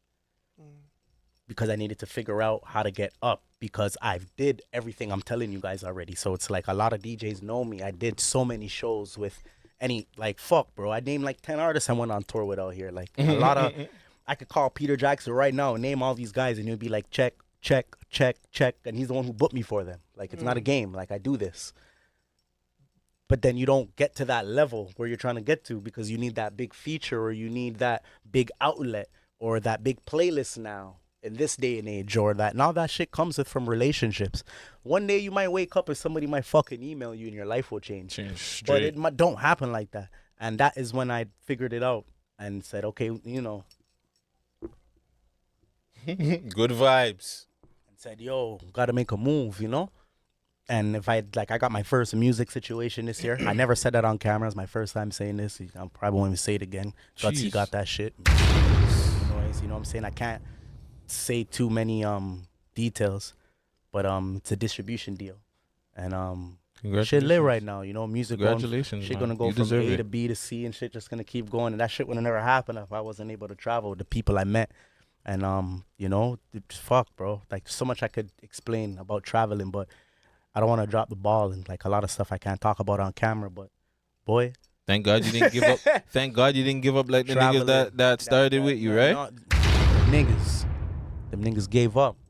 A lot of niggas, when I was doing this shit, they ain't doing this shit no more. They gave up. They opened a construction business, which is very lucrative, by the way. They opened maybe a little corner store that probably got hit by COVID or something. By the way, they got hit by the COVID era, and then they couldn't keep the store going or something. Certain man. I'm still fucking here. Certain man's had a store before what I'm COVID, saying? and it's still there though. I'm part of the 10-year plus club. I feel like there's one thing that I don't know if I would say you dropped the ball with, but Mr. Blacks. My favorite shit, bro. Bro. Poppy! Why you shake up the tacos down, Poppy? Poppy, you take the pizza, man. Poppy, you lick them out with the pizza. Yo, mommy. Fam, why didn't Mr. Blacks become more of a character? Because we're seeing now, like, you've seen the baby, you're seeing Mula's character. We're seeing different people's become characters now. Nah, man. Me are the character. Me are the originator. Now this. Why didn't Mr. Blacks get his own Blood TV clean. show or like YouTube series? YouTube series? Hollande. Hollande. Nah, it's not like that. Yo, Hollande. Like that. It's in that tone. You know what I'm saying? Like, First off, when you first started doing that, did people know it was you right away? Mommy. Yo, Biggs. You know? Papi. That's the pitch right there. That's the pitch. But yes, Black the Don. I am Mr. Blacks. Mr. The Blacks is me. It's the first time I ever did that. I never did it on the camera like that. Like in person where people actually see you, because like the camera. Yeah, they don't see who's behind That's an it. important part. Make sure you cut that correct. You know what I'm saying? But I just didn't like when people would come up to me and that's the first thing they would say. And 22 mixtapes. Over 9 tours. You know what I'm saying? Like, I've done a lot of major shit. People come, they fuck with the music. Don't get it twisted. But that's what I got into this shit for. Not necessarily entertainment. Not to cut you off. Entertainment. Because like I said, I'm going into movies. Yeah. But like, it just got overwhelming. You know? But do you feel like some people, like, look at, for an example, because you did say you got to look at people like Drake, how they got in. Drake's plan was probably music all the time, but he knew that it's Toronto, it's going to be a little bit harder. Yeah. Let me go do TV for a little bit, build my networking, you know what I'm saying? Find out these people, getting around certain things. Maybe if you took the comedy thing and like flex with it for a bit, it could have opened different doors for you that would have branched look at back it to like that. It's not comedy, it's just my life. But it's comedy, fam. And I'm Jamaican. It's just, I'm not even like. Yeah, but it's those I get things it. actually happen. Yeah, but it's still content. It's still comedy. You know? It's like a major hype doing an impersonation of people because he's good. You know what I'm saying? Mr. Blacks made a comeback. You didn't see the taco one in LA? Papi, why you shake up the taco stand? Oh yeah, talk about Papi was in Jamaica in front by the Beverly Center. That Mr. Blacks video was right where they try to shoot Quanjo Rondo. Oh shit! Go look. Right across the street. No, not where they tried to shoot Quando Rondo, where they assassinated his friend. They weren't trying to get Quando Rondo. They wanted to get his friend. Whatever happened, that whatever the fuck happened, that's exactly where that Mr. Blacks video was. That was this year. You know what I'm saying? We're doing a lot of shit in the neck of the woods. Dolo too. It's not like you got bodyguards. You out there, two dogs. A lot of shit in the neck of the woods. Yeah, fam. You know, it gets crazy out there. So like that, when I see those stories go on and I know that me and my team were out there and we were fucking like making moves happen, that shit need to be broadcasted somewhere. Real shit. That's how I feel. You know, because if it was certain artists that were doing what the fuck I did this year, that shit would be on fucking CP24. Like how I'm doing it, what I came from, how long I've been doing my thing. And I'm moving out there independently. No label, no cosign, no budget. We flew the equipment out. You seen the vlog? Mm-hmm. We flew the equipment out. We bought a Pelican box. We bought a Pelican box. Boxes. The fucking Pelican box is what you did. They ship big red cams in. But we got one for the fucking iMac computer. Cool, no? We went to Guitar Center when we landed. Because Guitar Center in America, like, you know, Arlong and McQuaid, where you get the fucking speakers and the different stuff. Theirs is called Guitar Center. And Guitar Center now, they have 30-day return policy. So when I went out there the first time and the second time, I'm talking to producers and I'm learning how to move around and how to maneuver. This is why fucking traveling is so important, because the first time I went down there, all I could do for myself was smoke weed, take pictures, and fucking listen. Soak up all the game. I came back and I got the team together and I said, this is what we're going to do. Then we went. And when we got down there, they're like, yo, this is how you guys... We went to Guitar Center and we bought speakers. We bought an interface. We bought a Vox box. And we brought the mic. We bought our own mic. Shout out Sonny Diamonds. Executive motherfucking Sonny. Sonny helped us with the mic. Sent me with the Vox box, you know. And we set up in the Airbnb, fam. We put the bed up on the wall. It's all in the vlog. See, that's the thing is like I have 6 vlogs and each vlog is 10 minutes. So it's like a mini Netflix. You know, and it was all shot off an iPhone, and I edit all of it. I did everything myself, my 2 hands. I just don't rap, you know what I'm saying? And it's all there for people to go and watch. Like everything I'm talking about is there. You can go watch when we put the Pelican box in the van with the Indian man in Brampton by the airport, because you could tell it's cold outside. You see snow, and then you could see when we land. Then you could see when we land and bring our stuff in the Airbnb, and when we go to Guitar Center and come back and set up and like, then we start recording music. Then we start shooting videos. Yep. You know what I'm saying? And all of that is documented. And no disrespect, like if certain artists were doing that shit, it would be fucking everywhere, bro. Because I'm doing this shit on my own. Like, you know why do you think that is? Why do the blogs don't promote you? They do. So a lot of vlogs fuck with me, but I'm just saying, like, moving the way I'm moving. You know what I'm saying? And a lot of artists that do travel to LA, they know how rough it is and how tough it is to have your cameraman there, because everybody has a life. You know what I'm saying? And it's like it's the budget and everything.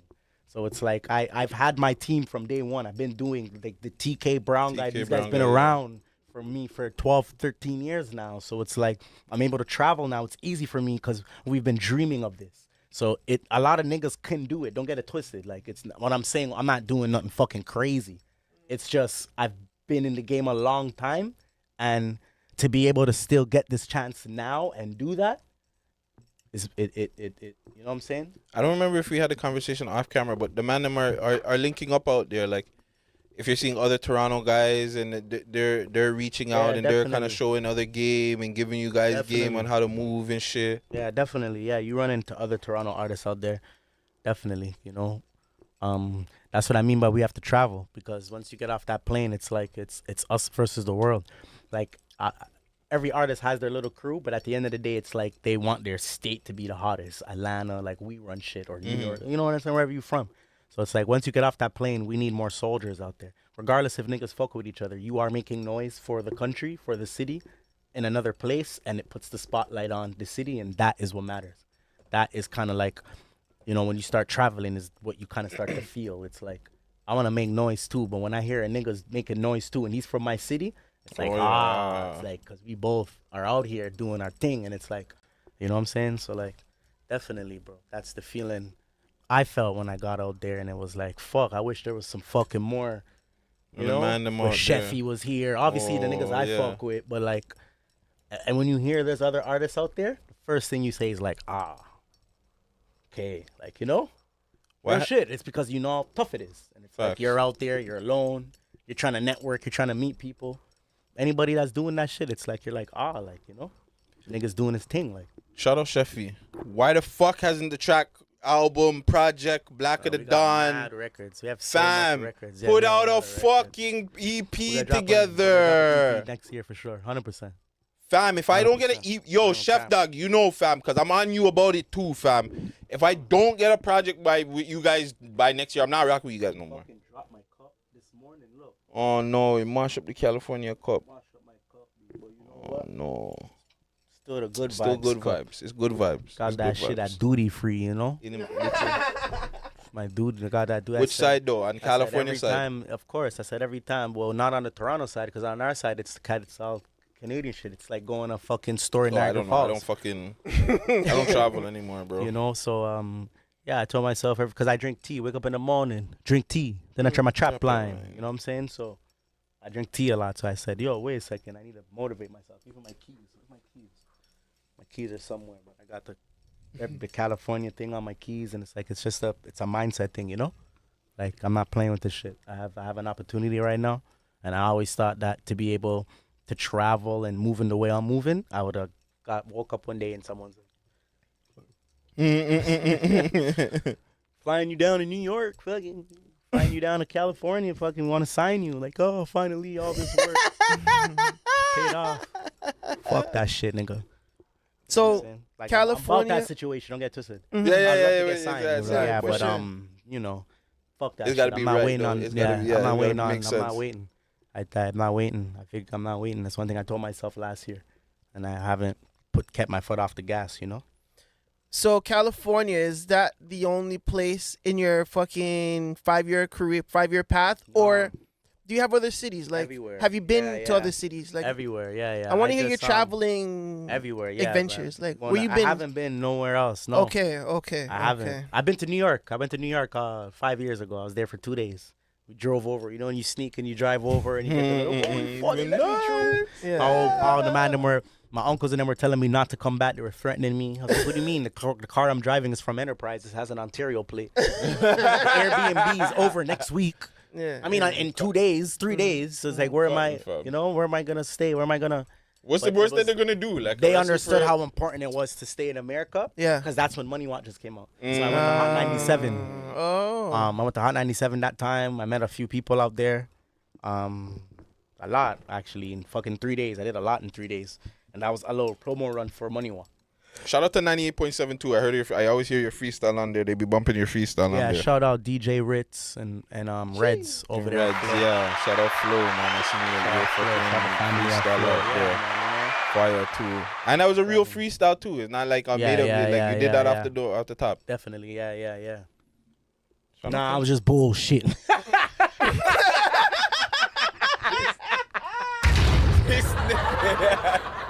Everything you do is calculated. I want to assume. Because you made it seem like that was a freestyle and it wasn't. Yeah, dog. Oh, Don't let these rap niggas lie to you. Any of those things that go on, they send you the shit before. Or they tell you pick a beat, but you do have a day to write, memorize, come there and make sure you're on point. So that takes a lot. I'm not gonna lie, but okay. Niggas ain't. You think these niggas are fucking going to Funk Flex and rapping for 10 minutes? Like, no. They got that down pat from 3 days ago, fam. And then they went there and fucking performed like it was a show. Facial expressions and everything. Like into it, like because it's like, you know. Yeah, and you have flex. We are artists. We perform. It's here, and then you go perform it. Yeah. And then you're not even on a stage, so it's so laid back. Yeah. Exactly. Might own anybody, I don't know, but I don't give a fuck. I just keep it real. Real nigga, fam. Hey, fuck. Oh, well, fam. Yo, really quick, too. Yo, we should take on this whole Kanye. That was a good one when you freestyle. I'm like, yeah, and then it got quiet. I'm like, oh, just bullshit. Yo, I'm telling you. I have points in my head. Like I'm very on point because I'm a manager. You see a lot of rappers, they had their manager right there, and he would be doing that. So he'll be like, this is a good interview, but then he'd be like, okay, so then they'll come to you guys and be like, okay, this, and this. Make sure it's cut out. I already had those in my head. So Kanye now, what's your take on this whole canceling Kanye, or is Kanye trying to cancel himself? Because I'm having so many different perspectives on this now. I'm thinking that he's just doing this to get out of all of his contracts. I think so too.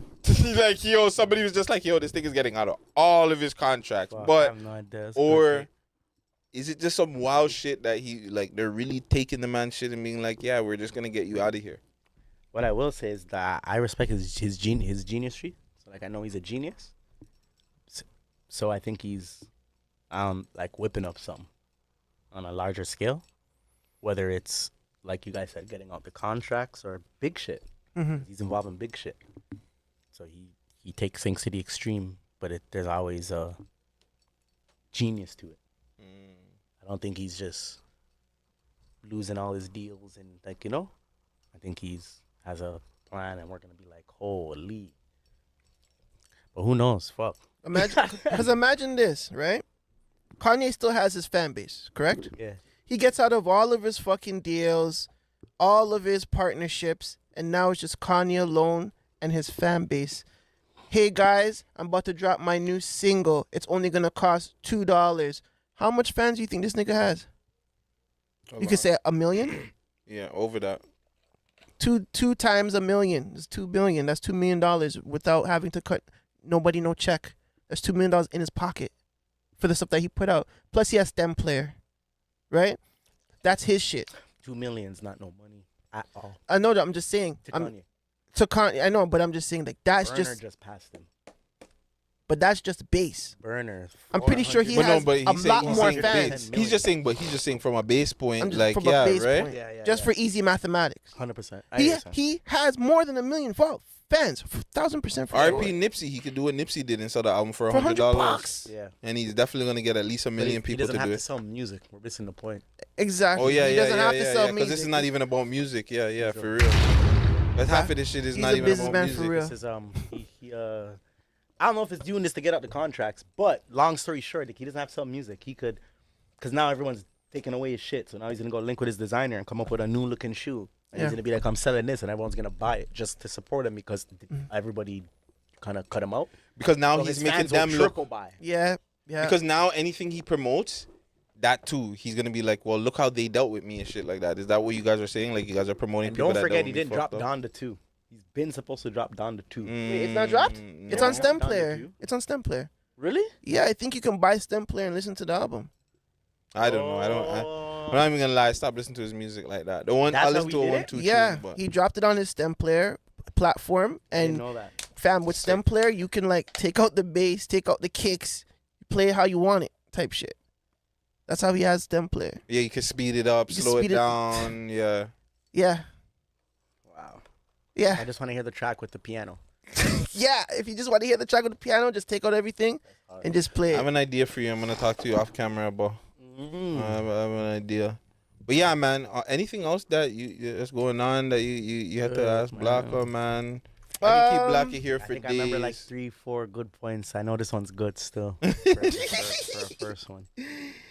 Let's see, what do we got? No, man, fuck Blacko. Before we leave, the LA women. Ooh, How the LA gal them out there Some from? pretty LA women for sure. skinny and white. Skinny and white, nah. Well, like fam. yeah, because everyone's in the gym, but no, but yeah, be real. Like where I was, yeah, in Beverly Hills. Yeah. Hell yeah, But are the Toronto women still top tier? yeah, because we have all cultures, definitely. So you're really only seeing skinny and white for real. No, you're seeing You're seeing girls. beautiful Yeah. women out there, but it's like with Toronto, you're just seeing more multicultural cultures. women. So it's just more. It's a little bit better because it's diverse. Mm. Whereas you're just seeing just high tier baddies, probably. Like you know what I'm saying. Whereas down here, you'll see high tier Indian baddies. You'll see high tier Chinese baddies. You know, it's a high tier everything. Somalian baddies. You're not seeing. I doubt that you're seeing high tier Somalian baddies in fucking Beverly Hills, fam. Mm-hmm. yeah. No, I mean no, I didn't see none, but You know what I'm saying? Like you what I might, mean. there might be out there, but you're not seeing that's them what I like mean by, crazy. like it's more multicultural down here. Yeah. Yeah. So 100%. do you feel like if you were to like live in LA, that's probably your fucking goal because you want to be an actor and stuff. Like, do you think you have to keep up with the fitness regime of the LA life? Like, you know what I'm saying? I'm already fit. I work out 3 days a week. Okay, so Yeah, you already yeah. fit the mold. Oh, 100%. realistically. Yeah, I'm fit. Okay, I'm in the gym. That's 100%. That's fat, right? That's fat, right? You know what I'm saying? Gym dog, bro. Shredded. But you still look kind of flabby, though. I'm not even gonna lie. No. Really? It looks kind of like, It's the you know. Lobos. It's the Lobos. It's the Lobos, a lie? Nah, but it's these. You got we got Oh, the yeah, veins. You know what I'm saying? You got to look at these. I think when you have some veins popping, you got You're something good, going yeah. on. You know, lie? Yeah. Yo, I know, right? When you see the veins popping You a see little bit? could you date a girl that has a male roommate? No. Why not? What you mean, why not, fam? I want to know. Why? Oh, sorry. Yeah. That's lock off. What are you talking about? That's mash up crackers. What the fuck? That's mash up, dog. Fam, yeah, that's not going. Lock I off can that. smash a Go thing back that up has bar, a go male eat something roommate. again, God. I can smash a thing that has a male roommate, but that even too, like, who's your male roommate too? Like if he's a regular white dude or something, yeah, that's cool. If he's one of the man, if he's one of the man, no, I'm not dating you, but you can get a smashing. Oh. I'm not dating you, but you can get a smashing. But like, if you're dating one of the man, them, I'm not even fam. I'm not even going to your crib, fam. That's an idiot thing. Damn, B. I don't know still. I don't know. Maybe I might, you know. I might indulge. I might When was date. I supposed to go to the party? 10? It's already 9:25. No, I think I said I was going at midnight. They said midnight. One more thing. Guts thinks Rihanna's new song is mid. What do you think about it? Who? Rihanna's new song. He thinks it's mid. What do you think about it? Writer? Rihanna. Riri. She dropped a new Beijing song. girl. Oh, did you hear it, first of all? Yeah, I did. It's it was alright. Mid. It was alright still. It fits what's supposed to happen, like in that setting. Mid. With the funeral of Yeah. Black Panther. It sounds like a movie song. It is for Black Panther. Yeah, that sounds like what it's exactly what you said. Yeah. Yeah. It fitted. I what don't it think was it has. supposed I don't think it's supposed to be mid or supposed to be exciting. We've been listening for Rihanna we've been waiting for Rihanna for 10 years, fam, and that's the first piece of 7 music we're years, getting. I know. 7, it feels like 20. So like, if that's the first piece of music we're getting, that's mid. I'm sorry, fam. If Black of the Dawn went away and came back in 7 years, and he gave me some super slow R&B, I'd be pretty fucking cheesed. I'm sorry. With Smiley and them. And this is before Ryder. Smiley, one of Smiley's first videos. Oh, yeah? It's manifesting this guy's career from 7 years ago. Crazy how things go, eh? You know what? Let's react to this video just now. Yo, Blacker, thank you for coming. Too, right? All that. Well, we'll talk about. No, we might keep that in. That might be kept in, bro. Tenacious coming out November. The ambiance got this guy. What date? November 11th, you said? November 18th. 18th. Tenacious 18th. Make sure you guys stream that, download that. All them thing there, share it, repost it with a friend. Blacker, thank you coming through for the Man Them Show, bro. Let the people know any shout outs, how to get a hold of you, all your social media stuff, all that good stuff. Black of the Dawn on Instagram, Black of the Dawn _ on Twitter. You know what I'm saying? My YouTube is Black of the Dawn. Just type in Blacka and it'll pop up 100%. Please subscribe. You know what I'm saying? I got vlogs. You know what I'm saying? Mr. Blacks is still popping too, but you have to go to the TikTok.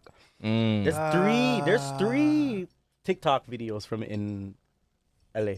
Oh yeah? Of course. I'm gonna get on the TikTok. There's the where you been? I think I should go post them on the page then. I'm not on TikTok. I'm not even gonna lie. I don't fuck with post TikTok. them on the Instagram. They're not on the Instagram. You know, I'm gonna post them. I have 2 videos I can post on the Instagram. I'm gonna do it. But yeah, you guys find me there too, man. I'm gonna start putting some more shit there too. Yo, Blacker, again, thank you so much. You should, even though I like the name Tenacious, it should be called Good Vibes.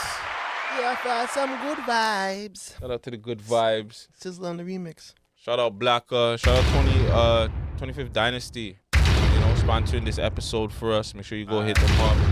Vegas, Man, them shows. Fleet DJs. Las Vegas. LAZVAGEZ on Instagram, and just Google me. Give them the Man Them. Give them the Man Them too. And the Man Them official. The Man Them Show official, eh? I don't know. That's why I asked you to do it. I think it's Man Them Show official on Instagram. It's your boy Black of the Dawn, and you rocking with the Man Them. Straight. We got 2 drops now. Yeah, it'll pop up somewhere. It's the Gutsy Show. You already know, man. Yo, let's get the fuck off of this. We off of this. Blacker, thank you. Done know. Peace. Scientists in Japan are close to developing a cure for baldness after growing fully mature hair. Talk about that. Hey, I mean, shit. I'm like, my hair's gone. Like, you know, I hide it, but like the top part, it's gone. You know what I'm saying? But this right here is why I never gave up hope. You know what I'm saying? Like, because there's just. Yo, man, say, man, if you go bald, just go bald. I'm proud, bro. That's what I keep telling him. He needs to just shave. Yeah, let me just fix this so no can hear me loud and clear. You know what I hear me I say, you know? Yeah, man. Yeah, go bald and go. Cause when it come to baldness, me is a ambassador for baldness, you know. Cause me a bald head man, you know. You see me? If you go bald, I'm proud, man. But did you have your goatee and everything before you were bald? Yes. But that's my problem too. Like everything just taking too long to grow in. Like I just want, like I'm 30 plus, fam. Like I'm touching 40. I want this shit to grow. You have your woman already? Yeah. Say, come on, then, brother. Yeah. It should like, be fine. You see a man who go bald and him not have a woman, him not have no children, bro. Like you need to hurry up because. You limit yourself right now, you know what I mean? Like, you get me? Like, and I always tell people, I always say to the man, them say, you know, say if you're worried about going bald and you have your woman, just bald off your head one day just to see how she gonna react. Yeah, so if she leaves, if she's not there the next day, then you know. If she makes an issue, it's likely down the line when you do go bald, she might look elsewhere. So you know, you have to, just prepare yourself. Yeah. Just be ready with yourself. That's the most important thing. Yeah, man. But yo, we got some special guests here today at the Man Them Show. We're going to get right into it because they're very, very busy guys. We got the boy West Hype in the building, and we got the legend White Yachty in the building with the Man Them.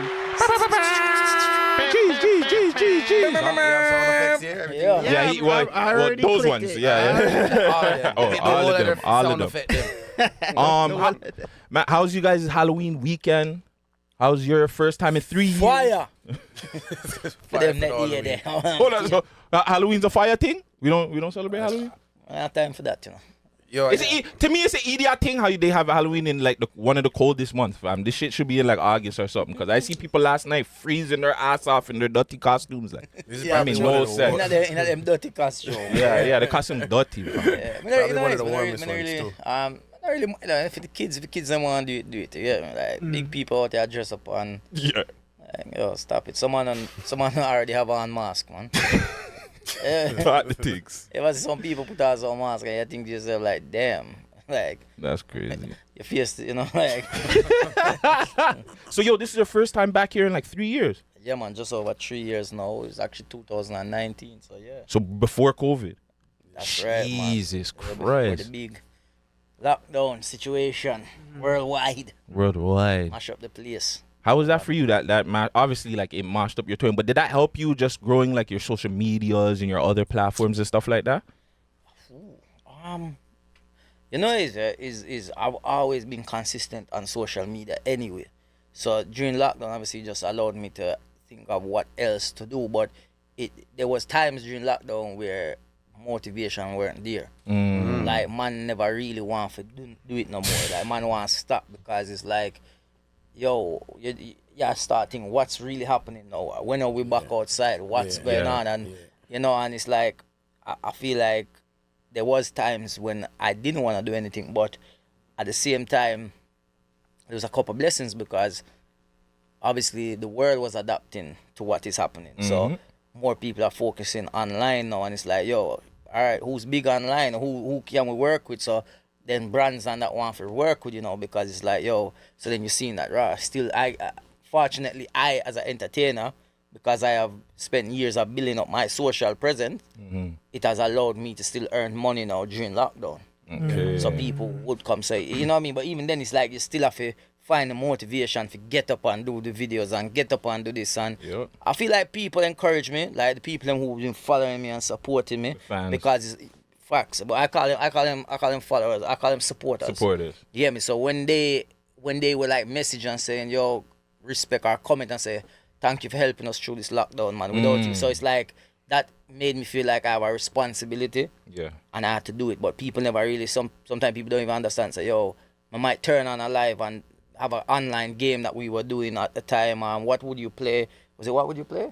What are you playing? What are you playing? So we pitch a scenario. So we'd say, yo, like, yo, imagine you and your girl. Imagine you go bed with your girl or a girl that you like, pretty girl, and you can't get a, you know, my man, him not rise, or him not get up and him flopping. What would you play? So then you just play up all a song like Sizzler, rise to the occasion. Yeah, man, so, you know, we're being creative, but we were getting people to compete against each other. You see, you guys definitely wouldn't like the songs I play. I play like 112 Peaches and Cream and no, but if it matches, what it is you don't even have to play a whole song. You can just play the line. You can just something like what makes, it's like somebody, we used to get people to compete against each other. So we used to have people doing the verses thing and then the audience will vote. And it's like, we would do stuff like, yo, somebody, you just win the lottery. Your girl run off with your lottery ticket. What are you playing? Or somebody just play Rihanna. Bitch, better have my money. That's all you need. One time. But some just want to say, yo, they won't see it. It's not.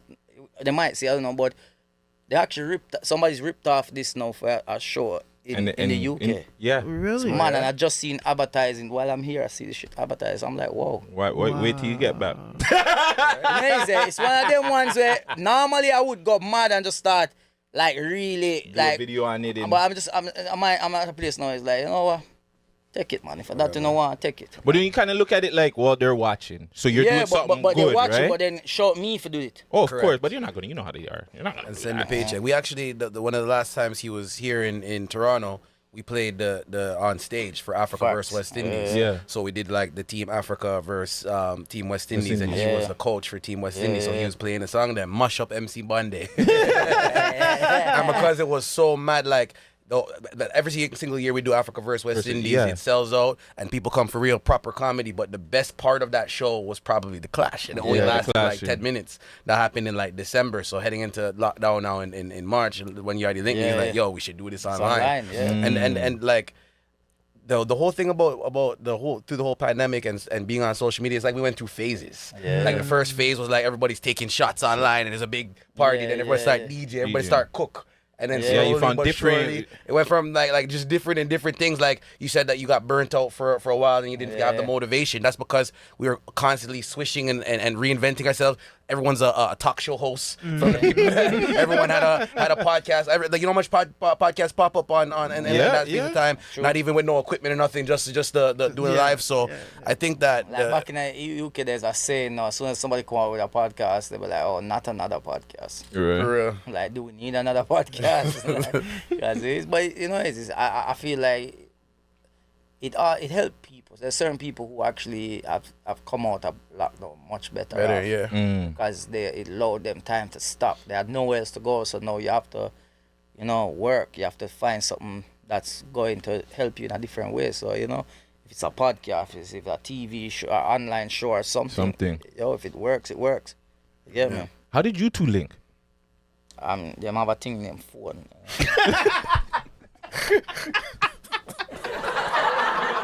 How did you guys meet up? How has this connection grown between Mr. West Hype and White Yanni? It was quite straightforward, West does comedy shows. I was new on the comedy scene. West obviously, building the comedy scene here in Toronto. Obviously, I'm in the UK, but I think the online presence that I was having and my videos, and I feel like Toronto people been, really, swear upon the podcast? Yeah. I really cussed it, but just to put in the terms of Toronto people were really fucking with man from day one. Yes. So it's like, the videos were here. So I think West at the time was doing his Juice Cup, which is West Indies versus Africa, but he was also looking at the social media comedians now to say, let's use some of them. And I was one on the list, you understand what I mean? So he reached out to my management at the time to try. He reached out to me, linked in with the manager, and they were meant to, they be going back and forth. I tell the story at the time because I remember it. So it's and then I just said to him, but there was it was taking long because obviously West don't know me. West is only just going. And also I get it, West is taking a risk at what he does because him bringing these guys who are just known on social media, cool, you might have a social media presence, but then he's like, can they actually perform comedy? He's never seen them perform comedy. So even though we are saying we're comedians and he might see us on shows, he don't know what we are doing. It's not like him come to a show and watch us.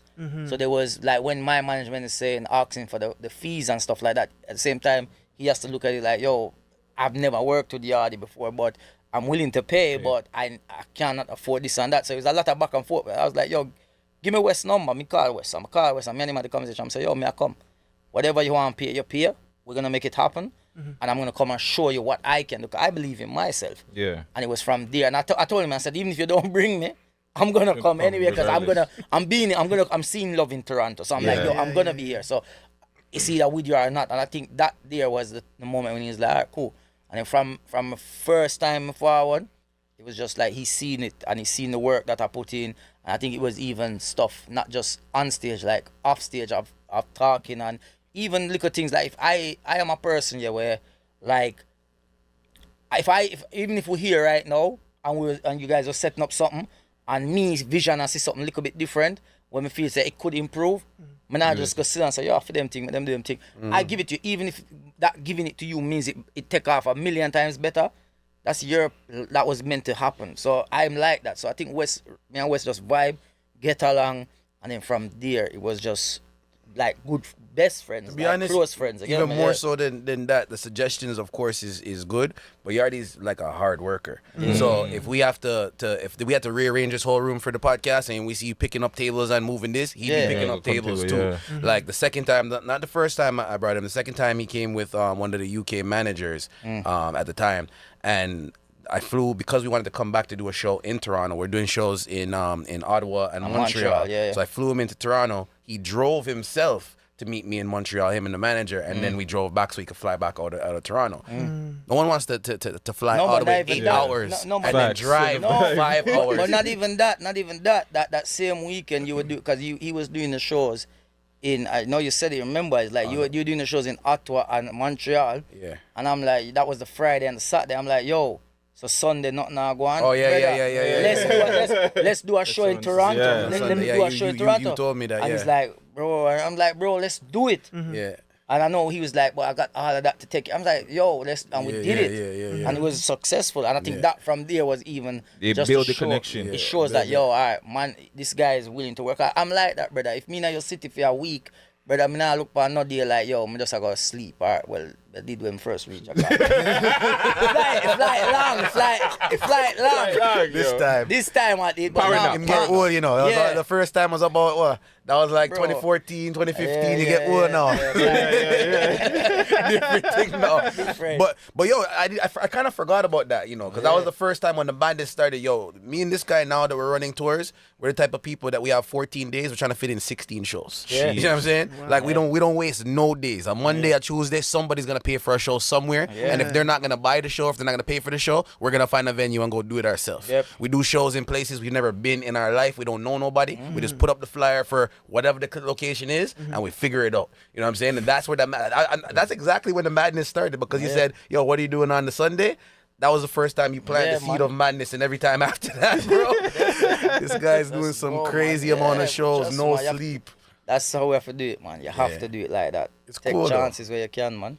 Did his people get at you for the flyer, for having a mix up in the flyer? What's that? What's that? Remember you said you were putting out the tour dates, and I think he mixed up like Ottawa or one of them. Yeah. Well, the next thing I saw, and I was like, that don't look right, but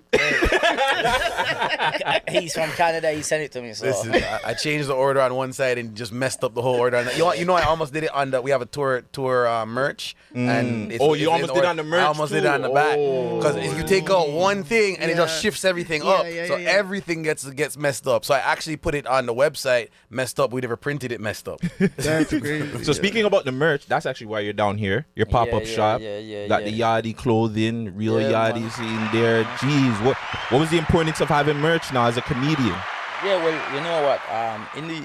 This is again, it's like the difference with the UK and here, and I suppose America as well, is like it's West that made me really look into like merch. I always thought about it, but it's like, I always think to myself, say, yo, people buy it. Like, I don't think I'm at that level to where, yo, people want to buy a product from me like that. Like, it's personalized. Like, when you wear it, it's representing me as well. You know what I mean? I'm not dead yet. Me, I'm not Biggie and Tupac. You know what I mean? I feel like when you're dead, you put your face on a shirt. You know what I mean? Like, no, real talk. Like, but, and I'm not at that level where I feel like, yo, man, up on a level where you have to have. So sometimes it's more being creative with what you put on it. But in England, they're not big on merch like that. You understand? But then coming here and then we're doing it, and it's like, yo, I feel like the idea with what we use is like we kind of create merch that is obviously unique to White Yardie as me, myself, but also we create merch that doesn't always have to identify as that's a White Yardie's merch. It just identifies to you as well. So like even now with the Yardie, it's like, brother, if you're from Jamaica, or even if you feel like, yo, you represent as a Yardie sometime as well, you grow around Yardie and you feel like, yo, me I go on Yardie party, you can buy it, you understand what I mean? Like, that's the type of thing. So, and he's the one who was on me about merch and doing this, doing that, so that's where it started to come into the shows now. So even when I went back to England after the tour, the first tour, that's when I start saying, yo, like, I'm seeing shirt, start bringing it into over England, and it kicks in. Like, people are seeing it now and saying, yo, they buy a shirt, buy a jumper, buy something, you get what I mean? So they want to support, and that's what it is. I think more time it's just showing support. Because the craziest thing is, like, American comedians, yo, like, when they do meet and greet at the end of the show, or if they're doing meet and greet, it's like, it's not just, oh, they're taking pictures. You can just go take a picture. You have to buy. You gotta buy merch. You have to pay for the picture. Like, yo, I couldn't do that. Like, me personally, I can't do that. I cannot say to somebody, if you want a picture, you have to buy something. This. I don't do that. No. I stand there and you can still come take a picture with me. Obviously, if you want to show support, show support. You get me? And I think that's just different. You get me? So yeah, man. But before they get there, I'm like, yeah, you should probably buy something. Yeah, you know, it'd be nice if you just should come up there with a shirt that he could sign. We don't force you to buy anything, but it would be very nice. You traveled all the way from the UK, man. No, even just sign it. Yo, even when people are buy, like this guy print my face. The 8x10s. Yo, man, I say, yo. and people would buy one and me and sign it, bro. And I'm like, yo, really? I didn't even have a signature or nothing like that. I'm just like, I'm working with this, but yeah, man, it's been amazing. It's been great, and I appreciate it, man. Trust me. Yeah, man. Well, we appreciate you and the jokes, man, because you keep it real with us. Really quick, West Hype.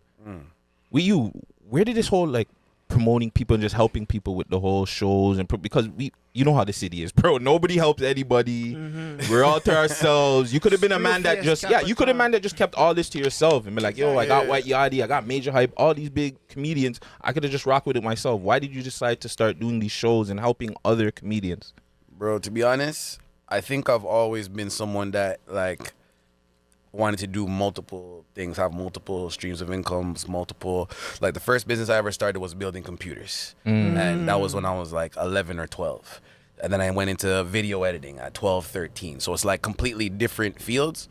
And because I was doing completely different things, I wanted to like activate people where I left off to continue kind of going on. So it's always been, I've always known I can only do like, I have 24 hours. I'm not going to get more than 24 hours. The only way that you can duplicate your 24 hours is by sharing with somebody else. Now you have their 24 hours as well. So from like young, I've really been on working with different people. So it's never been about building something just for me to keep to myself because I don't have enough time. You know what I mean? So working with Yardie, working with Major, working with all the local comedians here like Marlon and Big Norm and getting them to the place where they can do their own independent shows and me have just a small part of it or a small help out with even if it's just the merch or even if it's just the website. It's almost like just planting more and more seeds that you're going to be able to reap and sow at some point in time. Even when you give it to somebody and just let, like Yardie was saying earlier, a suggestion for them to do what to help make their thing bigger or make their thing better, they remember that, right? And the chances are they'll turn around and say, you know what, I have an opportunity for you, Yardie, later. And even if they don't, you know, you just put something good into the world, bro. It started working for me in the past, like when I was younger, and I just continued to do it. True. That's what's up. With everything that's going on with cancel culture, do you guys like go into writing jokes like maybe I should, like maybe I shouldn't do this? You're seeing Kanye get left, right canceled. You think Kanye's getting canceled too? You know, there's two-part questions, I guess. All right, with Kanye, I'm just gonna say, I'm not really gonna speak too much about it, but you know, the more and more I think you have to be very, very, very careful with media. Because people can take a 1 minute clip of something and it can damage you because nobody has the time to go and watch the hour. Exactly. So they will take whatever they got in that minute and no run context. with it. It's almost like when you and your girl not in good terms and you send her a message and or tell her something, she only picks up whatever didn't sound good to her and said that's what you said. She not hear everything else. You understand what I'm saying? So so that's what's happened to him in a way. Like I feel like he has spoken, but sometimes he spoke a bit too freely and choose the wrong words of what he used. I think that's what happened. I think more and more he's realized it. He's come out and explained more and more. You can see more what he's saying. But like at the same time, he's you have to look at it like if somebody else was doing that, like would they get away with it? How come he's not? How come he's getting punished, but other people can get away with worse? Do you understand? You have to look at that. You know, there's worse stuff happening. You know, I feel like the comment up around George Floyd was you shouldn't even have said that was crazy. I think that's the one. What has not wanting black people don't want to even support him though, like to have your back. They don't care if the like the Jews are canceling him or it's because of his comments against Jew people. He don't really like the black people are like we don't care now. We don't care. Like if you never said that, maybe we would have stand up and defended you, but you kind of went against us as well in a way. You understand what I mean? So I just think it's crazy, man. Even worse than that, it's not his own narrative. It's him repeating the narrative of Candace Owens, who a lot of black people obviously don't fuck with. So you're following somebody that black people don't fuck with, repeating the narrative of someone that black people don't fuck with, and then just go and mash up a whole next race of people. And then obviously before the week before you're posting the black White Lives Matter. So again, with that because of Candace Owens. But that's what I'm saying. It's like, yo, something mad there. But at the same time, like you see Kanye, like I think he's intelligent and smart, and I feel like whatever he done or does, there's a reason behind it. There's a bigger play, and we don't know yet. That's all it is. We just everybody's just like, oh, what's happening? Because like even the report with the Yeezy stuff that come out, they're saying, yo, like obviously they dropped. Him and Adidas are not working together no more, but he owns 100% Yeezy. He owns it. He owns it. So already, he owns Yeezy. Like Yeezy is his. So now he's gone with that. It's like they cannot sell Yeezy. They only can sell replicas or something close to it, but they cannot sell Yeezy itself no more. So now he stepped away. They already put out that they lost how much, 200 or something million per month or whatever. So he was making them over $1 billion a year. So he's just that's how powerful he was there. Is that no, you're gonna lose over 1 point something billion because you dropped me. I heard so maybe that's a bigger picture where he wants to he did everything to get out of the contracts. Get out of all contracts to be like, I'm sorry, people, I had to do that. This is me now. And then now he owns it, everything 1 million% himself. So maybe that's the point. But anyway. Maybe, yeah. That was longer than we expected. But comedians now being a comedian, and there is something I don't like. And funny enough, I was thinking about this the other day because like Eddie Murphy is like in my top 5 of comedians. And I always go back to like Raw and stuff like that. And I'm like, yo, that can't run now.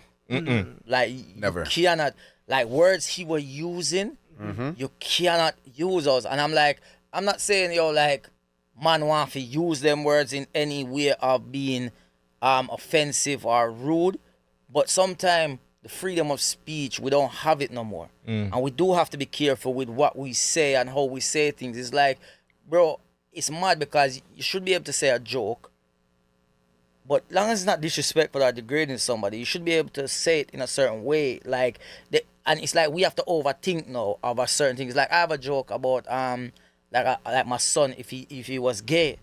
And it's like I tell that joke, and every time I go to tell that joke, I don't tell it that much, but every time I go to tell it, there's a feeling that comes like, oh shit, y'all.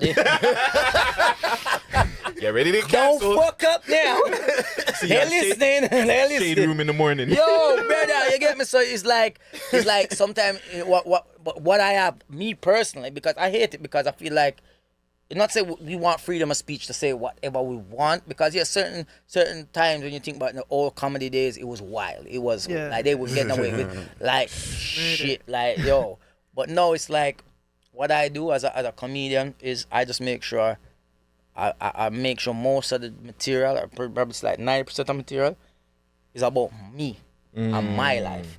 So by talking about me and my life, you can't find offense to what I'm saying. Facts. Because I'm talking, you're laughing about my life. So I'm gonna tell you about me, my children, my wife. Sorry, they're the only ones can get upset. But them good, so them not worry. You know what I mean? So I will share those experiences because it's better that way. That way you're not upsetting people. You know what I mean? But it's hard for comedians, man. Cause like there's some jokes you think of sometimes, and they're not racist or nothing like that. But it's like sometimes you just think of some joke and be like, yo, that joke's funny, but that could make some people very upset. Yeah, upset for no reason. And like, the too thing, sensitive. The thing that Facts. bothers me about cancel culture in terms of comedy is a comedy club is supposed to be like a sacred space. Yeah, like it's supposed to be a place.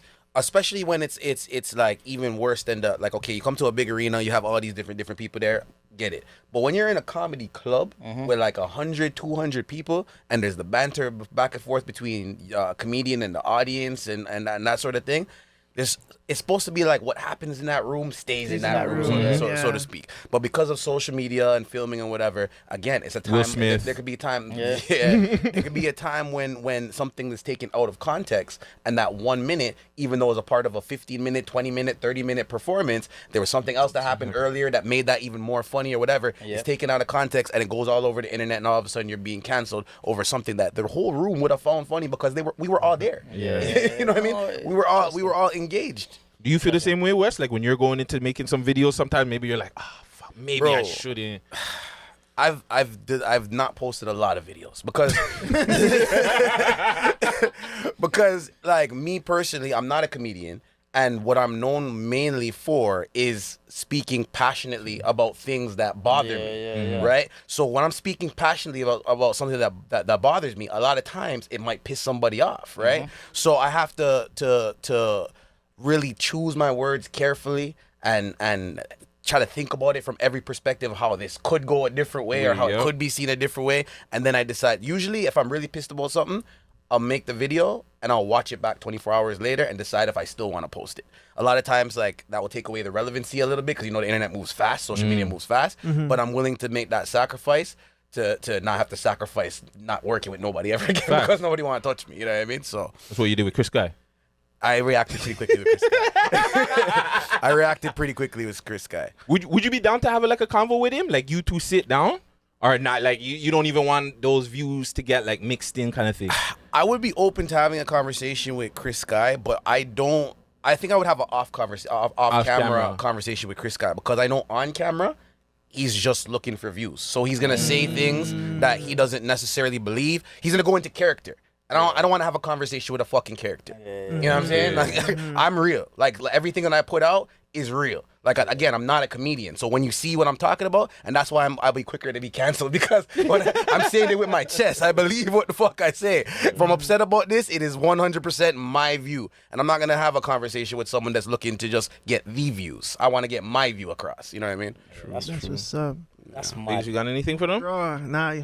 Sure. I can keep going forever. You know, White Yachty, really quick. I can get another 10 minutes. All right. Are we ever going to get another White Yachty video game? Oh, yeah. Come on. Hey, we need Corey Goat revenge. You lie? Yo, brother, you know what this thing is? It's mad you say that because just like 3 weeks ago, I go up on App Store and search to see if it's not there no more. It's not. Curry And I know Goat the guys who revenge. make it, he's one of my brethren as well, you get me? So like, I was thinking I need to hit this guy. I'm saying, yo, bro, I think it's time we do a new game, brother. I feel like we need to do this. It's there now. I'm bigger than I was before. Yeah. I got a bigger reach now. I got better marketing skills. I got West Hype. You know what I mean? It's like, bro, like we could go. So, yo, it's something on my list. I'm telling you. It like, should be. That was when we first met. That game came out, right? Yeah, Corey Goat Yo, I Revenge, remember bro. people telling me about. Yeah. I never played it, but I remember always people telling me, "Yo, you know White Yachty has a video?" I'm like, Yeah. a comedian has a video game? They're like, yo, they used to show me, and I'm like, yeah, man. this is wild. Yeah, man. Corey Goat Revenge. It was good. Basically, all it's one of them running games. Temple Run. It was like Temple Run. Yeah, so you go, the goats chasing the meat van, basically. That's what it is. and the meat van is throwing the boxes, the meats are dropping off, and you have to dodge them. But it's like, you just seen how far you can get. You know what I mean? And then on the way, there's other characters that you can be like Usain Bolt, you can be me, you can be like Sean Paul, like you can. But you have to change the name, cause obviously we didn't. Yeah. So it might be like Usain Lightning. Or Sean the Paul, like stuff like that. But you get it, cause we didn't have copyright. Where these guys know me, they follow me and stuff like that. It's easy to come say, yo, dog, give me two voice for the game as well. You know what I mean? And that's what it is. So you hear my voice like saying, yo, give me a go buck yo. I go kill. When you say kill, but I go buck yo. Wait till me catch you. Yeah, like Curry who? You get me? Like,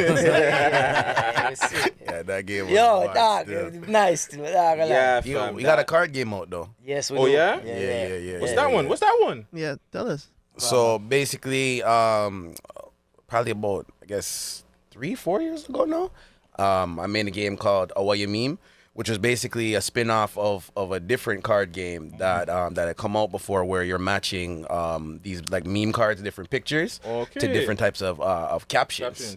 So It's like the Caribbean version then. we made so we remixed it to the Caribbean version. And when I was making that game, I hit up some of the people that I was working with at the time, and Yardi was one of them. So he helped me write some of the captions for the first game. There's some pictures of it in the first game, and then now we have an expansion pack, which is literally all different captions based on his jokes, based on some of his stand-up, based on some of his videos, and mixed in with memes that are like different food pictures or different fashion pictures. So it's basically like kind of you make your own version of what Yardi would put on Instagram. So a caption and a picture, and you kind of match them together. So it's really written through his voice, and then anybody that likes his content online will love the game. Yeah, man. Okay, so where can we find the game?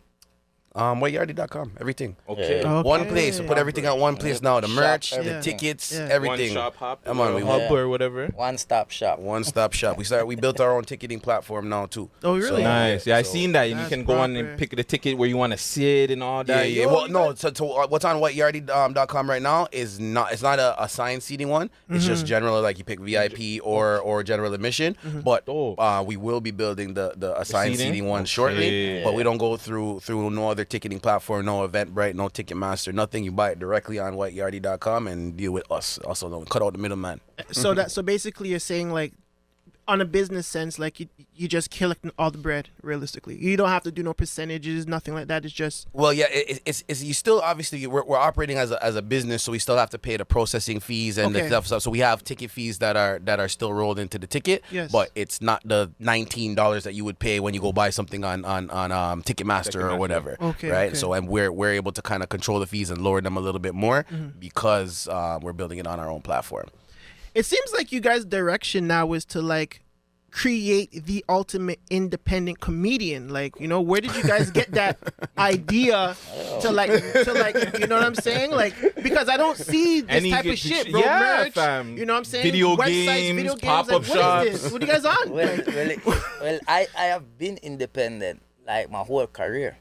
Like I've never had agents or nothing like that. It's always been me. Like every show that I have produced, especially in the UK, it's always been my shows. Like I get booked for shows as well. Like, you know, independent promoters do show, but there's no big company. There's no big, like normally like most entertainers will have Ticketmaster. Yeah, cool. They pay them a fee. They pay them a fee, and then they just sell the shows. So they offer them like a crazy deal, and like, yo, Live Nation. They will offer them a crazy deal to a comedian or entertainer, and be like, yo, yeah, here's your money up front, all of that. We take care of the rest. You get me? Exactly. We don't have that. We do everything ourselves. So like even earlier when we was talking about I'm helpful. Like I do stuff. Like I said, if we had to do something now, I'm not just gonna stand there and watch you guys do it. If I can make it happen quicker, then why not?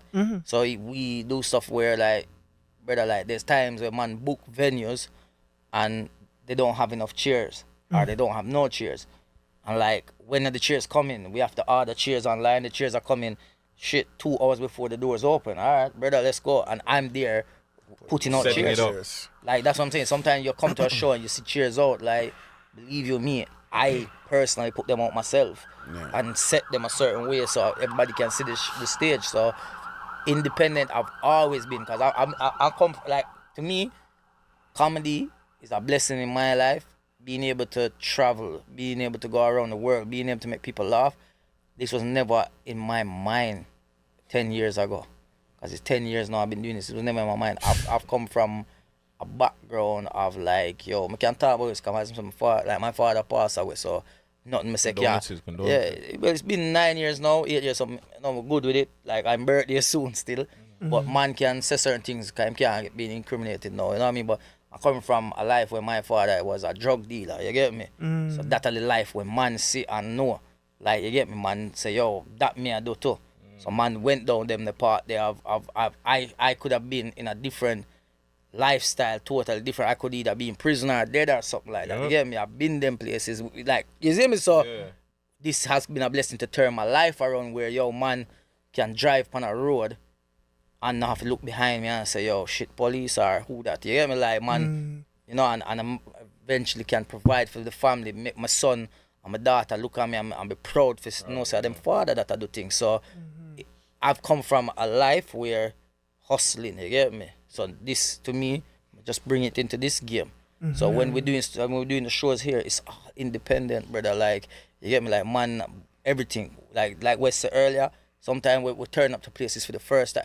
I have probably taken him to cities that he's never been to in Canada. Yeah. Because of me, like yo, yeah, no, we for are sure. Goyaso. Like with the first time we went to Calgary, I'd never been there. We've been trying to get to Halifax for a minute. You know how to pronounce Saskatoon? Who? Saskatoon? Yeah, okay, you're good. Saskatoon.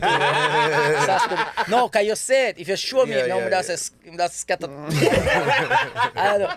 But even like the Calgary show, when we first did the Calgary show, we sold like 200 tickets and we never even had a venue. Wow. And we flew into Calgary the day of the show or the day before the show. No, day of the show. Day of the show? Yeah. Yeah, day of the show.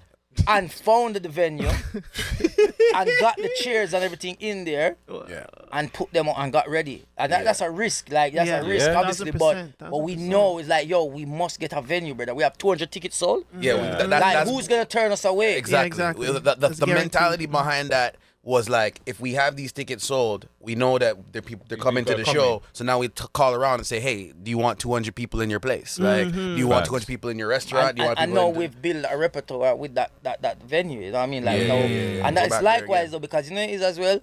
Even bringing it to the venue situation is sometimes, you know, it is. I'm white, you get me? I know me is a white man, but my culture, you have something to say, because when you say certain things, people look at you like, oh, is he delusional? He doesn't know he's white. I know I'm white, you get me? But you have to understand, I'm that guy that when me make a phone call for book somewhere and them hear the voice, them not treat me like a white one. You get me? And that's just real. So you have to understand, I'm still at a disadvantage because as much as them see me, them hearing something different. You understand? And I'm not like that. So even with venues, it's like, even back in the UK, even here, I know it's like venues don't, like the venues that we should be getting, they won't give it to us because they're like, who are you guys? So it's like almost like we have to prove ourselves to them before they know. Be like, oh my God, do you want drinks? Do you guys want this? Do you guys? And that's why it comes like, you get me? Like we have to be proving, like, so you know, especially the comedy clubs. Bro. Yeah, like comedy clubs are stuck up. Like, yucks and stuff like that. I'm not gonna call no specific names, but not gonna call no specific names. No. To be honest, it's not. Sometimes, like even if you say yucks, it might not be. There's yucks so in every city. So it might be just like one club owner at a one location, but overall.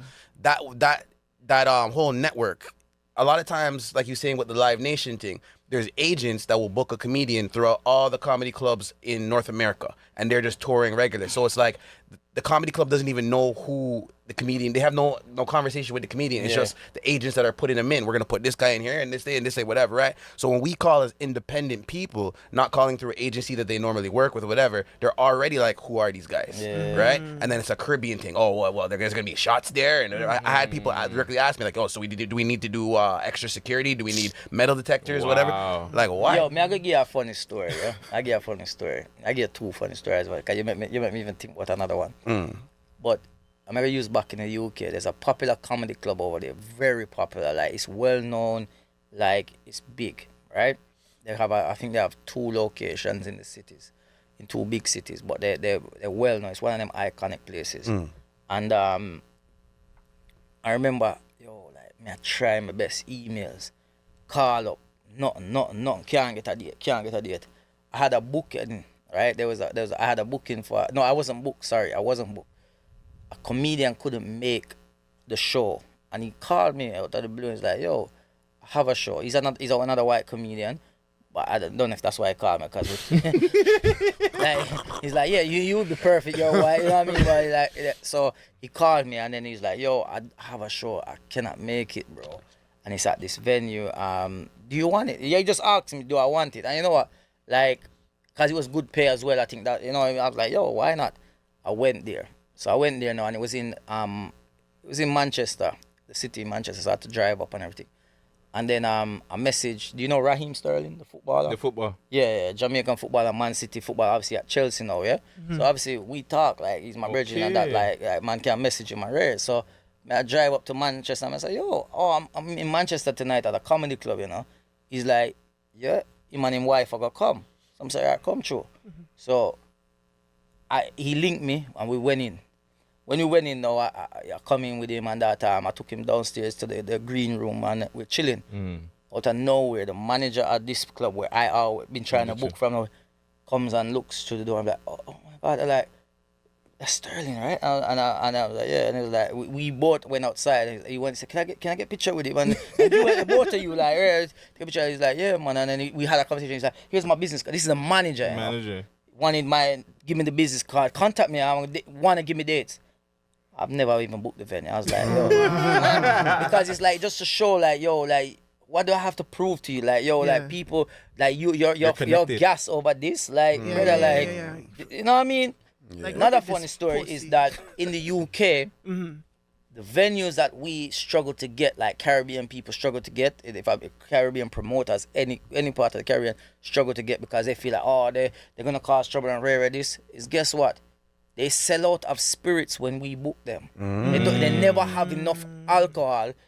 You make so much money because the mainstream in England is mainstream and it's urban. Mainstream is what they class as the white circuit.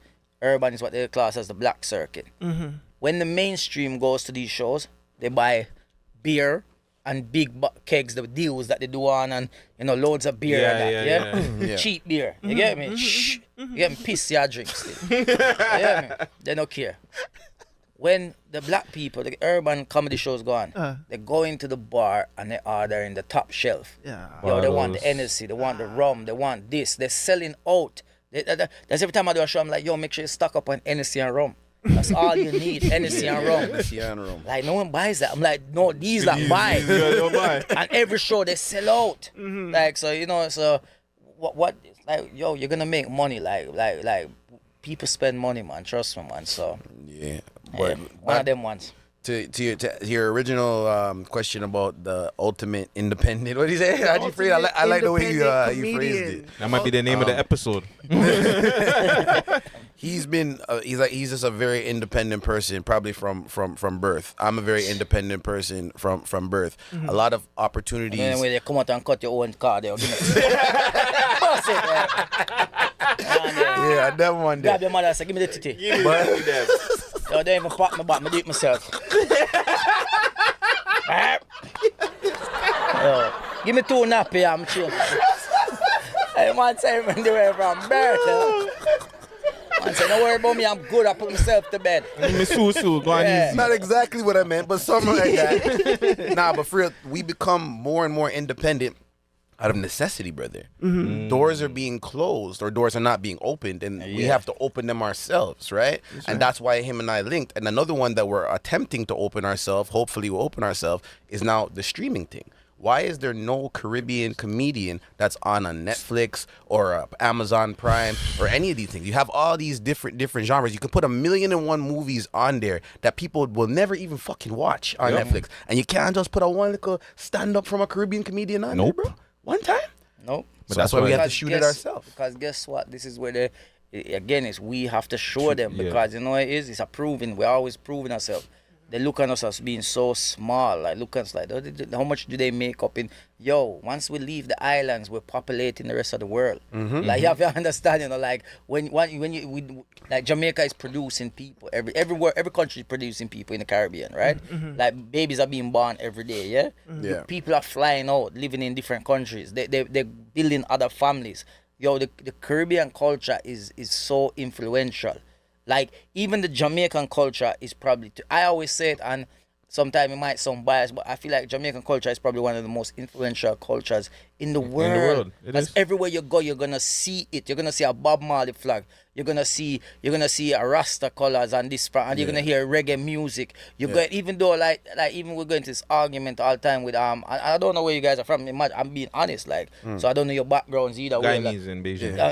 I see. So it's Caribbean same way. But even when we go into like the whole Afrobeat conversation, and they be like, "Yo, Afrobeat is bigger than reggae." You cannot be. Like you have bigger. Africa is bigger in general. Population is huge, so cool. But in terms of what it is, and you have to understand is that a lot of the African artists, they were fans of reggae and dancehall.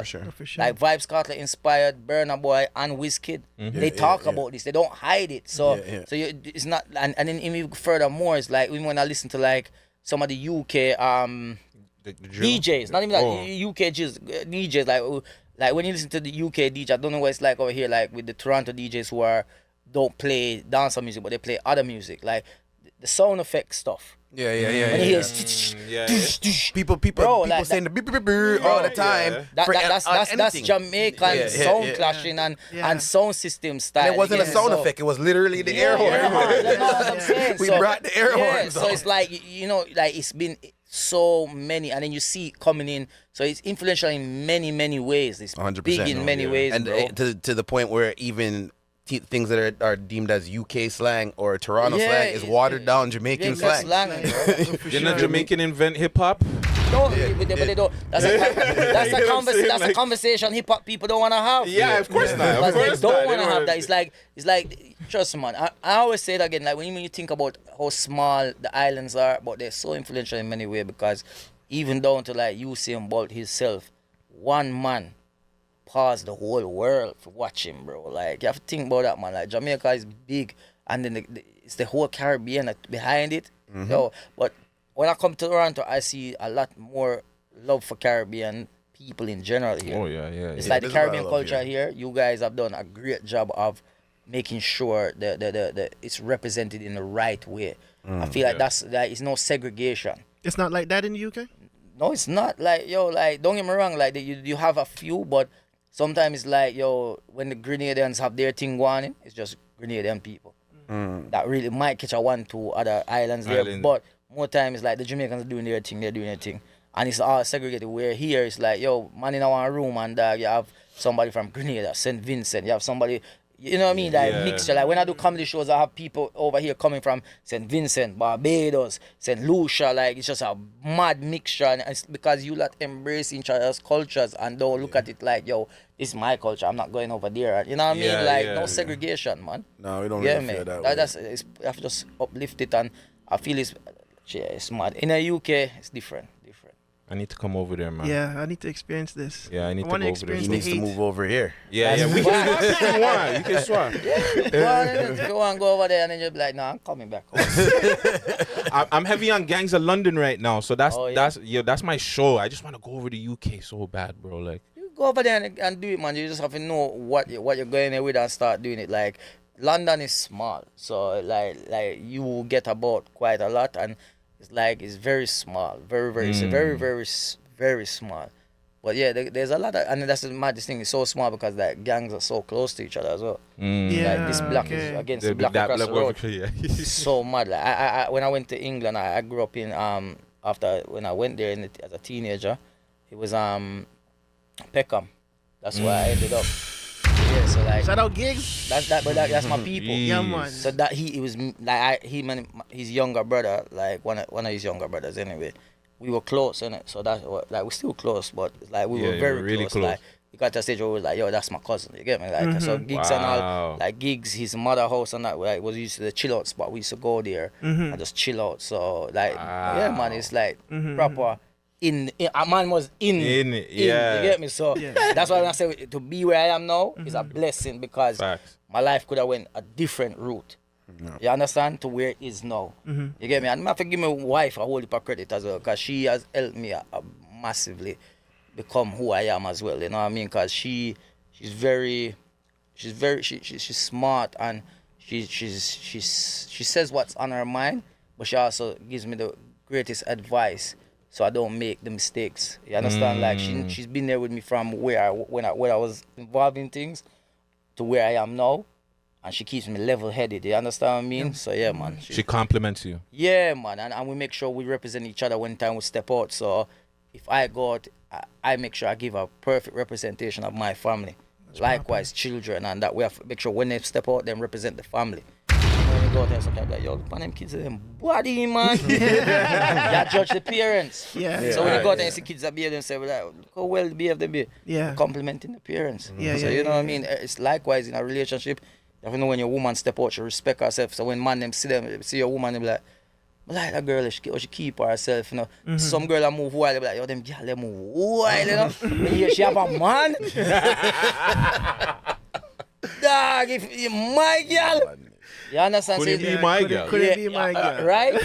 So you each have to compliment each other. And when you're not with each other, you have to make sure you represent like you're with each other, like they're there in person with you. Yeah. So when me out, it's like girls might be like, oh, like his wife must be so happy. You know what I mean? So you have to do them thing, man. Trust me, man. So big up to my wife, man. Big up the wifey, man. What about you, Wes? Where you from?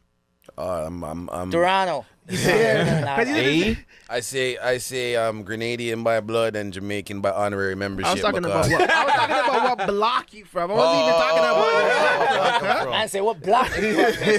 Hey, you look familiar, No, just what block you represent. Scarborough. Scarborough's pretty big though, broski. Scarborough's pretty big, man. He wants on the Vern man them still. That's grew up with the Vern man them. Yeah, man. Yeah. East End thing. I live anywhere in the East. I never live in the West End. I live in all like 20 different places in the East. You gotta go to the West sometimes. The West is fun. Bro, you're an East End guy too, so I know. I'm just here. saying, you have to go to the West though. Even though you're from the East, you have to experience the West because the West has the West gal will teach you different things, though. The West gal is teaching you how to cook. They teach you how to cook. They teach you how to keep up appearances, like you said, with your wife. So East gal now them something. Yeah, East End girls in Toronto, what list? I'm sorry. I'm sorry, East End girls. The one if you guys want to say, the ones you came across. Yes, the one I've came across. What list? I can't co-sign this stock. Just for the record, like they do not represent me. The views expressed in this podcast do not represent White Yardy or Wesley Hype. Yeah, that definitely was. Just so you know. I must say, yo, walk, let's go. Hold on, before we go. Say, yo, that word, that's a proper Caribbean. That's the then walkless.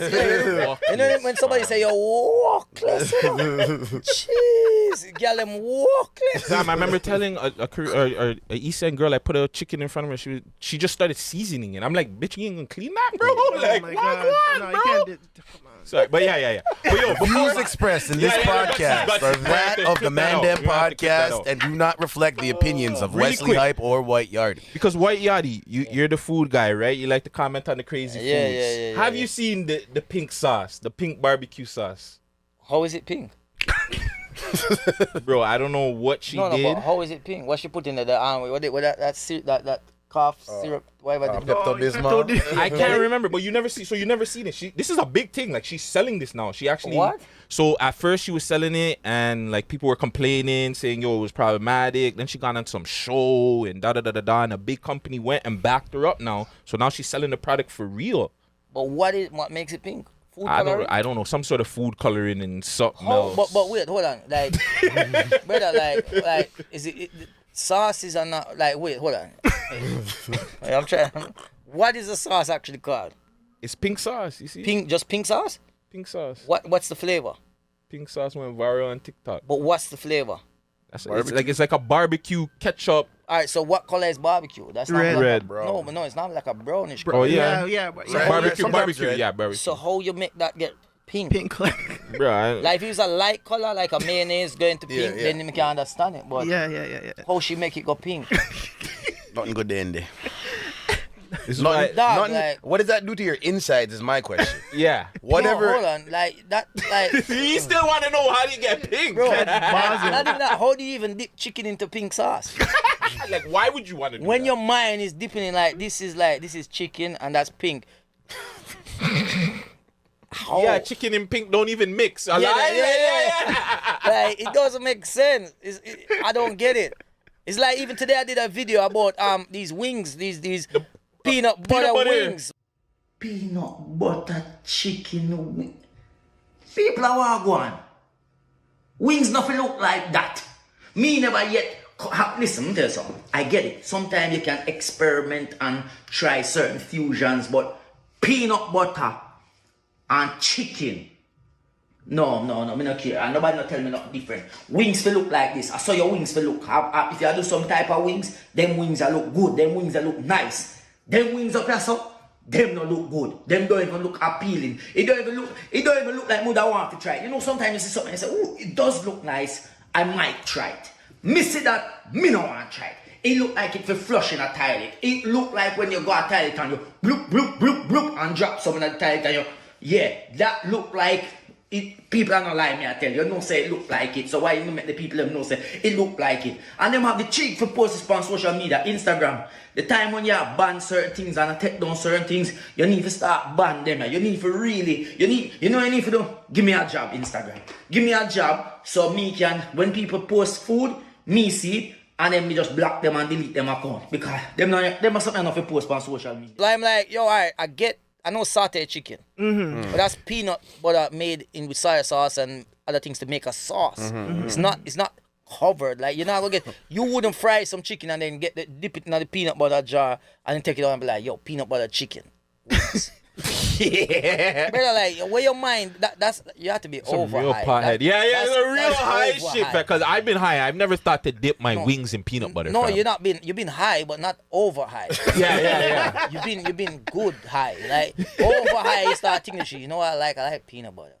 But I also like wings. I wonder if I put them together. That's some dumb shit.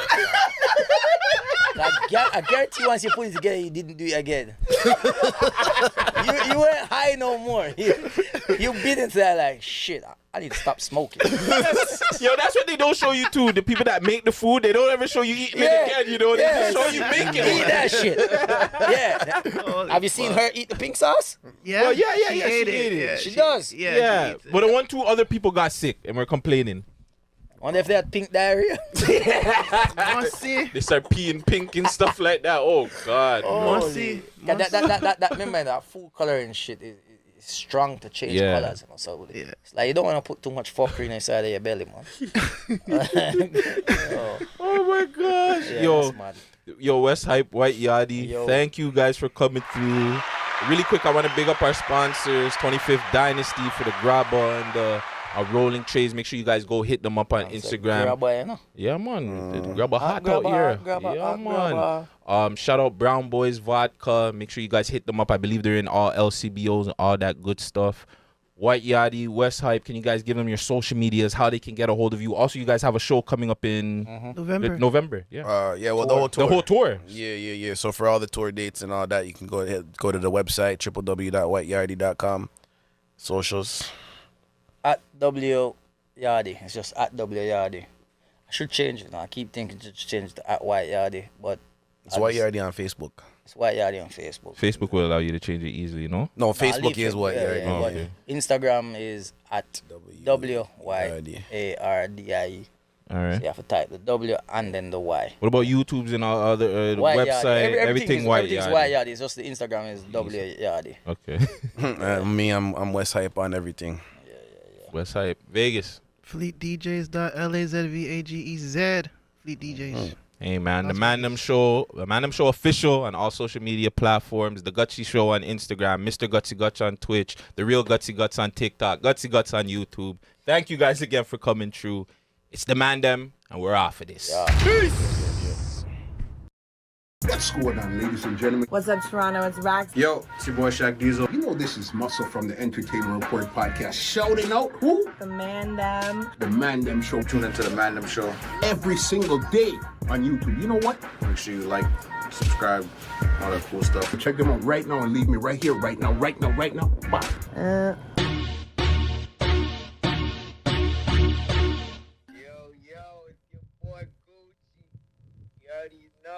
Yo, shout out to Man Them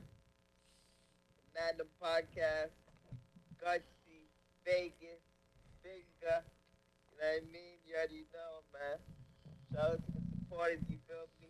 Keep checking out the Man Them, you already know what time it is. Gang. Gucci gang, man. All right, I'm going to go cuss Vegas on this pod now. Tell him to stop blocking our blessings. Ding, ding. I'm too drunk right now. I shouldn't be doing this pod. Shout out Gucci.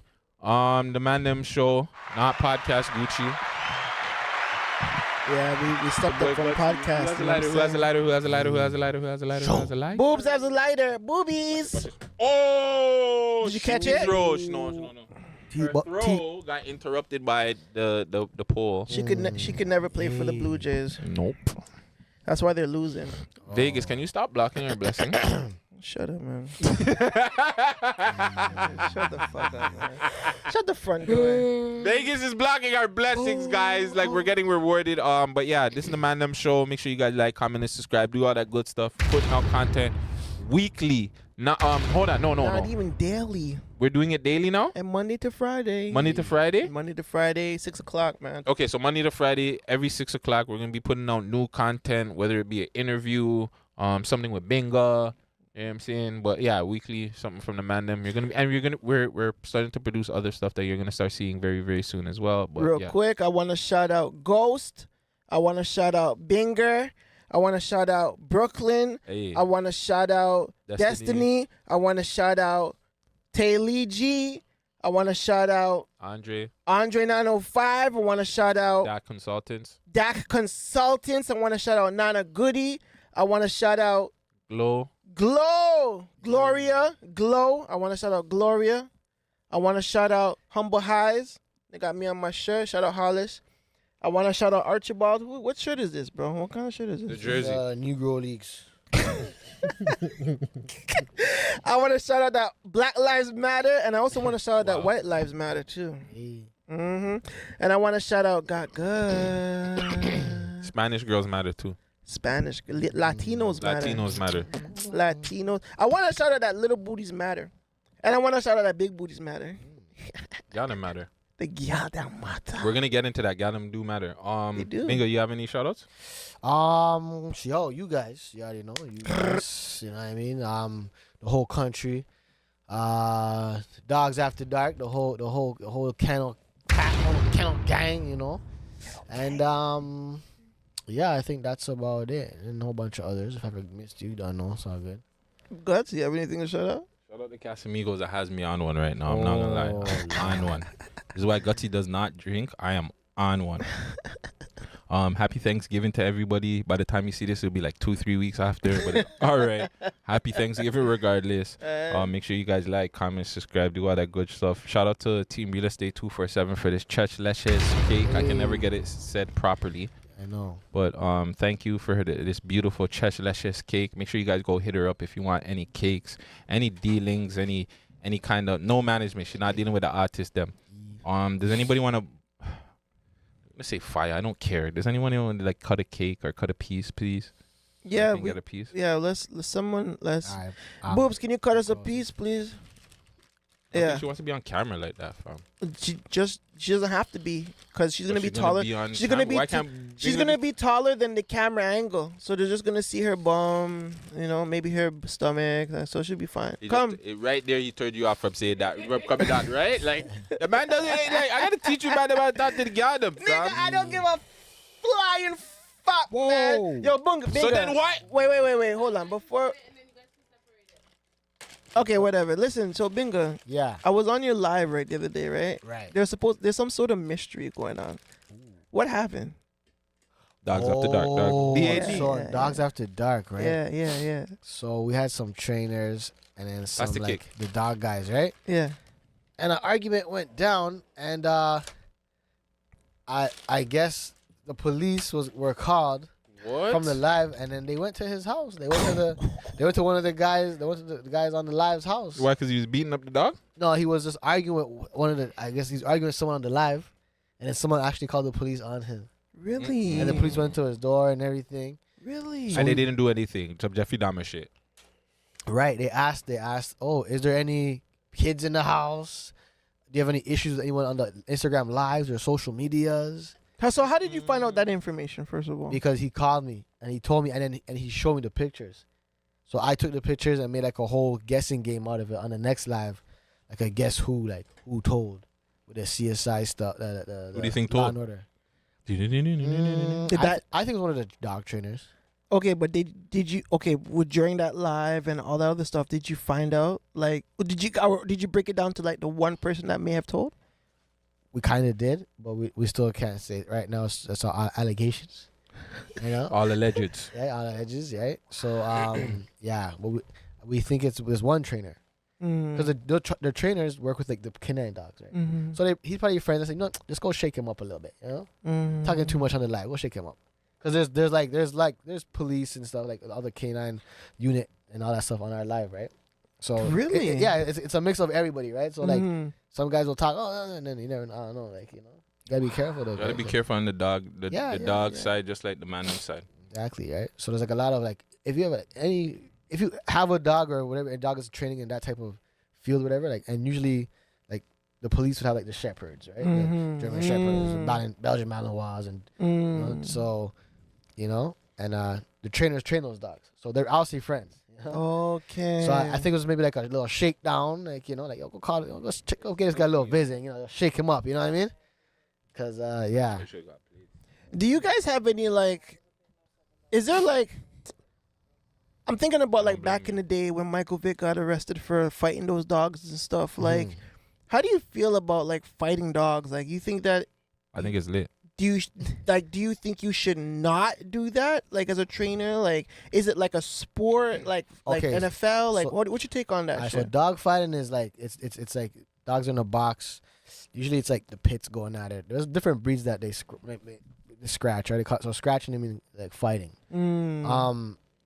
But like here, I don't know. Like I'm not into that stuff, right? You know what I mean? Like I love animals. Like when I went to like I go to other countries and stuff, and sometimes like But don't you watch UFC? Yeah. You watch boxing? Yeah. So what's the difference? So you're allowed to watch the man them fight, but you can't watch the dogs fight? Yeah, because they call it animal cruelty, right? And the dogs are forced to fight. They're not like getting paid or like like have a choice. They just Well, what if they're just aggressive fucking dogs that probably want to fight? We don't know that. That's what it is.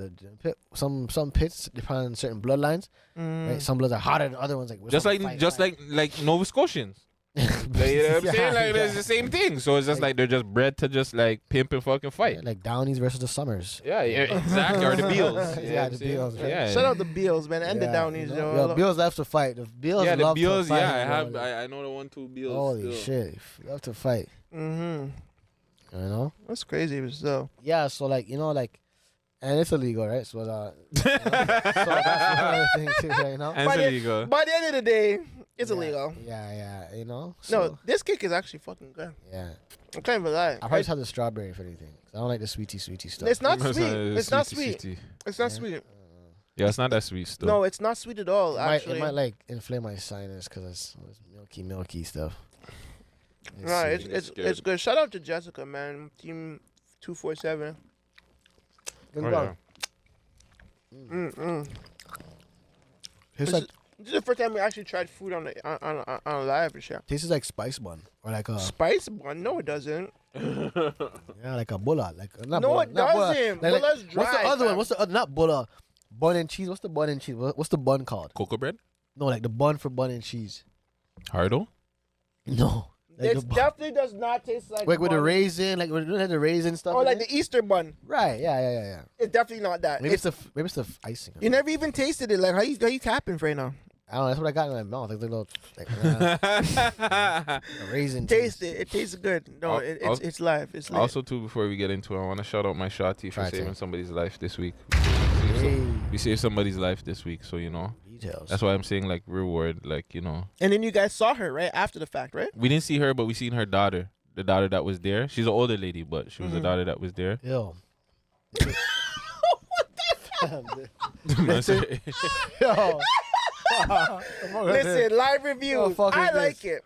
I Nah, like man. it. You know what this tastes like, bro? This tastes like cornflakes with too much sugar and let it sit and get soggy. yo, You know what I'm saying? we cannot let Bingo review no parties, Nah. no food. The last time we did the food thing too, he didn't like it either. The chicken thing, we brought him to the chicken place. He didn't like that either. Oh, No way. God. That Yeah, was yeah, just- yeah. It was just all crisp. That's Saying there was no like moisture. no moisture. It was just crisp. Like they like triple fried it. Yo, that's a show right there. Finding a show. We should do like we bring Bingo to a restaurant and we see which one he likes. Yeah. What food he likes the most. You know what I'm saying? I'm a Because- plain guy still. But So what's your favorite food then to eat? Like what's your favorite cuisine? I'm super basic. Like, bro, I went to a Chicken and restaurant the fries. other day, bro. Like with a group of friends and stuff, these girls and stuff, and They're like, oh, this is. I'm like, what is this? I'm like, looks like rabbit shit on top of the fucking. They're like, oh, this is temp something. I'm like, Tempura? What? Not tempura. That's like some like tempeh or something. Like, look like rabbit pellet, like rabbit shit. And I was like, what is this? And they're like, clearly you've never been up so much. I'm like, yeah, I have. Like, oh, what's your favorite restaurant downtown? I'm like, Jackasters. Right. I did. Like, don't say Harbor 60. I'm like, I was gonna say Harbor 60, but I don't know restaurants. Like, I don't go out like that, right? Okay. Like, 'cause I just eat like airport food. By the airport, so I just, that type of shit. How much was the bill? I caught. Remember, I actually get to find the bill. I did before the bill came. Well, for the people that didn't watch the interview, I bagged the plate. There's a guy who was ordering beer stuff, right? Beer stuff, but he cut a little early. So I'm like, there's no way this guy paid the bill because we were still ordering stuff. So I'm like, yo, this guy cutting it? Hell no, I'm not gonna start paying this. I didn't even eat it. All I did was eat off everyone's appetizers. So this girl ordered appetizer, this girl ordered one, and this girl. So I'm just eating off the oysters, piece by piece, little by little. You know what I'm saying? And homeboy bought me a drink, so I'm like, okay, well, I didn't pay for none. So what am I gonna pay? I'm like, nah, hold on.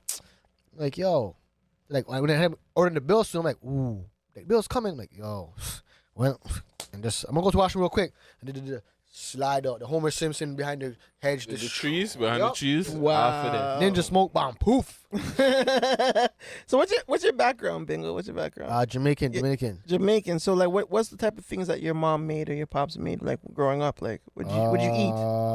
Like rice and peas. Yeah, like the chicken? regular, lot of bully beef and rice. Oh God. Like a nice. At one point I was like, I got upset. I'm like, why, guys? My guys, what we always eating dog food? This is like dog food. I'm like, I just come with a can of sauce. It's like, I was like, yo, this is dog food. Be like, my cat. Like, I had a cat at the time. Like, I was a cat eat the same tender vittles. I'm like, what is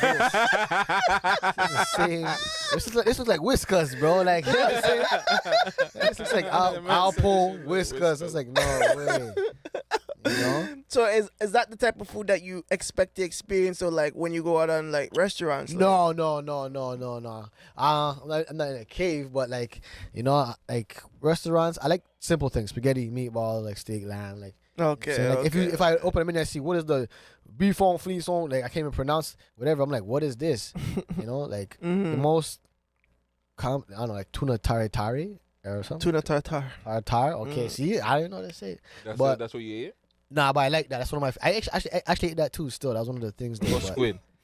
I seen they had a live squid. I had an octopus. The octopus. The octopus. Yeah. You had that? I took pieces. It's actually good still. Yeah, it's good. I just don't want to bring out in highs. I was like, yo, it's good, but I don't like get highs and just like embarrass myself, get all inflamed, so ration up. You have allergies, or like not really, but I never had it ever. So I was like, yo, hope I don't like joke up and die. Like, oh no, for the other gal. I'm like, yo, God. Wow. Shout out to Bingo, man. Shout out to I'm trying to expand my, my taste palate. Yeah, man. Yeah. So if you guys want to bring me somewhere, bring some food, let me know. Obviously, Bingo love his belly. No pickles, no onions. I like pickles. Yeah, I like pickles. So I'm capping. I like sauteed onions. I don't like the regular onions. Sauteed onions is better than like the fucking white onions that they just slap on a McDonald's burger. It's fucking. I just want a regular burger. No sauce. Just lettuce and no the burger. sauce. That's it. Yeah. No sauce. Just lettuce and the burger. That's it. What, does your mouth Chicken have sauce? burger. Like your throat has sauce? No, I just don't like that. So I don't like mayo. I don't like mac sauce. I don't like none of that sauce. No ketchup, not even. Nope. No mustard. Not even oil. relish, Not even the oily burger. Oh fuck. I want a crispy chicken burger. I don't eat red meat. Like I'm a guy make stuff my own little stuff. I put on Snap sometime of my own creations, and people be getting at me so bad. Yeah, because your shit looks wild. So you're saying you can't cook? I'm not saying you can't cook. I'm just saying your shit look wild. Like for patties, right? So the regular patty, I'll put like mussels or like shrimp or like plantains. Like, oh, this looks good. And like, oh, what the fuck you eating, bro? Like, it's nasty. Yeah, so I mix up stuff. To mukbang. Yeah, like if I have like leftover like mashed potatoes from like Swiss chalet or something, I'll collect 2 of those and then put like shrimp or whatever, mix it up, add little veggies, mix it up, and just eat it. Yeah, you're on your own with that. That sounds like something you feed your dogs. I mean, yo, one time it does. You know what? People started thinking that said, yo, I'm gonna go to my fridge one time and they're like, yo. Looked in the fridge and they're saying, yo, fam, this beer dog meat in the fridge. So, yo, what do you eat? The dog meat? I'm like, nah, fam, I didn't eat the dog meat, man. But I'm not gonna lie, there's some good pieces in it, but I'm like, but because it's in my head, it's for dogs. I don't eat it. Come to the dogs. Like, do you have like a special blend? Do you like? I saw. Okay. Shout out, R.I.P. my boy JG. He showed me this guy in the States that makes his own dog food blend. Like, are you that kind of dog breeder? Like, do you make your own food for your dogs? Kind of like I'll take like the raw and then like I'll just throw like a little bit of kibble on it, like okay, a nukshuk kibble. Mm-hmm. The kibbles and bits. Yeah, kind of, yeah. Season it? You put like like jerk seasoning? No, that'll fuck up the dogs still. They get like kidney or mash up the kidneys and What like, seasoning? liver. Salt or black pepper? No, that'll mash up the kidneys and liver still. They're probably off the dog still. It would like oh yeah, human seasoning. Yeah, like What about if you fry it? You just gotta give it to him raw. Pretty much, yeah. That's the safest bet to eat like raw still. Like raw, you can fry it, but no oily, no. Like you'll mash up the dog still. Like the dog will actually get like really sick and like. Why is that though? Isn't dogs mammals just like us? Yeah, but like they're super carnivore, so like dogs are not gonna go in the field and pick some pepper and eat a pepper or stuff like that. Like like that'll fuck them up bad. So they're more like wolves then. Yeah, like their obviously, teeth are, just meat. You can. But they'll bite you up though if you piss them off. Yeah, definitely. Would you ever look at my arms, bro? My arms are like full of dog bites, bro. This is all dog bites. But that's different. You were doing that dog thingy for a long time, right? No. He was just had the dogs running at him and doing that crazy shit. I don't know why he was doing that. Nah, it's like a bucket list thing. Like, yo, is it real? Because these are getting tripped. These are getting bite up by the dogs under the sleeves. I'm like, this grown ass man talking about, I'm like, that's fake. Like, nah, bro, that shit hurts. Would you ever breed a wolf? Like, would you be a wolf breeder? The fuck? If I had the right like native link, like or right like link. Natives breed wolves? Well, I don't know, like but like they have access to those things still. Like for real. You go to the res, bro. They got all kinds of shit up there, bro. You been there? Yeah.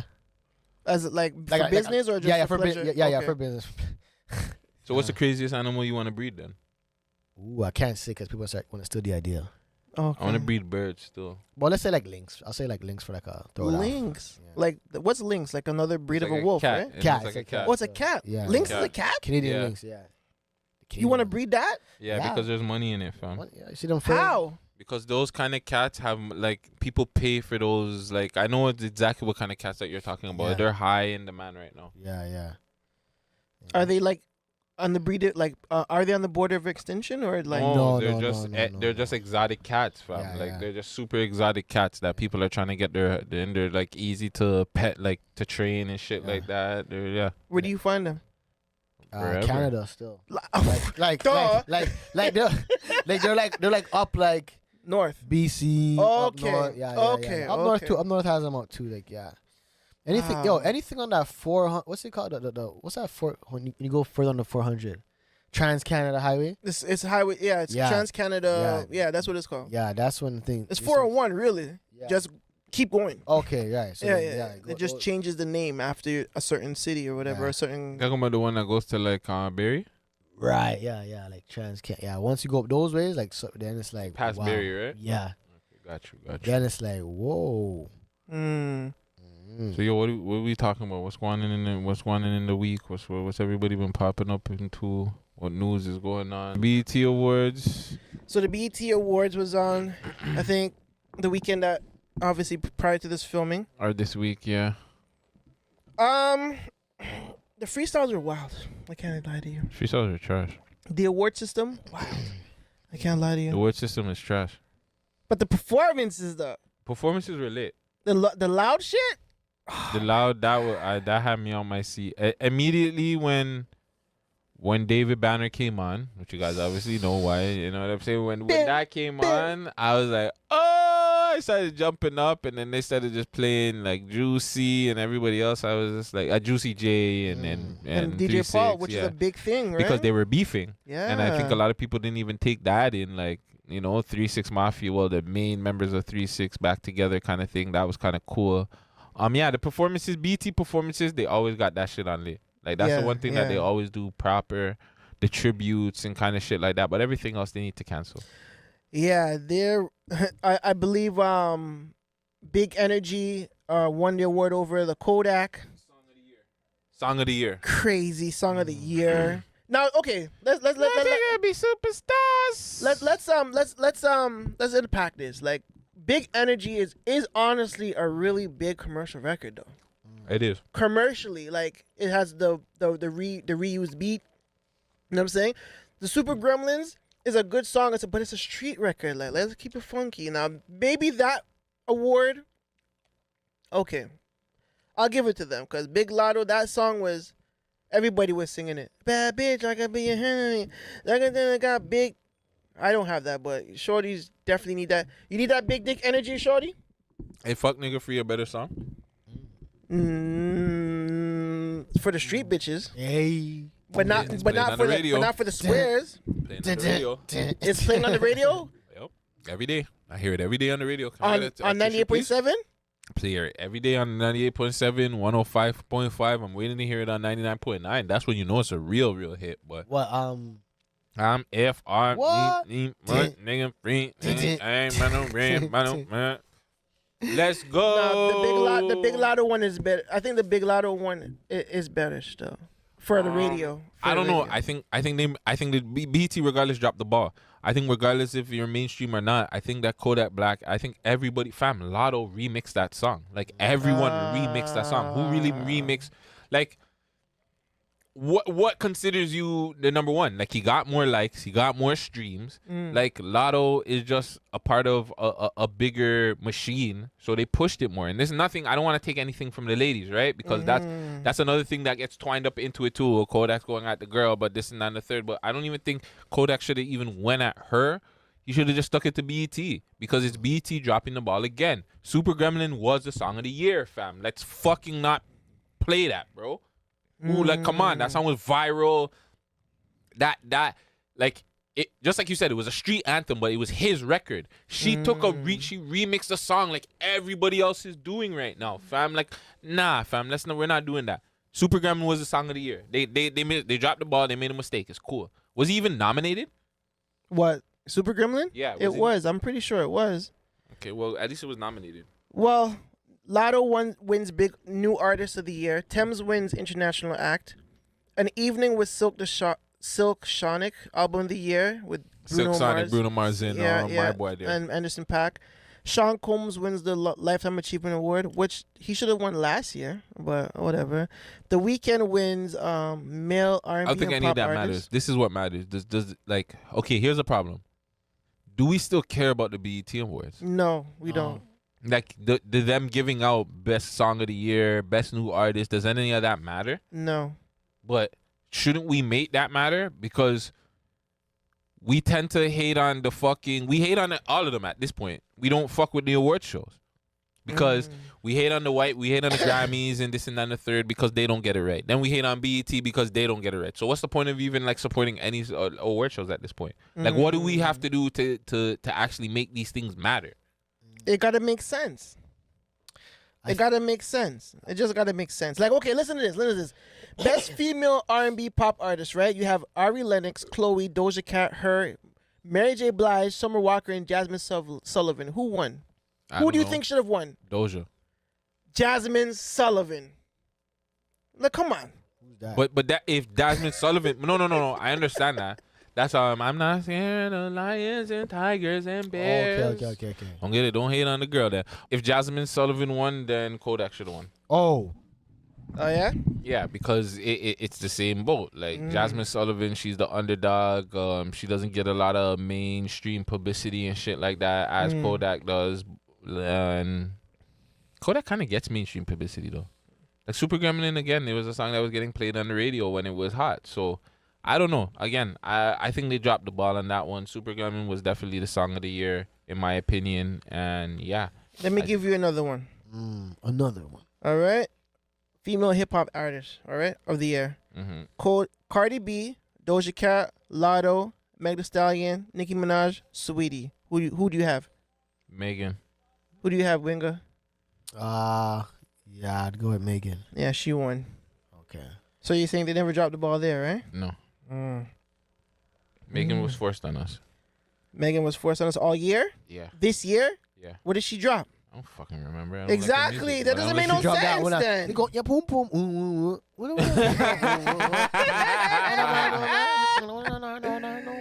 But you got to remember, it's not about this year too, right? They base it off of, I don't know when it starts, but it'll probably start when these awards stop, no? So maybe that's the problem then. we need to find a clear definition on when your award systems starts and stops. Because if we don't have a clear indication when your shit starts and stops, then how do we know that your shit holds merit? Mm-hmm. Do you know what I'm saying? Like, it doesn't make no sense. Yeah, I don't know. BT lost me with that one too. I don't know how, but they just need to stick to doing tribute shows and let people perform and do their shit performing. The performances are amazing, but everything else, they're questionable. Super questionable. I agree. I think their performances is top notch. I don't think nobody on TV has what they could do what they do with their performances. They bring together the people, you know what I'm saying, and they do a really good fucking job with that shit. Push these niggas off me like. But we have anything else to talk about BT, or we're finished with them? The freestyles. Yo, the freestyles. Hold on though. Let me get into one freestyle. Oh my god. I seen everybody shitting on Meek for his girl, but his girls was trash, fam. His girls? His girl did a freestyle. His baby moms did a freestyle, and hers was. But was why are they trash. why even doing that? Why are they even doing that? But Why look who they even doing got. that? They got a whole bunch of people that weren't rappers, bro, or don't artists. Go. Oh. This is Sauce Walker. Right? No, this is not the one I want to. Well, it Who is says this, Sauce. Diamond? It says Sauce Walker welcome on to the it. 2022 BET Hip Hop Award Cypher. I'm Ray Vaughn, and I got some people with me. Topaz Jones, D. Trinata, Baby Tate, Sauce Walker, DJ Ed. Let's get it. Hey, let's go. Had to recharge, I'm back on their ass. Play if you want, I'ma show you who bad. Most known, and I don't have to flash. I got me some fun, so I shine when I laugh. Love a chick with a little class. She get in the bag on the side, she be flipping the pack. I ain't messed up, now you mad. I'm up in my standards, you I ain't wanna hear appreciate these what you still. had. I'm stacking You wanna up, hear it? got fur on my I head. don't. I like stuff in the I morning. want to hear Sauce Walker. I want to hear the That's what you Sauce. wanna play, right? Run the tear. That's him right Oh, there. so you know what? Chocalisa's They finest. changed the beat. I don't know how they did that, but when I saw it on Twitter, they changed the whole beat, fam. Or somebody on Twitter changed the beat? Yo, cause I thought he rapped on a different beat. They probably finessed you. The point in time, nobody can at every I was actually pissed off. Okay, Sauce Walker. This is Sauce Walker right here. BT, why you put me on pushing P? I want pushing P on off a boat into the sea. He pushing paper in her purse and she passing it out to me. Sorry, I can't do it still. This guy, that I don't know what he did there. That shit was trash though. That's a choose up music, man. Yo, he pushing the paper in the purse and then she Pushing came and the pushed P. it back to me. that shit was trash. Like he wasn't even rapping on the beat, bro. My little bro loves Sauce Walker. I don't know what happened there. Still. I think they like their energy, but you know, these guys like a lot of guys that are, I don't know. For our generation, it's just like nah. Piercing here, piercing there. Yeah. rock with it. Yeah, but no, shout out BET, man. They need to do tributes alone. Yeah. The freestyles, like I seen they got my youth from P Valley to do a freestyle. It's just Really? Who? Murder? No, Diamond. Diamond. What? He does music. Okay. But you see, just to show you how out of touch they are, they should have got Murder to do it. Yeah. But what's his name though? His real name, Tyler Lipe or whatever. That's what Tyler Lipe? Never heard of it still. Never yeah, he heard does of it. music now. It's I don't know. Remix. Let me see if I can find this nigga right. Ruben, Vincent, Saw Rock, Wap Dad 4000, Big Boss Vet, Jason Cash. No, that doesn't sound like any of them niggas. But anyways, yeah, shout out to BT, man. They did a really good show when it came to the stuff, but even the freestyles were ass this year, but you know. Yo, if I punch one of you guys the way Draymond punched Jordan Poole, are you guys still partying with me? No. Oh, he got no. No. Why not? I mean, it depends on the argument, actually, maybe. He got a Superman punch. He got a Superman punch. I never saw the punch. I only saw the after effects. Yeah. Never saw the punch? He got You know punch. He got the you.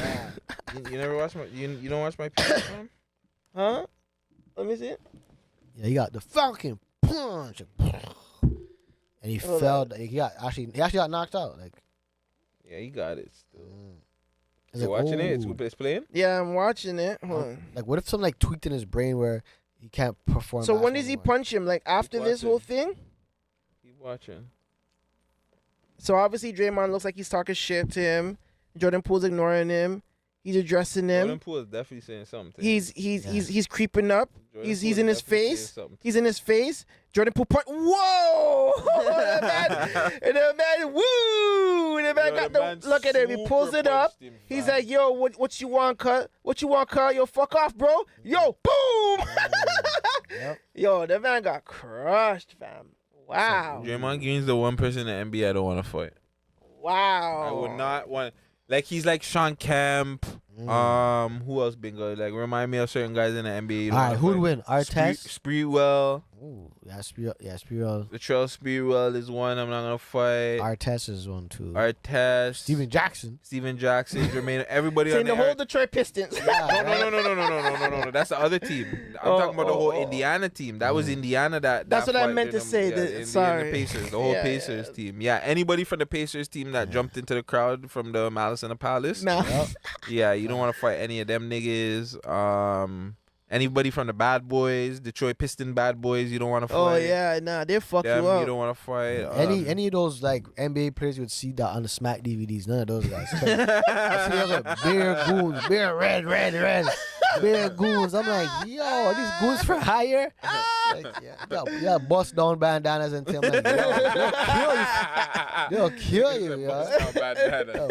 That's gotta be the name of the episode. Bust down bandana. Yeah, bust down real bandanas. red rubies, real red rubies. You gotta find one of those bust down bandanas. See if I can find a picture. Kill you of to that, keep that. Yeah, but So honestly, so the man can't have a fight and just like be like, yeah. It depends on the fight, though. Like, what are we fighting about? A simple disagreement, then yeah, we can be cool. Like, if it's about a bitch, then we can never be cool. Still, if it's about some money, we can never be cool. You know what I'm saying? Like, it doesn't make no sense. So So Jordan Poole's got to get traded because they're not gonna trade Draymond. Bro, I swear on Twitter they were saying that they traded Draymond, but I guess obviously that was fake. Yeah. So, I think Draymond actually apologized recently. Did he? He went on. He said, "Bro, yeah, I saw it." Like he went on and he said he's sorry and blah blah blah and rate and la la la. Let me see if I can find it. because he got all his anger after that. Like, there's a frustration. Nah, sometimes, that's how it goes, bro. Like, Built up anger. Where's the bus? I'm looking for the bust down bandana. Here it is. Going from my actions that took place on Wednesday, and for that, I have apologized to my team. I have apologized to Jordan, and I wanted to take that a step further. With the event yesterday, with the video leaking, there is a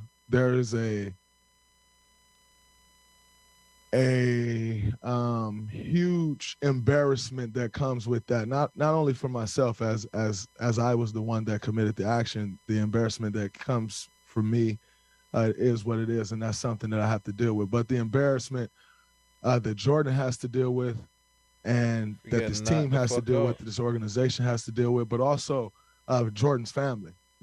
His family saw that video. His mother, his father saw that video, and quite frankly, if my mother saw that video, I know how my mother would feel. I know what her I know what her reaction would be, and I know what her next step would be. And so for that, I apologize to his mother and his father, and his family, his friends that care for him, because that is a sense of, or a level of embarrassment that they have to deal with too. I apologize to this organization. We just won a championship. In 9 days, 10 days, there will be a ring ceremony. My family will be here. His family will be here. I'm sure they'll be here. And quite frankly, that's an elephant in the room. That's something that, it's weird, and on a night where it should be celebration and love, and it still will be. But there is like this dark cloud in the room, and I caused that, so I apologize to his family and just what they've had to deal with over the course of the last 24 to 48 hours. And I will do what I have to do to make that right. Money. We all knew that. Damn, bro. Give him a big bag. Nah, fuck. Like, fuck. He's gonna give my money still. They give him money? Yeah, he's gonna give him money. Think so? Nah, bro. Like, this is some, bro. Like, a lot of this time, bro. Remember when fucking Jordan punched Kerr? There was no money involved. I'm not joking. But that's like that was this is then. team squabbles, fam. Like, it's a Yeah. teammate thing, fam. What he was probably running off his mouth, blah blah blah, and it had to be settled. But that was like back then. Now it's like, now people, it's so like sensitive. Like, lawyers gotta get charges, all this like extra stuff like just gets pushed upon you. Before just like, you know, like 90s, 80s basketball was rough, tough, and punch up, whatever. Then but now it's like niggas is soft. It's different. Yeah, it's different. And now there's like charges and lawyers and all this stuff coming with it, and the state wants to charge you, like, you know, all kinds of like niggas weird is soft, stuff now. bro. Like, you know, before it's just like, yeah, you fight whatever, and done, move on. Now it's like, oh, like, you know, the state wants to charge you, and they want to press So charges. who gets traded? Nobody's gonna get I don't traded. think it's gonna get traded, Or but who gets released? Or... Nobody's gonna get released. This is just a brush under this thing. They're gonna fight away. This is a way for the Warriors to be back into the talk of everything. You know what I'm saying? With Brooklyn being the talk and Clippers being the talk. If Jordan Poole freaking Lakers. gets traded at trade deadline, just reel back this clip, all right? All right, and there'll probably be like a scandal, maybe a couple of days from now, that'll take over the whole. There was already a scandal. They're like, oh wow, The and they Boston forget- scandal. See, and then they'll forget about it, just like that. Nah, it's just a whole. That Superman You know, punch was I kind of think rude still. what? That Superman punch is kind of rude still. He def was the man kind of rude still. Like, So, I'd you be gotta cheese. blow back too, like. I'd be cheese if that was caught on camera too. And whoever leaked that is an asshole. Yo, you remember the Van Damme? You remember the Van Damme triple take when he gives it a kick? The triple take's like, yeah, sure, yeah, sure, sure. Like, that's what it reminds me of when you get that. Like, just the blowback. Oh, like the triple take on like Yeah, Bloodsport and yeah, shit. exactly. This is Dragon Spear, the legs. Yeah. He has the best roundhouse kick Yo, of any martial artist. Clean. It's like That yeah, spin, Oh, right? Van Damme. You see the foot just and the sweat just flies like. Yeah, that punch alone was like oof, like true. Triple T, yep. So guts, You. we trying to get Dub J in here, man. Why? You guys have some sort of, I don't know, BS between y'all that I need to settle on camera, but Dub J, you know what I'm saying? He wants to do Zoom. And I I guess. thought he didn't want to do social media stuff. But Yeah, I wasn't don't- he the one that made the video about me? Yes, he did. So why didn't he page me first if he had something that he didn't like? Maybe, he's, I don't know. That's like- the problem I hate with these niggas, bro. They say one thing on social media, but do another thing in real life. Like, if you have a problem with anything I do, you can message me. He had no problem messaging me when he had to talk about fake this and stuff like that. He didn't want to make a video about that. You want to make a video just because I forgot about all the ladies that have putting out songs together. One, none of the ladies to this day didn't do a ladies' night, because I'ma be real with you. Yes, shout out to the sorority girls that actually remixed the ladies' night song. That was cool. But ladies' night had all the top girls in the fucking industry at that time. Facts. Big up Wild Vicky, big up Paris. I'm not taking anything away from Paris, because that's the problem here. When I take shots at Dub J, unfortunately, I might Paris might have to get some strays. But the top girls in the city weren't on that song. Big up Charmaine. That's probably I put her in the top 10. But the rest of the girls that are top 10 in the city weren't on there. Big up Mishi. Mishi's a old head. You know what I'm saying? Big up Mishi though. She's a legend. She's an icon. She's an icon. But an icon. let's be real. We know, fam, and it's no disrespect to Mishi too. But if But we're she's doing not relevant. if we're doing a ladies' night, a ladies' night had Kim, the Brat, Missy Elliott, Angie Martinez, who probably put the whole fucking song together. Who else am I missing? Left Eye. Yeah, Those were the top frigging ladies in the she killed industry it, at too. the time. Never the one packing the gun. Come with a tiger. She had a tiger? Who had a tiger? Maybe I don't know. The brat had remember. the brat was on the thing. Someone had a white tiger and just So when we talk about ladies' night, that's what I'm talking about. That's what I'm talking about. How come the top tier ladies are not linking up in the city? I apologize to any of the girls that take offense to this, but this is real. How come Hawaii Mighty, Goldie, you know what I'm saying? Like the top tier fucking girls. Y'all are not linking. Dub J won't talk about it because he's the part of the fucking era or the gatekeepers because he feels like he's a fucking gatekeeper and he hates on the gal them. We know, Dub J. I know about your little behind the scenes shit. I know what you do, okay? I don't want to diss because unfortunately other people are going to know about it and it's going to hurt other people, you know? We know about your fake shit. You've been doing this, what, 15, 20 years? And it took you Paris to get lit, fam? Come on, bro. Now, look, in defense of Dub J, though, like, all he did was respond to your comment where you said the girls them don't have a ladies' night. Or they don't have a collaboration. Okay, they don't have a collaboration. I think that's where he The gal them don't link up. The gal them don't link up. He just posted to show you that, yes, there is a collaboration of shorties doing records but there's a together. way to do it. But again, Vegas, there's a way to do it because he's trying to be professional and telling me I'm going about it a certain way. He made a whole fucking video about it and he's telling me I have Alzheimer's. Oh. So clearly, you have no respect for me. But when I was bigging up your fucking Paris all the time, you had no problem. Oh yeah, gutsy this, gutsy. You don't big up the gal them.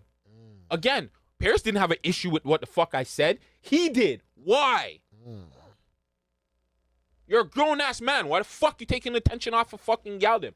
This is a problem with Toronto men, especially the one that are in the industry. I had the same problem with J Noble Light. He did the same thing. I put out a list for the gal them, and he came in. Oh yo, gutsy this and that and the third. Why are you guys taking this off of the gal them? He could have easily said, yo, shout out Gutsy and what Taylor's doing, but you know, Paris just did something and kept it moving. Or he could have DM'd me like he always does. He made a full fucking video. He's still, hey guys, let me show you something. Let's do it. Team up. Just to show you, I don't really fuck with these niggas because they're weird youths, fam, right? Look at that. Can you see in the camera? Let me see in the camera. Camera, come on. Okay, I'll send Vegas the picture. The niggas message me like how many times you see that, Vegas? Bingo. How many times you see Dub J message me? 9+. He tagged me in a fucking post. Why are you tagging me in posts? I don't care that you're faking your fucking numbers and shit like that, my nigga. I don't care that you're a rich white youth that's paying for everything because you're paying for all your iTunes shit. I don't care. Don't tag me in your shit, nigga. Leave me alone. Go do your shit. You're complaining about views from a podcaster. I started podcasting 2 years ago. It took you 20 years to get lit. It only took me 1.5. Come on. Stop this. We're not even on the same level. Like, let's not do that, bro. It took you a gal to get lit. You've been working with all these artists, JD Era, you have to put like 20 motherfuckers on one song and you got upset because Friday didn't hit you up for an interview. Let's not do this, bro. Come on, bro. Let's not do this. Keep it 100 with me. You're a pum-pum one. 2, you're not really that relevant. It's Paris doing all the work. Your fucking beats are trash. Like, Paris is doing the work. You're doo-doo. If you want to come talk about it, cool. We can come talk about it. But in my opinion, when you want to go off like that, you've been doing this 20 years and you're now getting lit, you shouldn't be talking to a guy that's only been podcasting for 2 and it only took him 2 years to get lit. Stop this. You're telling me to go back to Friday? What the fuck? Why would I go back to Friday and I have my own spot? Are you dumb? Have fucking respect, bro. Go make somebody else a hit. I know why Terror Lord's not working with you anymore, my nigga. Wow, that's How come you're not promoting how come you don't promote anybody else? How come you don't promote none of the other gal them in the city? Come on, stop this, bro. You're a fake nigga, bro. You could have paid me like a real nigga in the DMs, but you made a whole video about me, and I'm still in your fucking mind. And yes, this is the last time I'm gonna talk about this pump. Listen, shout out to Dub J. He put in the work, man. I don't know what you on. No, he's working. I'm not gonna lie, he's working. But if I had a bunch of money and I'm able to pay for my own streams and do all that shit, hey, fuck, I'd do it too. But I do podcasting. I don't make music. And if I made music, I'd make better fucking music than you too, but fucking Crap J, whatever the fuck your name is. I don't give a fuck about you. I do give a fuck about you. I like trolling you still. I like trolling you, Dub J. But yeah, it is what it is. I don't care. To me, it just shows how petty and whack the niggas in this city are, because they have a thing where they like to discredit the women. And that's my number one thing I hate. I hate the fact that every time I try to promote the gal them, somebody else takes it off and, oh, you're not doing this, you're not doing that. I've been promoting all the gal them. Dub J just started coming out here. Again, 20 years. Can you name me any other Dub J tracks? Bingo. And you know all the old school man them. You always big up all the old school man them. Yeah. Name me some tracks that Dub J produced for. To be honest, I don't even know who that is. Really? I don't know who that is. You name me some songs that Dub J produced for. The one that he did with Maestro. With the one with Maestro and all of them, the 20 niggas. I think Biz looks on it too. The one that has 20 niggas on it. Yeah, that's the only one I know. Okay, other than that, before that, because he's been doing this for 20 years. I want to know other songs that he's done. That's it. That's all I know. You know any songs that Dub J produced for? Okay. So let's not do that. Like fam, you're getting spiced and hype off of 1 year of things, fam. Like, relax. Chill the fuck out. Humble yourself, my nigga. Because that shit can lose quick, bro. Don't be like the rest of these old heads, eh? You'll be out of here just as quick as you found the fucking little spice that you got, bro. Humble yourself, bro. You haven't done anything to be hyping up about. Oh, we got number 1 in Canada. We got number 1 in Canada. I have more money than everybody in Canada because, I'm paying attention to how streams work. We're number 1. We're number 1. Go do that with somebody else. Go do that with somebody else. So you're saying someone is not like accomplished unless they do it twice? I'm not saying that. I'm just saying he's hyping it up because he's doing it with Paris, and Paris is a bigger part of it. You've been doing it for 20 years. You've been doing it for 20 years. Okay, but when do we ever give the flowers to the man's behind the scenes? Regardless if Paris been doing it or whatever the case be, when do we give the flowers for the man them behind the scenes? When they actually do shit behind the scenes that we actually care about. So we don't care about anything that Dub J does. No, because if you're a nigga that's out there and you're helping one, but you're tearing down another one to help, I'm not giving you flowers for that shit. Okay. You shouldn't have to tear down. Why did you tear down the Taylor interview for? Why? Because she's working with Goldie? Huh, Dub J? Why don't you answer that question? You like to go skim through the whole interviews. Just answer this one. Is the reason why you came and attacked my interview is because you heard Goldie come? Is that the reason why? You ain't gonna answer that because you go over everything else. Don't play with me, my nigga. Don't play with me. The only thing y'all niggas can say about me, oh, Gucci's a pimp, he's on this and that and the third. I don't give a fuck. That's out there. My shit's out there. But for the rest of you niggas that are playing around behind the scenes and fucking with the game and not letting gal them get out there and not letting certain man them get out there, yo, I'm gonna expose you guys now. Fuck off. Don't play with me. Do not play with me no more.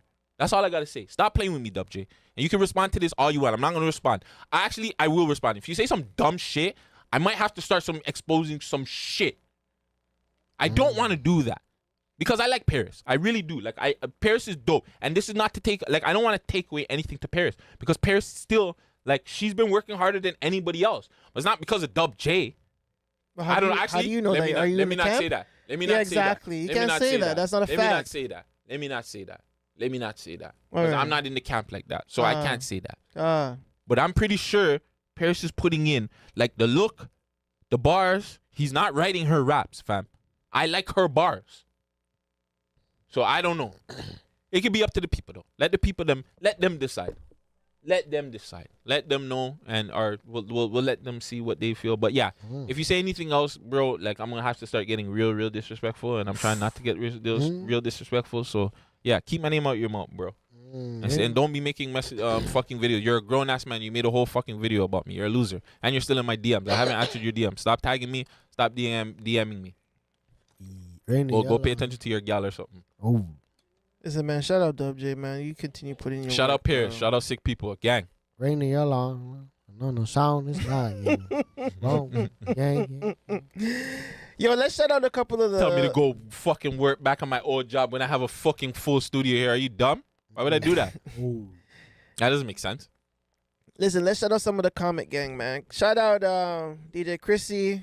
DJ Chrissy, hey, Shout big out ups. Denzel Joseph. Shout out Denzel Joseph. Foreign and Anita. Foreign might be stopping by very, very soon too. All right. Foreign's not gonna be dropping bars when she comes by. She's gonna be popping that ass. Shout out Max Sando. Shout out Max Sando.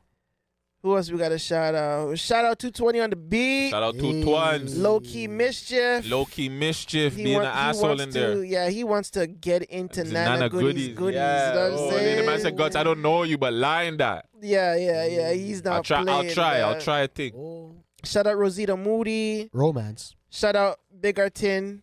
Big Artin. Big He up said, yourself. dope interview, love the background. The setup, the camera angles were dope, and the switch to Vegas when he talks and the thing was nice too. I see gutsy vision with this whole thing. Big ups and much respect and success. We need a caster like you and what you're doing in the city. Peace, fam. So big shout out to Big Artin, you know what I'm saying? Can't have one place to go to get interviews, bro. Exactly. Shout out Convict HSP. Camera way better. 100 with the fist, the black man fist. Yo, stop being. You're so petty. Shout out JMA. Shout out Aishana. Shout out Aishana, sexy thing. I mean, is that the comment gang? Comment gang is strong out here, man. Shout out comment gang is strong out here, man. I think that's it. Andre Salazar. Oh, actually, he said gutsy equals munch. Stop it. Shout you out though because you watching. And shout out Dracy. I think that's all we got to shout out. Yeah, big up all of our other supporters. Like Gucci said, man, everybody that's watching and just like supporting the thing, we really appreciate it, man, because we want to get this thing big. You know, it's not just for it. I always said this. This has never been about me, bro. I don't give a fuck about me. I could go get some money and do some other shit. Like I don't care to really do. Like I do care. Don't get it twisted. I care. I could be doing other things, but I'm doing this for the man them, for the city, for the artists them that don't really get that little and I know Gutsy could get a little because I can ask all the questions that everybody else in the city is scared to ask. That's it. Wait, a couple more, man. T-Talk Toronto, man. Big Five ENT. Skinny SK World. Yeah, that's it. That's now that's it. Don't know. Can Comment, we get to the comment gang? Let's get to that reaction video. Who we doing again? I don't know what song we should do, but we have a gentleman because Binga came here a few weeks ago, and he reminded me how dope BT Uncut really was.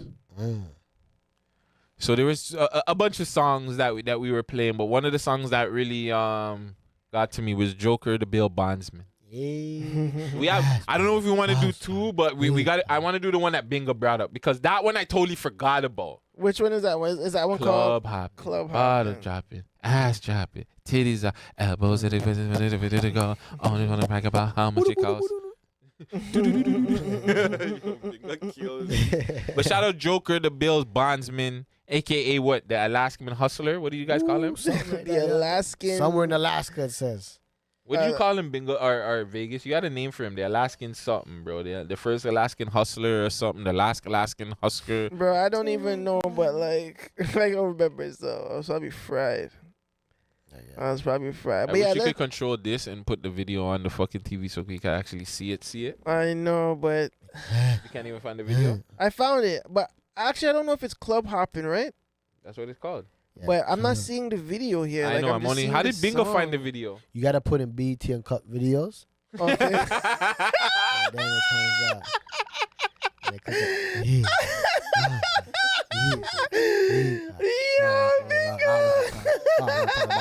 I can't stand this guy, bro. Oh my god. Yo, we have Bingo. one more thing to talk about before we cut. So we better make it quick.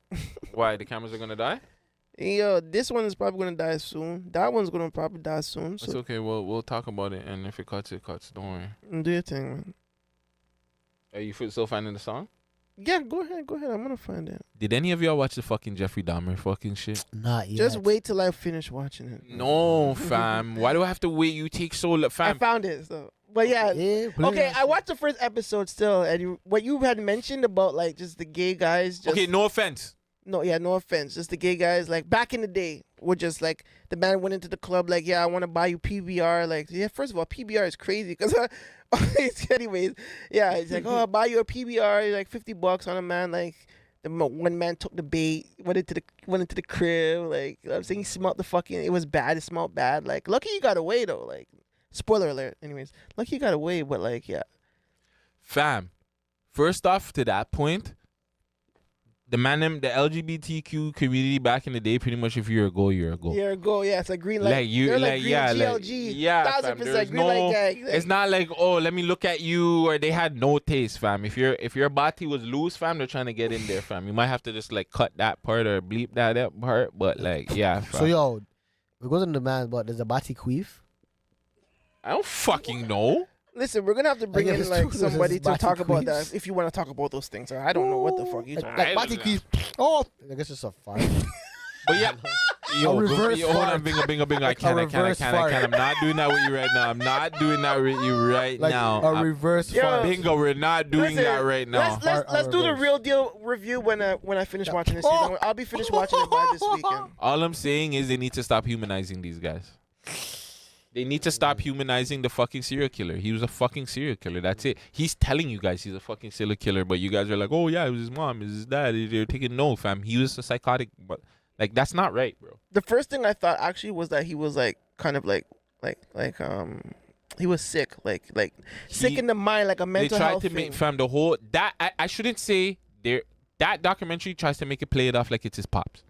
It's not his pops' fault. I fam. remember his pops coming to the. It's to not the, just to the when you police watch station. it. I'm not even finished it yet either. Like I think I'm at like the second last or the what like we're, fam. Like it's just bullshit. They're trying to play it off like it's his family's fault, bro. He had issue. Yes, But the family pops could have did did say more. that though. He But said that yeah, in the interview. but that's what I'm saying. But just in general, fam, it's not his fault. That man was sick, fam. It's the police. Like the police allowed him.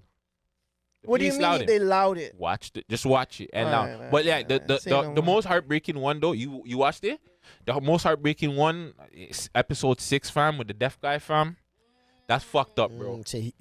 That right there, like it was the only part where, like, it's not too gruesome or anything, but it's the only part that actually hurt me. That it was just like, yo, man, the man, like, and even that, the way they made to try to humanize that thing and their relationship is just like, fam, he's a piece of. So basically, he couldn't hear him coming. This nigga is fucked.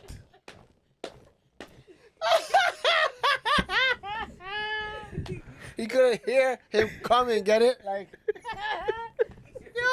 I would think he was drinking today. oh shit! I would think He took a shot at the Casamigo. That was good. That was Yeah, the good. battery soon die on this, yes. Okay, yo, let's get into the Bill Bondsman joint, man. And we'll talk about the Jeffrey Dahmer shit later.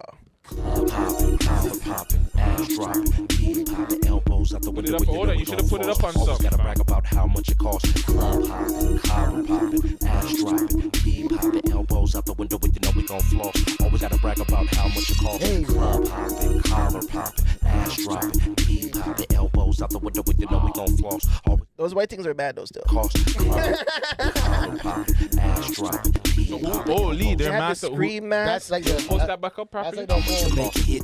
Know what it takes. We got no time for mistakes, got no time for no fakes. First off, we got to shout out Joker the Bills Bondsman. We had a conversation with him, a very brief one. That's like the whole population of Alaska and everything. I wonder who this catty is though. Cranberry and vodka got me feeling held up. Cranberry and vodka, that's an old school drink, guys. The tiger blood. I still drink that. Stop this. Yo, how would you explain his flow? Because that was the one thing about him. Very unique as fuck. And look, they're running through the snow, Yeah, fam. You would have thought they were in Toronto, fam. Yeah. Exactly. You would have thought they were doing this drill in the 6th in December, fam. It's crazy because even the branches were snowy. Like you're not even like from any normal place with snow. That's the only black girl in Alaska. Black, right? She looks Indian though. Ass dropping, pee popping, elbows. So that's the only one that's twerking in the whole video. Was that the same one? It's the same one? Yeah, it's the same girl. Oh yeah. Is that the same Indian girl? That's the whole population. Corners I'll never stop bending. Living this man doing donuts in the fucking snow. Whole new script, whole new strip, whole new spits. Blunt stay lit if your speakers kick. Oh my God. Sorry, my Yo, we man. had the place lit, fam. Sleep all day, work hard. Is that Busy Bone in there too? The Crazy Bone? All you gotta Nah, that's not him. That's one of the bones? That's funny bone. I like the way he didn't move the whole time. The action shaking by his head. He just- Yeah. Yo, wrap it up, good. We're gonna match to the club. Don't tell me to wrap it up. Chill. Our camera's done. Me and things camera's finished. Elbows Oh, up yeah? with the Yeah. always gotta brag That's why I said wrap it up. club hopping, collar popping, ass dropping. We're pimps in the club. Elbows up the Whoa. window with you know we gon' floss. Always gotta brag about how much it costs. So this guy's throwing up crazy right that's now. Vegas. That's Vegas after a hard night, fam. Nevs. Nevs. Yeah, More kid. time to rock the stage and get paid. Leaving microphones broken, somebody said That's I me. wasn't gon' That have was it me. bad. That was me and Chris Guy What the hell is y'all After Gucci's birthday. Niggas to keep the dance flow packed. A limited ways to freak the bomb ass track. A million and one way to put it down like that. 808 got the trunk thumping. Guaranteed to keep your head bobbing while we mobbing. And we ain't stopping and keeping This it. flow is sick though.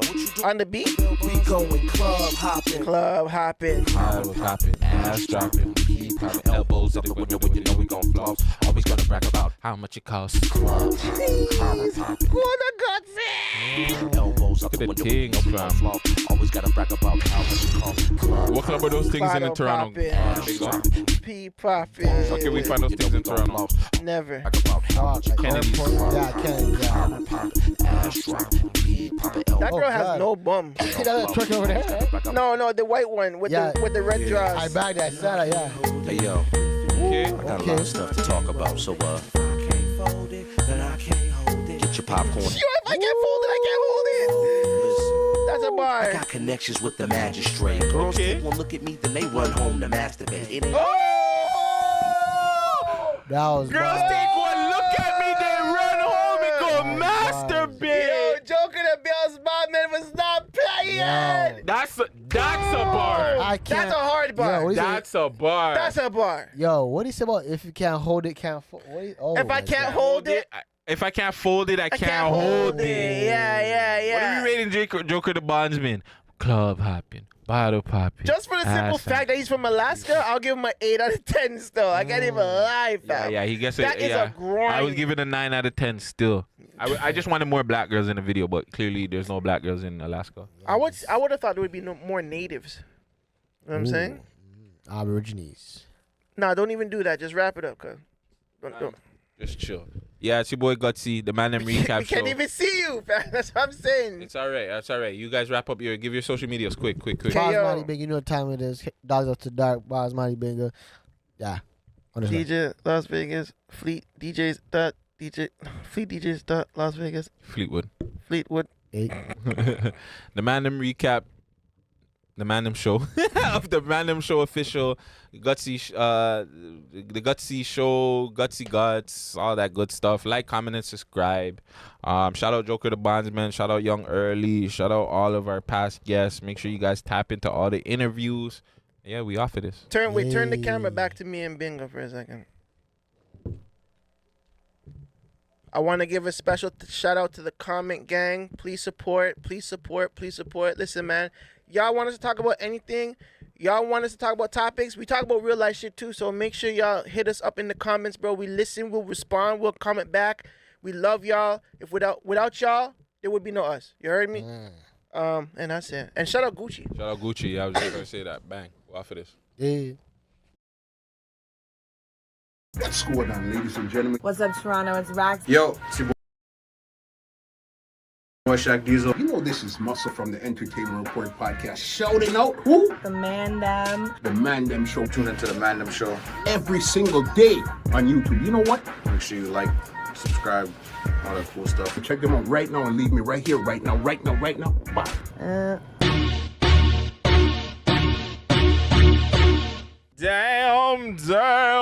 Damn. I don't even have a spliff or a blunt, fam. Holy, cuz. Yo.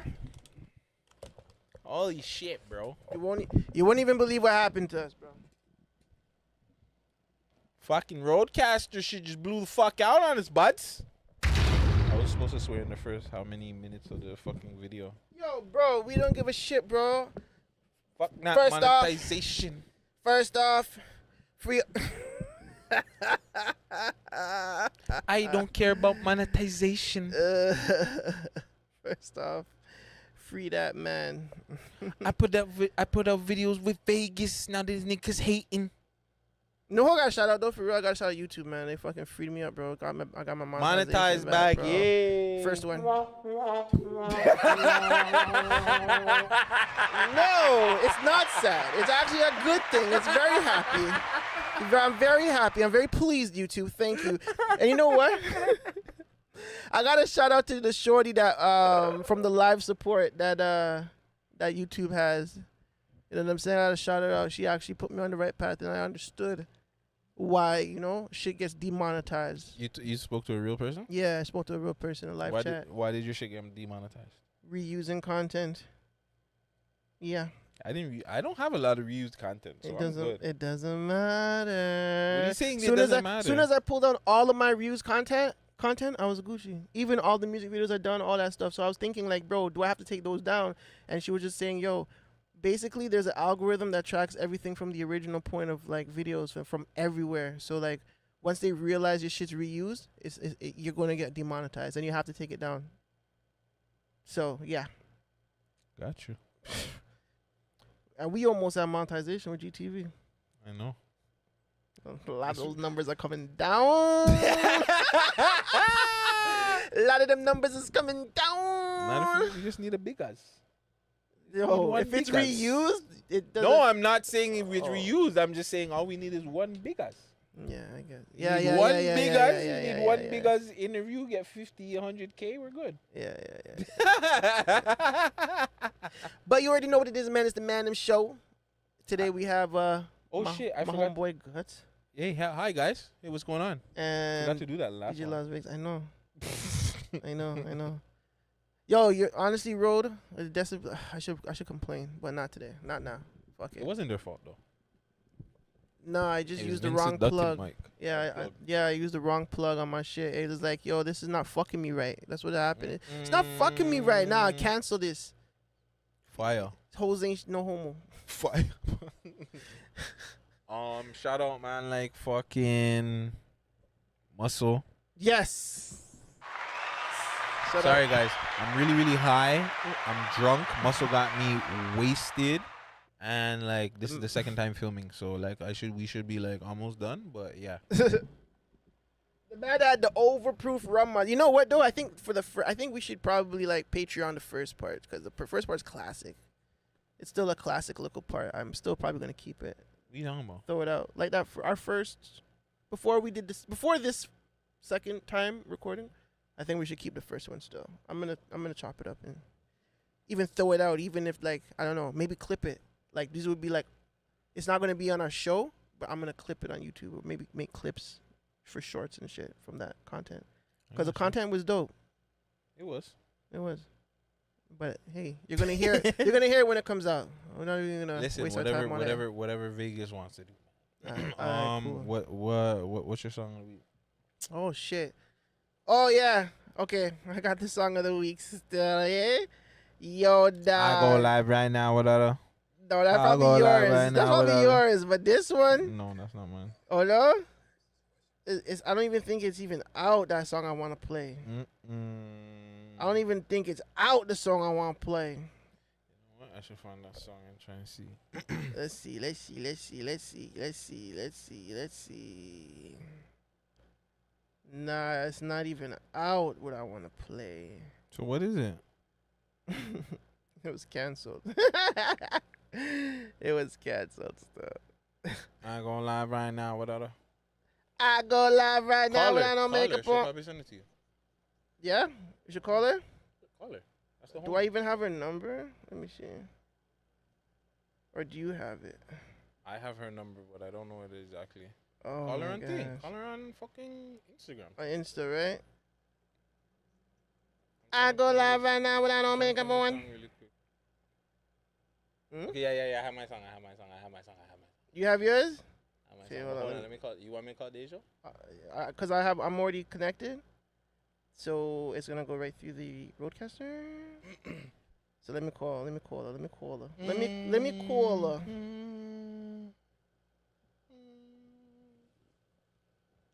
She's probably at work. All right. Everybody must work. Work hard.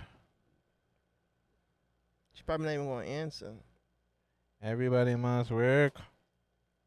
Work harder.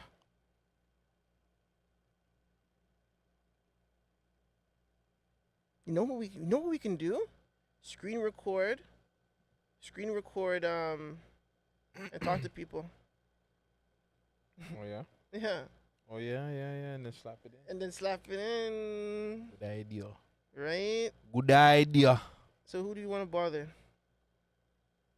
Nobody right now. Yeah. The people that I don't want to bother, they're all in jail. Oh shit. How come I can't connect? That's not fair. I can connect you. Okay, go ahead. Nah, play Shane Bugs. Henson. Play Bugs. Good riddance. Good riddance. All right, let's get it. Goodbye. Good riddance. All right, let's get it.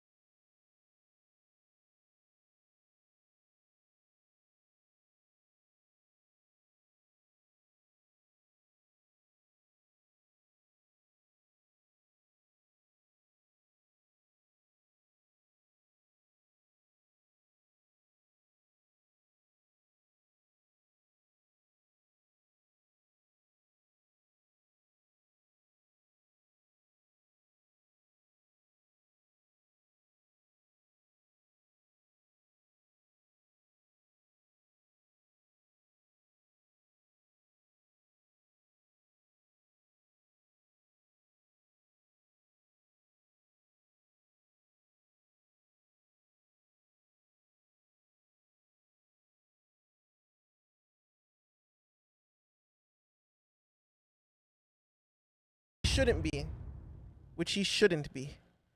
Yeah. About in the That's trap cap. selling soft. That's when he said even I just smoke, I don't do drugs. That's why I said it's cap. He just cap. Like what is smoking? Is this smoking doing drugs? Yeah, but I think he's talking about the other drugs. Okay. He pop yeah. pills. Bills, we know you pop pills. It's okay, buddy. Listen, man. It's okay. We all. Yeah, I did it in jail. Since we're talking about like Shout out Remran. bugs and shit, what? My sleeping pills. I used to have a sleeping pill problem in jail. We can talk about it another time. Since we're going that way, I'm gonna drop an exclusive, guys. Exclusive! The Mandem Show, first ever exclusive. Make sure you tap in. This is what's so special. This is so special. Bugs. We're gonna play this whole thing. Smiley. Vegas exclusive. Fuck the ops, yeah, we buried them. Know you heard of it. Jeez, I got those for days, bro. Yo, you guys better tap the fuck in. You ain't get monetized. You know what I'm saying? They're gonna definitely. So OVO's gonna say ban that fucking channel. You know what I'm saying? They're gonna hate me, fam. They're gonna hate ban me. his channel, Drake. Chubbs and them. Ban his channel. Demonetize him. You know, come on, guys. Chubbs. Nah, Baka. but that's off of like a tape that they worked on. And That it never happened. It didn't come out. And we got lots of I know. of records on that shit. I got all of them. I think you played me like half of the album. Oh, I played you half of it, alright? But why did that never happen? I'm not even sure why that didn't happen. I don't know why that didn't happen, but Would you say that was probably the best project you were a part of or that you worked on? Bro, if that shit dropped, bro, me, fucking Trunks, would be super goats, fam. Me, Trunks, Smiley, and Bugs. If it drops, though. Why do you? Because I'm pretty sure you've engineered how much projects or albums, mixtapes that have never dropped. But remember, those two guys are like at their pinnacle. So if they were to drop together, like a collab tape, it would have been something super different. No, for sure. You know what I'm saying it'll almost be like a John C and thing, right? Block Boy Twitch, where they have their own stuff, but they came together to drop this. It would have been on a super magnascope, and I think at that point, OVO was actually grooming Smiley. You know what I'm saying? No homo. They were actually like watching him. He hasn't. I don't think he had signed yet, but he was. Not. He was. Yeah, he was was right like, there. yeah. But going back to the original, like the question I was trying to get out, you've worked with like a lot of artists that have make songs, make projects that don't come out. There's there's a full project on there of songs that will probably people will never hear. You know what I'm saying? But like, why do those things happen though? Like not per se that one, but maybe other projects like. That behind the scenes, maybe why they never came out. I know there's a 1-2 other ones. Maybe you can have more info on them why that. I'm pretty sure I know why that one never happened. Fam, Boogs went left. Yeah, that one. Yeah. Like, I don't know if it was that. It was just that. I think after the whole when the whole situation with Boogs finding with the summer, with the disc came out. That was I think it was like stay away from him. Yeah, that's what OVO wanted. Yeah, OVO's like, yo, Smiley. Stay with that. It's funny how people's lyrics. Remember when we say how people's lyrics they don't fucking age well. Yeah, that Smiley bar didn't age well. Which one? Niggas switched up. It's okay. I didn't say Smiley switched up. I'm just saying like he was just like, all right, well, fuck. If Boogs is doing this thing, then you know what I'm saying. What am I gonna do? Though, in Smiley's defense, you know, the label is, you know what I'm saying, you're part of an organization. Realistically, you have a real label. Like, you know what I'm saying. Like, if the label doesn't rock with him, you have to understand like. He can't go against the label. Like, it doesn't make no sense. Like, you know what I'm saying. You can, but he would lose in the end, fam. He would lose if he had the opportunity to take his mother out the hood, take care of his kid. You know what I'm saying? Take care of his girl and his friends and family around him. Like, and it's just because you can't do music with one person anymore because of he disrespected the product that you were a part of now. But didn't Boogs kind of help? Like, obviously Smiley's doing his thing. No, I wouldn't say Boogs helped put Smiley because Drake did give him that fucking love from time. I wouldn't say it was Smiley Boogs. did it on his. Smiley did it on his own. Smiley did it on his own. I don't want. Let me take that back. I don't even want to give Boogs any credit for that. I'm not even. Yes, yeah. So Smiley and the whole and his whole crew, like, you know, the 61st camp, like they worked, fam. They've been dropping. They've been music from time. Bro, yeah, I know. So it's not like they Smiley never did switched numbers. up his whole style and shit. I Yeah. remember when he was like rapper, and then he did when he switched up. You want to see a dead buddy? How about a 12 gauge? Did you engineer that? No, I didn't do that one. Fam, that's my tune. Yeah, that song's high. Fam, when he did that, anybody can ask you. When that song came out, I told everybody this guy's gonna fucking blow up. He's gonna be a star. They're like, no, are you dumb? I believed in them way before that. They had a song called 16 no more. He's like, I ain't gotta set 16 no more. Not like 16 no more. Like, when I heard that, I was like, yo, these guys are out of here, fam. And they never even released that song. I don't think that's out. And if it is, I'm gonna find it and play it. Like, you know what I'm saying? Not today, but that song 16 no more was like, fuck. This is when I knew somebody from this camp is gonna be out of here. You see, that's how I know I would fuck up my bag, because I would have probably still rocked out with Boogs. Well, it depends on my relationship. I don't know Smiley's relationship with Boogs. Listen, who knows? They probably still talk, bro. Like, at the end of the day, Smiley is a very private guy. Like, if he talks to him, nobody would never know. nobody would ever know. That's what I'm saying. Like they're I still would probably ask. cool, but as Boogs as a mature guy, he has to be like, okay, I understand your situation. I'm gonna like, you know what I'm saying. This can't be public if we are friends behind the scenes.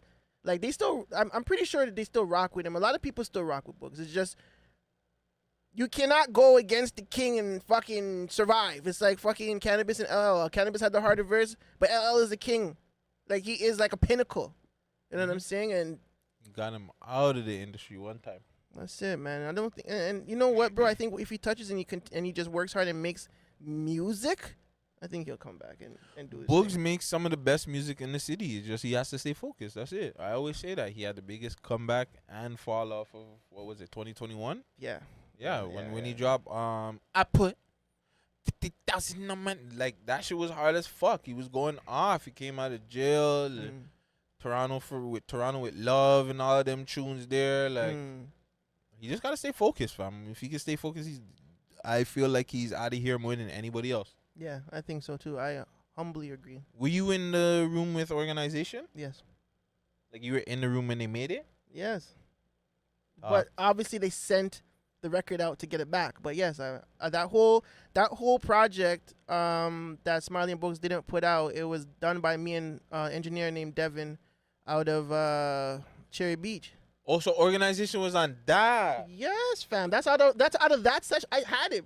I played that song right beside it was organization. I can play that record. Oh, so makes sense now. Okay. So once Book just fuck, because you gotta understand, to the public, we just know organization, fam. Nobody, fam. I think like this is like when you do this up, you do have to put that this is exclusive. That Boogs and Smiley, like only real heads are gonna know that they have a project out there. So like to us again, when that whole situation was going on, and I'm interviewing Boogs, I'm not knowing the whole time that he has a full fucking project with Smiley. We're just thinking you have a song with Smiley and Drake, my nigga, and you fucked that up, fam. Smiley, Drake, and Murder Beats, dog. And Murder's on the freaking beat. Yo, Murder on the beat. Yeah, you're right. Yo, it was like the Holy Trinity at that point, and it was just like, yo, like the music And was you so had- good. And like, you had a fucking Drake feature. no, not a verse, feature. Verse. He had a verse. Yeah. You had he had a verse. But that's not his first time with a Drake verse, though. He had another song that Drake did. Which one? So remember that song? So he had another song with him? Yeah. So there was another verse that Drake gave him. It was like some Forget Me Not stuff song. It was all right. You know what I'm saying? It was dope. It wasn't organization, though. It wasn't organization. No, this was before organization. But I'm saying it. Even if it's before, the verse wasn't as good as organization. I'm gonna show you the verse he gave to him. I'm gonna show you the verse that You're gonna let me show me, or let me I'm gonna hear play it right now. Whoa. I'm gonna play the verse. Whoa. Yeah. Super. I'm gonna play the verse. I'm gonna play the verse. Yo, Vegas is fucking leaking the shit out of. I'm gonna play. Yo, the verse. you know I'm just gonna fucking rehash this and like put it out. I'm gonna play the verse. Where they stayin', black leather glove, no sequins. Left foot slide, right foot slide. Basically, I'm saying either way we bout to slide. Oh, don't kill me. This verse right here. Tootsie slide, then I hit it double time, then I hit a spin, cause we spun that block a couple times. No, If it's that's not not the verse. My bad. Not bad. My bad. That's not the verse. sequence, buckles on the jacket, get it, it go right foot up. Ay. Don't you wanna dance with me? No, I could dance like Michael Jack. Left.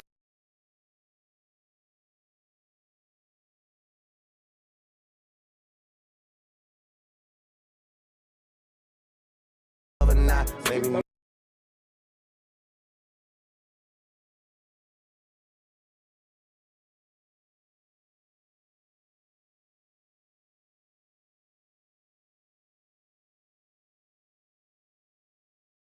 What was the verse he gave him? Yo, But it was on a different beat. But what kind of beat was it? The beat was definitely It was harder. faster. It was definitely harder too. It wasn't harder still. This beat is actually harder. Yeah, this beat is better than the beat that he did with Books. Cause it was just it was like a high speed, high tempo style beat. What the like so yeah. Tootsie, so Drake gave Boogs 2C slide. Whatever happens, well, hold on, I'll get to like whatever happens, and then Drake says, "Whatever, I'm just gonna put that throw on a record this on another re-" song because it's not gonna come out. So fuck it, you might as well. The nigga put it on some random fucking song. Oh my god, Drake, you're a The goat. shit was hard. Like Drake, you're a goat. it You're made a sense goat. though. Like it was Drake, a hard goated. verse. The man said something about apps, other apps. Like the fucking shit was hard, fam. It's a hard as though. But it wasn't organization. But it wasn't an organization verse. So going back to it now. So was that verse supposed to be on that mixtape? No. So was that verse given before? You said that Yes. verse was given before. Yes. So why didn't Boogs put it out? Remember, you still have to get like fucking clearance and shit to put out shit, right? So how like? So he didn't get the go to like put that song out. He didn't get the go to put it out yet. What happens if you don't get clearance and you just put the song out? The label will tell you to take it down. You get a taken down notice, and you can't put the shit out. Wow. Like, I think there has to be some sort of like process to like dropping features and shit. Like you can't just up and put shit out. You have to make sure that everybody's in agreement, all the numbers is right, all the splits are good, the producers is good. Like everybody has to get their cut. Like not cut, but like they have to get their split sheet in order, and then you know what I'm saying? Who gets paid where, producers, all that so shit. it's about the business first, and once the business is done, then Who the gets the owner of the song. royalties? Who actually owns the song? Exactly, and that's the most important, right? Who has the copyrights, or who is the owner of the record for? Like, who owns it? Who's it going to be? Is it going to be Boogs featuring Drake, or is it going to be Drake featuring Boogs? You have to figure out what is that. And once you figure that out, then boom, you can put the shit out. You know what I'm saying? Instead of release or whatever, you might do a video or two. You know what I'm saying? Yeah. You think it was more than just the diss record? It's definitely the diss record. It's definitely the diss record. And it's definitely the diss record. And like I said, if from the relationship started, if he from the jump said, yo, I did this when I was frustrated. You were shouting people out before me. Like I think I put in so much work. I didn't get the love I deserved. I did this song. I want you to hear it beforehand. But okay, Before was the song? before Was the the song? relationship continued. But that's it too. Like, was it? The song wasn't out there. Only a 1-2 man had it, right? Yeah. So like, you're not in your head. You're not thinking like the boy's gonna get the track. You're just like, but come on, bro. Like you have to. These niggas is from. I swear, isn't Chubbs from Malvern or something? It doesn't matter. Nico, like these guys, Hagler, like these guys have ins, fam. They're not. These guys are, bro. Like, but who do you think? But I'm saying like they're not gonna get to ins to be like, okay, let's go search to see if. Well, I don't know how Drake them are, but I'm not gonna think that Drake them are gonna be like, yo, go check if Books has a diss record. No, it's not that. Remember, Hoodlum and him were arguing. Wait a minute, Hoodlum said, yo, I have the record, fam. I talked to Hoodlum after this. I know. I spoke him into the airport. I was flying to Vancouver. Like, this is like 2 years ago. And Hoodlum said, bro, he said he didn't want to do it, bro, but the man tested him. And he cannot test my gangster, fam. You know what I'm saying? You can't test him. Fam. So it's like, yo, bro, I told him I have it. He's like, no, you don't. And Books was testing him. And I saw it. He said, yo, go check the clips. It's live on. And I did Ratchet. And I'm like, holy, this guy killed himself. Free fucking Hoodlum and free Boogs but like I can just hear, yo, Vegas. I tried. Check Rock Boy. It's on Rock Boy's page. It's on live. It's on Keep Six Lives. Keep us Keep lives. 6 like, lives. Holy fuck, like. I see it was on my timeline. I didn't want to see it on my timeline. I didn't want to see that on my timeline. So Hoodlum, like it always goes back to Hood. It's funny going back to it because I remember going back and forth with Hoodlum, and I was playing like, yo, I have exclusives. Like, yeah, I have that too. I'm like, yeah, I have that too. I'm like, nigga, what the fuck do you not have? Like, you gotta be an A&R out here or some shit. You got all the fucking shit. But yeah, man, fuck. So Hoodlum is the real reason why that whole thing never happened. Yeah, but like to me, okay, he leaked it, right? But like, but even if so, like, if you're Drake, you're really gonna take that with that record. I don't remember hearing that record. It was really that bad, bro. It's fucking. It's not a nice record. It's almost like, yo, you want to play it? At that it? time, everybody was going on that Summer 16. That's why. Do you want to play it? Let's see if it's out there in the world.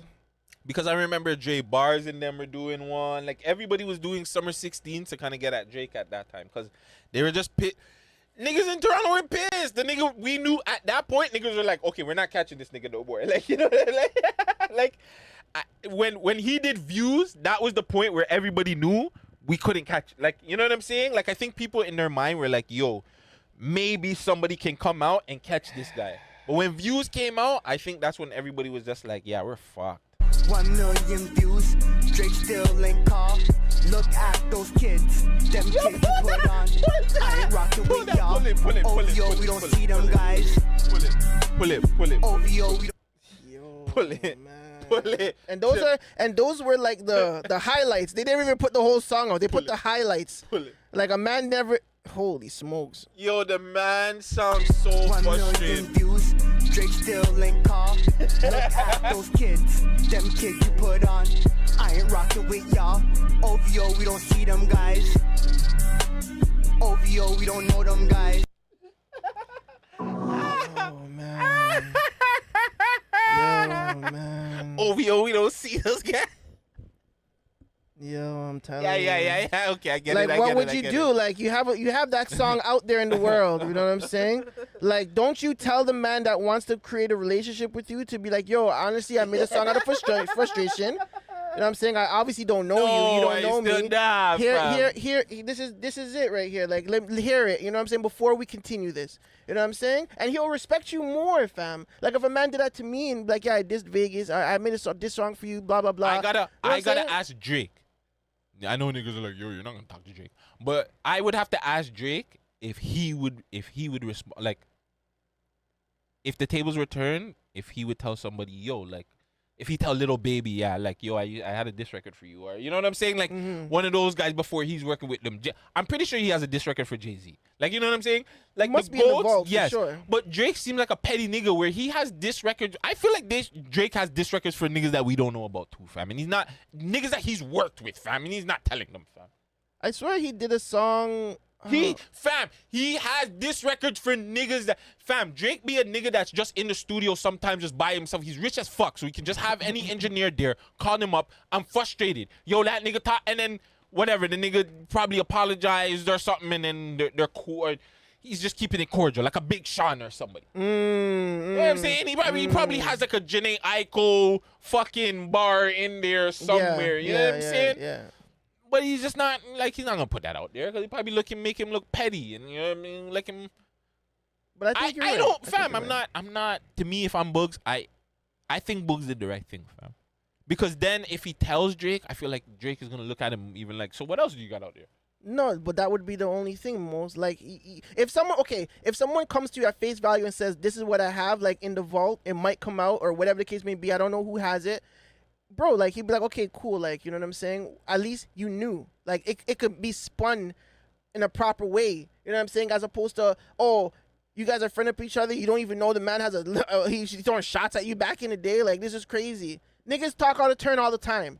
You know what I'm saying? But this is the thing. My thing is, you don't know this nigga. You guys don't have no problems. You know what I'm saying? If you made a song out of frustration, you let that person know this is what it is. This is the biggest artist in the world, fam. And he's giving you a hand up into the world. You've been in the same rooms with him, the same buildings, put you on tours and all that shit. You know what I'm saying? And you didn't fucking tell him that this is out there. Okay, that's different. That's what I'm saying. I honest to God, my Like, mother, I told him, fam, I said, yo, you're building this relationship with him? Tell him you have the song. He called me crazy. Yeah. I think He said, are you fucking crazy? You want to seal me? I'm like, nigga, this has nothing to do with anything. This is music, dog. Like, you're a young boy. no. Like, You you're see, a kid. like, I didn't know that they were building because I felt like, I didn't know how long the relationship was. I felt like, yes, if you're building a relationship, at some point, yeah, maybe come out at, yo, fam, you know, like I did a fucking stupid track back in the day trying to get at you. I'm Fam, frustrated, fam. Even if it's on a ones, dog. Like, you're not, Yeah, you're yeah, acting no, like they don't, for bro, they sure. speak, fam. It's not like they're in the building with many people. Like, they can talk, like, one-on-one. Like, he has a number, fam. I just feel like at something like that, this is why I feel like it's another conversation too that I don't know if we're gonna get to it today, but I feel like that's something so petty that Drake should have allowed that, fam. Like, Drake knows how many niggas in the city are getting at him, fam. Like, I feel like not even just in the city, just in general. So it's just like to find out that he had a song like you know what I'm saying? Like, But to be honest with you, though, even to that point, like I gotta hear the rest of the song. I gotta hear the full song, man, because you know what I'm saying. I'm gonna have to ask somebody for it, but because I don't have it. But my ask Hoodlum. Listen, even still, if Drake allows him, he still has his young boys to be like, "What are you on, Drizzy?" Niggas that still have closer ties to him. You know what I'm saying? To be like, you're gonna allow this youth. So how many people is gonna throw shots and you allow them? That's what they're gonna look at him like. They're gonna look at Drake crazy. But then all he has to do is the Baka thing. What do you mean? The same way that I was gonna do whatever, but Jay-Z put me in my place. Put me in my place. He can do it. He can. Yo, I did a diss track with Drizzy, but he put me in my place. Put me in my place. Oh, you're saying Bugs could have came out like that, like he could have just told, like he could have spun it that way, fam, or like that's why I feel like it's not. I don't know. I guess the relationship wasn't as strong, maybe yet. It's not. I honestly think clearly it wasn't that strong, fam. Because if that record is the reason why that whole thing, which Drake could have made a real organization and really, fam.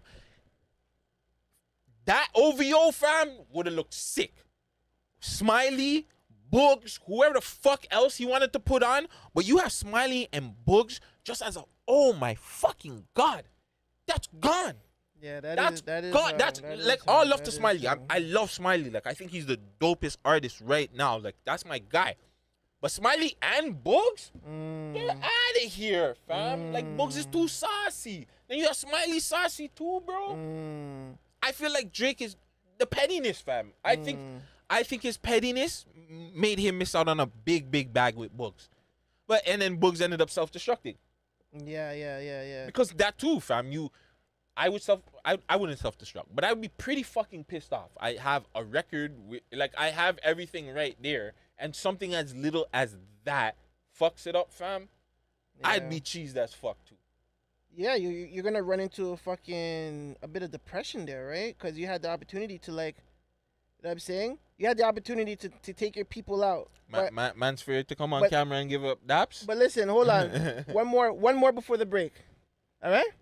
Okay. One more before the break. Hold on. I wanna shout out our sponsor. Hold on. This is Quads Are Better. Quads Are Better. Our sponsor gave us a nice nugget, eh? Quads Are Better just came through. Gave us a nice nuggas. Yeah. And with that being said, this is super exclusive. I shouldn't even be doing this.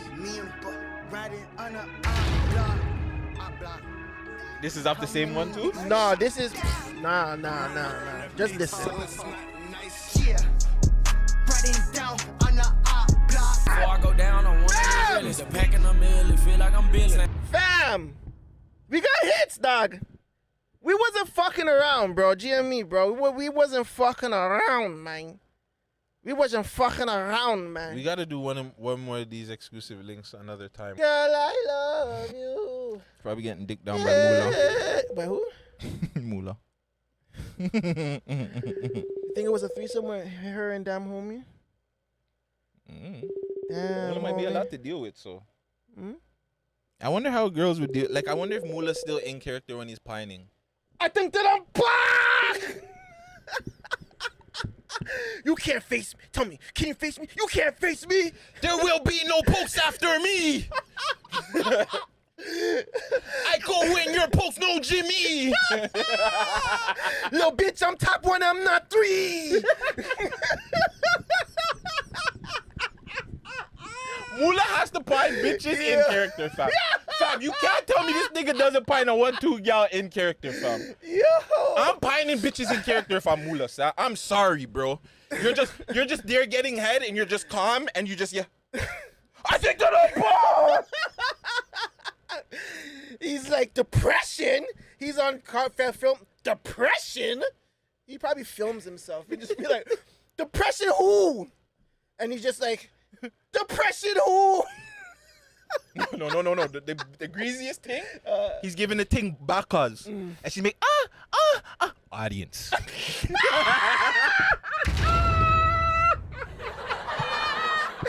Yo, swear to God. I swear to God, I can see this nigga doing that, fam. Audience. Like, and he'll just do it like, he's just backing her up, and she's like, and he just whispering in her ear. Audience. How could you say that I'm not good enough? Yo, the man's probably something like easy. Wait a minute, much Do that. easy, and he's doing the dance. Too much dick, I'm sleazy. Your poke's way too greasy. Yo, fam, Mula definitely pine bitches in character, fam. Yeah. I'm sorry, this nigga definitely has to pine bitches in character, fam. I don't know. I just want to know how that we have to talk to a girl and ask her if Mula started like being in character. If you're pining, are you getting turned on? Are you getting wet? Or are you getting turned off? Are you gonna get cheese? Like, nigga, all right, I get it. Like, just make me come, fam. Like, what the fuck? It's not about you. It's about me. I go where nerd pokes no Jimmy. Yo, that was the best one, sir. That was the best one. That was the best one, But yeah, these doo-doo though. Uh-huh. Oh, you went back to your... Oh, my God. Got one more thing, bro. What did you want to bring up before we get out of here, yo? I need you to I like pears and shit like that. Pears. I just disconnected. I eat pears. I eat pears and shit like that. Pears. Everybody's gonna be like, yo, look, he's dissing Mula again. Like everything I say, I could be like, yo, Mula's the greatest rapper ever. And it's a diss. Oh, right? yo, look, Gutsy's hating Mula. A man told me I was a hater because I finally followed Tory Lanez. What do you mean? You saying you should have followed from time, alive? Yeah. So Why though? He said I'm a hater. Why though? Like, why should you have followed him from Look, time? yo, fam, why you so bitter? Why you only just following Tory now? Man's a legend. The fact that the man didn't, like, the fact that he knew when I tapped the follow towards the Tory Lanez is fucking wild to me, fam. Like, it's probably Tory Lanez, period. Like, it's probably him. Or you know that page. That's actually a good question. Yo, man, it's probably Tory's stuff. The man, Tory has a backup page. Undercover. I get it. Asking people what's the freakiest thing they've done. Oh, really?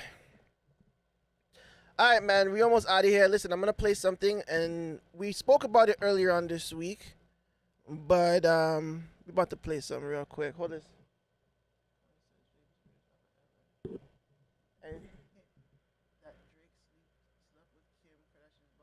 I swear he did have something about Chris on one of his records. Maybe I'm tripping. I shouldn't even be saying that, but yeah. Shout out to the GOAT, man. But yeah, listen to this though. You guys ready for this? All right. Well, My hairline is perfect. Anyone that tells me anything else is just jealous. Yeah, Vegas, this happens a lot. I know. I'll tell you, this has been happening to me for years, that every time I think of ideas or I talk about certain ideas, they come to life. Right. And yeah, this is one of them that I've been preaching for years. I've been saying I've been always saying how come Toronto doesn't have their own house party. So fucking Americans heard and said, well, we'll just reboot ours. You know what I'm saying? You guys ain't doing shit over there, so we'll just reboot ours, which to me, again, I don't like it, fam. I don't like the idea of reboots because it's like, fam, I can't remember who said it, but everything is just rebooted right now. There's no original ideas for like the biggest TV shows, movies. Everything is rebooted, fam. The only thing that's original right now is TV series. But how many TV series that are top tier TV series that are original ideas that are really up Saul, there? Sons of Ryan. That's those are reboots or spin-offs. Okay, but even still, there was a spin-off of an original show, so it counts. I think that counts. You know what I'm saying? You're talking about remakes here, right? Yeah, Better but Call I'm saying, Saul is not a remake. It's not an original but it's not technically an original idea. You already have something that works, and I'm just gonna already go off of it. That's what I'm saying with original ideas. Nobody's having original ideas. Better Call Saul is cool. Wouldn't you consider that an extension of the original idea, bro? No, it's not really like a spin-off per se. It's because it ties into the original show. No, because not a lot of people were asking about what like. 1-2 people wanted to know what happened with Saul, but not 1-2 people cared as much. Sorry, that one died. It's okay. But as the show Better Call Saul continued, they made you care about his character and what he's going through and what happened, but you didn't know he had a wife and all these things. You didn't care about those things. You just kind of wanted to know what happened to the characters of Breaking Bad after that. Same thing with Walking Dead. There's no original ideas. We just have the zombies. So let's just put zombies in Mexico. Let's put zombies underwater. Let's put zombies doing all kinds of crazy shit and just spin it off because we know the shit's working. But how long can you really go with a zombie flick though? Like you can only go so long with a. Well, they've gone show what, like, 11 seasons? That's crazy. That's a long time, fam. Are they gonna continue walking the earth looking for a safe place? Well, this is the 11th season is the last season, so there's probably like a couple of more episodes left, and then this Walking Dead is done. But they still have Fear the Walking Dead. They just put out another Walking Dead. There's another one with the kids. Then Rick and Michonne are supposed to come back. Oh, yeah? Then Daryl and my girl supposed to get their own fucking show. If it works, you can do it, but where is the real original ideas? We don't have, like, when's the last time you seen an original, like, black scary movie? When's the last time you seen an original black superhero movie? Like, again, when's the last time you seen a Toronto black movie like that? Just, it was just the man them, and it was like high budget, or it was like a Belly or something. You don't get original ideas like that, bro. Yeah, I feel like everything is somewhat repurposed. It might not be so, like with the Better Call Saul shit, repurposed. Sons of Anarchy, repurposed into the Mayan shit. Even they did Friends. They brought back Friends. Like, what's the new one that's on HBO that everybody's watching? House of Dragons. Repurposed from fucking Game of Thrones. The Lord of the Rings one. Repurposed. Fam, you show me original idea that's bubbling right now. Like, give me like 5 of them. Rick and Morty. That's cool. Which is a TV show. That's one. You got me on one. I don't know. I don't really watch it, but I don't know. But I know that it's original. I don't know. It's like if it's from anything. So Rick and Morty is an original. That's it. That's it. You know what I'm saying? And people would tell you Rick and Morty is probably breaking off from South Park and every other show too, right? No. Like yeah, fam. The creators are really weak, and the people that are pushing money into the creators are the weak creators.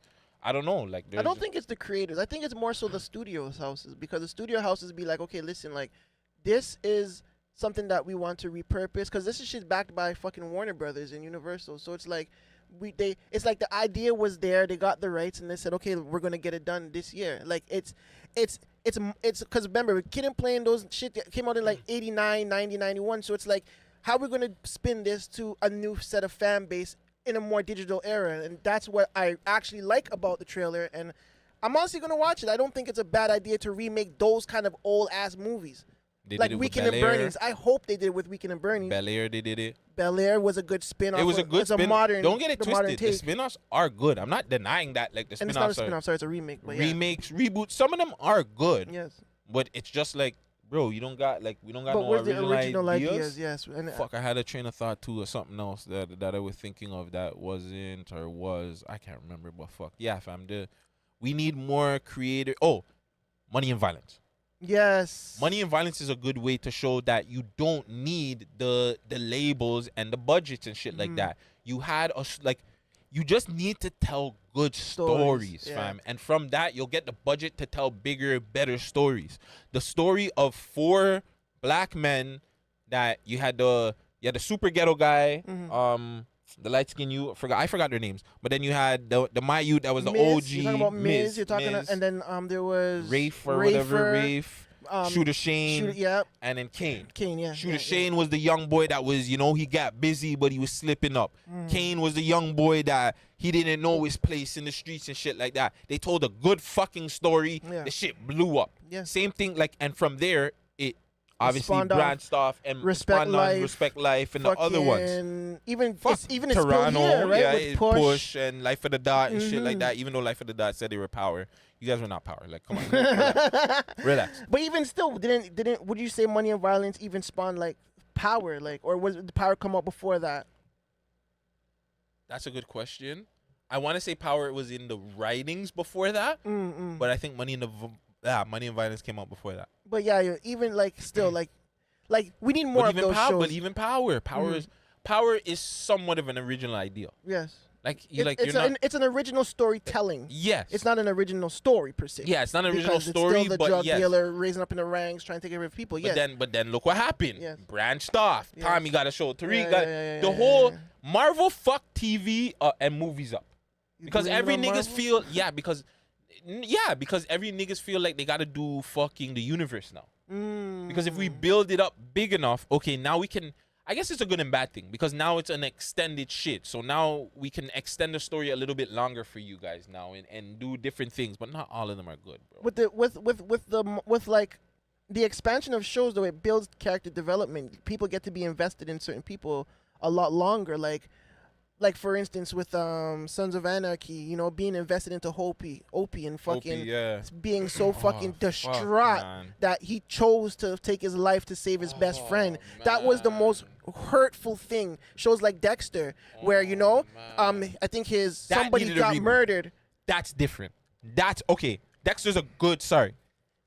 When you have a bad ending because you just didn't know what the fuck to do, or a bad season because it's like the writers are just all over the place and whatever, yes, reboot your shit and give the people a decent ending. I didn't like how the Dexter ending was with this one when they rebooted, but you had to kill him off. You had to, yeah, he had to die. Like the nigga had to die. And The who fact best that you to do it? his son. Who best to do it? Though? But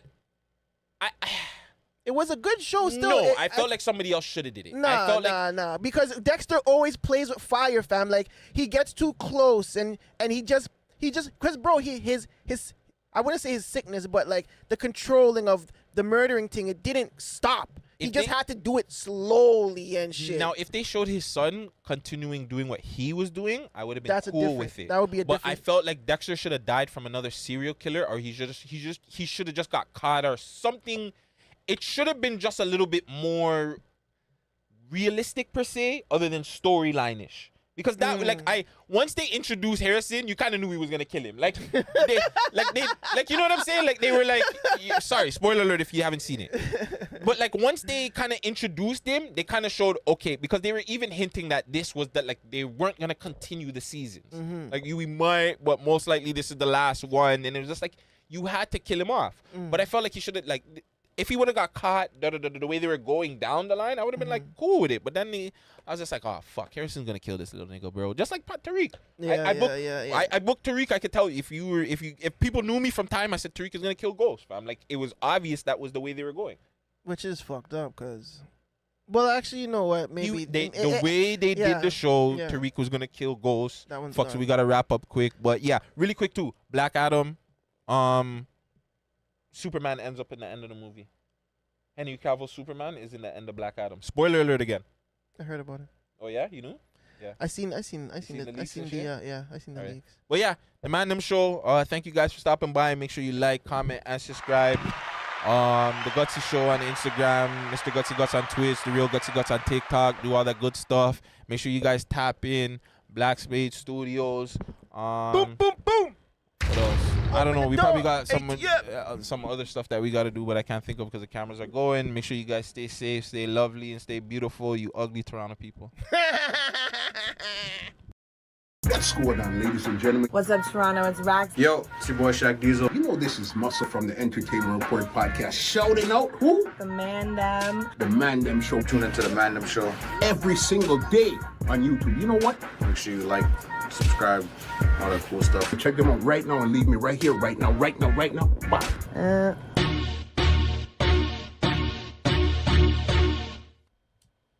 Good? You sure? Yep. Shout out man like Ryu. We're definitely gonna change his name. So yeah, make sure you're talking to your mic when it's time for you to talk. And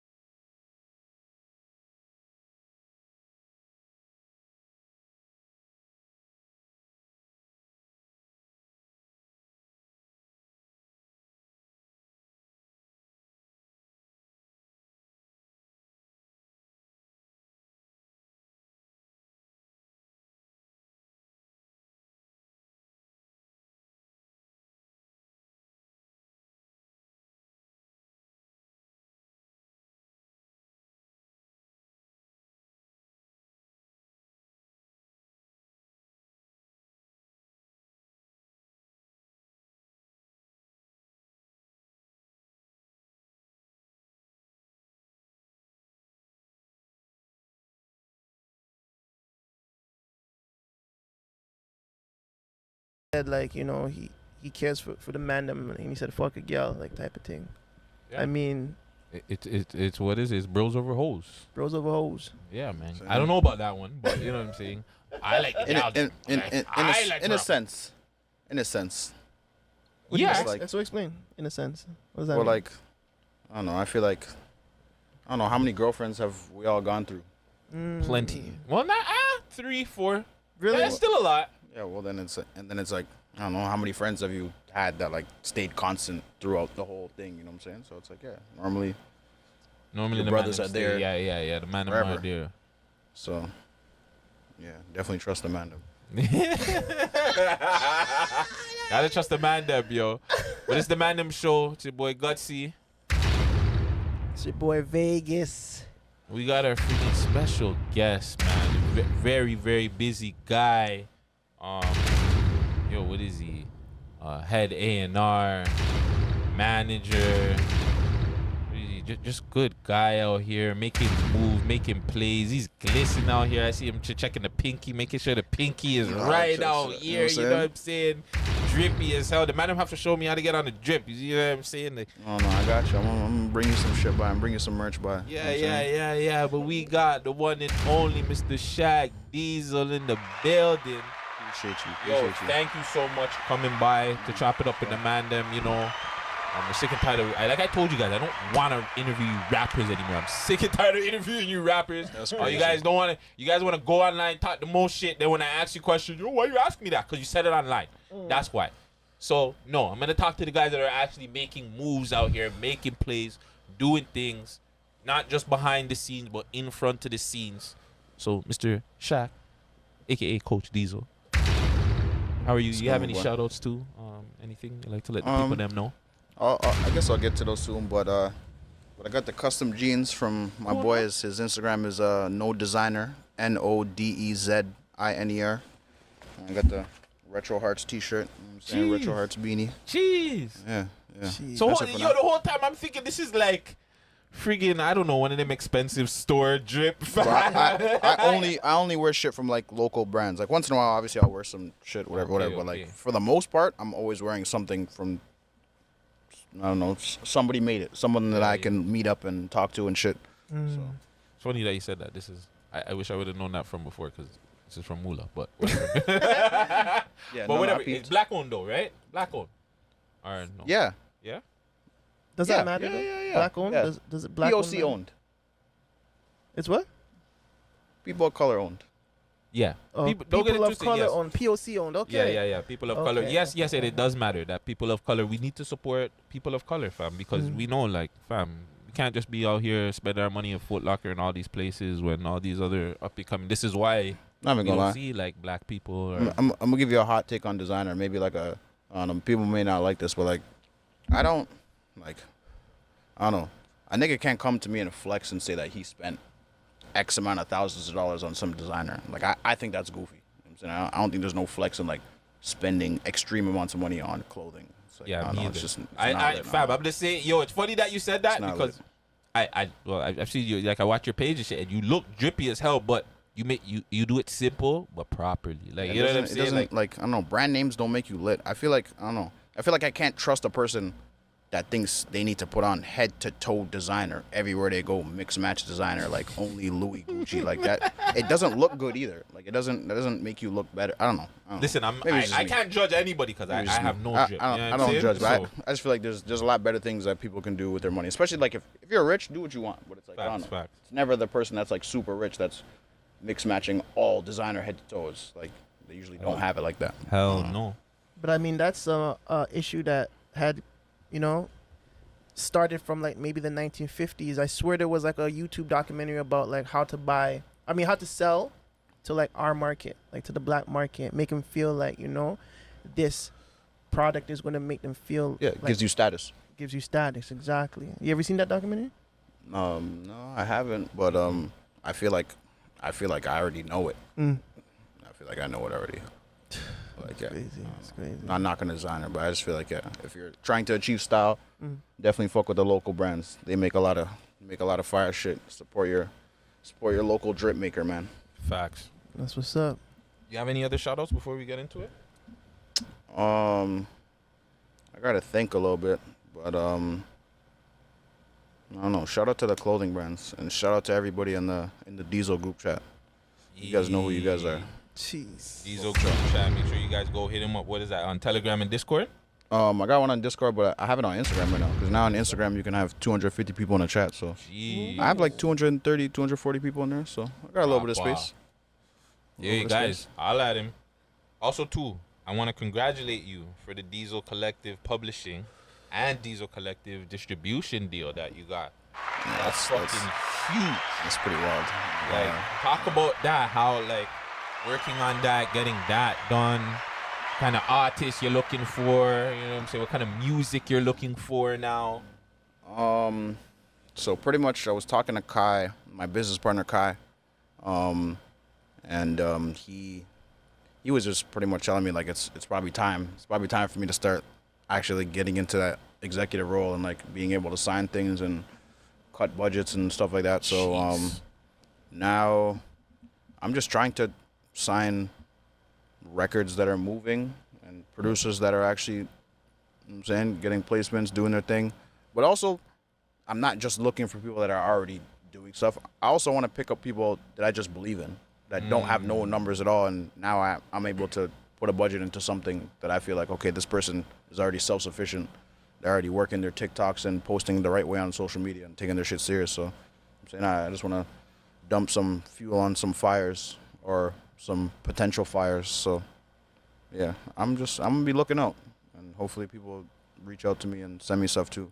But don't be that guy that just hops in my DM in the request and just sends me a random Spotify or YouTube link. I really hate all you guys. I actually hate all you guys. Yeah, because that's something I wanted to do. Like, if I could have like classes, is teach people like how to interact with people that you want to talk to, how to send messages to people, how to send your music. I'm a human being, bro. I'm a human. It's like if you want to show me some music, whatever, like talk to me. You can reach out to me. I'll say hello to you. If anybody reaches out to me on something like, hey, you know what I'm saying, like, and just tries to talk to me like a human, I will talk to you for sure. You just hit me on some like send me a link. I'm gonna hit you on some like where's the bread. You just on some business shit. You want what you want. Okay, I want what I want too. You know what I'm saying? We can come to a mutual agreement if you talk to me like a human. I don't know. I feel like people will be skipping that. Fam, a lot of people don't even have that skill. This is why niggas need to like go through all of friggin' school, bro. Go through middle school, high school, just get that, learn how to actually talk to and interact with people, right? Because a lot of these guys that do music, they do not know how to interact with anybody, bro. Exactly. I'll tell you right now, that's like probably like one of the biggest things that like people don't make it over. It's like it's not like how good your music is or nothing like that. It's just it's how you talk to people and your relationships with people. It's like if you think that you can go around burning little kids or like scamming people for little money here and there or whatever and then be able to make it on top after, it's like no, people remember that shit.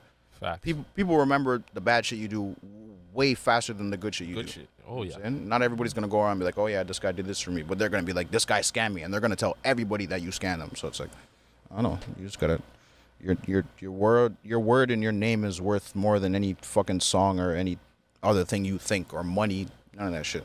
100%. Yeah. Take us.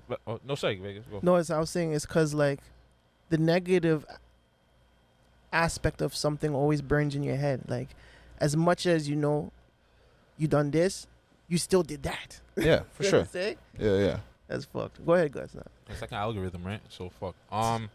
Take us back, man. Because you've come a long way. We're gonna get to like a lot of your story, but who is Shaq? Born and raised down here in Toronto. Yeah, downtown Toronto. Yeah. Jeez, yeah, downtown man. Yeah. Okay, you went to school. Let me say Central Tech. Yeah. Jeez. Yeah. On the ball today, That's good. That's a- Central Tech, man. Do It's my good. research. Sounds How was well? They're just growing up, siblings and shit like that. Mom and dad. Yeah, whole family. Okay, yeah, I lived with my brother too. Okay. And yeah, I have a few brothers. But yeah, I feel like I got mad lucky. When it comes to like my family and shit, I got raised super well. Okay, I feel like yeah, I showed just, the right way to go. You know, focus on school. Have a plan. I'm not even gonna cap you. I dropped out of high school. Jeez. Yeah, like not even on no cocky shit. I just felt like I was too smart for high school. A lot of I know people, those like ones. yeah. I just like high school. It's not like it's some like crazy thing. I don't know. It's just there wasn't much going on. They give you a book and it's like, yeah, all the answers are in the book. Just read it and recite it back to me. And I'm like, what the? I'm not doing this shit for 4 years. You're not teaching me shit. Like I already know the basics of life, and you're not teaching me anything real in school. So I left that shit. I was like, fuck that shit. So so that's a good thing to know because some people, like I was just telling them, go to school because you need to know how to interact. But for you were like, nah, school wasn't the way to go. What did your parents think about that? We were like, nah, they didn't like it. They didn't like it at all because I don't know. My parents are from Jamaica, so they're also old school. So like, man, they're like my dad's super old school, but like my mom's also understanding. So like, I don't know. They hated it, but I also lied to them too. Like I would leave the house. Yeah. I would leave the house and act like I was going to school, but I wasn't going to school. So like, so after a while, when they would figure out, okay, so where's the report cards and shit? You know what I'm saying? Yeah. So after a while, they're just like, yo, what the fuck's going on? And I'm like, bro, I'm not going, bro. Fuck this shit. So sorry. No, go. Now, are we talking about high school or like, do you feel like high school, college, the whole shebang is all bullshit? No, I don't feel like it's bullshit. I don't knock nobody going to school. I just feel like a lot of people think school is the tell-all when they don't actually know what they want to do. So people be going to school like trying to figure shit out, spending a whole bunch of money and time. And it's like, oh, I don't like this course. I'm gonna go back to school and go take something else. Go spend more money and spend more years. And it's like, I don't know. If you're going to school for a set thing and you know what you want, cool. But like, I don't know. I just feel like a lot of people just go to school and like, I feel like they encourage. I feel like they encourage people to just go to school just to go, just spend shitloads of money and spend a whole bunch of your years there and then be in debt. Jeez. Like, I don't know. I just didn't want to get in that cycle. The things what I say is like the whole interaction. Like with me, I don't like people. School helped me. You like actually being able to interact with people I don't like because like I'd wake up in certain days and I just fight people and I'd be like, and they'd tell you, yo, you just can't do that. You have to learn, like, you know. So in that sense, I mean, like school, like, you know, you need to go to school to learn. Like certain days you don't want to be around people, but you gotta learn how to interact because not everybody is gonna be a millionaire and, you know, have a life where certain people are gonna be working regular jobs. You're gonna have to learn how to interact with people. That's, to me, that's one of the biggest things. Absolutely. That's true. But just in general, I feel like in anything you do, you gotta learn how to interact with people. Yeah, that's even if you want to be a CEO or whatever, it's like, all right, well, you gotta get the funding or you gotta get something. Somebody gotta partner with you. You gotta know how to talk at some point. Facts. So it's safe to say like the main thing to learn is just holding a conversation because conversations lead you to real big bags, right? Yeah, communication for sure, and just like, I don't know. I feel like the communication thing gets super deep. I take it like super deep to the point where like, I don't know, I try to like read people and like see what mood people are in, and like, I don't know, just knowing how to tread around people. I don't know. Like, I don't want to fuck with someone that's just like, oh, that person's normally in a bad mood. Don't say the wrong thing. I won't fuck with people like that. But say if I need to talk to someone like that, I still know how to navigate around it. I'm not gonna blow up and whatever. Cool. I can handle a short, not pleasant conversation and still be professional about it. So I don't know. Oh, that makes sense. That makes sense. So I'm pretty sure Central Tech paved you for the time that you were there. Were you heavy in sports there at all, or? Yeah, I played ball. Yeah? I played ball. I played football for a year or two, but yeah, I played ball. Okay. Do you have any crazy Tech stories from that you can say on camera? Because my family, you know. Yes. You know. No, Tech was wild. Tech was a wild, like that's top 5 schools in the city, bro. Oh, yeah. I feel hands down top 5 schools in the city. Top 3, maybe. I feel like the wildest Tech story I can tell on camera. That's like nothing that crazy, but it's like we were going for like a big group fight one time, like big, like there's like 20 of us, like 20 of them type shit. And we kind of met up on some like movie shit, like it was weird. Like we met up like we're standing and they're standing, like warriors, big group. You know what I'm saying? And we kind of started walking towards each other, and I'm like, yo, and it's like people that I know, and it's like we knew each other and shit. And like, I don't know. Yeah, it wasn't even my beef. I was just with my friends. But so did this scrap end up happening? No, we were like bros. We're like fucking bros. It's like my dogs on the other side too. We're like, oh yeah, well, that's not gonna happen. Yeah, this shit that's is crazy. See, the link up for no reason. Yeah, but Tech is so. Yeah. When did music start becoming a thing? And did you rap at any point? No, I wanted to. A lot of times.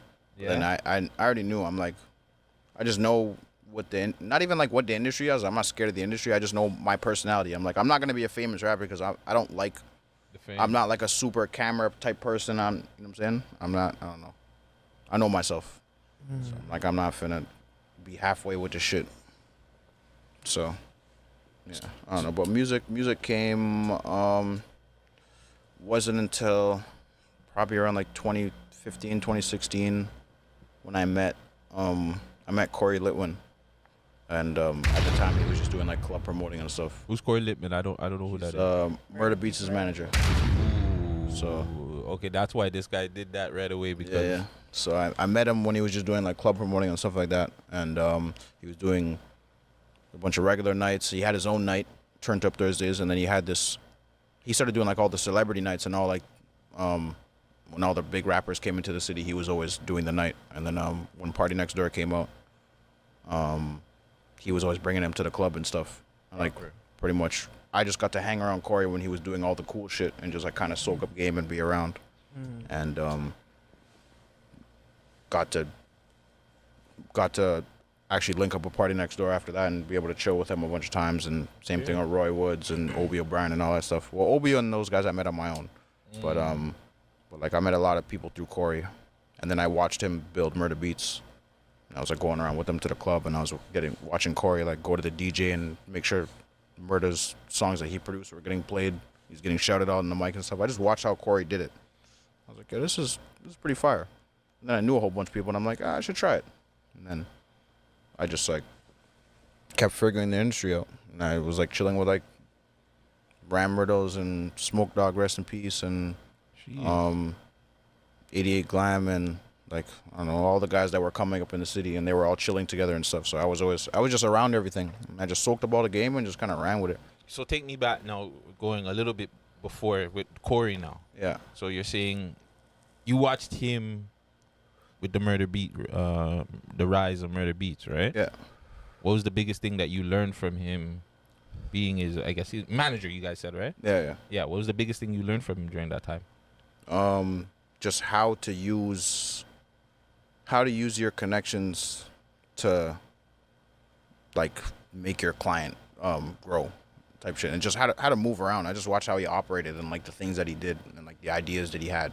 It's like I kind of just like I took his formula. I wouldn't say like his formula, but like I learned a lot from him, and then I would watch other artists that were in the city do their thing, and I kind of just like see what worked, see what didn't work, see where people fucked up at, and just created my own little general formula. Like, okay, yeah. If I look at someone's Instagram and I see them posting a certain way, or I see them promoting their music a certain way, then like, all right, cool. This person knows what they're doing. So, yeah, it was just like a lot of watching, and watching YouTube videos on fucking interviews, watching Scooter Braun interviews, and like all the Dre London and all those guys.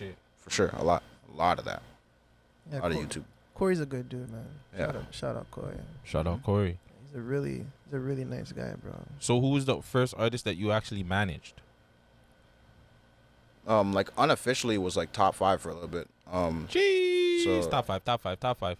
His manager at the time was Iceman, and I was just like, yo, like let me just help you guys out a little bit and just try to plug in what I can, type shit. And, was he who was he? Was he shirt off shorty at that time? Yeah. So this was Hall of Fame No, time. this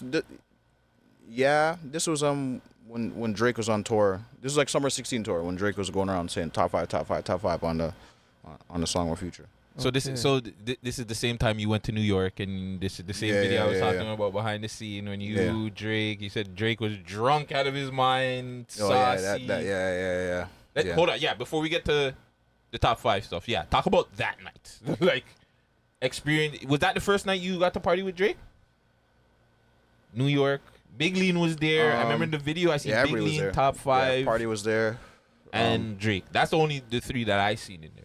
In that video. And Obi popped out too. Like fuck, I think everybody was there. Jesus Christ. I think before that, the other another time was I think the Prime Boys were releasing. They had like a video release party, and like Oliver came, Drake came and stuff, but they were like doing their thing in a room. But that was like, I think that was like the first time. How is that partying with Drake, fam?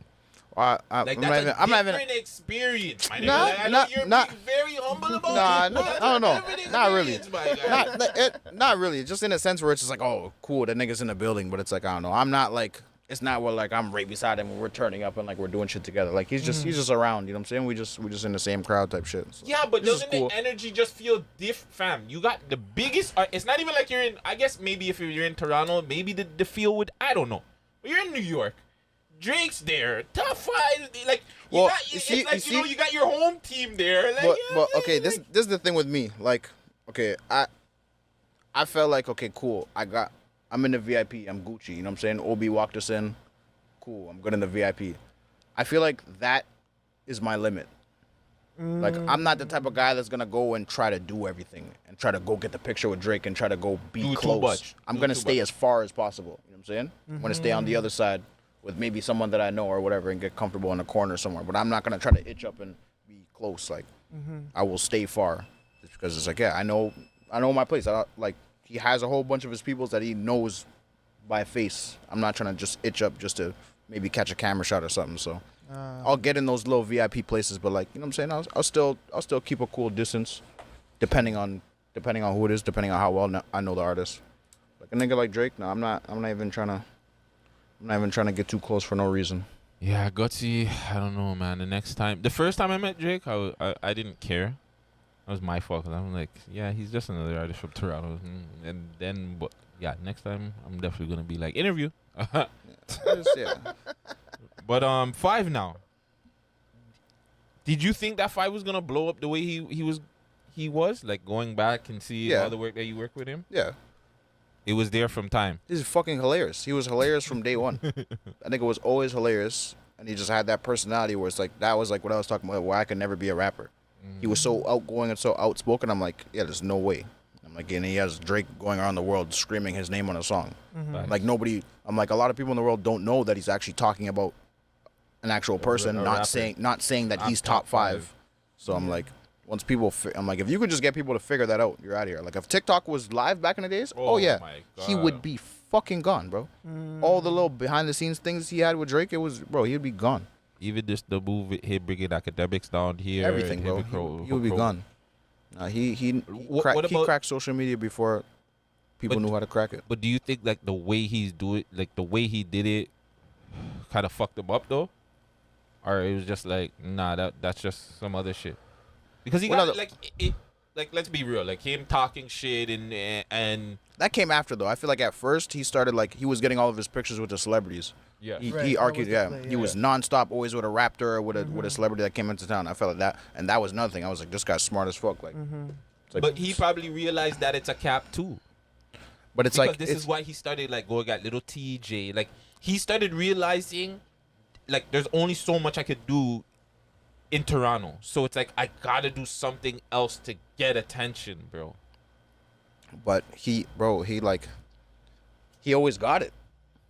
He always got it. Yeah, he really. And he did. always got a lot of it. That nigga's lives were the most bussing in the city. Yeah, rivaling Six Buzz and all of them. And Bro. Six Buzz is quadrupling. I don't even know how many times his followers. Like, I remember being up at like 6 a.m. and the nigga would be there with like pulling 2K, 3K people there, fam. What? Just pulling more than a lot of American rappers on a odd day. No story post, nothing. Hit live.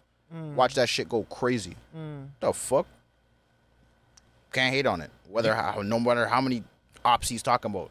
He's in Toronto, Canada, pulling thousands of views. Do you think that's what Toronto is missing? Like people that understand the business side of it, or the marketing and branding of yourself? It's yes, not in that way. Yeah, like, not in that way. Yeah, definitely not but in like, that way. But he understood the marketing and he understood what people want. Like it's like I don't know. This is a whole beef. This is Screwface capital. People beef. People are grungy. He's on live being grungy and dissing people, whatever, and everybody's tuning in. He understood what people want, and he just took it to the maximum. So do you think he means those things then? Since you're saying it like that, do you think? I don't know. I wouldn't. You're not him. Yeah. I wouldn't want to speak on his opinion. I don't know, but it's like, I don't know. You don't like. I don't know. I don't feel like everything that he's saying is like. I think, like you said, I think he's a very good antagonizer. You know what I'm saying? Like, because I don't know. I don't know. He's I don't know. Like in real life, I fuck with him. I don't know. He's always been really good to me. So it's like, I feel like I never have anything bad to say to him. He's always been real with me. I mean, people see always us, messages me back no matter how much fucking publicity he has. So nah, fuck with him. like people see us kick off online, and you know we have our thoughts behind the scenes. And I'll tell you one thing: that motherfucker is a lot smarter than you guys think, bro. That's what I'm saying. Like he's a lot smarter than That's what you I'm guys think. I'll say that, and you know, hopefully a situation like I know somebody was lost in the whole case and everything like that. But at the end of the day, like you know, for like sure. I just hope everything gets cleared up, and hopefully he's not involved, and you know he comes out and he can just make some more banging music and get the city popping. 'Cause the city's fucking boring, bro. I'm sorry, it's boring without him. I'm not gonna fucking lie. What do you think of the infrastructure of the city? Because we have this conversation a lot, and I think the infrastructure sucks. Well, I think yeah. the artists can't make money. I don't even think they know how to.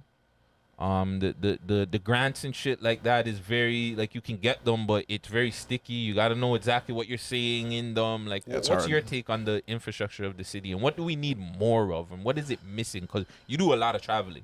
You Yeah. see what's out there. It's just well, I don't know. I feel like people are so opposed to traveling because they feel like, okay, cool, we should have it popping in the city or whatever, which is understandable. But it's like, I don't know. You also have to bring value. It's like, I don't know. It brings value when you go to another country and you can get some fans from there, or you can get a song from an artist from there and come and bring it back here and like bring something different to the city. Like, I don't know. Even if you can go, it's funny. Sorry to cut you. Like, No, you're good. not even just that. Like, you're bringing the artist over here. Yeah, just like so like bringing even if more you have a eyes. song and you tell the artist, yo, let's do the music video in Toronto. Yeah. Then like, you know, you start doing whatever, putting that artist in different positions in the Toronto, which blows up the city as well. Like cross promotion. Yeah, but in general, I don't know. Our infrastructure is it's not that great, just because the U.S. has so much more people and so much more money. So yeah, by default, their shit is gonna be a lot better. And it's like, yeah, artists that live in New York, they have like 5-6 labels around the corner and different distributions and stuff they can walk up to, and all types of big A&Rs and stuff. So yeah, it's like you got to do a lot. You got to do a lot more over here because we don't have as much resources. And I know a lot of the major metropolises, they have like 2 to 3 urban stations. You know, we're stuck with one. And then college radio or university radio. That shit don't count that much, you know? Yeah, and our radio don't like black people or black music. Yeah, so they don't run black music whatsoever. Yeah.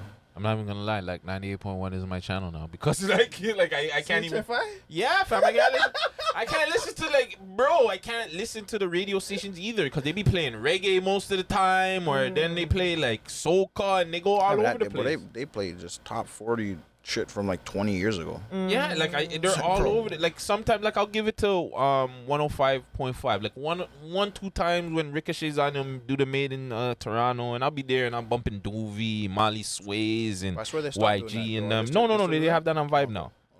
That's Vibe, right? 105.5. Yeah, Vibe so they 105.5, do that. Shout out to Ricochet and fucking Mastermind Andres over there. But yeah, man, like, so in your opinion, what's the one thing that if you could take something from that's going on in the States that would help this city, what would you say? We got to breed more? Like, we got to put more people, the money maybe, more labels. Maybe get out. Getting out is definitely one thing. Like, I'm going to get to that in our next conversation.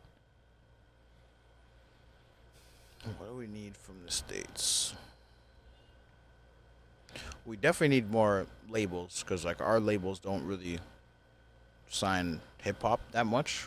I don't think at all, really. The small ones. But I think now they're trying to sign some hip hop, from what I know. But what labels do we even have? Warner, Sony and Universal. Oh, they're talking about the majors now. Okay. Well, I think that's it. I don't think we have anything else. That's it. Because I don't like OVO and EXO don't count. Yeah. It's not like a label that's like accessible to anybody. Yeah, I don't know. And then in the States, you have fucking Atlantic, Columbia, Republic, this, that. Island, Motown, like all and sorts. Then 1,000 joint ventures that have almost just as much power as the big ones. Like, yeah, we just have, I don't know, a lot of our guys have moved to the States as well too.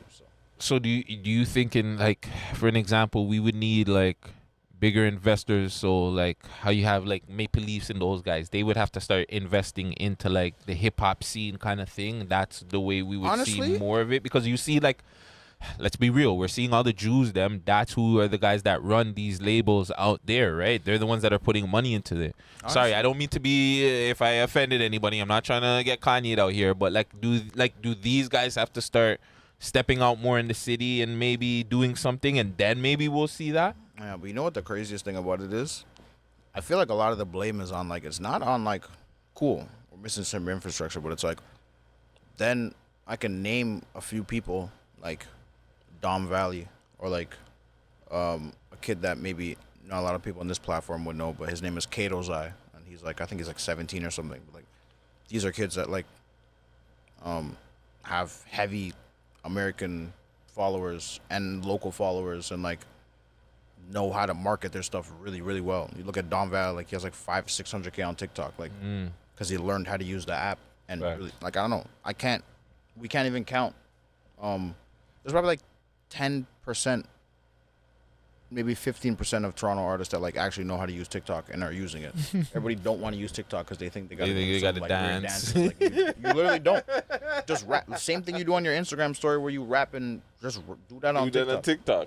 Or just put your same videos that you're gonna put on Instagram on TikTok. But not even that. And then they drop one video a week on TikTok, and it's like, I don't know. It's like if you go research anywhere, it's like it's a numbers game. You gotta post a lot. Yeah. And it's free. It's like, I don't even know. I just don't be understanding. It's like it's an app where you can, for completely free, possibly blow up a song. You just have to post a lot. But it's like, it just goes to show. It's like, I don't know. It just goes to show who's using their time wisely. For real. So it's like, I don't know. I seen a shorty promoting her song, and since she has her song in the TikTok music library, right? All she does is just create different clips of like her favorite lyrics, and just keep doing that every day, maybe like 12 of those clips. Then she'll put a new set of lyrics, 12, and it's the same song though, right? So if one of those hits, you're getting back a little change, and then imagine all the fans you get just based off of that lyric, and then people just fall in love with the song, right? I tell people all the time, like, my artist T.O.B. Duke, when I met him the day that his song Spaceship hit 1 million streams. And he had a little Airbnb party and whatever. And then maybe like a couple days after that, I started managing him. And then I would say, I don't know, like within the month or whatever, I was telling him like, yo, you really need to get on TikTok. Like, you should get on TikTok. So he shot like a little live performance type thing in front of the mic, sang Spaceship. Boom, one time. Posted on TikTok. Proper. Gone. Like literally after a whole bunch of pages reposted it, and it went crazy. I got like 11, 12 phone calls from record labels within 30 hours. Just one after the other. Follow on Instagram. I go click the bio. Oh, Atlantic Records. Ooh, Republic. Ooh. Every single one of them. And they're all like, yo, we see your shit trending on TikTok. And I'm like, then after that, I started telling everybody. I'm like, well, my artist got signed off of posting a TikTok, and the shit went super viral, and we capitalized off of it. But it's like, TikTok's the way to go, bro. The app is free. Like the man said it. The app is free. It's Take like advantage of it. Spending thousands of dollars on all these Spotify campaigns and all this, but it's like, but won't get on TikTok. It's just backwards. No, you're speaking not serious. super fast. It's not bro. serious. Like, yeah, you just want to throw some money at it and make it work. It's like, no, you actually got to sit. No, put your phone down and rap your song and do it a whole bunch of times, and go outside and put your phone on somewhere else and go outside and interview someone. Hey, you want to listen to my song real quick? And do all those stuff. I don't know. I feel like Americans just do way more things. They're way more creative. Go outside and use the people outside. Yeah, no. Stuff. Yeah, the states are just more hungry. Just Like hungry. I said, like I think I was talking to somebody and I'm just like, yo, they're different because like their struggle is totally different from our struggle. Like we have two different kind of struggles. You know what I'm saying? You get way too much free money for us to even to be like, you know, No, there's no reason you really should be like, unless, I don't know, like if you're just like a single male, whatever, like, I don't know, I feel like there's no reason you should be starving.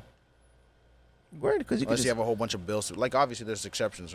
Some people got a whole bunch of bills to pay, whatever, but like, you living at your mom's crib, like, should be making some shit happen. Get a fucking job. Fact. I worked at all of them. I worked at Tim Hortons, McDonald's, whatever. I did the overnights during the days. Like, I don't want to hear it from nobody. I worked minimum wage jobs, all of them. my nigga, I'm doing this, and after I'm done this, I gotta go work too, bro. You know what I'm saying? Like, yo, bills gotta get paid, bro. Yeah, Work shit. mad jobs, bro. So I don't want to hear about nobody broke, bro. If you don't work, then you just sound dumb. Facts. Struggling for no reason. Yeah, Like this fake rapper struggle. Go get a job. You're not that cool. Right. Nobody's cool enough to get a job. You could literally just go to the agency, bro. You know what I'm saying? Just Anything, every bro. day and just go tell me, get me a job, and they'll get you something. They'll find something. They'll fix your resume. They'll do something for you, bro. You can do something. But now you're doing all this management. Now you've managed top 5. I'm pretty sure you managed a few other guys from Toronto. Yeah. Now you decide you have a point where it's just like I gotta do more, right? Like I gotta. Sure. You pick up, you leave. How important was that first trip that you said, yo, I gotta get out of here? Because I did watch your I don't know if it's a testimonial, but you talked about the time when you just picked up and you went to LA. Yeah. You didn't know what the fuck you were doing. You didn't know what, and you're just like, yo, I gotta make this shit happen, bro. You talked about getting the studio, going by the studio and stuff. Was that the first time you actually picked up and went over? Or I went to the States before that, but that was the first time I went to LA and I want to get shit popping. Yeah, I just like I didn't think I was gonna get too pop, but I just wanted to go and just like I felt like I was just delaying it for so long. I'm like, bro, I'm just gonna go and just make it happen somehow. Like I don't have all types of bread. I just heard that LA was so expensive, but I just really felt like I could do it. And I ended up knowing someone over there. I got lucky. Got lucky as fuck. Yeah. But, yeah, no, the guys from Atlantic Records are there, so I got to go to the studio with them a couple times, and then I eventually found someone, like my boy off Instagram linked me with someone else, and the guy he ended up letting me stay at his crib. Okay. Shout out to Mello. Shout out to Mello, bro. So when you went over to the States, who was your first American artist that you managed? Yeah, no, the first American artist I managed was Duke. I really was a producer manager for a really long time. Oh, yeah? I just recently started getting into the artist management stuff. So who'd you manage in terms of producing then? I hope sorry to cut you. I hope everybody's all right out there. Shout out to the ambiance. Jesus Christ. They're going Beautiful crazy Toronto outside, downtown bro. streets, man. Yeah, bro. I still manage like my main producer right now is Catch 22. That's like Catch has just stuck with me from the beginning to the end. And we've traveled a bunch of places together. And Catch 22, what has he produced? He's produced the whole like T.O.B. Duke's Last Mistake. He executive produced that. Okay. Pretty much does everything for Kofi. Like Kofi always. And that's Kofi over here? Yeah. Okay. Yeah, Kofi locks in with him for like everything. I just heard one of his songs on Mixtape North, Sirius XM. Kofi featuring somebody else, but the song is fucking hard. It's the first time I ever heard him sing a song. I heard his name, but yeah, I interviewed shit's him hard. a while back. Man, I'm sleep. Like, you know what I'm saying? Like, I get to those guys because he again, like you were saying, he's one of those super talented guys that I know he's not gonna get the attention because he's not talking about ops or anything like that. Kofi? Yeah. Nah, but Kofi's like singing now. Like Kofi's on some R&B shit. Kofi's gonna, and he's doing. He's like, super talented, bro. Yeah. Super talented. Kofi's gonna go crazy. He has some crazy shit in the vault. Okay. But yeah, Catch also got some shit with NBA YoungBoy and like D Block Europe and shit. Jeez. Got the Billboard #1 platinum with the YoungBoy album. Nice. Yeah, I just try to like stay tapped in with anything that's moving. All the artists and producers and A&Rs, managers, whatever. I try to be friends with everybody and just help out who I can. That's dope. So again, for the Toronto, anybody out here, like not just the artist, how important is it to travel? Oh, it's Is it like the number one thing, like on your Yeah, it's like- every artist should leave the city at some point? Yeah, it's just like, it's like not even like, okay, cool. Some people think like they shouldn't have to travel because like they shouldn't have to leave to like make shit happen or whatever. It's like not even that. It's just like, it's also a perception thing. It's like, it's hard to be a fan of someone that they can see every day. I can see you, I can reach you, I can call you every single day. It's like, it's not, I don't know. You got to go somewhere and get love from other people and go, like, if I really like Kodak Black and then I go see you take a picture of Kodak Black, it's like, holy fuck, how the fuck did you even do that? You know what I'm saying? It's like, Facts. you got to wow people. Mm. You got to do shit that that they don't normally do, and the average person doesn't normally go to New York, Los Angeles, Atlanta, and go meet up with other rappers or go do other cool shit like that. Because it's like that's not like I don't know. They go on vacation and shit. You go on a like I don't know. Doesn't people don't go on vacation to those types of places? It's not ideal. So just go do shit. Let people experience shit through you and become a fan of you like that. I don't know. People just need to experience other things. And then also, those are the best connects in the world. All the biggest managers and artists and stuff are out there. And they love Canadians. Oh, really? Yeah, they for do. sure. It's the cheat code. You go out there and you say, I'm from Toronto, I'm from Canada, and they're like, oh, you know from Drake? another country. Immediately, you know Drake? Yeah, for sure. Also, too, you're the head A&R for Best Kept Secret. Yeah, yeah. You know what I'm saying? Big up yourself for that, too. You know what I'm saying? That's a big thing. You guys got plats and all that. Yeah, they got a lot of plaques on the team. A lot of plaques. Who are some of the people that Best Kept Secret is working with? Fuck, it's too many people to name, but Zach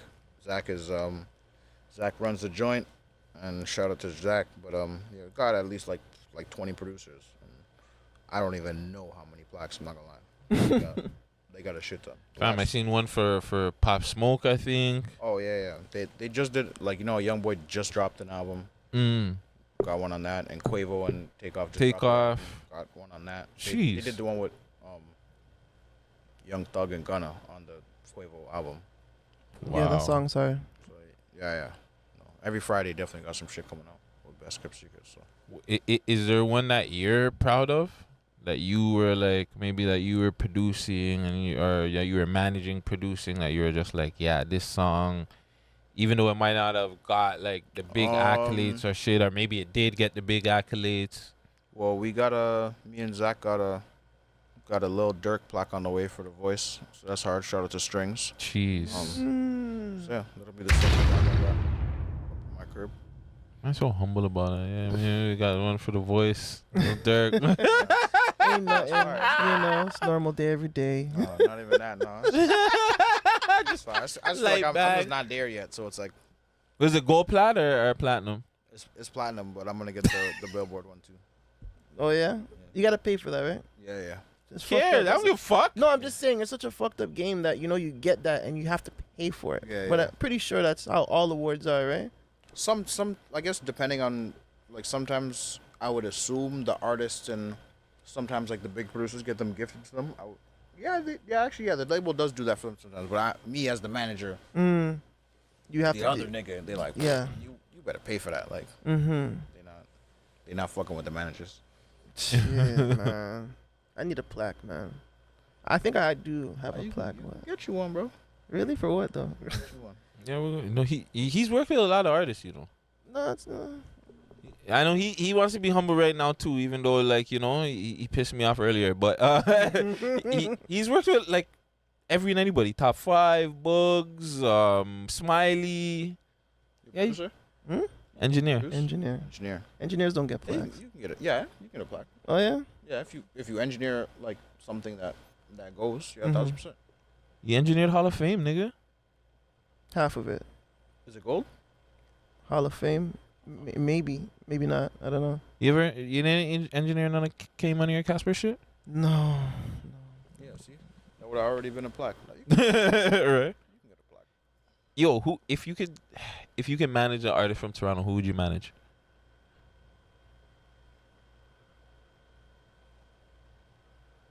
Damn.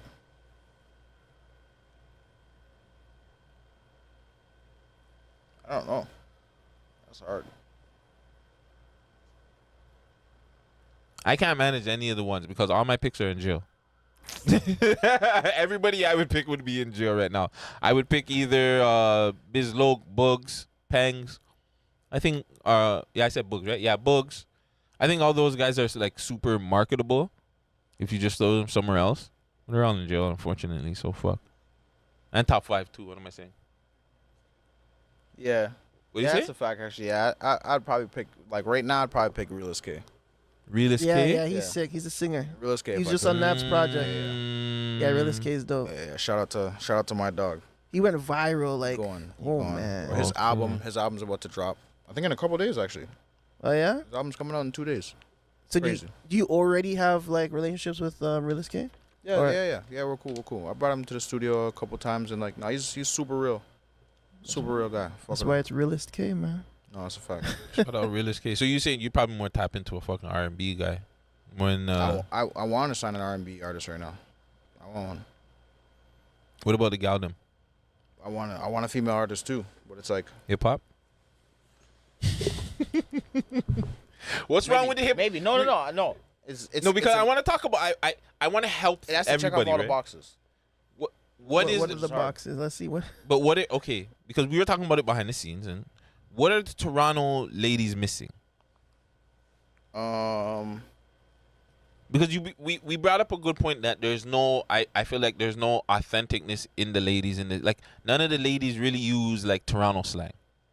Like shout out Double M. Double M uses a lot of, but I think that's more like West Indian slang kind of, you know. Say Toronto slang. I would just say like I They're don't just know. not I just Toronto. Like we don't get the Toronto. You know what I'm saying? Like No, I it's don't. like females just gotta be like. You don't gotta know what be I'm saying? Themselves more, like completely themselves, like, and just talk like, I don't know, just relatable stuff.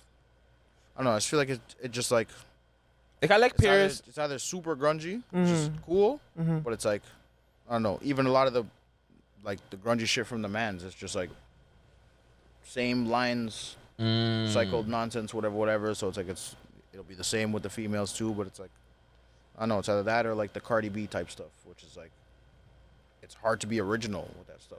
So is that what sets female Toronto acts from female international acts? It's like just that they're not genuine, or you don't see the genuine. I don't know. I just feel like you just need a hit song. You just need to make a good song. Just need to make good music. You need to get in the studio all the time and just make good music. I feel like that's it. Like I don't know. It's just like Glorilla. I genuinely bump her shit. OD. It's actually fried.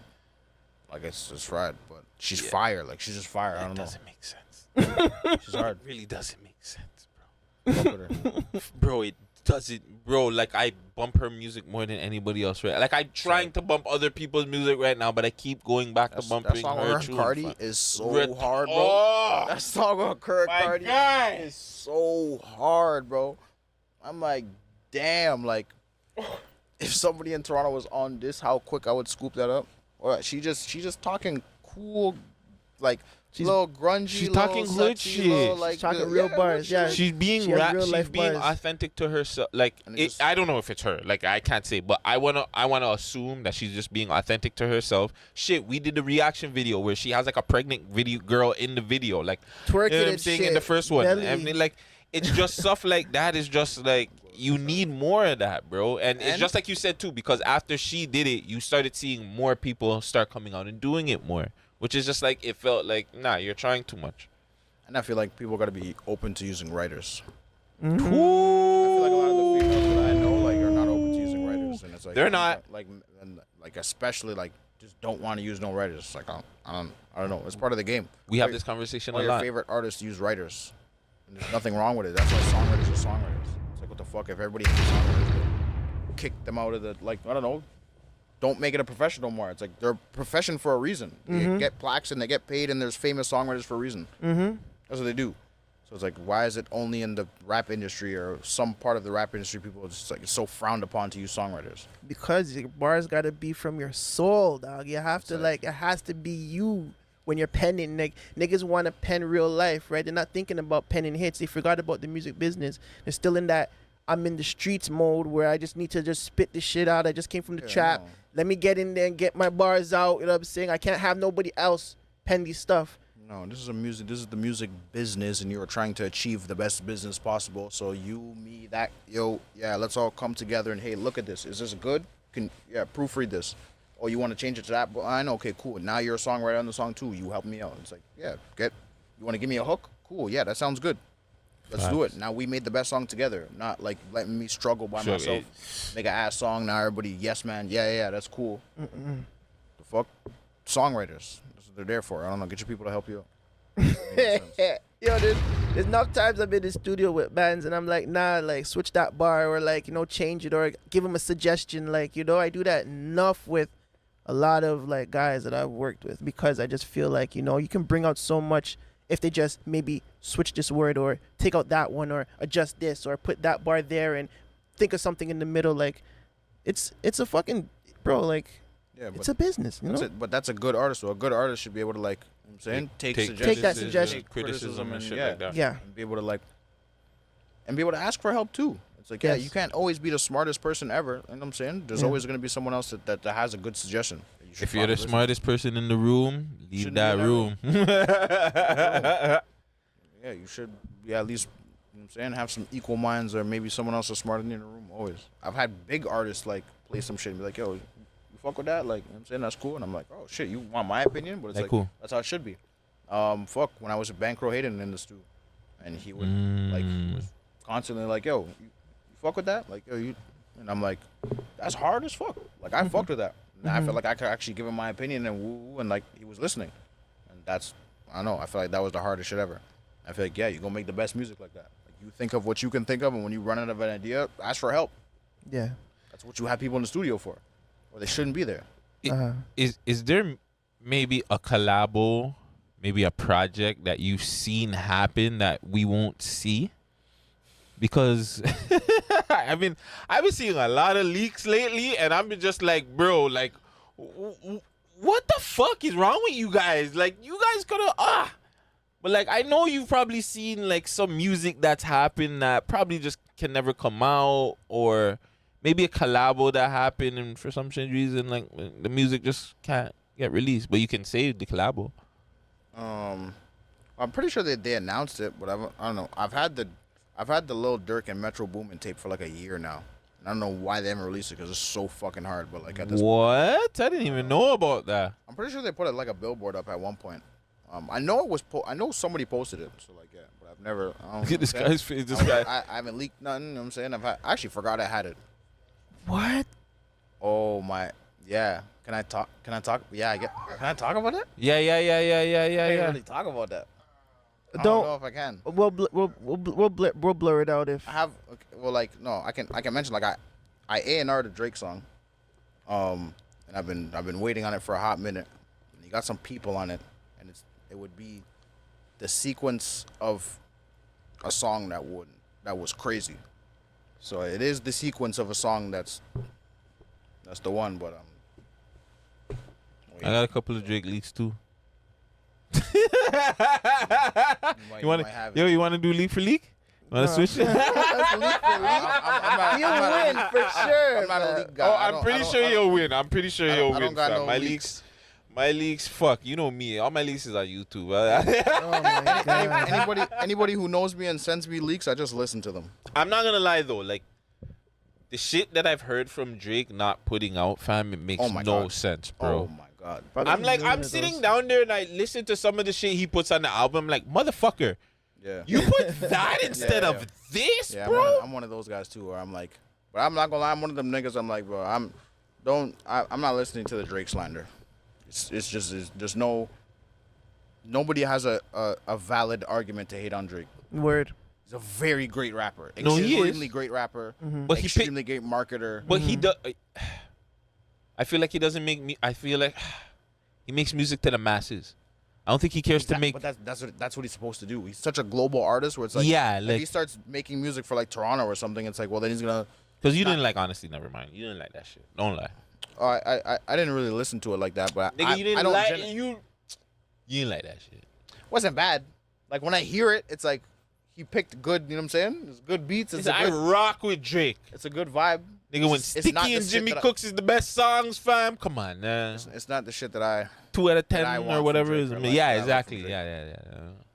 But like Now I said- listen, no. Yeah, I'm not gonna go back. I'm gonna do this rap one more time because this is on my show. It's not about it. It's not being our shit. Cause I'm pretty sure you've had a 1-2 house tracks that you're like, yeah, fam, this is my truth. Yeah. He did ass, fam. Like the album is ass. It's okay. Like we gotta be okay to tell our greats that they miss, fam. Like I go back and I listen to 50 Cent's fucking Get Rich or Die Trying. That album is not that good, bro. Like if you really go back and listen, I don't know. Really, it doesn't. Believe me. Go It's back not and as listen. good as Massacre. It's not as good. Believe, bro. I Massacre's bumped 10 times better. That's a different conversation. Oh, if But it's not we're as- if we're just generally saying it's not that good. I'm okay. It was- Yeah. that's a better conversation. It's Massacre compared to Massacre. Cool. I think like Massacre had better songs and it aged better. Yeah. But I feel like 50's obviously to Get Rich or Die Trying. It was just a good debut album that got him where he was. But if you go back and listen to the songs, it's just like There's definitely a couple skips on it's there. just like yeah. You Believe, can skip bro, a few. I've been bumping. I have it in my CD. It's like only 3 CDs that I have in there. That Chronic and friggin' Magnum Carta. For the gal them, are you single? Yeah. Yeah. So are you looking for like girls out in Toronto because no, you're too busy? Yeah. Is Chroma's a top 10 baddie in the world? Am I crazy for that comment? That's my dog. That's my dog too, but You know what I'm saying? not in the world. That's just no. I know. I'm. That's just my dog. You know what I'm saying? I can't comment on that. Where's the top? So top 3 baddies in the world where you've traveled to, where you've seen like the prettiest women. I don't know. I feel like we got it. Jeez, I've been telling my girl that we have to have a threesome Like over here. as a whole, but like, I'm not gonna lie though. You know what I'm saying? I'd be going to Spain. Jeez. But nah, we got it though. So are you up in siesta or are you going to bed? In Spain.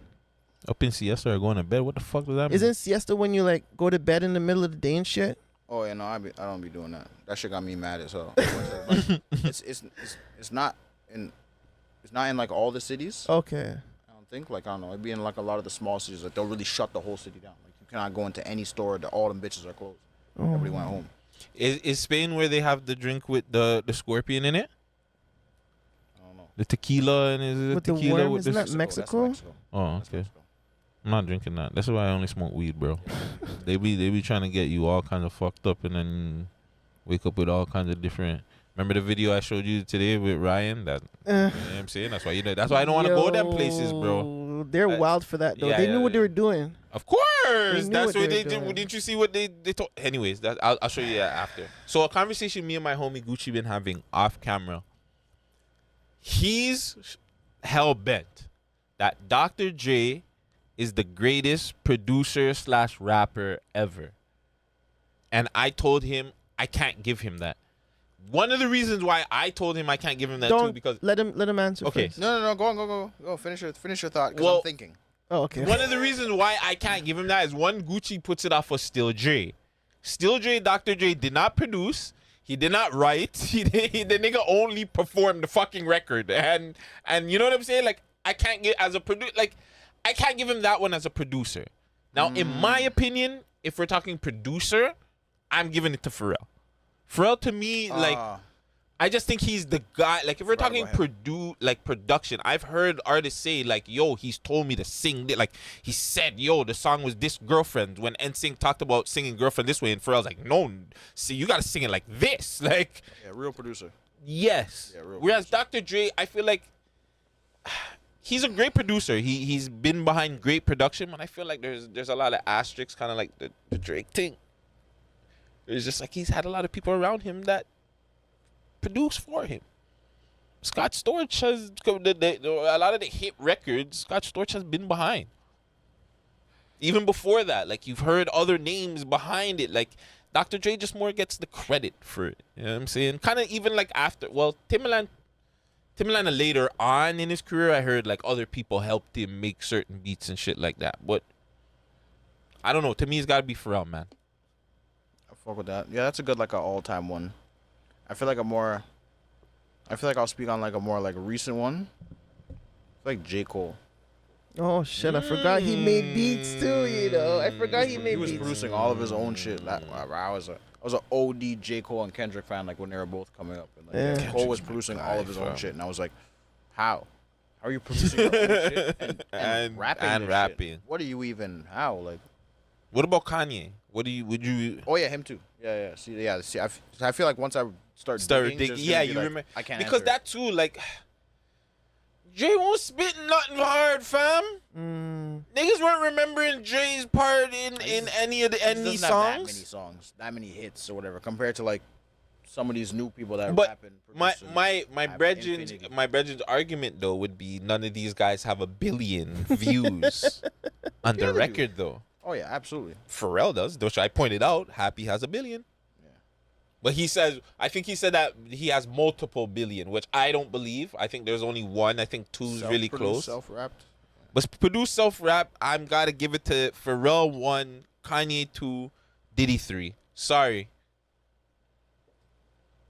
Hey man, Dre's up there. If you want to talk about money and them kind of things, then yeah, I'm 100% I'm putting Dre up there as probably the best producer that's made the most money and shit like that. But tune wise, come on, man. He just really did West Coast. He ain't really touched the East. That's not no. What did he do in the East? The Firm, Aftermath, Nas, Foxy, Come Nature. on. I'm talking Firm is the big. He did that whole thing. That was that ass.